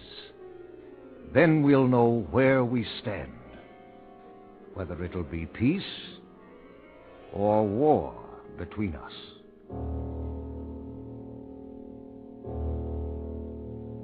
Again the devil took him up into a very high mountain, and showed him all the kingdoms of the world in a moment of time, and the glory of them. Look upon me, Jesus. Ah, you do know who I am. Well now, look out upon the world, not only to the far horizon, but beyond. See the vistas opening. The whole world's at our feet, cities bursting with people, ships carrying riches from all parts of the earth, fields of grain, mountains covered with forests. The whole world, which is now and is to be. To thee will I give all this power and their glory. For to me they have been delivered, and to whomever I will, I give them. Therefore, if thou wilt worship before me, the whole shall be thine.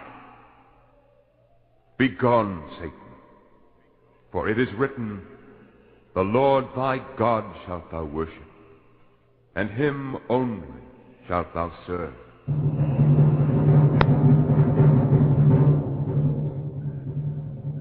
And Satan was worsted, but perhaps had learned that which he wanted to know. He left Jesus for a while, and the angels came and ministered to Jesus. Meanwhile, the crowds waited at the Jordan, where John was preaching and baptizing. And the time was about 2 months since the baptism of Jesus, when one day John looked up and saw a man walking on the opposite bank. Behold, the Lamb of God. Look, that man across the river. It's the carpenter of Nazareth. Master, why do you speak thus? Behold him who taketh away the sin of the world. This is he whom I said, After me there comes one who has been set above me because he was before me. And I did not know him. But that he may be known to Israel. For this reason have I come baptizing with water. I see only the carpenter. I beheld the Spirit descending as a dove from heaven, and he abode upon him. And I did not know him. But he who sent me to baptize with water said to me, He upon whom thou wilt see the Spirit descending and abiding, he it is who baptizes with the Holy Spirit. And I have seen and have borne witness that this is the Son of God. I'm sure that was the carpenter from Nazareth. But he didn't even glance in our direction. Now he's around the bend.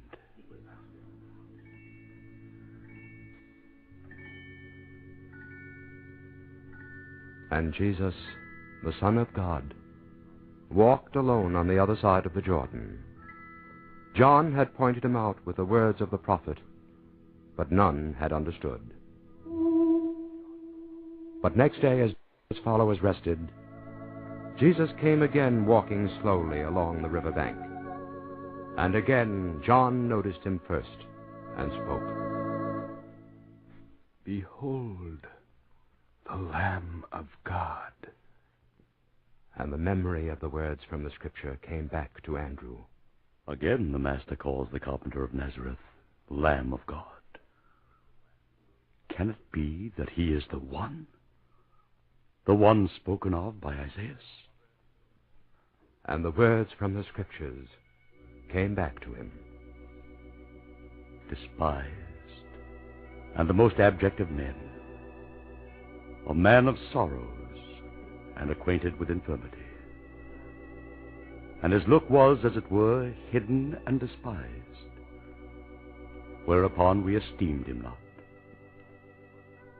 He was offered because it was his own will, and he opened not his mouth. He shall be led as a sheep to the slaughter, and shall be dumb as a lamb before his shearer. I shall follow that man.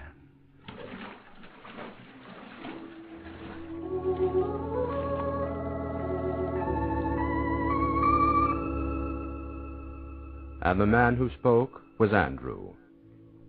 With Andrew came one companion, and they followed Jesus until they caught up with him. He heard them coming and turned and waited. What is it you seek? Rabbi, where dwellest thou? Come and see. Andrew and his companion trusted Jesus, and without a word they went with him and saw where he lived, and stayed with him that day. But of the many who listened to John, only these two followed Jesus at this time. For many clung to the belief that John was not the messenger, but the one he was sent to announce.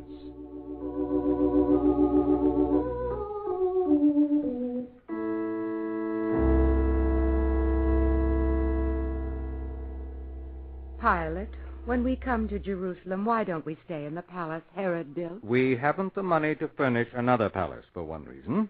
But this Antonia, as you call it, is like a citadel. It is a citadel. That's another reason for using it. We're not welcome in Jerusalem. This is the heart of Jewry. In that temple across the way is what they call their Holy of Holies. Oh, the empty room where they have their invisible God? So we're told. Oh, I'd like to go there sometime. Claudia, don't ever try. But why not? It's so sacred that only the high priest ever enters, and then only one day of the year, the day the Jews call their Day of Atonement. But can't we visit the temple at all? Only the outer court, called the Court of Gentiles. I'm fascinated by all this mystery. Don't let your fascination get the better of your judgment. Should you go beyond the barrier, it would be my unpleasant duty to have you executed. Oh, you're not serious, Pilate. The priests would demand it. And Caesar has agreed that the Jews may have their religion to themselves. We made a bargain with them. They keep out of politics, and we keep out of their religion. Very well. I'll be careful to observe the customs. The trouble is, the Jew can't seem to distinguish religion from politics. Why, do you know when I came here with my troops, we had to take the images of Caesar from our standards? Why in the world did you have to do that? These people acknowledge no authority except that of their God, not even Caesar. And since they make no images to their God, they don't permit images of any authority in their holy city. Look at their sacred temple. Did you ever see such a filthy place? Why do they permit all those animals within the temple? Those are for the sacrifices. These people are always making sacrifices of one kind or another. They buy the animals at the door and take them in to be killed. Valerius told me that on their great day of celebration, thousands of animals are sacrificed and the place runs red with their blood. Oh. That's at the Passover. We'll return to see it. I'm told it's quite a spectacle. I don't think I'd care for it.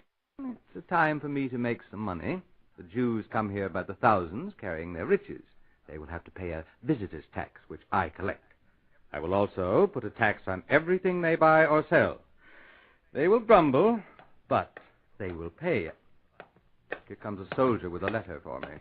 I'll be back in a moment. Thank you. Come quickly, Pilate. There's a band of pilgrims marching toward the temple.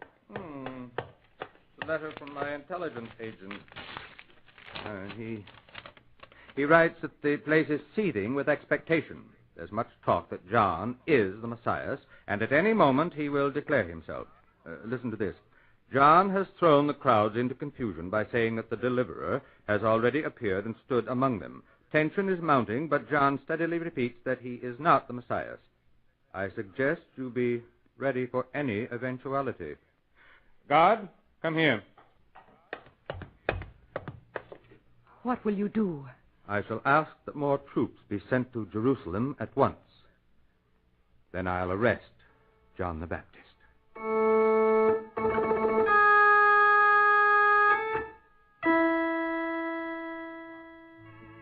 Meanwhile, at the hut near the Jordan, Andrew and his companion talked with Jesus throughout the night. And in the morning, Andrew left the hut and hurried to his brother Simon, who, like himself, was a fisherman from Galilee. Greatly excited, he burst in on Simon, who was in his hut. Simon! Simon! We have found the Messiah! We have found the Messiah!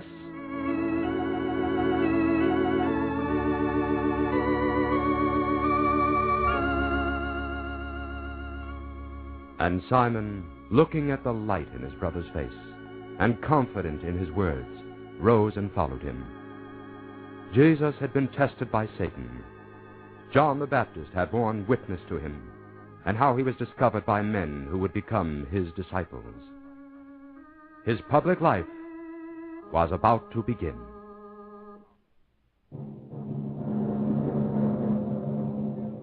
Thou shalt fear the Lord thy God, and serve him only. You shall not go after the strange gods of other nations, lest at any time the wrath of the Lord thy God be kindled against thee.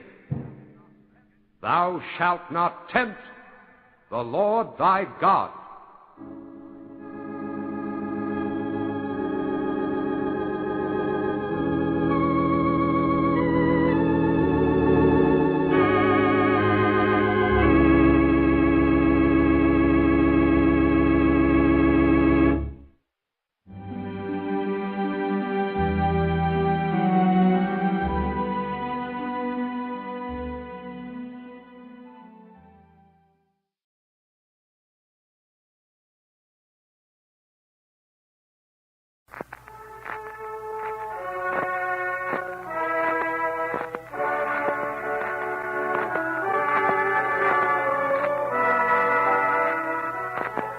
The makers of Campbell Soup present The Campbell Playhouse. Orson Welles, producer.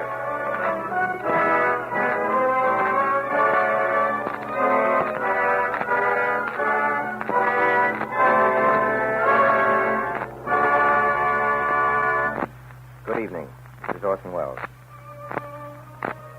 Our offering for tonight, Theodora Goes Wild, deals with the fascinating subject of a lady who leads a double life. This is, of course, a particularly fascinating subject where the lady is a beautiful, straight-laced, virtuous young woman who is at the same time the author of the most lurid bestseller of her day.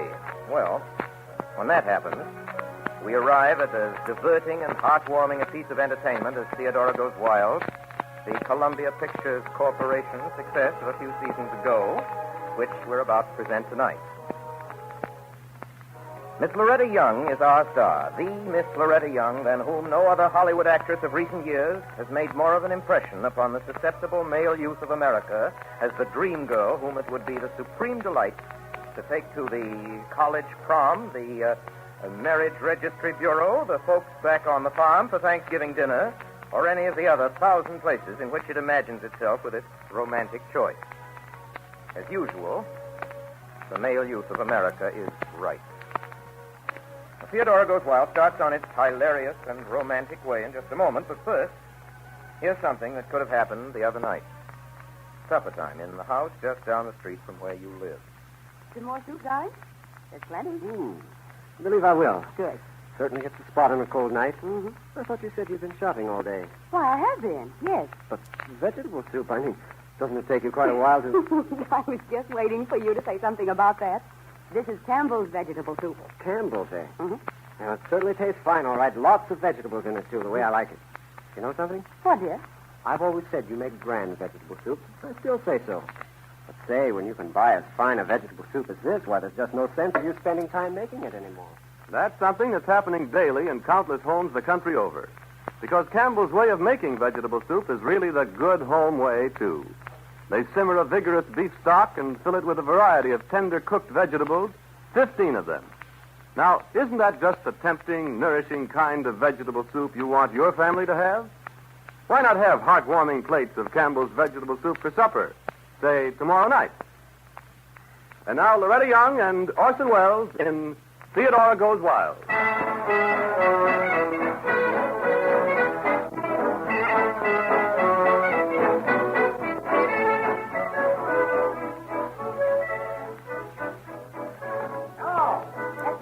Mr. Waterbury, the Caroline Adams cereal in the Bugle is the most indecent thing I've ever read. Turning that Caroline Adams cereal out in this field, I get a new paper and a new editor. Disgusting. It's absolutely disgusting. Please cancel my subscription as soon as the Caroline Adams cereal is completed. I apologize. Hello. Linfield Bugle, what's that? What's that, Miss Johnson? Okay, Miss Johnson, I apologize. I apologize for breaking my neck to buy the rights to the best-selling novel of the day. I apologize for waking Linfield out of a 20-year sleep to show how people live and love in the wide-awake world. I apologize. What's that? You're giving me fair warning. Miss Rebecca Lynn has called a special meeting of the Ladies' Aid Society tonight to take the matter up officially. Hello, Linfield Bugle. 1 minute, please. What's that, Mrs. Johnson? You bet I'll be there. Yes, madam, I apologize. I apologize. I apologize. Mr. Waterbury. I apologize. One moment, ladies. One moment. Ladies. One moment. Quieter. For those of you who haven't read Miss Caroline Adams' masterpiece, let me tell you it gets even worse. Listen, you understand these are not my words. Of course, dear. They're Caroline Adams. I'm simply reading. Reading from page 5 of Jed Waterbury's Linfield Bugle. I'd better be going home. Mr. Waterbury, you ought to be ashamed. I apologize. I'd better be going home, Pamela said. It's late. Spencer smiled. 15 minutes before he answered, his eyes devouring her all the while. Home, Pamela? Why, you pretty little... Stay. It's very early. The night's just begun. For us. For us is printed just like all the other words, Miss Rebecca. I know how to read, Mr. Waterbury. I resume, ladies. Resume.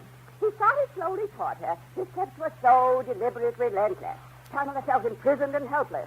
That's what I can't understand, Rebecca. It said that the door was unlocked. But the man was possessed of brute strength, Mrs. Hoygrass. The man was possessed of Lady. Please.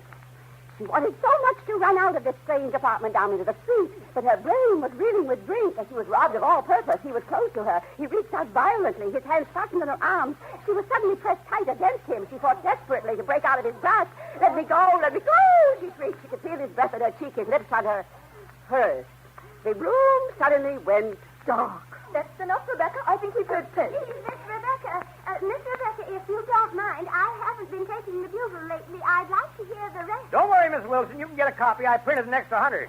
I knew there'd be a demand for them after Miss Rebecca got through reading it. That'll be enough from you, Mr. Waterbury. The issue... And remember, ladies, that was only the first installment. The issue is closed. It's clear. The issue is closed. It's clear. Is this literary circle going to let filthy, vile trash like this come right into our home and corrupt our families? We certainly are. There you are. Do we or do we not want this book stopped, ladies? All in favor, say aye. Aye. Is that plain enough, Jed Waterbury? Yes, that's plain enough, and I got more important things to do than fight the literary circle of Linfield. I'll just cut out printing the thing from now on. That's fine. But I'd better warn all of you. I only got 100 copies of this paper. Come early and avoid the rush. Oh, girl, please. Mrs. Hoysrath. Now, one thing more. It says here that this book is published by Stevenson and Company in New York. Well, I propose that the literary circle go on record right here and now as condemning Stevenson and Company lock, stock, and barrel. All in favor? Theodora. Yes, Aunt Rebecca. Theodora, you didn't say aye. Didn't I? No. Do you or do you not condemn this book, Theodora? Aye. Yeah, that's fine. Ladies, I think I'll draw up a resolution tonight. And when my little niece Theodora goes to New York tomorrow, she can see that the resolution is sent to this Stevenson and Company. Agreed? Aye. Theodora. Aye, Aunt Rebecca. Aye.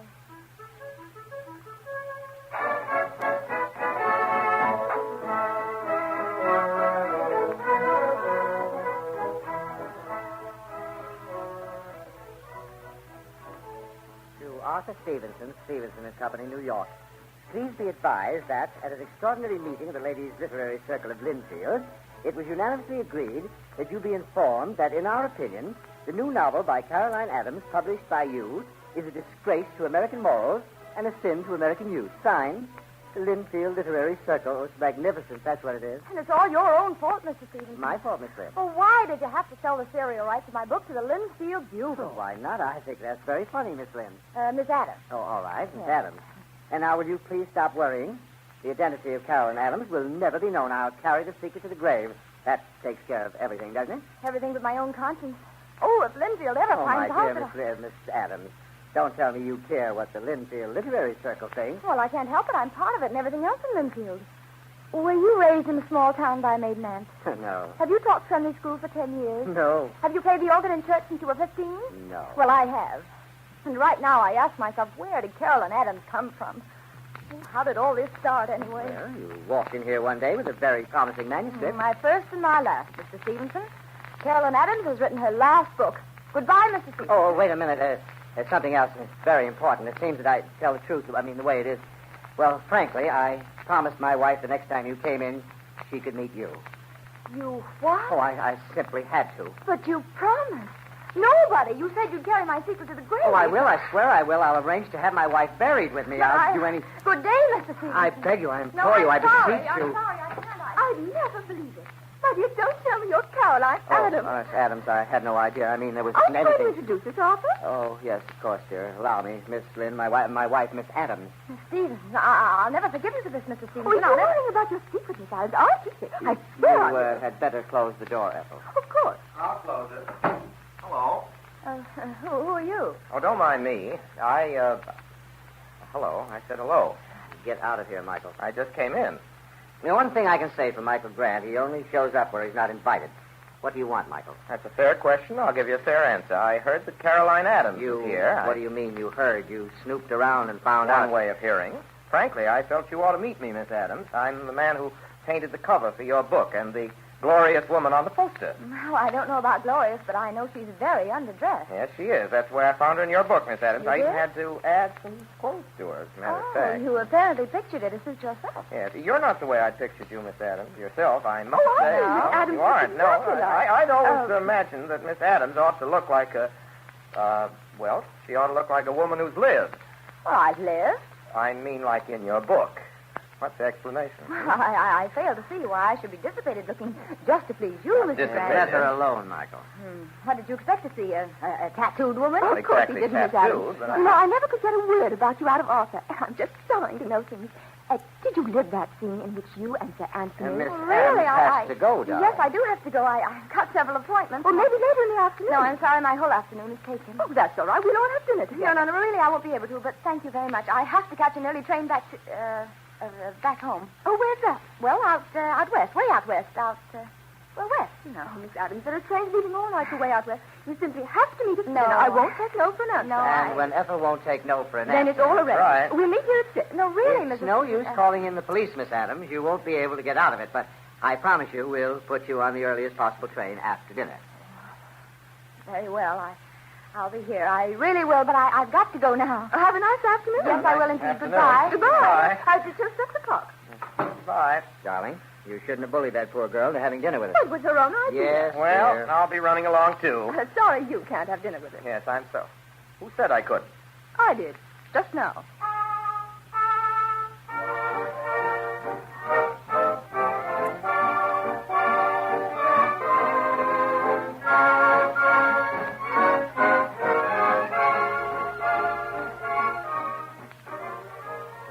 I've been looking forward to having dinner with you for so long, Miss Adams. All those other books, Arthur publishes.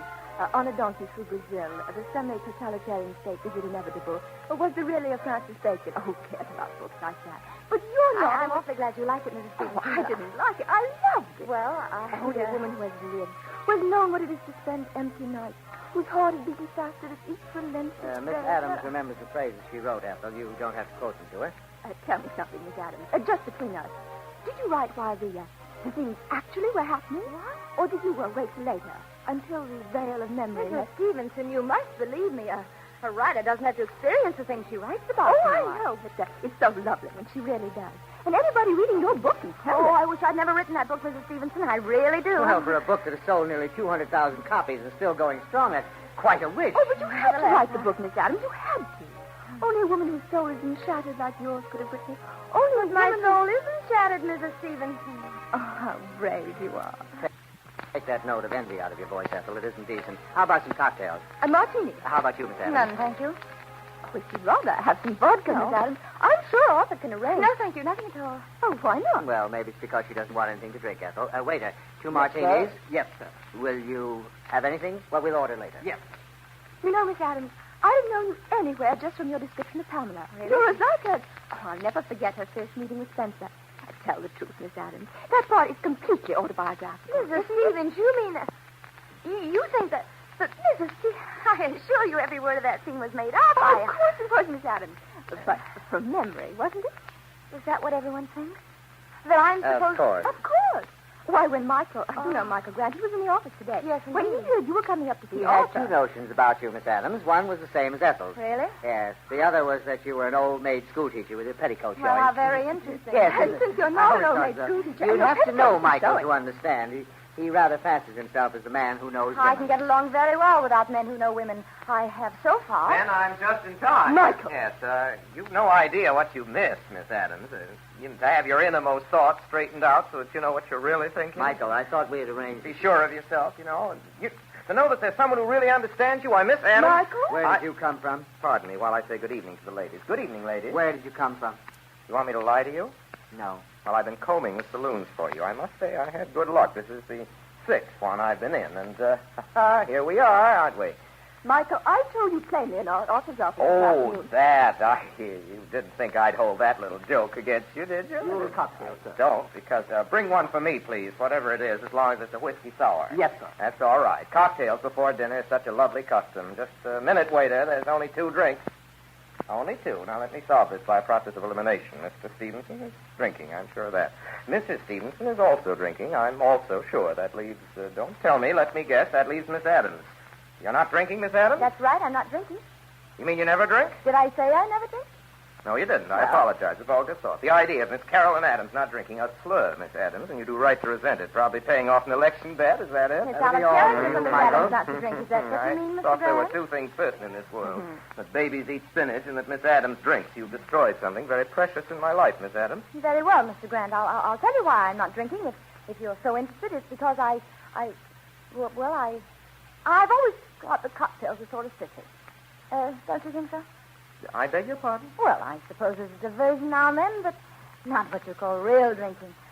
Mr. Stevenson, do you suppose I might have a little straight whiskey? A little stuff. What? Oh, yes, of course. Stop gulping, Michael. Waiter, straight whiskey for the lady. Yes, sir. Miss Adams, looks like a lovely evening. Miss Adams.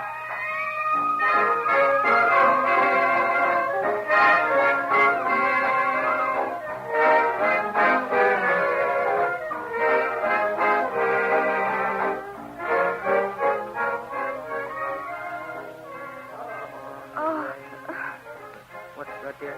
Oh, what is it, Ethel? Little Goldilocks drank me right under the table. I'm passing out, Jan. Oh, darling, you mustn't. We've got to put Caroline on that train. Michael will put her on the train. You'd better take little Ethel out of here while she can still walk. Please, Arthur. We can leave while they're not looking. Oh, you think of everything, darling. Let's go. I'll tell you what we'll do, Miss Adams. You just stand still, and I'll dance to the left of you, and then I'll dance to the right of you. Oh, that's not fair, Mr. Grant. Why don't you stand still, and then I'll dance to the right of you, and then to the left of you. Well, let's both do it at the same time. You mean each stand still and dances while the other stands still and dances? Yeah. Well, sounds wonderful. I think so. Could we go back to the table now? I think Stevensons. Oh, the Stevensons. Don't worry about the Stevensons. They've left. And they what? Yes, I saw them leave while we weren't looking. How did you know if you weren't looking? I looked. Oh, you're wonderful.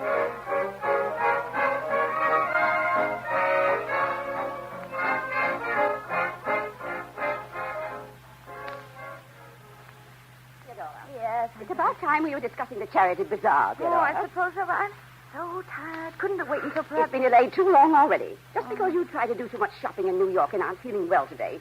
Finish your tea and you'll feel better. All right, Auntie, all right.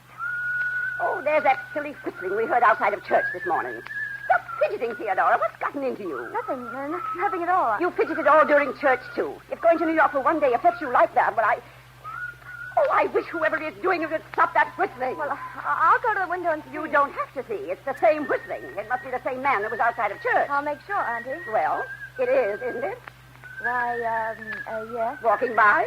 No, sort of, resting on the gate. I'll phone Captain O'Donnell and have that good-for-nothing loafer put in jail where he can whistle to his heart's content. Oh, don't bother, Auntie. I'll tell him to go away. Now, don't argue too much with him. Just tell him once, and then I'll call the police.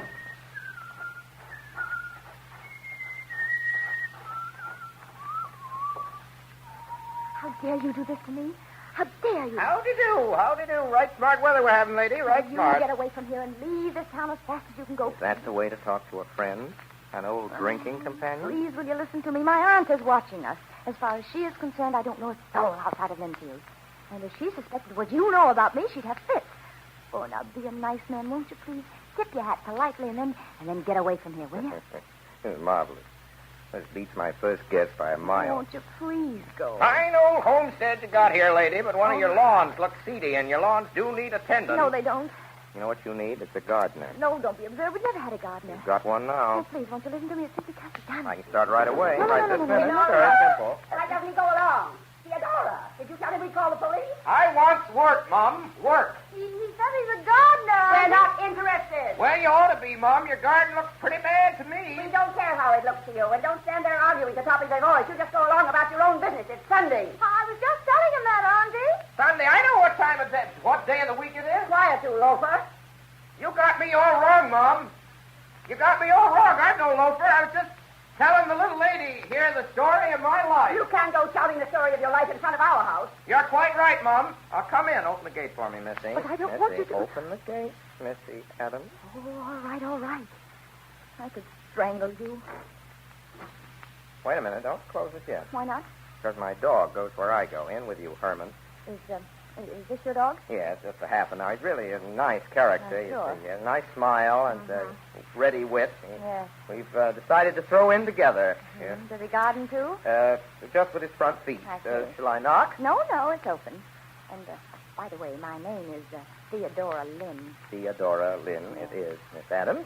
I hate you. Look here, young man, and keep that dog out of here. If he so much as growls at He me... never growls at anybody, do you, Herman? You see what I said? Come here, Herman. That's better. In just 1 minute, I'm going to call the police. Oh, I wouldn't, Aunt Rebecca. I think... Thank you, young lady.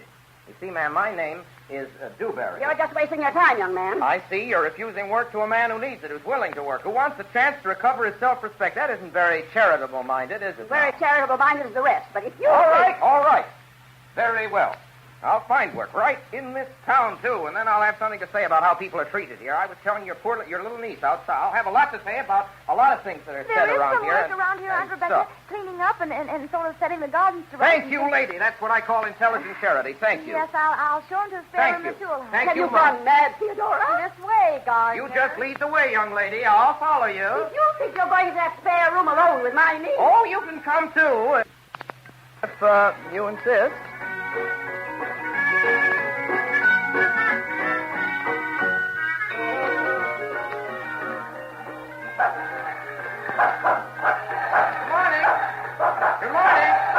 What are you doing? I'm gardening. Did you have to hitch that dog to the lawnmower? Don't you like it? I thought it was an inspiration. Oh, well, you ought to hitch that barking horse at once and stop this nonsense. All right. Herman doesn't like our idea, Herman. No, I certainly don't. You ought to know better than to stage a circus right here in our front. Now, look here. You want me to disappoint people who've walked miles to look me over? I bet I played to an audience of 100 in the last hour. I hope it's your farewell performance. Herman, let this be a lesson to you. It's a disgrace to have a little fun in Linfield, and don't forget it. Now, look here. I've got some things I want to say to you privately. If this was New York, you could come up to my apartment and see my... Well, it isn't New York, so just move over to those rose bushes and start trimming. Don't like rose bushes. Now, go along. Keep your eyes on your work. There. Now tell me. How did you track me to Linfield? I have an elaborate espionage organization all set up for people like you. Oh, you have? Yes. Outside of that, I've got a homing instinct like a pigeon. You know, you reminded me of a pigeon the first time I saw you. Oh, did I? Now, that's strange. Now, wait a minute. I insist on your telling me how you found me. Well, you dropped a few papers out of your purse when we both had that slight difficulty getting out of the cab at the station. Remember? Yes, I do remember that. Good. Then you must remember that I made so bold as to try and kiss you. Look, I am not interested in your memoirs. Now that you've had your little laugh, why don't you go away? I like it here, and anyway, I've got a new mission in life. Oh. I'm going to break you out of this jail and give you to the world. The real you, I mean. I'm going to tell everybody I met. You wouldn't be so low as to tell my aunt in Linfield about me. I would, but I won't. You'll do it yourself. Oh, no, never. Mm-hmm. No. Tell me, what sort of berries are ripe at this time of year? Berries? The blueberries. Why? That's what you and I are going out to pick tomorrow. Oh, now, don't be silly. I can't go skipping off into the woods with you. Not skipping. Picking.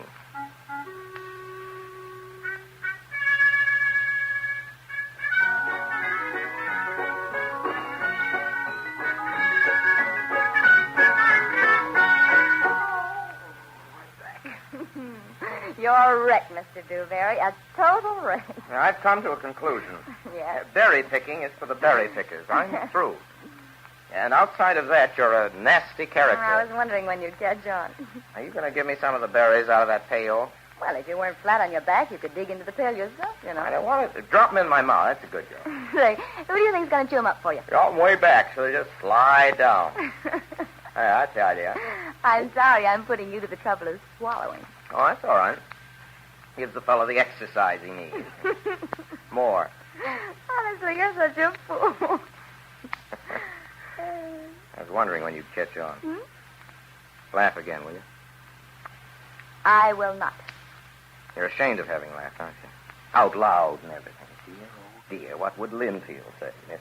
Miss Theodora Lynn laughed, my dear. I swear she did. I heard her myself. Nobody will believe you. You know you're a strange, sad case, my girl. No. Tell me more, Doctor. To start with, you're really a nice girl, full of normal desires, but I'll tell you what's happening to them. All right, what? They're being strangled to death. You mean murder? No, suicide. What Linfield doesn't let you feel, you write about.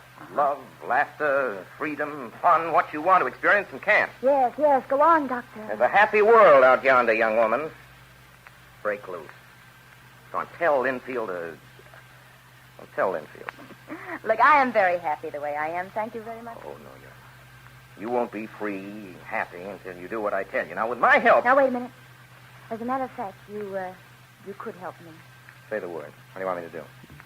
Get out of Linfield and stay out. Then I'll be very happy and very free. You see, Dr. Dewberry, my real life is right here. Carolyn Adams was an accident. She won't write anymore. Too bad, if you ask me. Okay, that's your answer if I ask you. And until then, will you please leave it like this, Doctor? I'll be sure to call you if anything ever does go wrong. You promise? I promise. I promise that nothing ever will go wrong.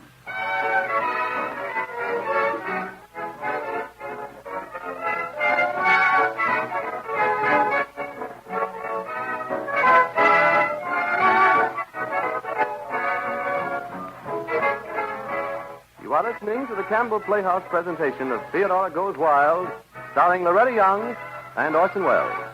This is the Columbia Broadcasting System.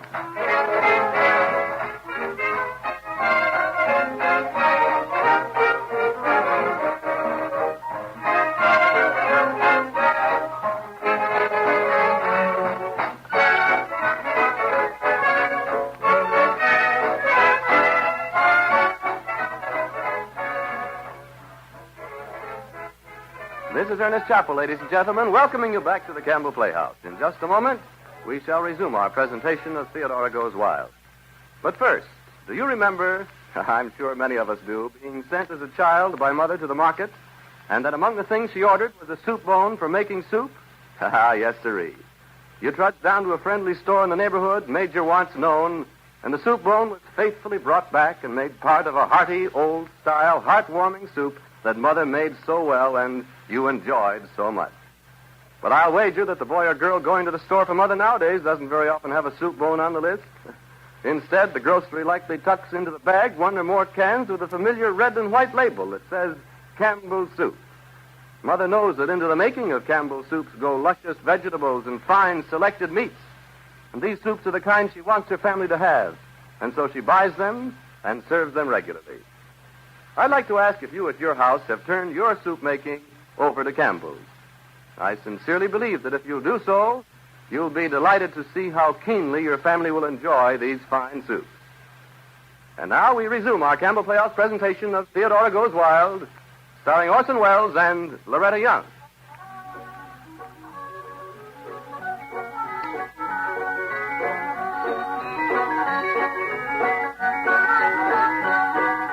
I insist on an explanation, Theodora. I can't imagine what in the world you were thinking of going traipsing off into the woods with a gardener, a man you never saw before yesterday. Well, Aunt Rebecca, I admit it was wrong to walk down Main Street like that with him, carrying a pail of blueberries, and I'm sorry everybody happened to see it. But I honestly can't see that it was all so very sinful. To be seen publicly with this loafer? Really, Theodora? I suppose Linfield has his mind all made up about that. If Linfield hasn't, I have. Theodora, I'm putting my foot down once and for all. He's not a fit companion for you. Now, look. Isn't it time I use my own judgment in a matter like this? Very well, then. If you're going to be stubborn about it, his work's about done. You said just a few days. He can be discharged right now. But I don't want him to be... All right, I'll tell him to go at once. It doesn't make any difference to you what I want, does it?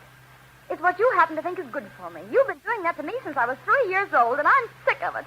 You've bullied and scolded and frightened me all I'll stand for. You know what you're saying? I certainly do, and I haven't said half of what I'm going to say. To begin with, let me tell you something. Theodora, you're working yourself up over nothing at all. I don't think I am. And listen carefully, Aunt Rebecca, because I mean every word of this. There's no law that can put that gardener off these premises. He is going to stay. I say he's not. What I choose to do is none of Linfield's business. This is a free country, and I'm over 21.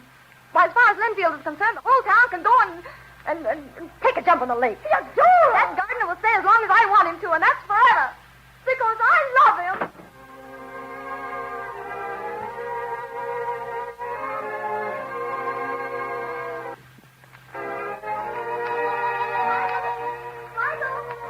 Michael, where are you? Michael! Michael? Oh.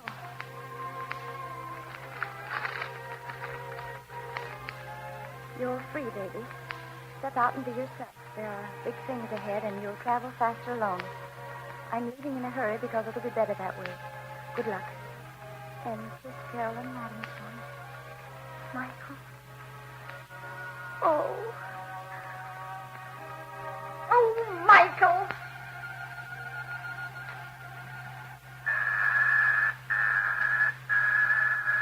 All right. All right. Why does this have to be the only apartment in New York just because I don't rush? Oh. Hello, Michael. Theodora, what brings you? I should have let you know I was in the neighborhood by whistling. But you see, Michael, I can't whistle very well. Just listen to this. Look, Theodora, Huh? Oh, maybe we better close the door, huh? I know what you came here about. Do you? Yes. That note. Well, about that note, Theodora, Yes? writing it was the most difficult thing I ever had to do. Yes? You see, I ran away because if I'd had any idea that it would become as serious as it did, I wouldn't ever have gone to Linfield. I had no right to let it become serious. Now, please believe me. I don't believe you. Well, if you'd let me explain. I'm not stopping you from explaining. Well, I can't just say what I want to say now. Now, some other time. I'm expecting my father. I'm afraid some other time won't do, Michael. Theodora, there's nothing more important in the world to me than you. Nothing. There they are now. Theodora, if you... Theodora, they can't find you here. Who are they, Michael? My father and Yes? Theodora. Yes? Won't you please go into another room and go sit down someplace? Yes, Michael. I'll sit down someplace. Right here. Oh. Hello, Father.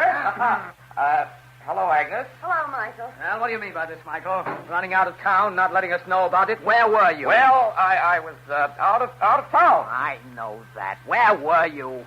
It's a funny thing, Father, but... Who's that? Who's what? You mean,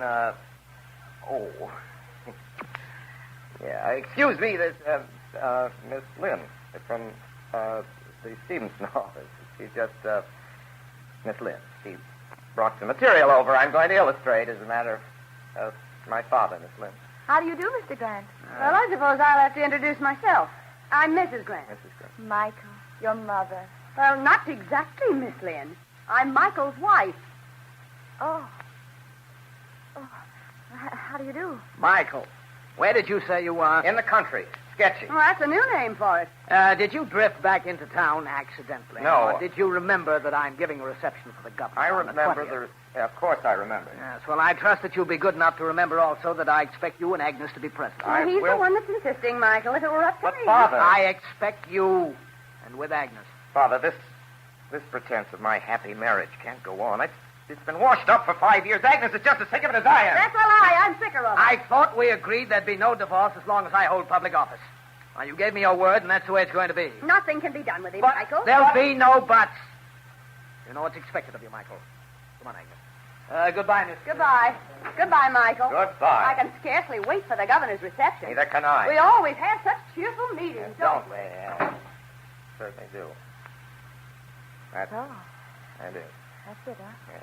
It's all clear now, isn't it? Well, in a way, Michael. You know, seeing these paintings of yours gives me an idea. What you need, Michael, is an artist model. What? An artist model. With the slightest use for a model. Oh, but that's unimportant. You've got one now. Who? Me. What for? Oh, to mow the lawn and do the transplanting and pick the berries and laugh at the net. It's You know. a joke. I know. get it.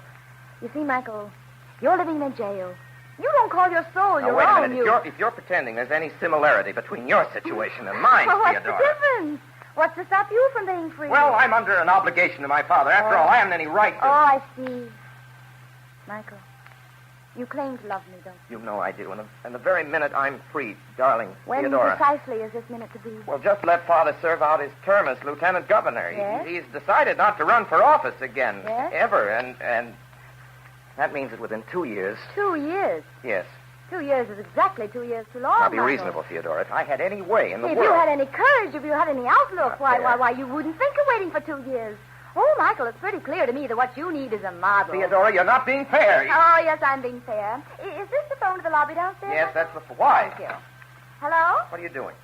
Those boxes and things that were left in the lobby, will you send them up to Mr. Theodora. Grant's apartment, please? Yes, that's right. Thank you. What are you talking... What boxes? What things? Well, my clothes. You don't think I'm going to stay here indefinitely without any clothes, Exactly do what you? do you think you're going to do? Return a favor, darling. Well, how? By moving in here and breaking a scandal about my ears? Well, you've got to expect a scandal when you've got a model living in your apartment. Oh, no. Now, let me. I'm sure it's for me. There, I was right. Oh. Bring them right in, young man. Thank you very much. Listen to me. If you're going to stay here, I'm not. Oh, and it's such a nice apartment. You'd be so happy here. I'm leaving right now. Oh. Boy, will you please take these things into the spare bedroom? Yes, ma'am. And, boy, tell them at the desk, if there are any calls from Miss Caroline Adams, I'll be in Mr. Grant's apartment from now on.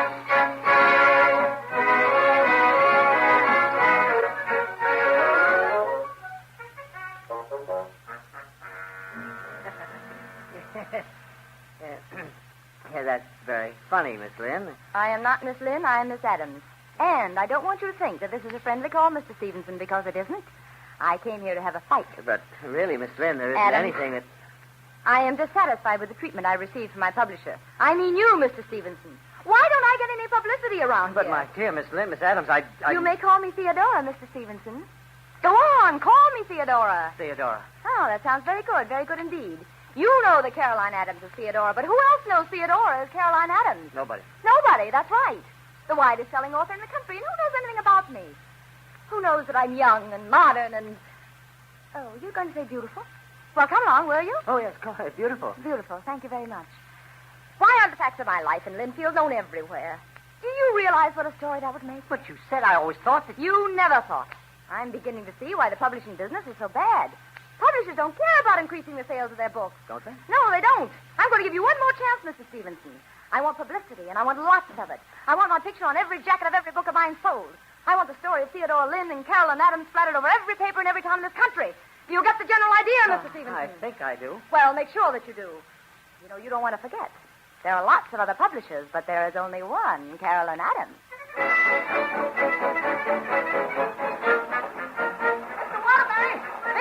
Well, what is it, Henry? Say, look what's just coming over the wire. What?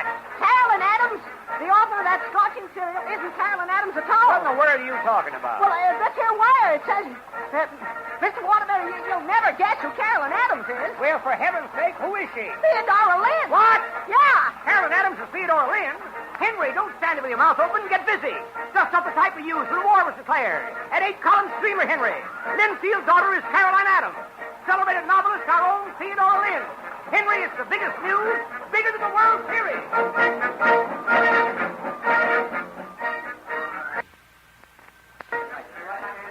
Just a minute, gentlemen, just a minute. You'll all have your interview. Okay, Miss Adams. Yes? What about a little advice to young people of today? Oh, very well. It seems to me that nothing is more important to the modern young girl than this, gentlemen. Be free. Express yourself. Take your life in your own hands and mold it. Oh, that's swell, yeah. Yes, that is pretty good, isn't it? The world will try to take your freedom away from you, but you'll have to fight for it. It's all you have to live for, girls. Anything else, gentlemen? Have you started a new book, Miss Adams? Well, as a matter of fact, I have one pretty well in mind, yes. That's swell. Would you care to tell us anything about it? Why, I'd be delighted. Let me see. It's about love that came to a young girl hidden away in a small mountain town. Outwardly, she seems to belong to that narrow, benighted community. But in her heart, she longed to be called baby. Oh, that's great, Miss Lynn, great. And then out of that big city, there came to that little hamlet the man who did call her baby. And from then on, gentlemen, the story warms up. I'll bet. Of course, I haven't worked out the ending yet, but I'll guarantee you it'll be interesting, at least. That wouldn't be the story of your life by any chance, would it, Miss Adams? Well, I shouldn't wonder. Who's the man? The man. Well, after all, gentlemen, I'm entitled to one little secret, don't you think? Yeah, but only one. That's the rule. So suppose you tell us. Isn't this Michael Grant's apartment? Michael Grant? Yeah. Michael Grant? Yeah. Son of Albert W. Grant, Lieutenant Governor. Oh. Unless I'm mistaken. Oh, indeed, you're not mistaken. Yes, this is Mr. Grant's apartment. We can print that, can we? I beg your pardon? That you're living in Mr. Grant's apartment. Well, gentlemen, since I am, I don't know what we can do about it. Though how you ever wormed that fact out of me, I'll never know.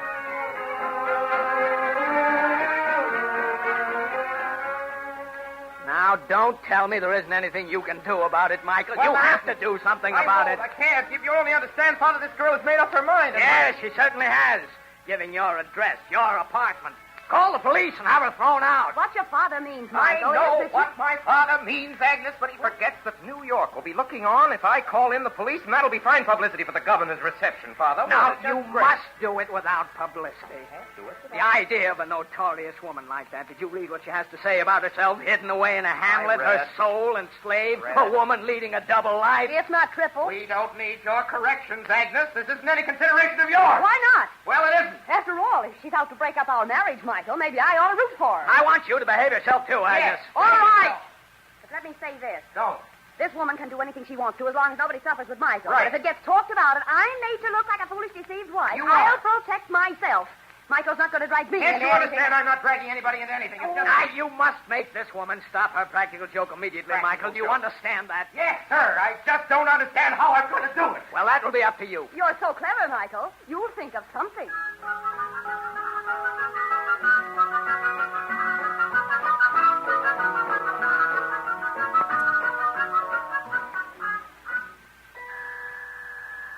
Come in. Oh, Michael. Well, Michael, make yourself at home. Thank you. Here, let me take your hat. Won't you sit down? No, I'm I won't sit down. Just come to tell you something, Theodora. Oh, but you mustn't think you have to have a reason for coming, Michael. After all, this is your home as much as mine. You're always welcome. You know that. Stop Why- it, Theodora. Don't you know you're getting yourself the worst possible kind of reputation? Am I really, Michael? Oh, I knew I would, but I didn't dare hope I this want you to soon. stop it. But, Michael, darling, I can't stop it. Don't you see? I'm just being myself. Whatever happens, just the way I am. I'm free, Michael. Free. You ought to try it sometime, you know. I'd wring your neck right now. Only that'd just make matters worse. Oh. You do care about me, don't you? Listen to me, Theodora. I came up here to ask you to do me a favor. Ah, that's the second thing you said you came up here about. But to start with, you said you only came up here about one thing. You know, you confuse me, Michael, Please, with all... Theodora. Theodora, please. All right, Michael, Theodora, what is it? Try to be quiet until after the governor's reception, please. Oh. I'll tell you what. Why don't you get out of town until the reception is over? That's all I ask of you. I'll come up to Linfield and talk to you in a month. Only get out now. You're making my life miserable. Oh, that's a sign that a struggle's going on within you, Michael. But you will be victorious, don't worry. Yes, the light will break suddenly, and then you'll rise up and tell your father what I told Linfield. And, oh, he'll be so happy, Michael. You can break your chains if you want to. We all can. Why can't you be a little reasonable, Theodora? I've forgotten how after Linfield. Is that your final answer? Yes? There's nothing I can... Nothing, Michael? Nothing. Goodbye. Goodbye. Don't stay away so long next time, Michael. I want you to treat this apartment as if it were your very own.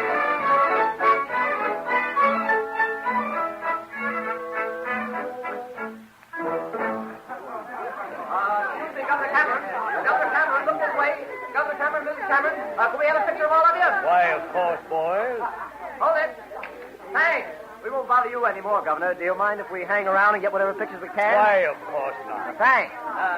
Governor Cameron, you remember my son Michael and his wife? Why, of course. How do you do, Michael? How do you do, sir? Still painting, Michael? Pity he isn't a statesman, isn't it, Governor? Haven't I seen your name in the papers recently, Michael, about, no. which I can recall the incident? You don't mean the story about Carol and Adams. That is Theodora Lynn, do you, Governor? Why, I don't really remember. But she was the woman that was living in Michael's apartment, you know. Well, Governor, you She's a celebrated novelist, Governor. yes, a she is. sensational novelist, Governor. And a woman with quite a private quite reputation. a misunderstanding, Governor. I assure you. You see, I never met the lady myself. It was, as a matter of fact, my publisher, as it happened, gave her the use of my apartment. You know how the newspapers are, Governor. Indeed, I do. Yes, you do. I yes, hope sir. steps are taken to clear this matter up. They will be, You sir. know your father and I... Well, Michael is clearing the whole thing up. Yeah, I'm clearing the whole matter up, Your sir. father and I have been very careful to keep this administration clean, my boy. Oh, I know that, sir. Agnes. What? Darling, this is our dance, I believe. Why, Governor, Michael, good evening. Dance with your husband, you must dance with me, Mr. Yes. Thank you, Governor. See you, Governor. Governor, you dance divinely. Thank you, miss. I didn't quite get your name. Adam. Oh, yes, Adam. Well, you're a splendid dancer, too, Miss Adams. Well, thank you, Governor. Michael, tell me quickly. Yes? Is that woman with Yes. the governor? There's no question about it, Father, can't you see? Oh, this is terrible. In 5 minutes, everybody in the house will know who she is. They got a picture of her a minute ago with the governor. All right, I'll take care of that. Now, hurry. See to it that she gets out of this house, Michael. Take her out into the garden on the terrace anywhere, and take keep her her there for the rest of the evening. There you are, Grant. Oh, How mhm. delightful Governor. party. And I just had the most fascinating dance. Let me present Miss Miss Adams. Oh, yes, Miss Adams. Mr. Grant and Michael Grant. How do you How do you do? How do you do, Miss Adams? So nice, Miss Adams. Isn't this the most delightful party? You know, I don't know when I've enjoyed myself so much, and the governor dances divinely. Give me a charming lady to dance with, and I'm young again. Yes, that's what Michael always says, isn't it, Michael? It's what I always say. Ah, there's the music again. May I have the pleasure of this dance, Miss Adams? I could use the power of my office to keep Miss Adams for myself. But youth should be served occasionally, I suppose. You're one, I Governor. relinquish Miss Adams to you, Michael, with regret. Thank you, Governor. I'll see you. You're not keeping time with music very well, Mr. Grant.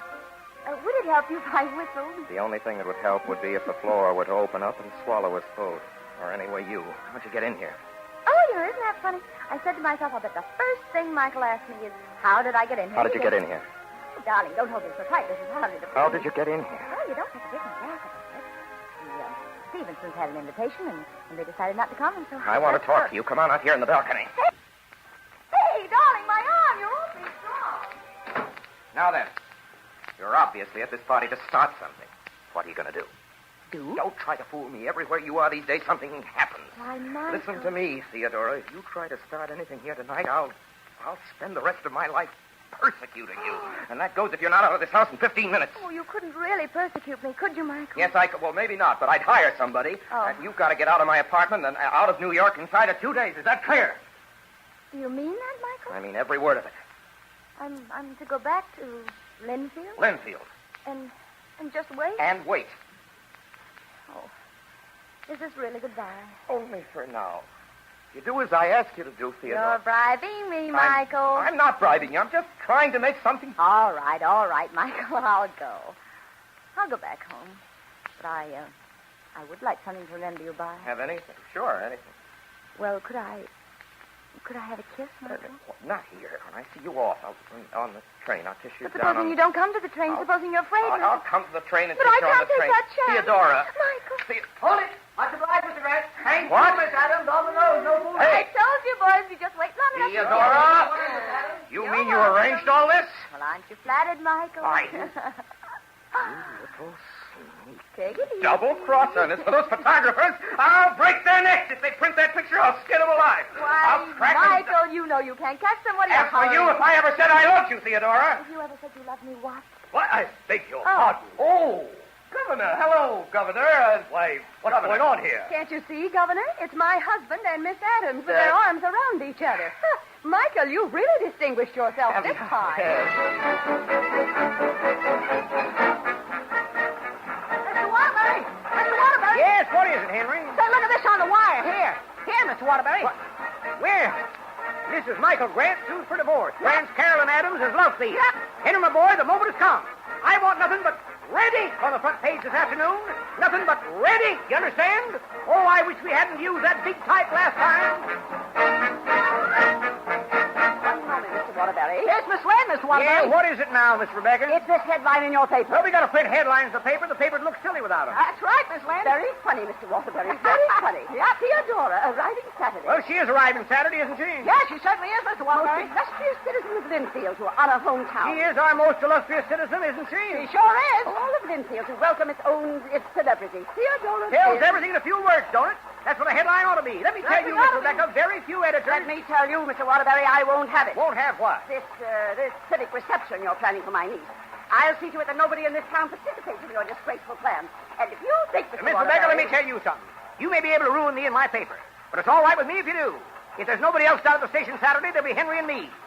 And if I have to get my paper out on Monday for the last time, Miss Rebecca, I give you fair warning, you'll be in the headlines. You'll be the headlines.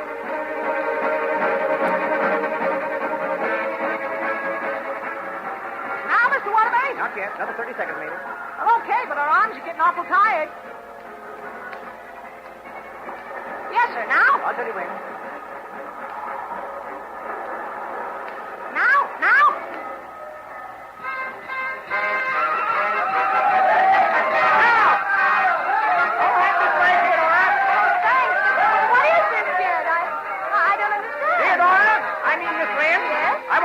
On behalf of the people of Linfield, you've shown that by being yourself, by not concealing anything that you do, because you know that what you're doing is right, there's no reason why anybody... That's enough out of you, Jed Waterbury. What are you doing here, Miss Rebecca? Welcoming my niece home. You know anybody who has a better right? But Just because you didn't see me doesn't mean I wasn't here. That's what telegraph poles are for, Mr. Waterbury, to hide behind from people like you. And another thing, I never did hear a brass band play as bad as yours did just now. I guess I've got to do the band leading, too, here in Linfield. Let's see you play as if you meant it. Blow hard, all of you, like it was your last blow. Are you ready? 1, 2, 3.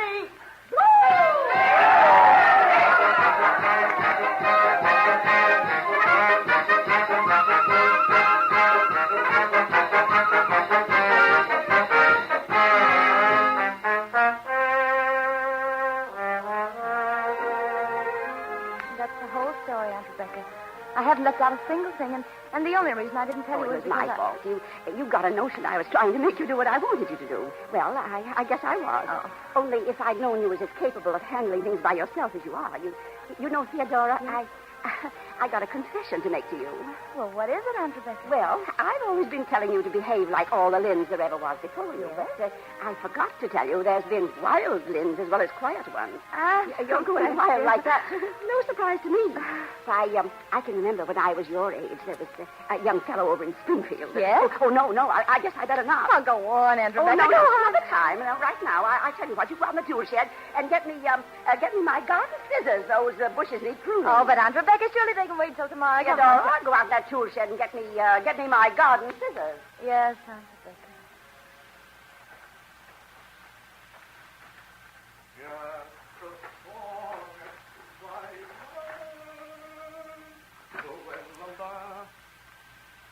Hello, Theodora. Michael. I wanted to come to the station, but Aunt Rebecca... Oh, I'm glad you didn't. Oh, it's so much nicer here, just the two of us, Michael. Oh, I beg your pardon, Herman. I meant just the three of us.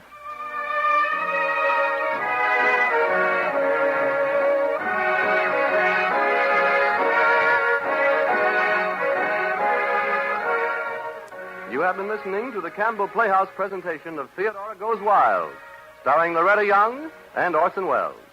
Mr. Wells will be back with us in just a moment, but right now, if I may, a brief reminder. When you enjoy Campbell's vegetable soup at your table, you are eating vegetable soup every bit as fine as any that ever came out of a home soup kettle. That's because it's made in the old-fashioned, old-home way. Its 15 different garden vegetables and its invigorating beef stock give it the stoutness and substance, the really hearty eating that you want in a soup at this time of year. No wonder, indeed, that families everywhere look upon Campbell's vegetable soup as, well, as almost a meal in itself. Now, wouldn't piping hot plates of vegetable soup, as Campbell's make it, taste really good at supper tomorrow night? And now, here is Orson Welles. Ladies and gentlemen, it gives me great pleasure to present tonight's guest star. Not only is she one of Hollywood's best-known actresses, but she is, by common consent, one of the best-liked members of the movie colony. Ladies and gentlemen, Miss Loretta Young. Good evening, ladies and gentlemen. And thank you, Mr. Wells. I'm particularly happy to be here tonight because I really think I'm what could be called a Campbell's Playhouse veteran. I was on the very second Campbell Playhouse broadcast in private India with Ronald Colman back in, October 1934. I was going to bring that up. Our records show that you've only appeared with us 5 times, including tonight, since then, and that's not nearly enough. Thank you. I want you to promise you'll be back with us again very soon. I'll be glad to appear again here, Orson. While we're about it, I feel I must warn you, Loretta, about tonight's broadcast. Warn me about what? Well, you know what you're going to be suspect from now on, don't you? Let an anonymous novel appear anywhere. Let any author use a nom de plume, and we'll all be convinced you're the author. Well, that's a marvelous idea. And it'll make a good plot for a picture or a broadcast. Oh, why don't we do it and call it Theodora Goes Wild? Great. And I could play a young artist called Michael and go to Linfield and pick up a dog called Herman. Yes, you've got the idea. I'm ready all right. anytime you are. Well, it's a deal. As soon as I finish with my next picture. That wouldn't be a Columbia Pictures Corporation picture, would it? Yes. It would be, Orson, and thank you very much. Don't mention it. Thank you. Loretta Young. And good night. Good night. Miss Young, of course, ladies and gentlemen, was Theodora. Jed Waterbury was Ray Collins. Mr. Grant Sr. was Everett Sloane. Mrs. Michael Grant was Georgia Backus. Mary Taylor was Mrs. Stevenson. Aunt Rebecca was Clara Blandick. Frank Reddick was Arthur Stevenson. And Michael Grant was your obedient servant. Now it's to next week. Next Sunday night, ladies and gentlemen, our offering will be The Citadel by A.J. Cronin. A human story of the struggle of a young doctor and his wife to see and hold their way clear against the complexities of modern life in his profession.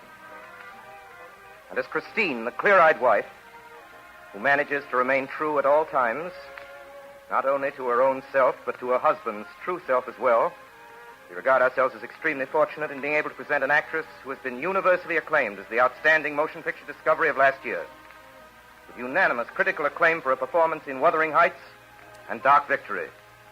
One of the brightest of the new stars in the Hollywood firmament, Miss Geraldine Fitzgerald.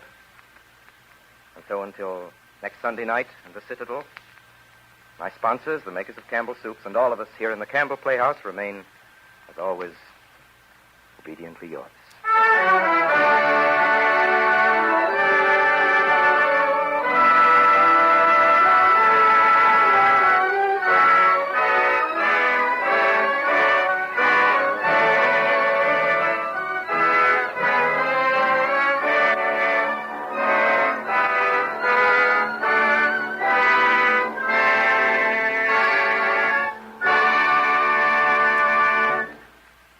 makers of Campbell Soups join Orson Welles in inviting you to be with us in the Campbell Playhouse again next Sunday evening when we present A.J. Cronin's The Citadel with Miss Geraldine Fitzgerald as our guest star.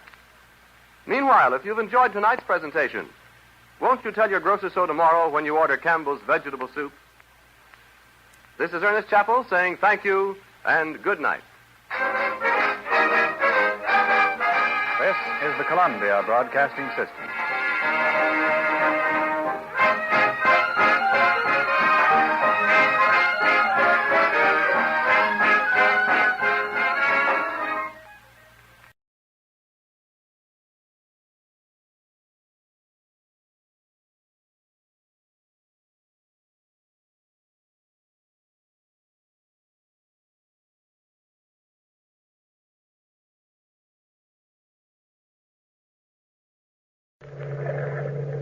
We are met in this cave by the restless sea to reveal the horror in man's mind.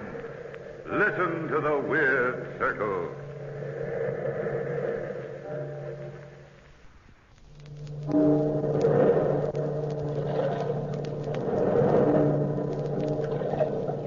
Listen to the waves.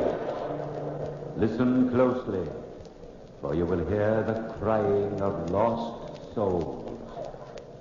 Our story discloses the horror in man's mind.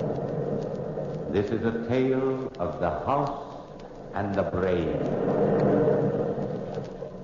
Come with me to London, through the heavy fog of the city to a large house in the suburbs.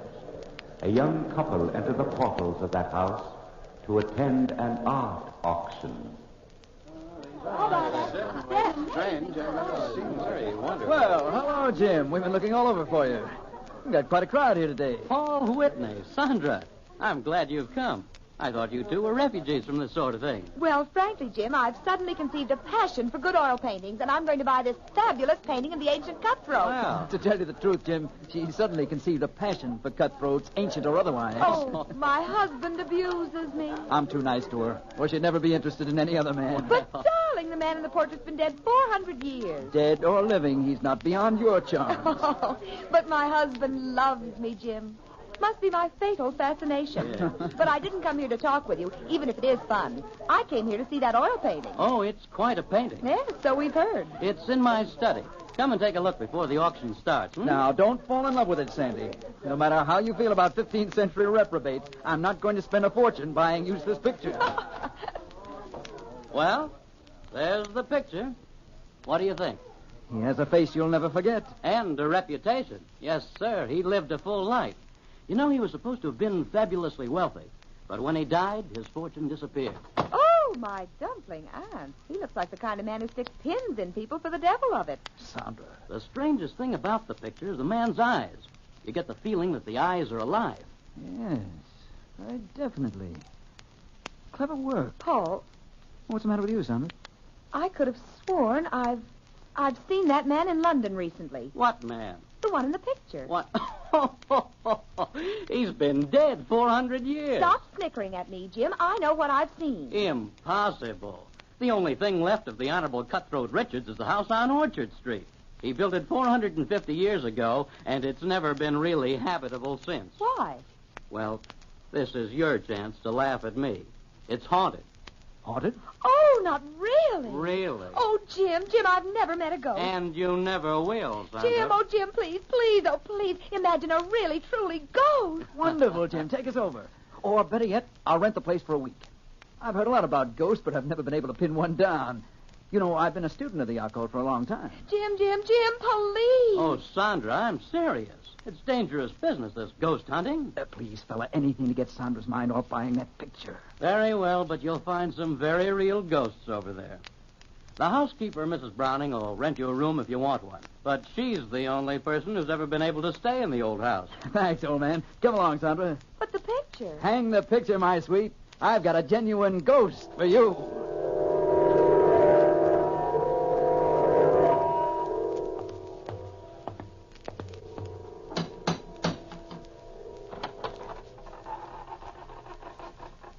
The door's open all by itself. There's no one there.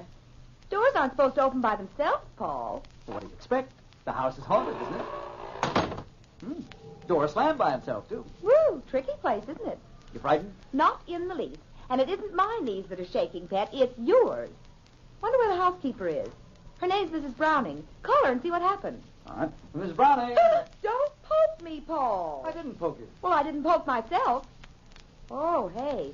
I wonder if we're alone. Look behind me, Paul. If it's a ghost, I don't want to meet it quite yet. Silly, it's broad daylight. Anybody knows ghosts never appear until nightfall. Paul, look. It's a child's footprint right there in front of me, a wet footprint. Great heavens. No, another one. Looks like the footprint of a child who's taken a bath. Oh, my chubby aunt. Listen. The footprints lead upstairs. Shall we follow? Well, it's the obvious thing to do. Ghastly cold in here, Sandy, isn't it? Ghostly cold at any rate.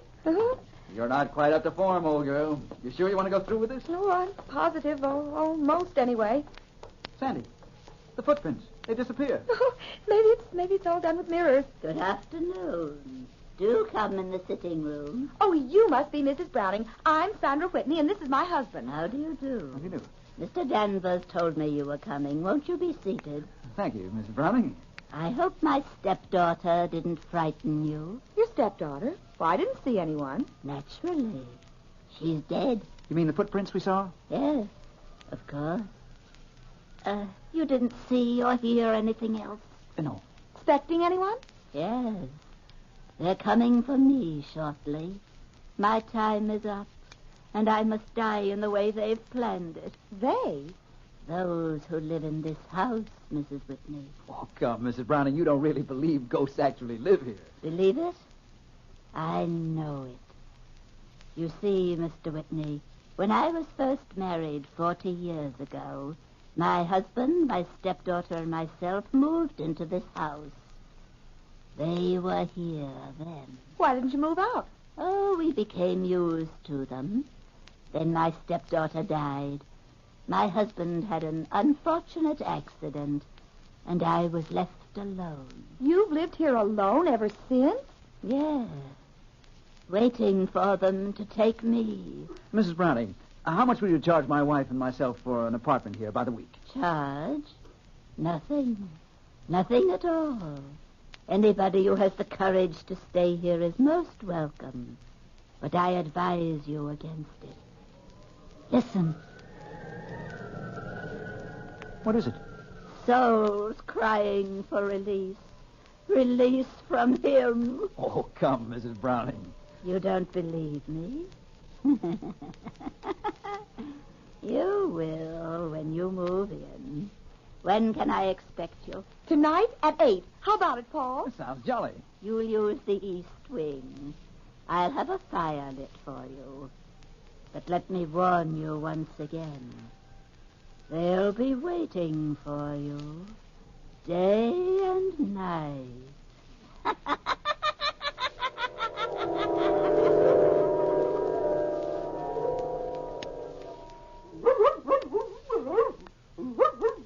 Sandra, all back? Of course, Paul. Down, Blackie. Down, I say. Oh, if you keep squirming, I'll never get you on a leash. I'd better take some pistols along with us. Well, I'm not at all sure you can shoot a ghost, Paul. I'm not at all sure it is a ghost. Something awfully phony about all that. Oh, no. My intuition says there were ghosts in that house, darling, and I've a very perceptive intuition. Sandra, you're not going to take Blackie with you. Well, of course I am. He's a watchdog, isn't he? But a dog. Now, darling, remember how nicely he caught pheasant last year. But pheasant aren't the same thing as ghosts at all. Stuff and nonsense. You ready? All ready. Here's your coat, dear. Oh, look out the window, Paul. So peaceful out there. You've always been partial to twilight. Oh, reminds me of the time you courted me. It was such a nice time. Paul, that man, the one on the street. What man? The one standing right out there. Look at him. That's the same man whose portrait we saw at Jim Danvers' house today. Sandra, where are you going? To talk to him, Pat, of course.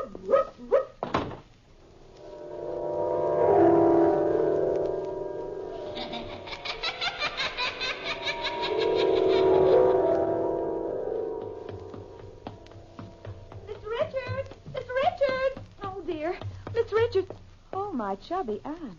It is him. Oh, excuse me, sir. I couldn't help noticing you and... You noticed me? You are Mr. Richards, aren't you? I've been known to many by many names. Oh, dear, please pardon me if I'm rude, but well, how in the devil did you manage to stay alive for 400 years? You will notice my eyes.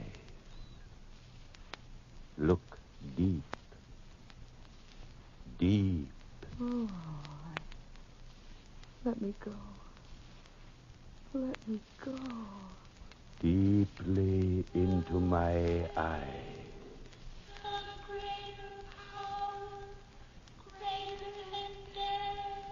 You've never seen me before. You don't know me. You can never remember me again.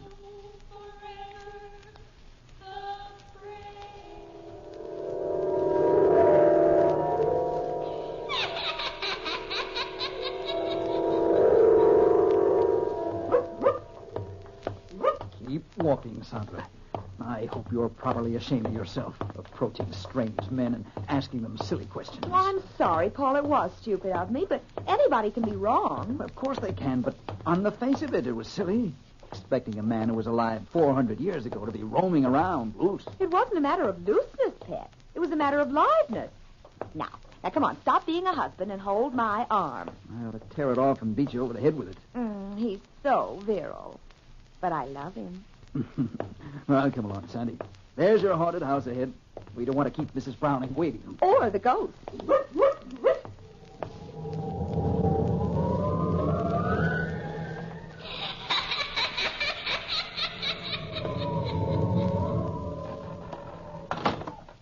That door again.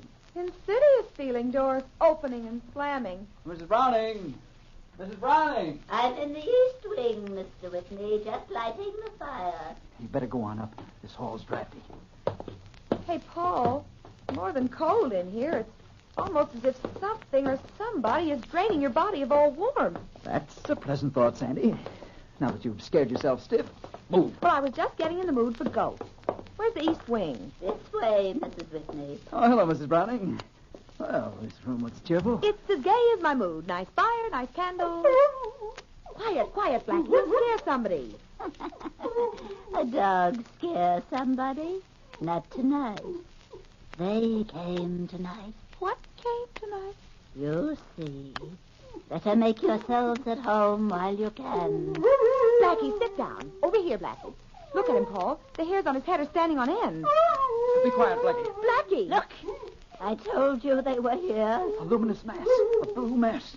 Sandy, be careful. It's materializing. Coming for me. I knew it. Coming for me. Oh, Mrs. Browning, Paul. Fingers are choking her. Good heavens. Mrs. Browning. Paul, stop this horrible thing. Coming. It's horrible. It's all right, Sandra. All right, darling. Oh, it's gone, hasn't it? Yes. It's gone. But Mrs. Browning, she's dead.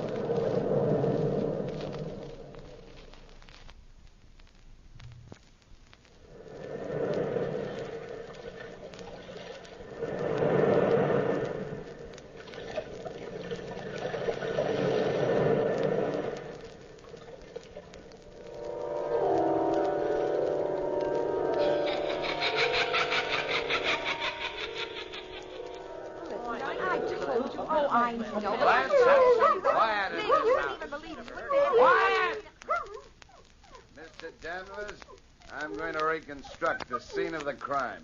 Nobody tells Detective Hodges that a flesh-and-blood woman gets bumped off by a ghost. But I saw it myself. Oh, be quiet, Blackie.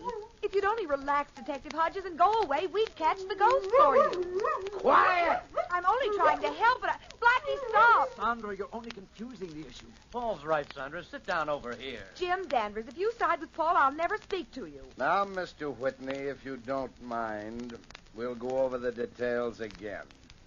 What happened? Well, Mrs. Whitney and I were here in this room with Mrs. Browning when a blue mass suddenly floated in the door.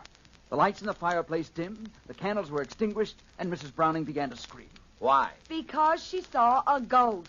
It's really all so simple. Sandra, my dear. And then what happened? The mass suddenly materialized, at least sufficiently for us to see two hands.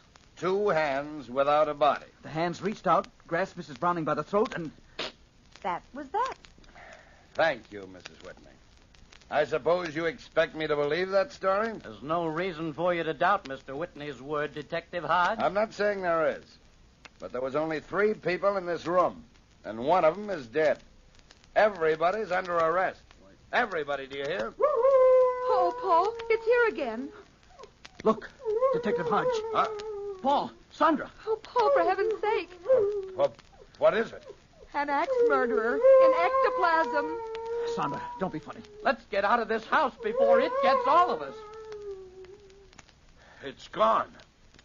Yes, it's gone. Now do you believe us, Detective Hodge? Yes. Yes, I believe you. I'll have Mrs. Browning's body removed to the morgue right away.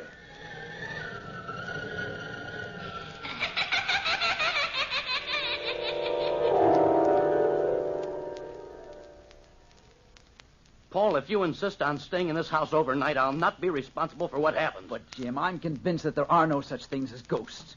Now, please, Jim, take Sandra back home and leave me. I'm not budging without you, Pet. Sandra, don't be foolish. Well, no matter what you two do, I'm not staying here. Oh, go, old fuzzy beard. Take thy tired body and deliver it to a safe, warm bed.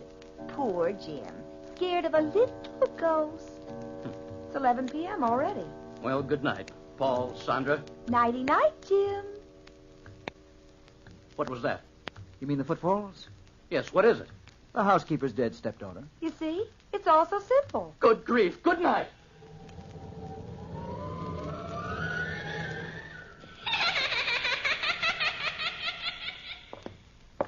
Oh, we've been all through the house, Paul, and I'm dead tired. Come on, let's go to bed. You go to bed. I'll sit up and read these letters we found in the attic. Here, Blackie, come here, come here. Now lie down next to me. There, poor Blackie, poor doggy. You don't like the ghosties, do you, Pet? Poor Blackie. Hey, this letter's interesting. What is it? Evidently a letter from the housekeeper to her husband. A love letter. She talks about her brother's child. It seems her brother left his money to his daughter, and she handled the estate for the child. That's jolly. Maybe that's the child she calls her stepdaughter. Let's see what it says. Listen.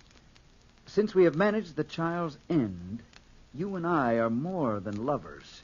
We are partners in many things. Sounds as if they murdered the child. Yes, it does. Sandra, I wonder if my theory's right. If people felt strong passions, and if those passions linger in a house after the people have gone, couldn't that create a heavy psychic atmosphere? Well, those fingers that murdered Mrs. Browning were more than heavily psychic. Unhook the collar of my dress, Paul. Where'll I put the letters down on the dressing table here? Just a top hook. Oh, better keep these pistols handy just in case. Something about a gun that gives me courage.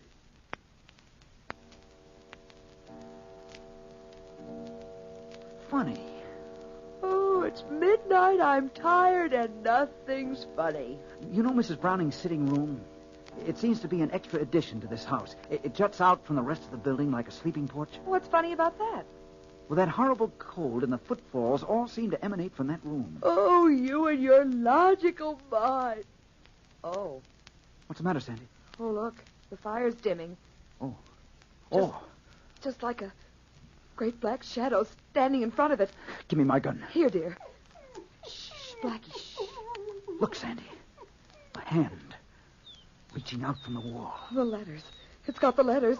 Great Scott. Oh, my chubby aunt. Watch it. It's the hand of the housekeeper. How do you know? It's got the same ring on she had on this afternoon. If that's not a ghost, I've never seen one. The fire's going out, Sandra. Sandra! It's all around us! Sandra! Sandra!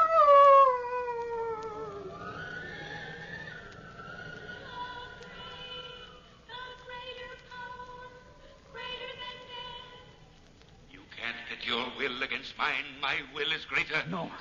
Succumb. My will is greater. No, you're a shadow. And You are a mere mortal who knows no secrets beyond the veil. I control the world of shadows. Succumb, fool, succumb. No, go away. You're nothing but an image. You will die by my command in this house. You will die before morning. Admit my will. No, I will not admit your will.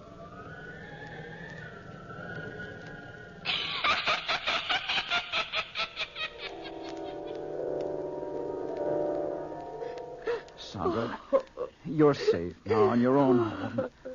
Just lie still, darling, and drink this. Paul. I was a fool to allow you to stay in that accursed place last night. I ought to have my head examined. I came over as soon as I got your message, Paul. Oh, come on in, Jim. Sandra's recovering from a bit of a shock. Yes, I heard about it. I warned you, Paul. That house is definitely haunted. I'm going to board it up. It's completely useless. No, that's not the answer, Jim. It isn't ghosts. At least, not in the real sense of the word. Why, Paul, after what you went through, you say that? It's too malignant for a ghost. Do you believe in the power of hypnotism? Well, I've heard some amazing theories about it anyway. Well, I believe some power controls that house. Well, that's still ghosts. No, because the brain that controls the house is still alive. I'm convinced of it. Well, where do you think this man who controls the house is? He might be thousands of miles away. Remember you said that the eyes in the picture of the fabulous Richards seems alive? Oh, that's ridiculous. Not at all. In some crazy, mad manner, Richards has kept himself alive all these 400 years.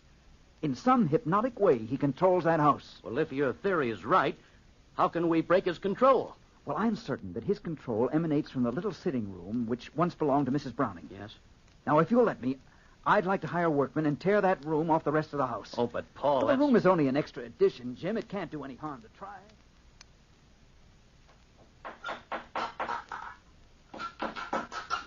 Okay, pull up more of that flooring. Did you hurt yourself climbing that petition, Sandra? No. Oh, imagine a secret room down here, Paul, right beneath the sitting room. You see, Jim, Paul was right. That's like finding a box with a false bottom. That's all for now, boys. Careful of your head, Sandra. This room isn't very big. But it's as cold storage. Well, now you know how a hunk of beef feels in an icebox. That's gay. A musty old room. Bed and 4 walls. And 2 drawers built into the wall over there. All modern conveniences. Try to open them. They look rusty. Just pull. All right. There. The drawer's open. Oh, nothing but a lot of musty old clothes. Listen, Paul. Nothing unusual, Jim. Just the same footfalls we've been hearing all along. I'm beginning to become quite fond of them. Look, here. Why, it's a miniature painting. Yes, a painting of Mr. Richards. Look at it. The same face as that painting in my house. Look at the eyes in the miniature. Paul, they're alive. Great heavens. They're moving. You better put that portrait down, Paul. Yes, they are alive. Living matter in a painting. Oh, Paul, it's getting colder in here all the time. I feel faint, and is there something unearthly's moving around? Open the next drawer, Paul. Hurry, I don't like this growing cold at all. It won't budge. No, the blasted thing. Oh, there it is. Why, Paul, there's a thin china saucer full of crystal liquid with a compass floating on it.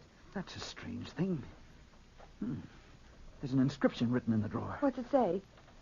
As this compass moves, so my will dominates everything within these 4 walls. Everything dead or alive. Accursed be the house, and restless the dwellers therein. What's it mean? This is the brain, Sandra. Oh. Richards controls this instrument through hypnotism. He can control a piece of paper or a chair or even the souls of the dead. Then this house is haunted. Yes, haunted by a malicious, malignant will.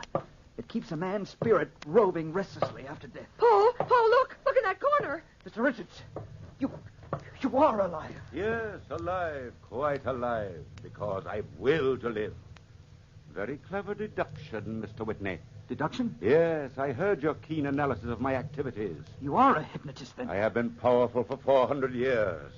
Your blind stumbling onto my secret will not stop me now. I can will anything. I will the specters of the past to re-enter this room. In heaven's name, man, stop this. Oh, that black shadow. It's here with us, closing in. Yes, closing in. All those who have died in this house are my slaves, as you will be my slaves in a very few brief seconds. You are not the brain controlling this house. You gave that power to this compass. You transferred your power to this moving needle. Am I right, Mr. Richards? Put that compass down! Oh, no, I'll destroy it, Mr. Richards! No, you're completely powerless to harm us. Watch out, Paul. This partition's going to crumble. Paul! Sandra!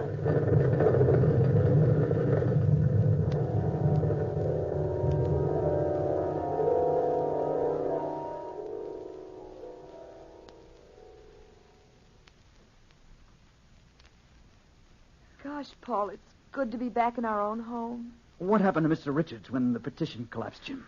Well, the workmen searched the debris around the house for Mr. Richards' body, but no trace of him was found. I'm afraid that he escaped. Oh, no. You mean he's still alive and free, Jim? Yes, indeed. That's just what I mean. Well, he won't be for long, Sandra. People everywhere will be warned, and every corner of this earth will be looking for him. Even his will can't defy the world, Sandra. No one man can ever fight the world.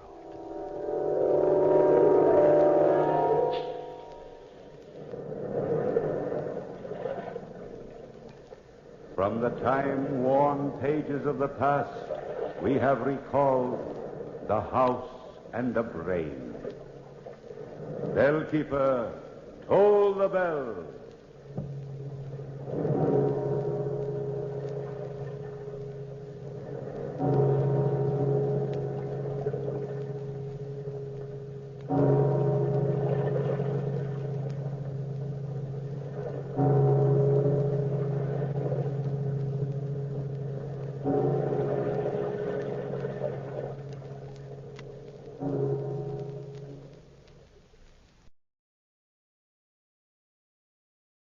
Video 4. It's 8:30. Saturday Night Theatre.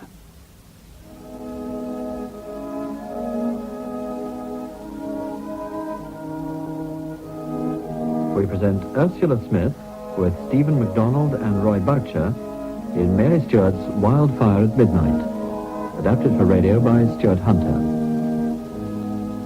Wildfire at Midnight.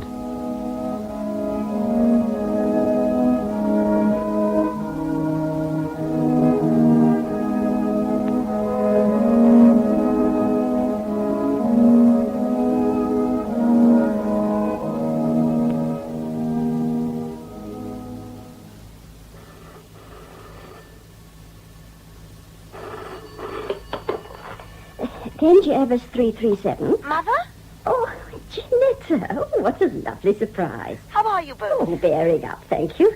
But what about you? That's really what I'm phoning about. Well, you're not unwell, are you? Oh, no, there's nothing wrong that a short holiday won't cure.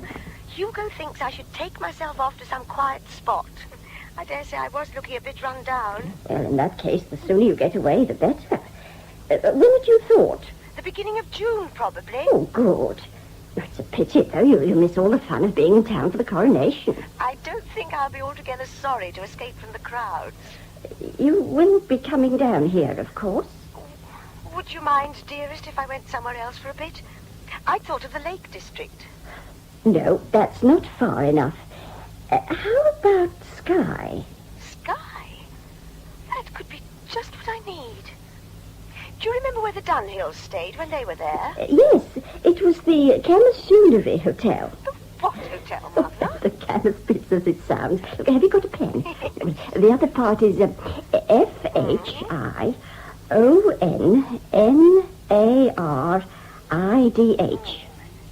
Do you know, I think I shall go to the, how do you say it? Camasoonery Hotel?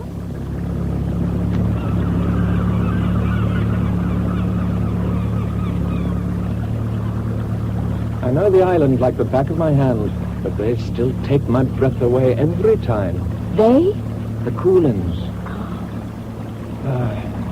You couldn't have had your first sight of the hills under better conditions. You're a climber, I take it. Well, yes, of sorts. What about you? Have you come for long? A week, possibly 10 days, depending on the weather. You're from... London. Ah. Well, you've certainly come to the right place if you want to get away from the crowds. What's that mountain right behind the hotel? That's Blaven. It's what? Blaven. The Blue Mountain in English. What made you come to Skye? I wanted a complete change. I shall take myself for long walks in the hills. According to the guidebook, there's a loch on the lower slopes of Blarven, is it? Uh-huh. I don't see myself going far beyond that. I'm not likely to come to any harm there, am I? You'll be staying at the hotel, of course.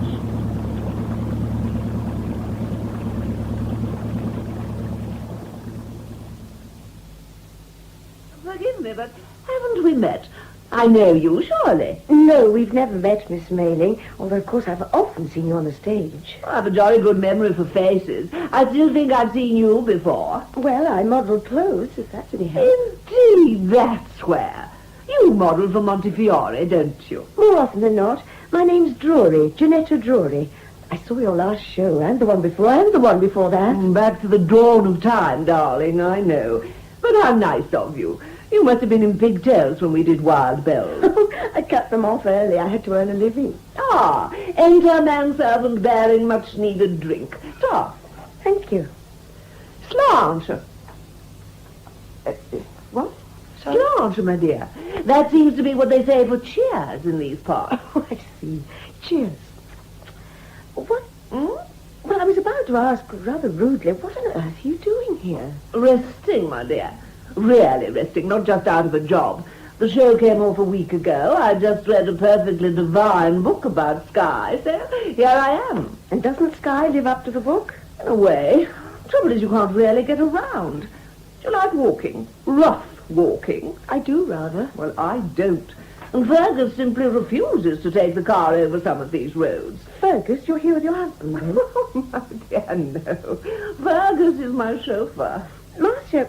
Oh, I'm sorry, Miss Mayling. Marcia, my sweet, please. Who else is staying here? Well, let's see. There's Colonel and Mrs. Cardre Simpson. They're dim, but rather sweet. I think I saw them come in. Elderly and with an empty creel. That's them, all right. Then there's Mr. and Mrs. Corrigan and Mr. Brain. Not Alistair Brain. A friend of yours. I've met him. He's in advertising. Well, he's with the Corrigan couple. And if ever I could find it in my heart to pity a woman married to a good-looking man, which Hartley Corrigan most certainly is, I'd pity that one. Why? Fish? Fish? Oh, I get it. You mean fishing. Exactly. Morning, noon, and night. And she does nothing but moon about miserably. I believe I may have caught a glimpse of her in the hall when I was registering. She didn't look too happy. Ah, who else have we? Well, just before you joined me in here, I noticed two women passing. One was about my own age. The other was much younger. They teach in the same school. I met a man on the ferry. He seems to be staying here.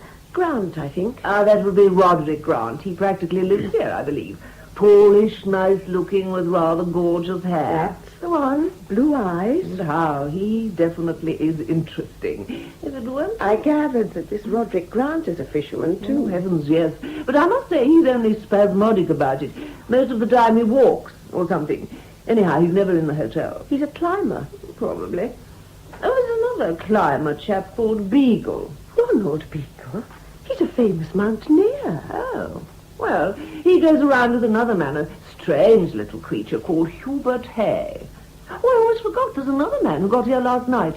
I have a feeling he writes. Good heavens. We're a positive galaxy of talent, aren't we? This other chap's all dark and damn your eyes. But believe it or not, he fishes too. There's only one thing for it, you know. We'll have to take up fishing ourselves. I'm told it's soothing to the nerves. Does your husband fish? Possibly the ring misled you. I'm not